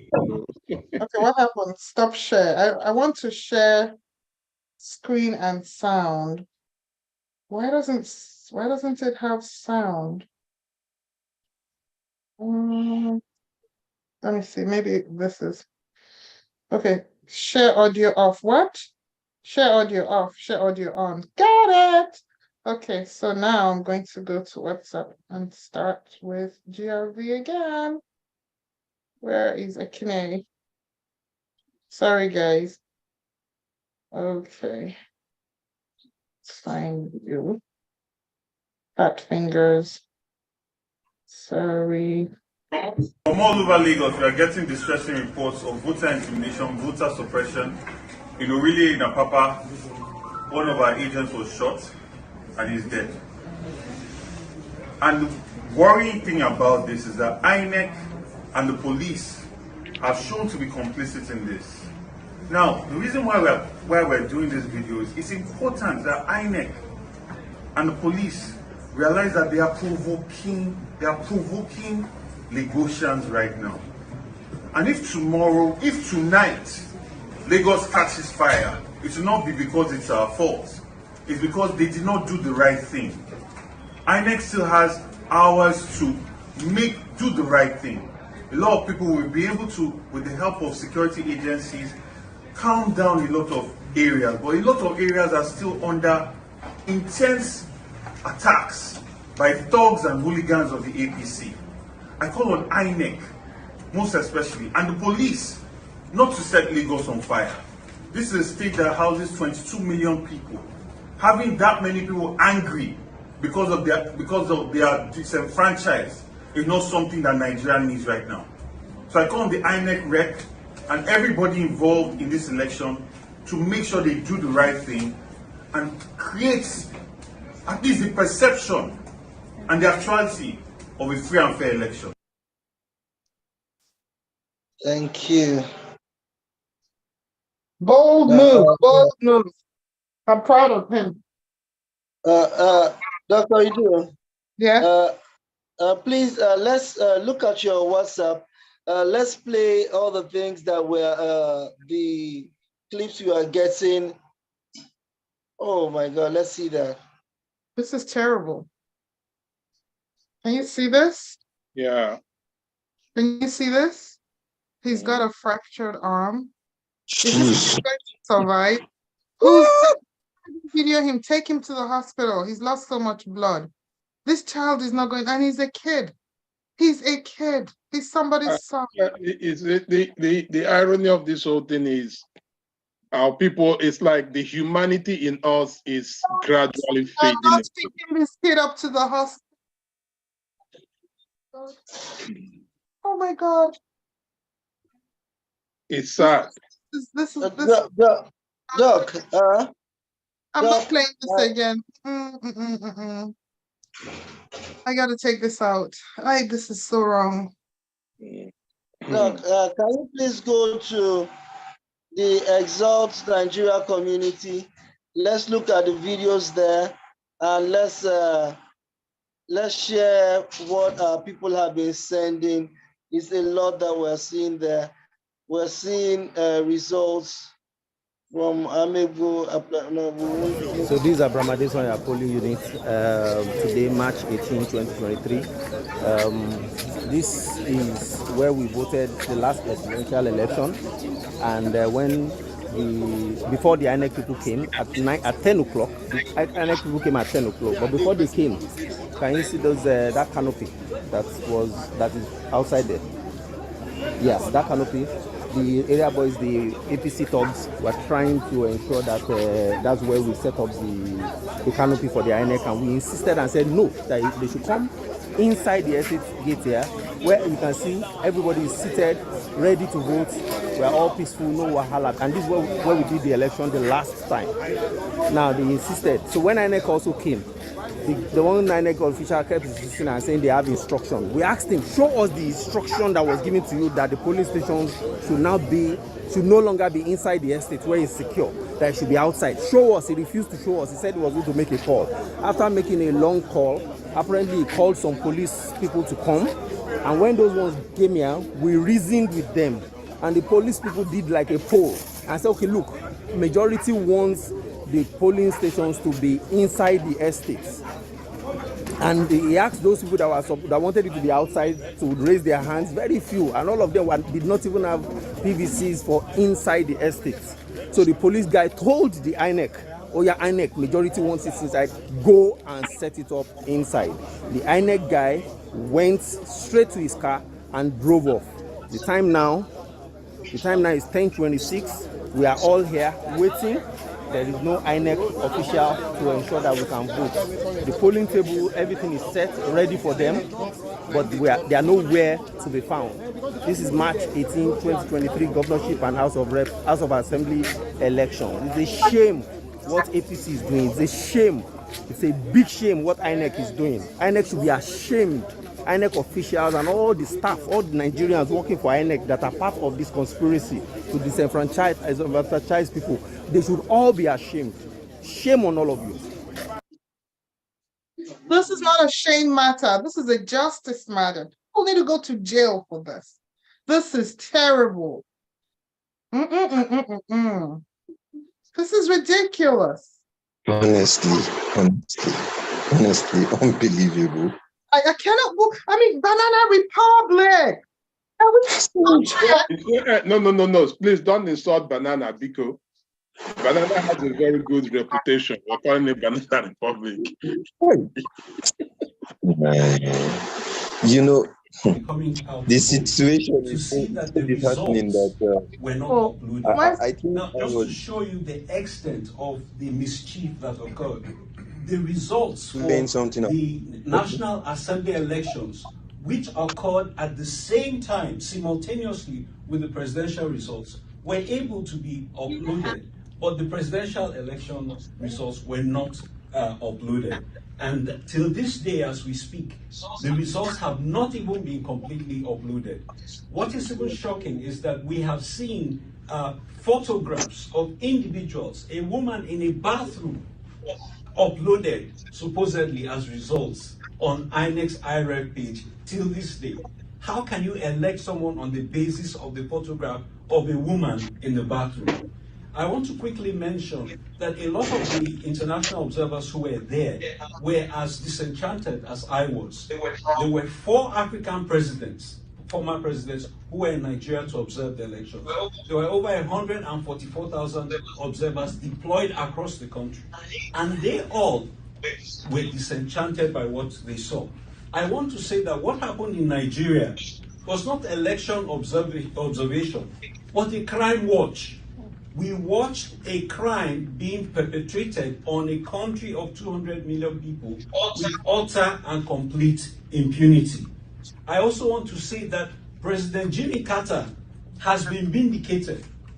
He went and observed elections in Nigeria many years ago, and he was so upset at the impunity and the brazen theft of the election that he vowed never to go back to Nigeria again. And as that distinguished president is in hospice care, he stands vindicated because Nigeria has refused to learn its lesson. One of the American observers that I spoke with mentioned 2 things. One, he said that, well, at least this election was better than the 2003 election. And I said to him, if we're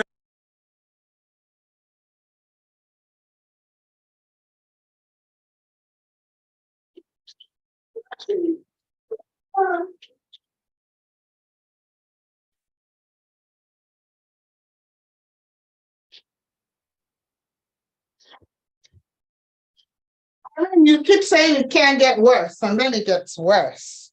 Keep saying it can't get worse, and then it gets worse. Like how? This was before it gets better until we get tired of the entire system. Yeah, my husband says until you guys start eating yourself, and we're here. So until we get tired, we're not tired of the situation yet. I think we still have hope. So no, stop it. Yeah, labor room. You see, Doc, I have a couple of questions. Not be small labor room. Can you hear me? Hot tonight. I got the hot tonight. I got the hot tonight. I got the hot tonight. I got the hot tonight. I got the hot tonight. I got the hot tonight. I got the hot tonight. I want a picture.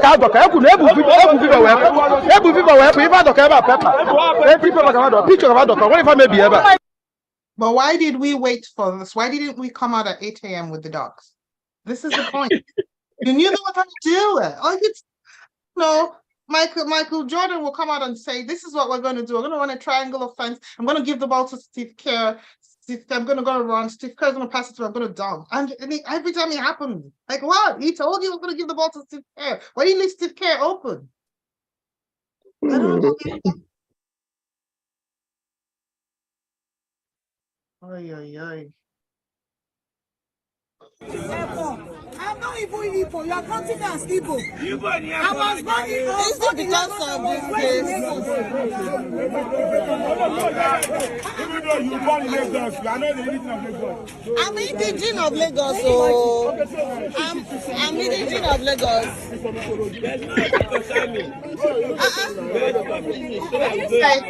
From entering. I'm telling you, that's what is going on here. Madam, who don't want you to Madam, Igbo now. Okay, my face look like Igbo. Show me Igbo now. I don't show you Yomi. What's that? He said I should quote something.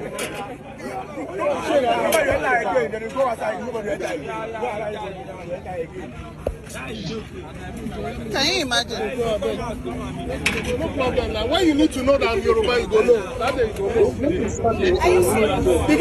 No problem. The day you need Yoruba, you go find me. Let's go. That day you will find me. They say we look like Igbo. Let's go, Joe. It's no problem. No, that's actually shocking. It's no problem. It is not. Like they didn't allow me enter because they say I look like. Don't worry, very soon I'm going to share the Yoruba. No problem. Let's go. No problem.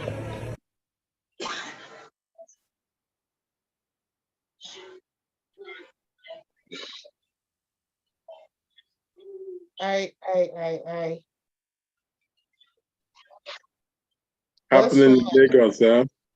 Look at this one. I didn't know all this. Really? I didn't know this. I don't know if this one is fake news though. So that one is fake, yeah. I really don't believe it. Mm. Why do people post fake news? That's so wrong. It just, makes a nonsense of what we're doing. Should I play this one? Does anybody? One, yes. Play Mechi scatter table. Those of us who oppose the reappointment of Mahmoud. The person who nominated him for appointment is a member of Tinubu's camp. So what are you expecting? Success? Yeah, in River State, Mahmoud worked on that weekend as executive secretary of Third Fund. So what you're having in River State is that APC, SDP, and others are contesting election not against PDP, against INEC, against police. So I'm saying that. So people are contesting against INEC and police. So then that's the thing. Sorry.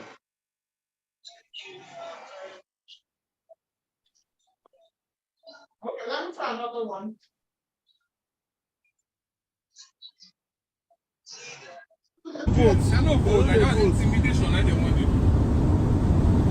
So, guys, today is just the worst. I came out to vote. I couldn't even bring out my phone to record or to say I'm at my polling unit and all of that. As soon as I brought my phone out, these guys came to attack me. As in with knives, with bottles, everything. I'm driving when I had to run out. They destroyed my side mirrors, hit my car. I don't even know. But why not up? Why not up? Now why? I don't even know the extent of the damage to the car, but I just ran out for my life because they were bringing out knives. They wanted to stab me and all of that. Thank God I came with some people to help me. So I'm driving. Who did you give? Oh God. Guys. Oh my God. Oh my God. Oh, the guy was with a pistol, right? Yes, he was trying to bring out something. So it was the knife that was the distraction. So I'm going over to where the army are because we went to turn at VGC. I'm going to go and tell them not to stop. Go. Okay. Gosh, I'm tired of these things. I don't even know what to say. I'm tired. I'm tired. I don't understand. What happened to the free and fair election that they promised us? Nothing is free and fair. You want? Why? Why you're intimidating people? The long queue that we had during the presidential election, we were like 20 people, and it was just all different sorts of people. I just brought out my phone, I made a call and tried to tell people that I'm at the polling unit, I'm ready to vote. This guy came. The guy wearing white came. I had to run for my life. If not, I would have made a video inside there. This one was not even, let's scatter this. They were directly attacking me like it was just me. So I'm here. Let me meet the army. Around VGC, we saw them when we were turning. We saw them. Yeah. Good morning. Good morning. Please, I need your help. I need your help. No, they attacked me. They attacked me at my polling unit with knives. Did they get the call? I did my accreditation. I could not even vote. I know. I'm so scared. I can't go back. I can't go back. Look at what they did to my car. I thought they even smashed my screen. They are going there now. They almost attacked us. If not for them, because you know what happened the last time. I had to.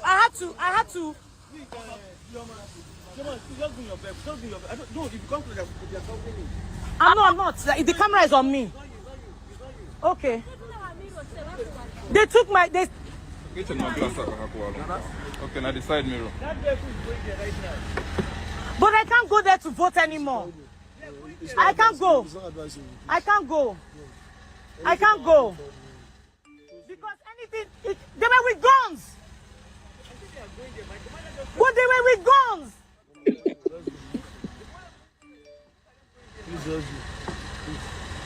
Please, you have children. Your children should be is your priority. Your children are your priority.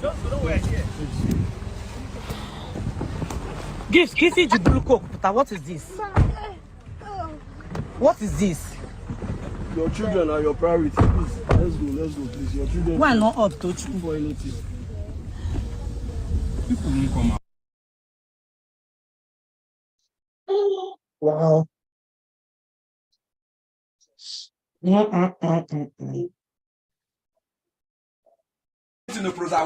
right now, what we are seeing here, 10 beavers have been snatched, and we don't know where those beavers are right now. As I'm talking to you now, I'm in the array center, and as the array collation, I want to know which of the units that are missing right now. We met security agent on ground. We met our party security on ground also. The beavers machine, the 10 beaver machine, right up to now, is nowhere to be found. So I demand that we look at the beaver machine and count them in the presence of the press, so that we know what is going on right now. So I will want a security agent to come and bring down the beavers. Let's count them one after the other. We're supposed to have 23, and the extra beavers machine that is assigned to this place, either 2 or 3, making it up to like 25 and 26. So what we are having here right now here, let me count this: 1, 2, 3, 4, 5, 6, 7, 8, 9, 10, 11, 12, 13, 14. Oprozaward is 23 units, and we are having 14 beavers machine here, which is quite abnormal. I want the press to know this, and I want the press to call all the right authorities to this issue right now. We have a result sheet here which has not been tampered with. The result sheet has not been opened. The material is here, but the beavers is missing. Right now, I don't know if push security agent will come. I think I have unit 2 here, unit 5 here, and then can I drop it? Yes. We have unit. This is the unit 2. Right. This is unit 2. Focus on unit 2. This is unit 2. Right. Please focus on it. This is unit 5. This is 05. I can't get the unit in this one. Okay, this is the backup beavers. This is the backup beavers. This one is for the backup beavers. And this is unit 006. This is unit 19. Somebody should take it. This is unit 008. This is unit 20. This is unit 9. This is unit 12. 21. 14. This is 17.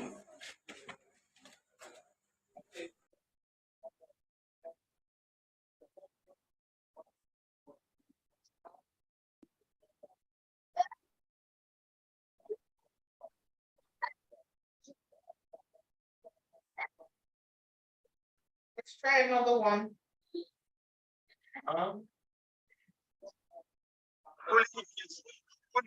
This is the pulling unit. Yeah, it this is no problem now. Hey, what's me here?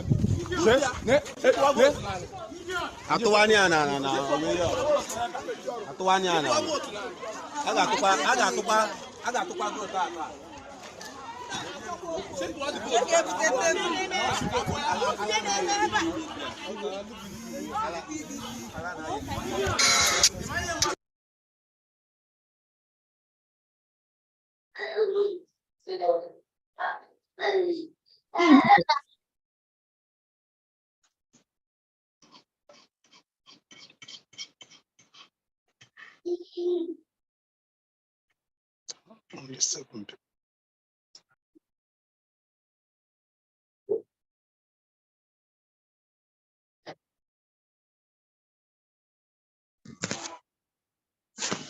Yeah, hello. Hello, Doc. Hello.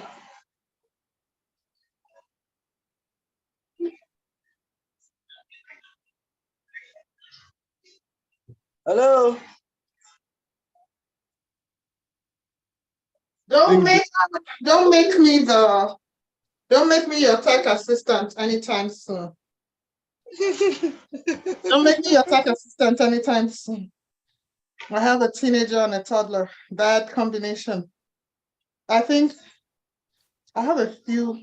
Well, Doc, let's hold on a bit. I want for us to take some reactions on some of the things that we have seen so far. Okay. Oh boy, how do I do? I'm trying to stop share. Okay, there it is. Yeah, What? Thank you. I finally to share on my phone. So Thank you, Dr. Idu. I have so much faith in you. You have proven to be so versatile. Just today, you have been a panelist, a contributor, a DJ, and now a tech assistant. A while ago, you were also a dancer. And I and Ifeanyi were planning a collabo, and we hope that when we invite you to come and do justice to the song with your beautiful dance steps, you will deliver appropriately. We have so much faith in you, but then that was on a lighter note. But the pictures that we have seen are very, very disturbing.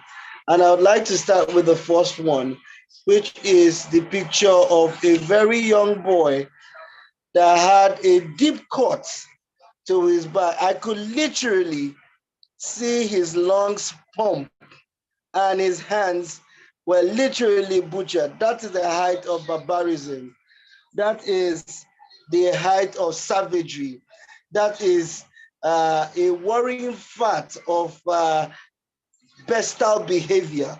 It is appalling and should be condemned in all its ramifications. But I have a question. The chief security officer of a state is the governor, and the chief security officer of the country is the head of states. Do we not have enough reason to call to question the integrity of Mr. President for not being able to give us a credible, a free, fair, and violence-free election? Is it not right to begin to demand that people lose their jobs? Is it not right to demand that people be called to explain? Is it not right for us to understand why taxpayers' money, 3.05 billion naira of taxpayers' money were committed to this electoral process, yet we have nothing to show for it? I think that I want to hear your opinions on that, because what the pictures we have seen today, they are heart-shattering. They are, I don't know the adjective to use, but it's very disturbing for me. So I want to ask Ifeanyi and Doc, please take turns to react. What do you think? Shouldn't people be losing their jobs? Shouldn't, who do we hold responsible? The President of the Federal Republic of Nigeria, or His Excellency Governor Sanwo-Olu, or the INEC Chairman Yakubu Mahmoud? Who should we hold accountable for these massive losses in life and property? Ifeanyi, please, let's hear you. One, the president, by the principle of vicarious liability, because he is affiliated with them. The chief perpetrator, Mahmoud Yakubu, the INEC chairman, who violated his own policy, his own principle, his own pledge, an oath that he took within that he took to the Nigerian people. You know, he violated that in all ways. Then Governor Babajide Sanwo-Olu, for failure to protect the citizens and residents of Lagos. Then, by way of association, Bola Ahmed Tinubu, Asiwaju, for his tacit approval to the violence that we all saw today. Because being the leader of the party, being the face of Nigeria, until the courts say otherwise, he is the president-elect. He should have come out strongly to admonish people not to deploy violent means. If he so much believed that the APC government had served the Lagos people very well, your actions will speak for you. If Babajide Sanwo-Olu had done everything perfectly well, I don't think Lagosians are foolish. They will jolly well vote for him because he's credible. But this action is showing that they are in doubt of what they have been able to accomplish. So in terms of who should be held responsible, and also the police commissioner, who had all intel, but was unable to deploy his men to hotspots. Because, you know, if you grow up in Lagos, you can tell where the hotspots are, basically. You know, where these thugs can go to. You should be able to know those things and prepare his men. When you look at the action or the reaction of the Lagos State Commissioner of Police, and also you look at that of the Commissioner of Police Ogun State, in the person of Frank Mba, you see their tactics and strategy totally different. I saw after the presidential election, the CP of State took a tour around Ogun State, took a security assessment, and began to put things together, reassuring residents that it's safe, they should come out, and his men are prepared. He engaged the stakeholders, he worked with them. But the failure of the CP to arrest or at least bring into questioning MC Olomo shows that he is complicit in this whole thing. So would someone be going to prison? Would someone be prosecuted? That I leave to the Nigerian authorities to do. But without that anybody would be going to prison, because if I am your leader and I sent you to do something and you didn't do it, then why should I? And you did it very well.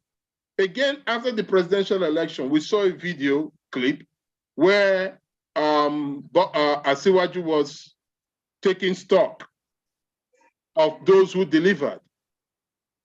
And those who did not deliver from Ojo, Amu, or Dauphin, it was like to them that, hey, guys, you need to step up your game. You have to get this done by hook, means, or crook, any way you can get it done. So he kind of encouraged them with his body language. He encouraged them with his work to go out there and create mayhem. And that's what we see happening today in Lagos State. Because if they were not emboldened, if they were not empowered, this would have not happened. They wouldn't have had that courage, that guts to go out shooting, beating people up, tearing, burning down ballot boxes, and in the presence of the police. So that tells me that they only fear the military, not the police. The police is in their pocket. So it's very, very saddened. I don't know what we can do. As long as these men remain in power, then it's a very, I hate to say it, I hate to admit it, then Nigeria is in big trouble. As long as these men are there, because nobody is going to touch them. Nothing is going to happen to them. Who is going to prosecute them? So if they want to tell us that, yes, they want to protect democracy, Babajide Sanwo-Olu should not even call for an investigation. He should send the police officers to immediately go. They know all these talks and arrest every one of them. They should either be in Pantina or Alagmo Close, being interrogated, being investigated. Same thing as in areas in Imo State, in rivers and other hotspots. The president of Nigeria should order the Attorney General of the Federation to begin to bring up charges against these individuals, because they not only committed a state crime, they also committed a federal crime. So they should all be prosecuted at the national level and also at the state level. And if need be, somebody should be made a scapegoat out of this. And it shouldn't be a low-level soldier. It should be one of the dons. I shared with some people the other day that Nigerian politics, especially at the state level, is organized crime, where the governor is the don. The commissioners are the capones. The SAs are the consigliaries, and the thugs you see are just the foot soldiers. And that's the way things are being run. It's unfortunate that we're here now and we're witnessing this in real time. So it's nothing new, but this has taken it to another level. I witnessed the 2018 election, the 2015, the 2019, the 2011. This particular one beats all of them. Thank you. All right. Thank you very much, Ifeanyi. This was very illuminating and very deep. I really appreciate that. But I want to also hear from Mr. Alpamefula. Mr. Alpamefula, if you saw those videos that we shared here, the gory sites, the electioneering violence, and then before we go to the beautiful, the performance of our beautiful Nollywood sister, Shoma Potter that was attacked. It was obviously something to worry about. What is your take on seeing those videos? Mr. Hamidullah, please. Yeah, it's still the same opinion I shared earlier on, that none of the perpetrators of electoral violence has ever been brought to book in Nigeria, because it's going to send a signal out there to both the people engaging the thugs and the thugs themselves, to stay away from electoral violence. Also, even in our Electoral Act, we have the clause there, the section of the Constitution there, that states punishment for those that engage in electoral, in rigging of elections. For the culprits, we should also see how we could, take these cases to court, and get judgment on some of the people we know have engaged in one form of rigging or the other. I would not want to mention the presidential, that one is already in the tribunal. Both the last elections, these particular elections, those that engage in any form of rigging in our electioneering, cases should be filed against them, and we should see that they are prosecuted. But for those images, I must say those images are very, very, very, very sad images. They are not things we expect to see in this present day Nigeria. Things have been so difficult for people due to bad governance, and people are out yearning and deserving and asking for good governance. All they could get is this sort of treatment. It's very, very sad. It's condemnable, and all those involved, I just hope the police will be able to fish out those involved in such dastardly acts and bring them to book. It's highly condemnable. Thank you very much, Mr. Hamifula. And I would like for us to comment on GLV's statement. And I'll be asking Sikak Antia, what do you think about the message passed by gubernatorial candidate for Labour Party, Badibo Rose Vivo, his statements regarding the agent that was shot? What do you make of it? Ms. Antia, please.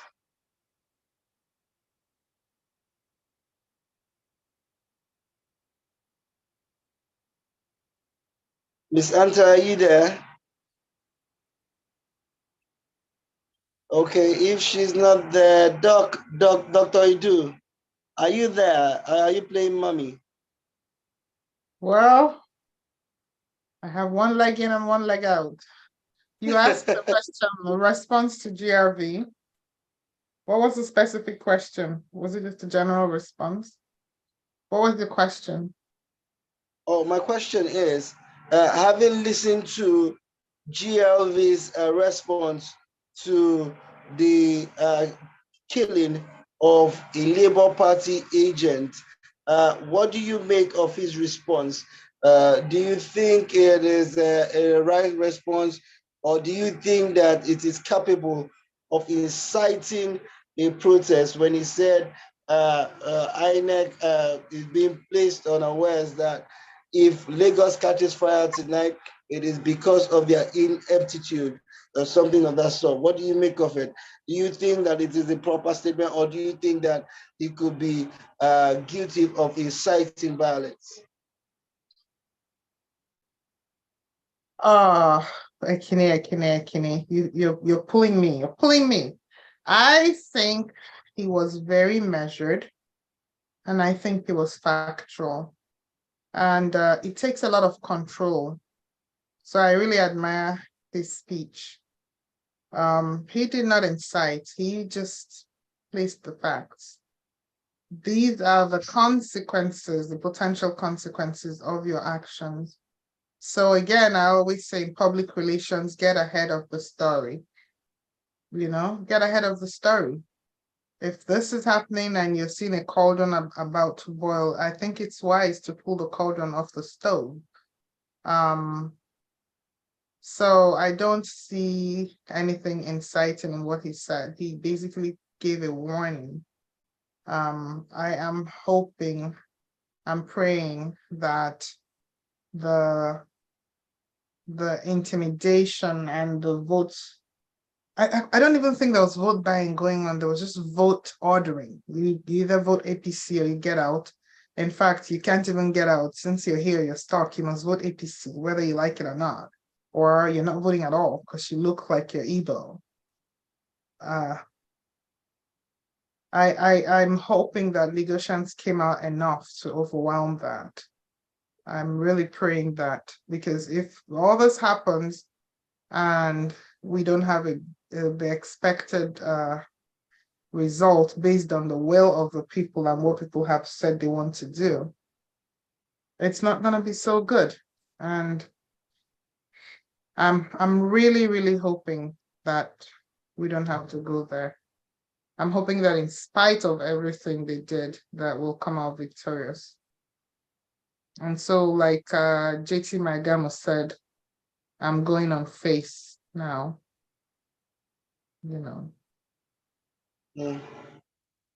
He could have been a lot stronger, you know that, right? He could have said a lot more. So I think it was very measured.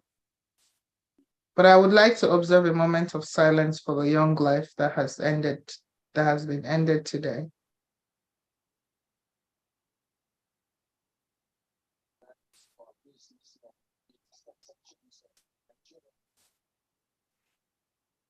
May he rest in peace in Jesus' name. Amen. Amen. Amen. Amen. Doc, I was going to sleep further, but probably I'll rest you a bit because I can see the empathy of a doctor all over your face. And it is sad. It is really sad. But I still have to ask. You have seen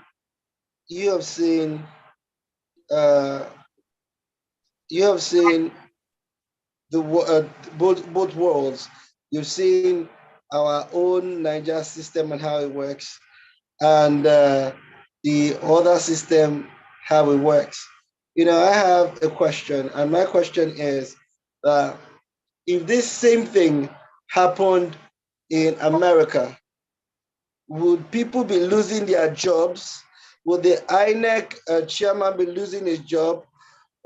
What level of responsibility falls on the table of the president, GCFR, that is responsible for organizing a free, fair, and violent-free election, owing to the fact that the president appoints the INEC chairman.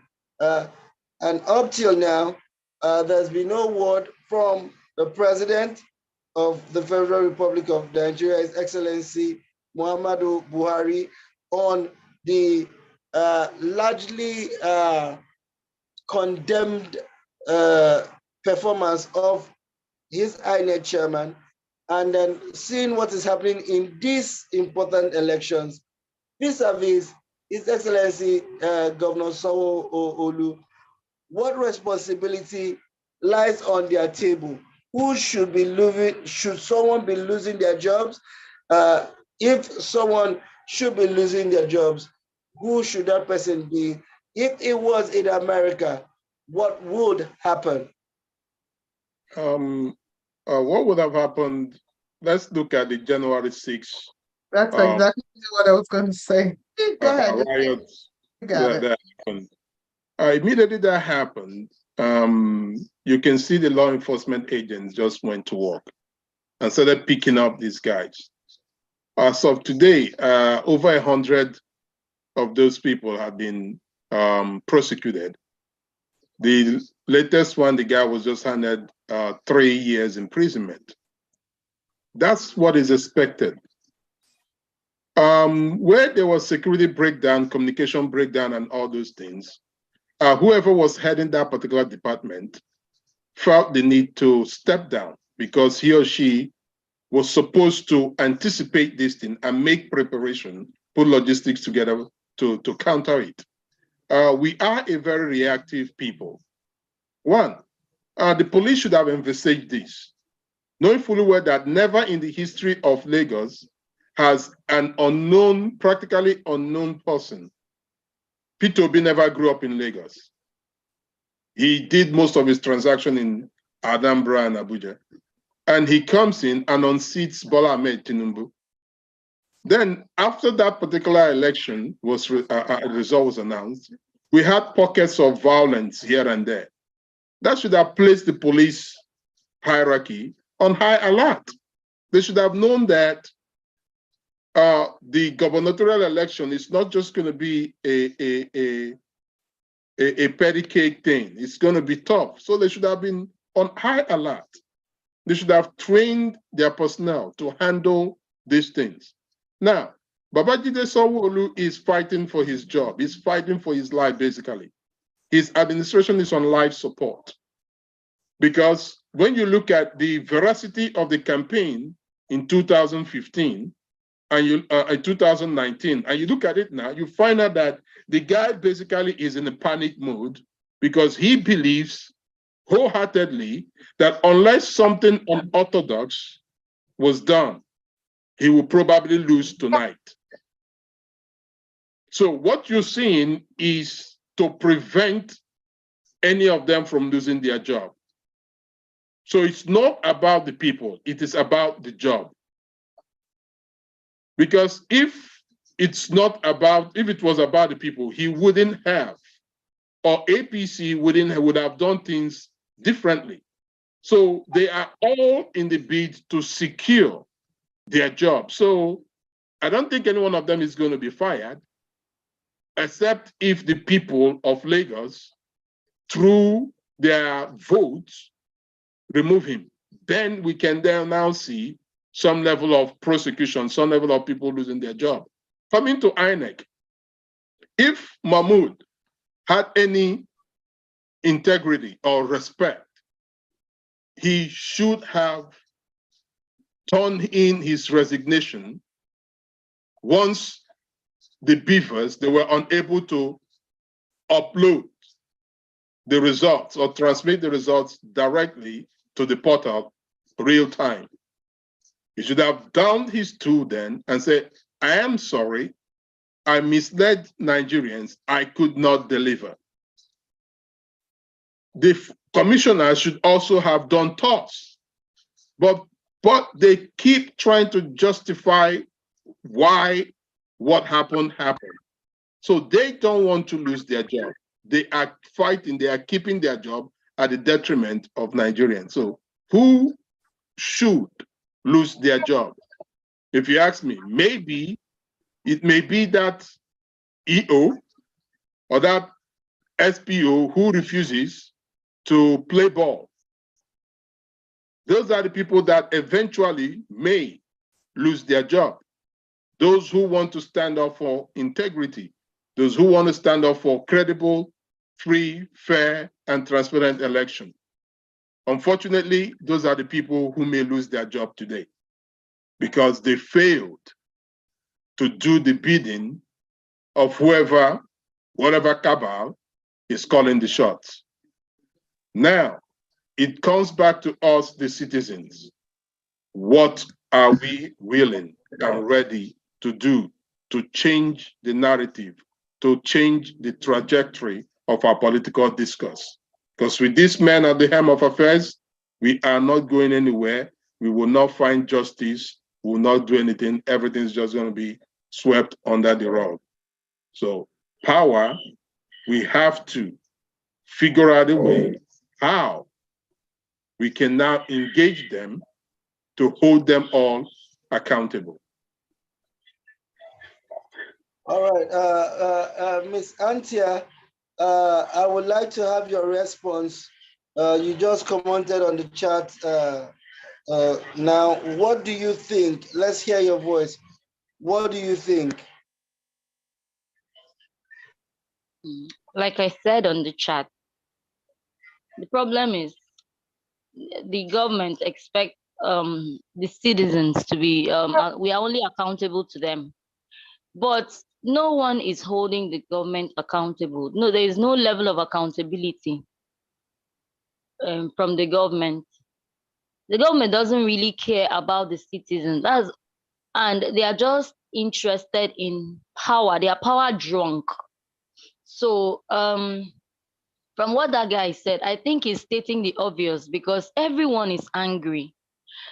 If you think there's going to be a problem because of what he said, I don't think it's going to be because of what he said. I think it's because of the obvious, the things that are happening. I mean, I cannot leave my house to go and vote. I saw one video, the guy's shirt was torn. He said his wristwatch was taken and all of that. And then if I had a way to do something, I would do something, really. So I wouldn't blame him. I mean, everyone is angry. If he has said something that you think will, or anyone thinks will, could cause problem, well, maybe that's what we need right now. Because the way I'm seeing things, nobody has ever been held accountable. I don't think anybody will ever be, because we'll just go on, we'll go to court. They will now say, okay, this one has won. Okay, what about the person that stole this vote since? What will be done to the person? You know, so I think it's just like a circle that keeps going round and round, and it happens again. The next year it gets worse, and the next year. That's why politics is really difficult in Nigeria, very difficult. You need to have a godfather and all of that. And once you're protected, you can do anything. You can say anything. You can act any way you like, and you won't be held accountable. So that's my opinion on the whole matter. Well, thank you very much. Serious points have been made. And then I would like to still hear Dr. Idu's version. Ifeanyi has made some very clear submissions and concluded that the wrong people might be those that will lose their jobs today, the people that refuse to do the biddings of the masters that are sponsoring these acts of violence. You know, and Ms. Antia too has made her point, say that the power that the people are power drunk, and she doesn't think that GLV has made any inciting comments, you know. And but you know, before I would, in my own take, but you know, before I would, people are seeing these things. These are not fairy tales. People are angry. People are frustrated. People are seeing their comrades being killed. People are seeing their comrades being shot at, you know, being butchered like animals, and it is enough to incite. But then I still have a question, Doc. I want to hear your own take. Who should lose their jobs today? All of them. All of them. All of them. All of them. Was that clear enough? The President Muhammadu Buhari, President Muhammadu, His Excellency President Muhammadu Buhari, has not made any statement as regards the performance of the INEC chairman. What do you make of that? On the contrary, I think he has. He shook their hands and said, wow, congratulations, fantastic. You ran a credible, fair election. That's why you won. So implicitly, he passed it. And when he was in front of the international body, he said, there are no plans to annul the election. So I don't know how that's not a comment. I think he has endorsed the process, which is awful, because even a blind man saw that the elections were rigged. How is it that after an election was won, we didn't see one person jubilating? We didn't even see Asiwaju's party. You know how you have the room where you're watching the elections? There was no situation room. There was no yay, nothing. It was like immediately after the presidency was announced, the country went into mourning. You'd think we lost a president. Didn't it feel like the president died?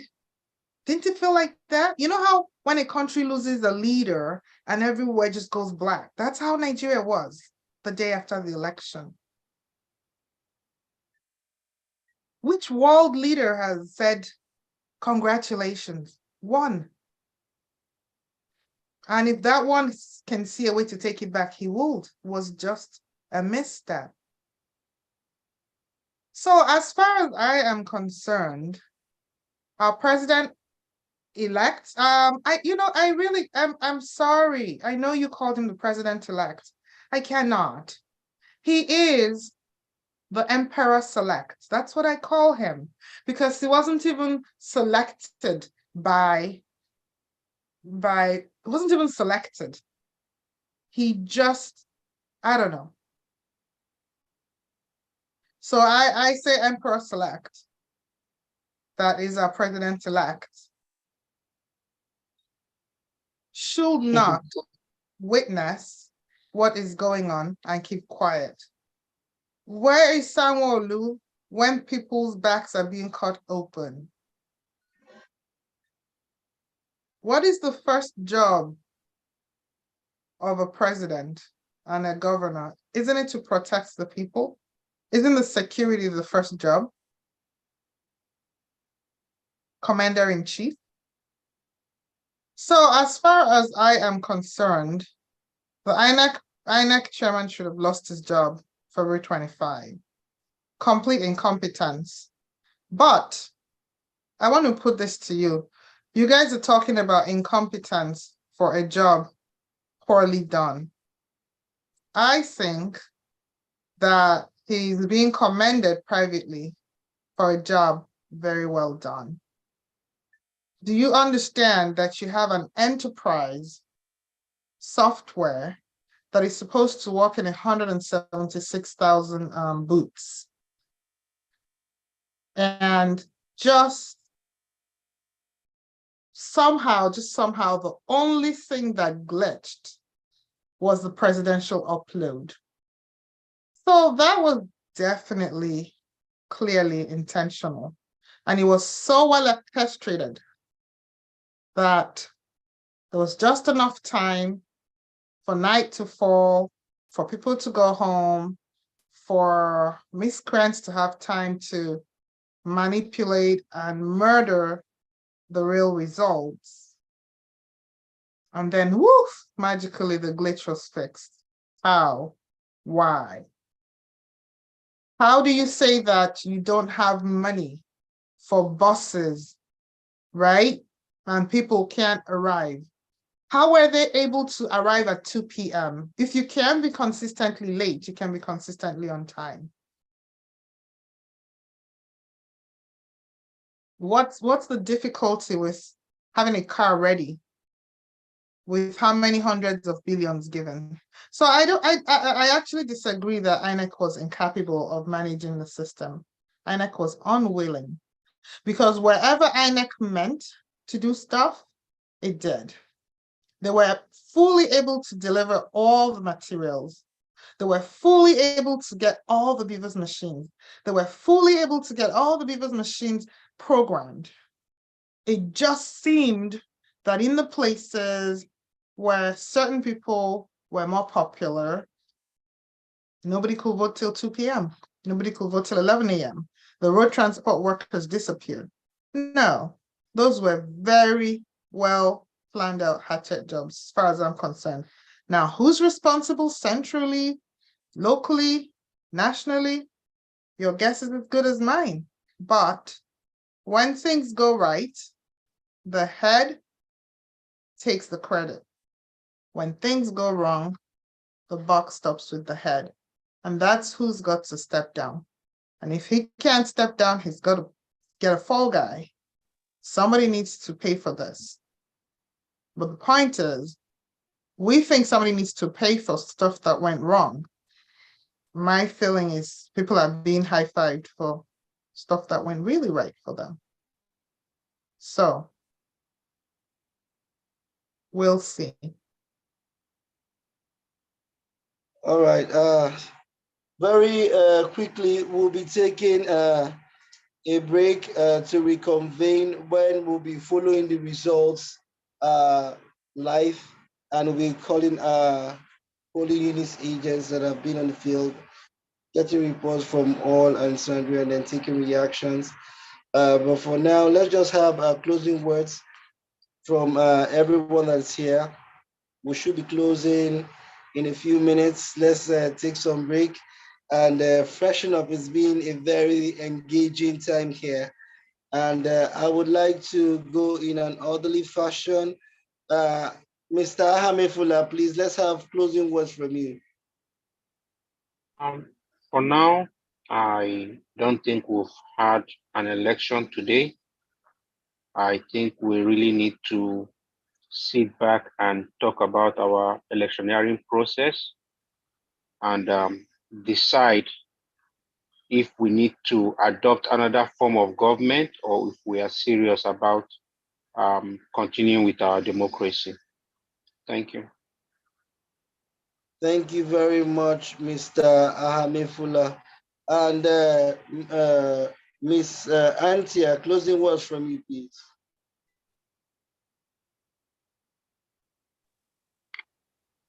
Okay. I still believe in miracles. That's what I would like to say. So maybe someday Nigeria will be great again, and we'll get things right. But for now, we haven't gotten anything right yet. So I believe someday we'll get it right. Thank you. Thank you for believing in miracles. Mr. Efine, please, let's hear from you. Closing words, please. Yes, I believe in miracle, and I also believe in the saying that we can be used to make that miracle come to pass. Nigeria needs to be great, and it behooves every one of us to contribute our own little quota to ensure the greatness of Nigeria. I believe we're going to get it right. This election, one good thing about this election is this: it opened the eyes of many people. It got many people engaged and involved. So we pray that that engagement continues, that those people who have decided to become involved continue and will establish this new national discourse of our future. I hope so, and I believe we're going to get there. Thank you. Thank you very much. From believing in miracles to making miracles happen by ourselves and moving forward to the hope that Nigeria will be great. And also people have been very, very participatory in this election. And it was not all losses. Something has been gained, and that gain is mass participation, which is what Exalt Nigeria is all about. Closing words from Dr. Edu, please. Well, I not only believe in miracle, I believe a miracle happened on February 25. A man called Peter Obi came out and bucked the two-party trend and stood on the shoulders of righteousness and gave hope to millions, and millions answered, and came out behind him. And guess what? He actually won the election. And the miracle I'm believing in is that as he stands in faith and raises that rod, that Red Sea of injustice will part. And there's going to be overwhelming evidence, hopefully, and overwhelming pressure from internally in Nigeria and externally outside Nigeria, both from the Nigerians in diaspora and international governments, to let justice reign. So I am not going to be one of those believing, oh, we'll wait till the next 3.5 years. No. We're going to get this mandate because 3.5 years is intolerable for the kind of suffering people have been going through. And what we saw in the past 7.5 years, judging by what we saw in this election, is going to be will be a cakewalk compared to what they're planning for people. So we better buckle up and get ready for the rough ride, for the long walk to freedom. We've done our bit. We've stayed home. We've stayed peaceful on election day. We've voted. They're taking it away from us. We now have to do what is necessary to get it back. Thank you. Thank you very much, the good doctor, the good DJ, the good tech, and the good dancer. Hopefully, a good minister in charge of health. We thank you very much for having been such a beautiful panelist. Thank you very much, Mr. Ifani. You have been here since morning and we really appreciate you. Thank you, and Sekak, Antia. Thank you, JT Megamu. Thank you, Mr. Emeka, joining us all the way from America. Thank you to all the contributors. Dr. Cordelia, thank you very much. Thank you, thank you, thank you. We can't say thank you enough. This has been very engaging. This has been very thought-provoking. Ideas on nation building have been put forward in this program. And we will be taking a break to reconvene at about 10:30 p.m. today. And we will continue this conversation all through the night, following the results as they come. Please do not be tired. This is the quest of reviving our nation and making Nigeria great again. My last words will be that it is not over until it's over. And in the famous word of Mr. Martin Luther King, he says, a man can only ride your back when he's bent. And I want to say to Nigerians, I want to say to Lagosians, I want to say to each and every one of us, do not bend your back and stand straight, stand strong, stand with your head up high. We are Nigerians and we are all stakeholders, and those powers that be will only be able to ride our back when it is bent. So by all means possible, stand straight, stand tall, keep believing in Nigeria. And I agree with all of you, miracles still work and righteousness always exalts a nation. From us here, it is bye. From Exalt Nigeria place here, we're saying bye. Keep living in an atmosphere for miracles and don't stop believing. See you all by 10:30 p.m. Thank you for staying with us. Bye. Exalt Nigeria. Exalt Nigeria. Bye. Bye. Take care.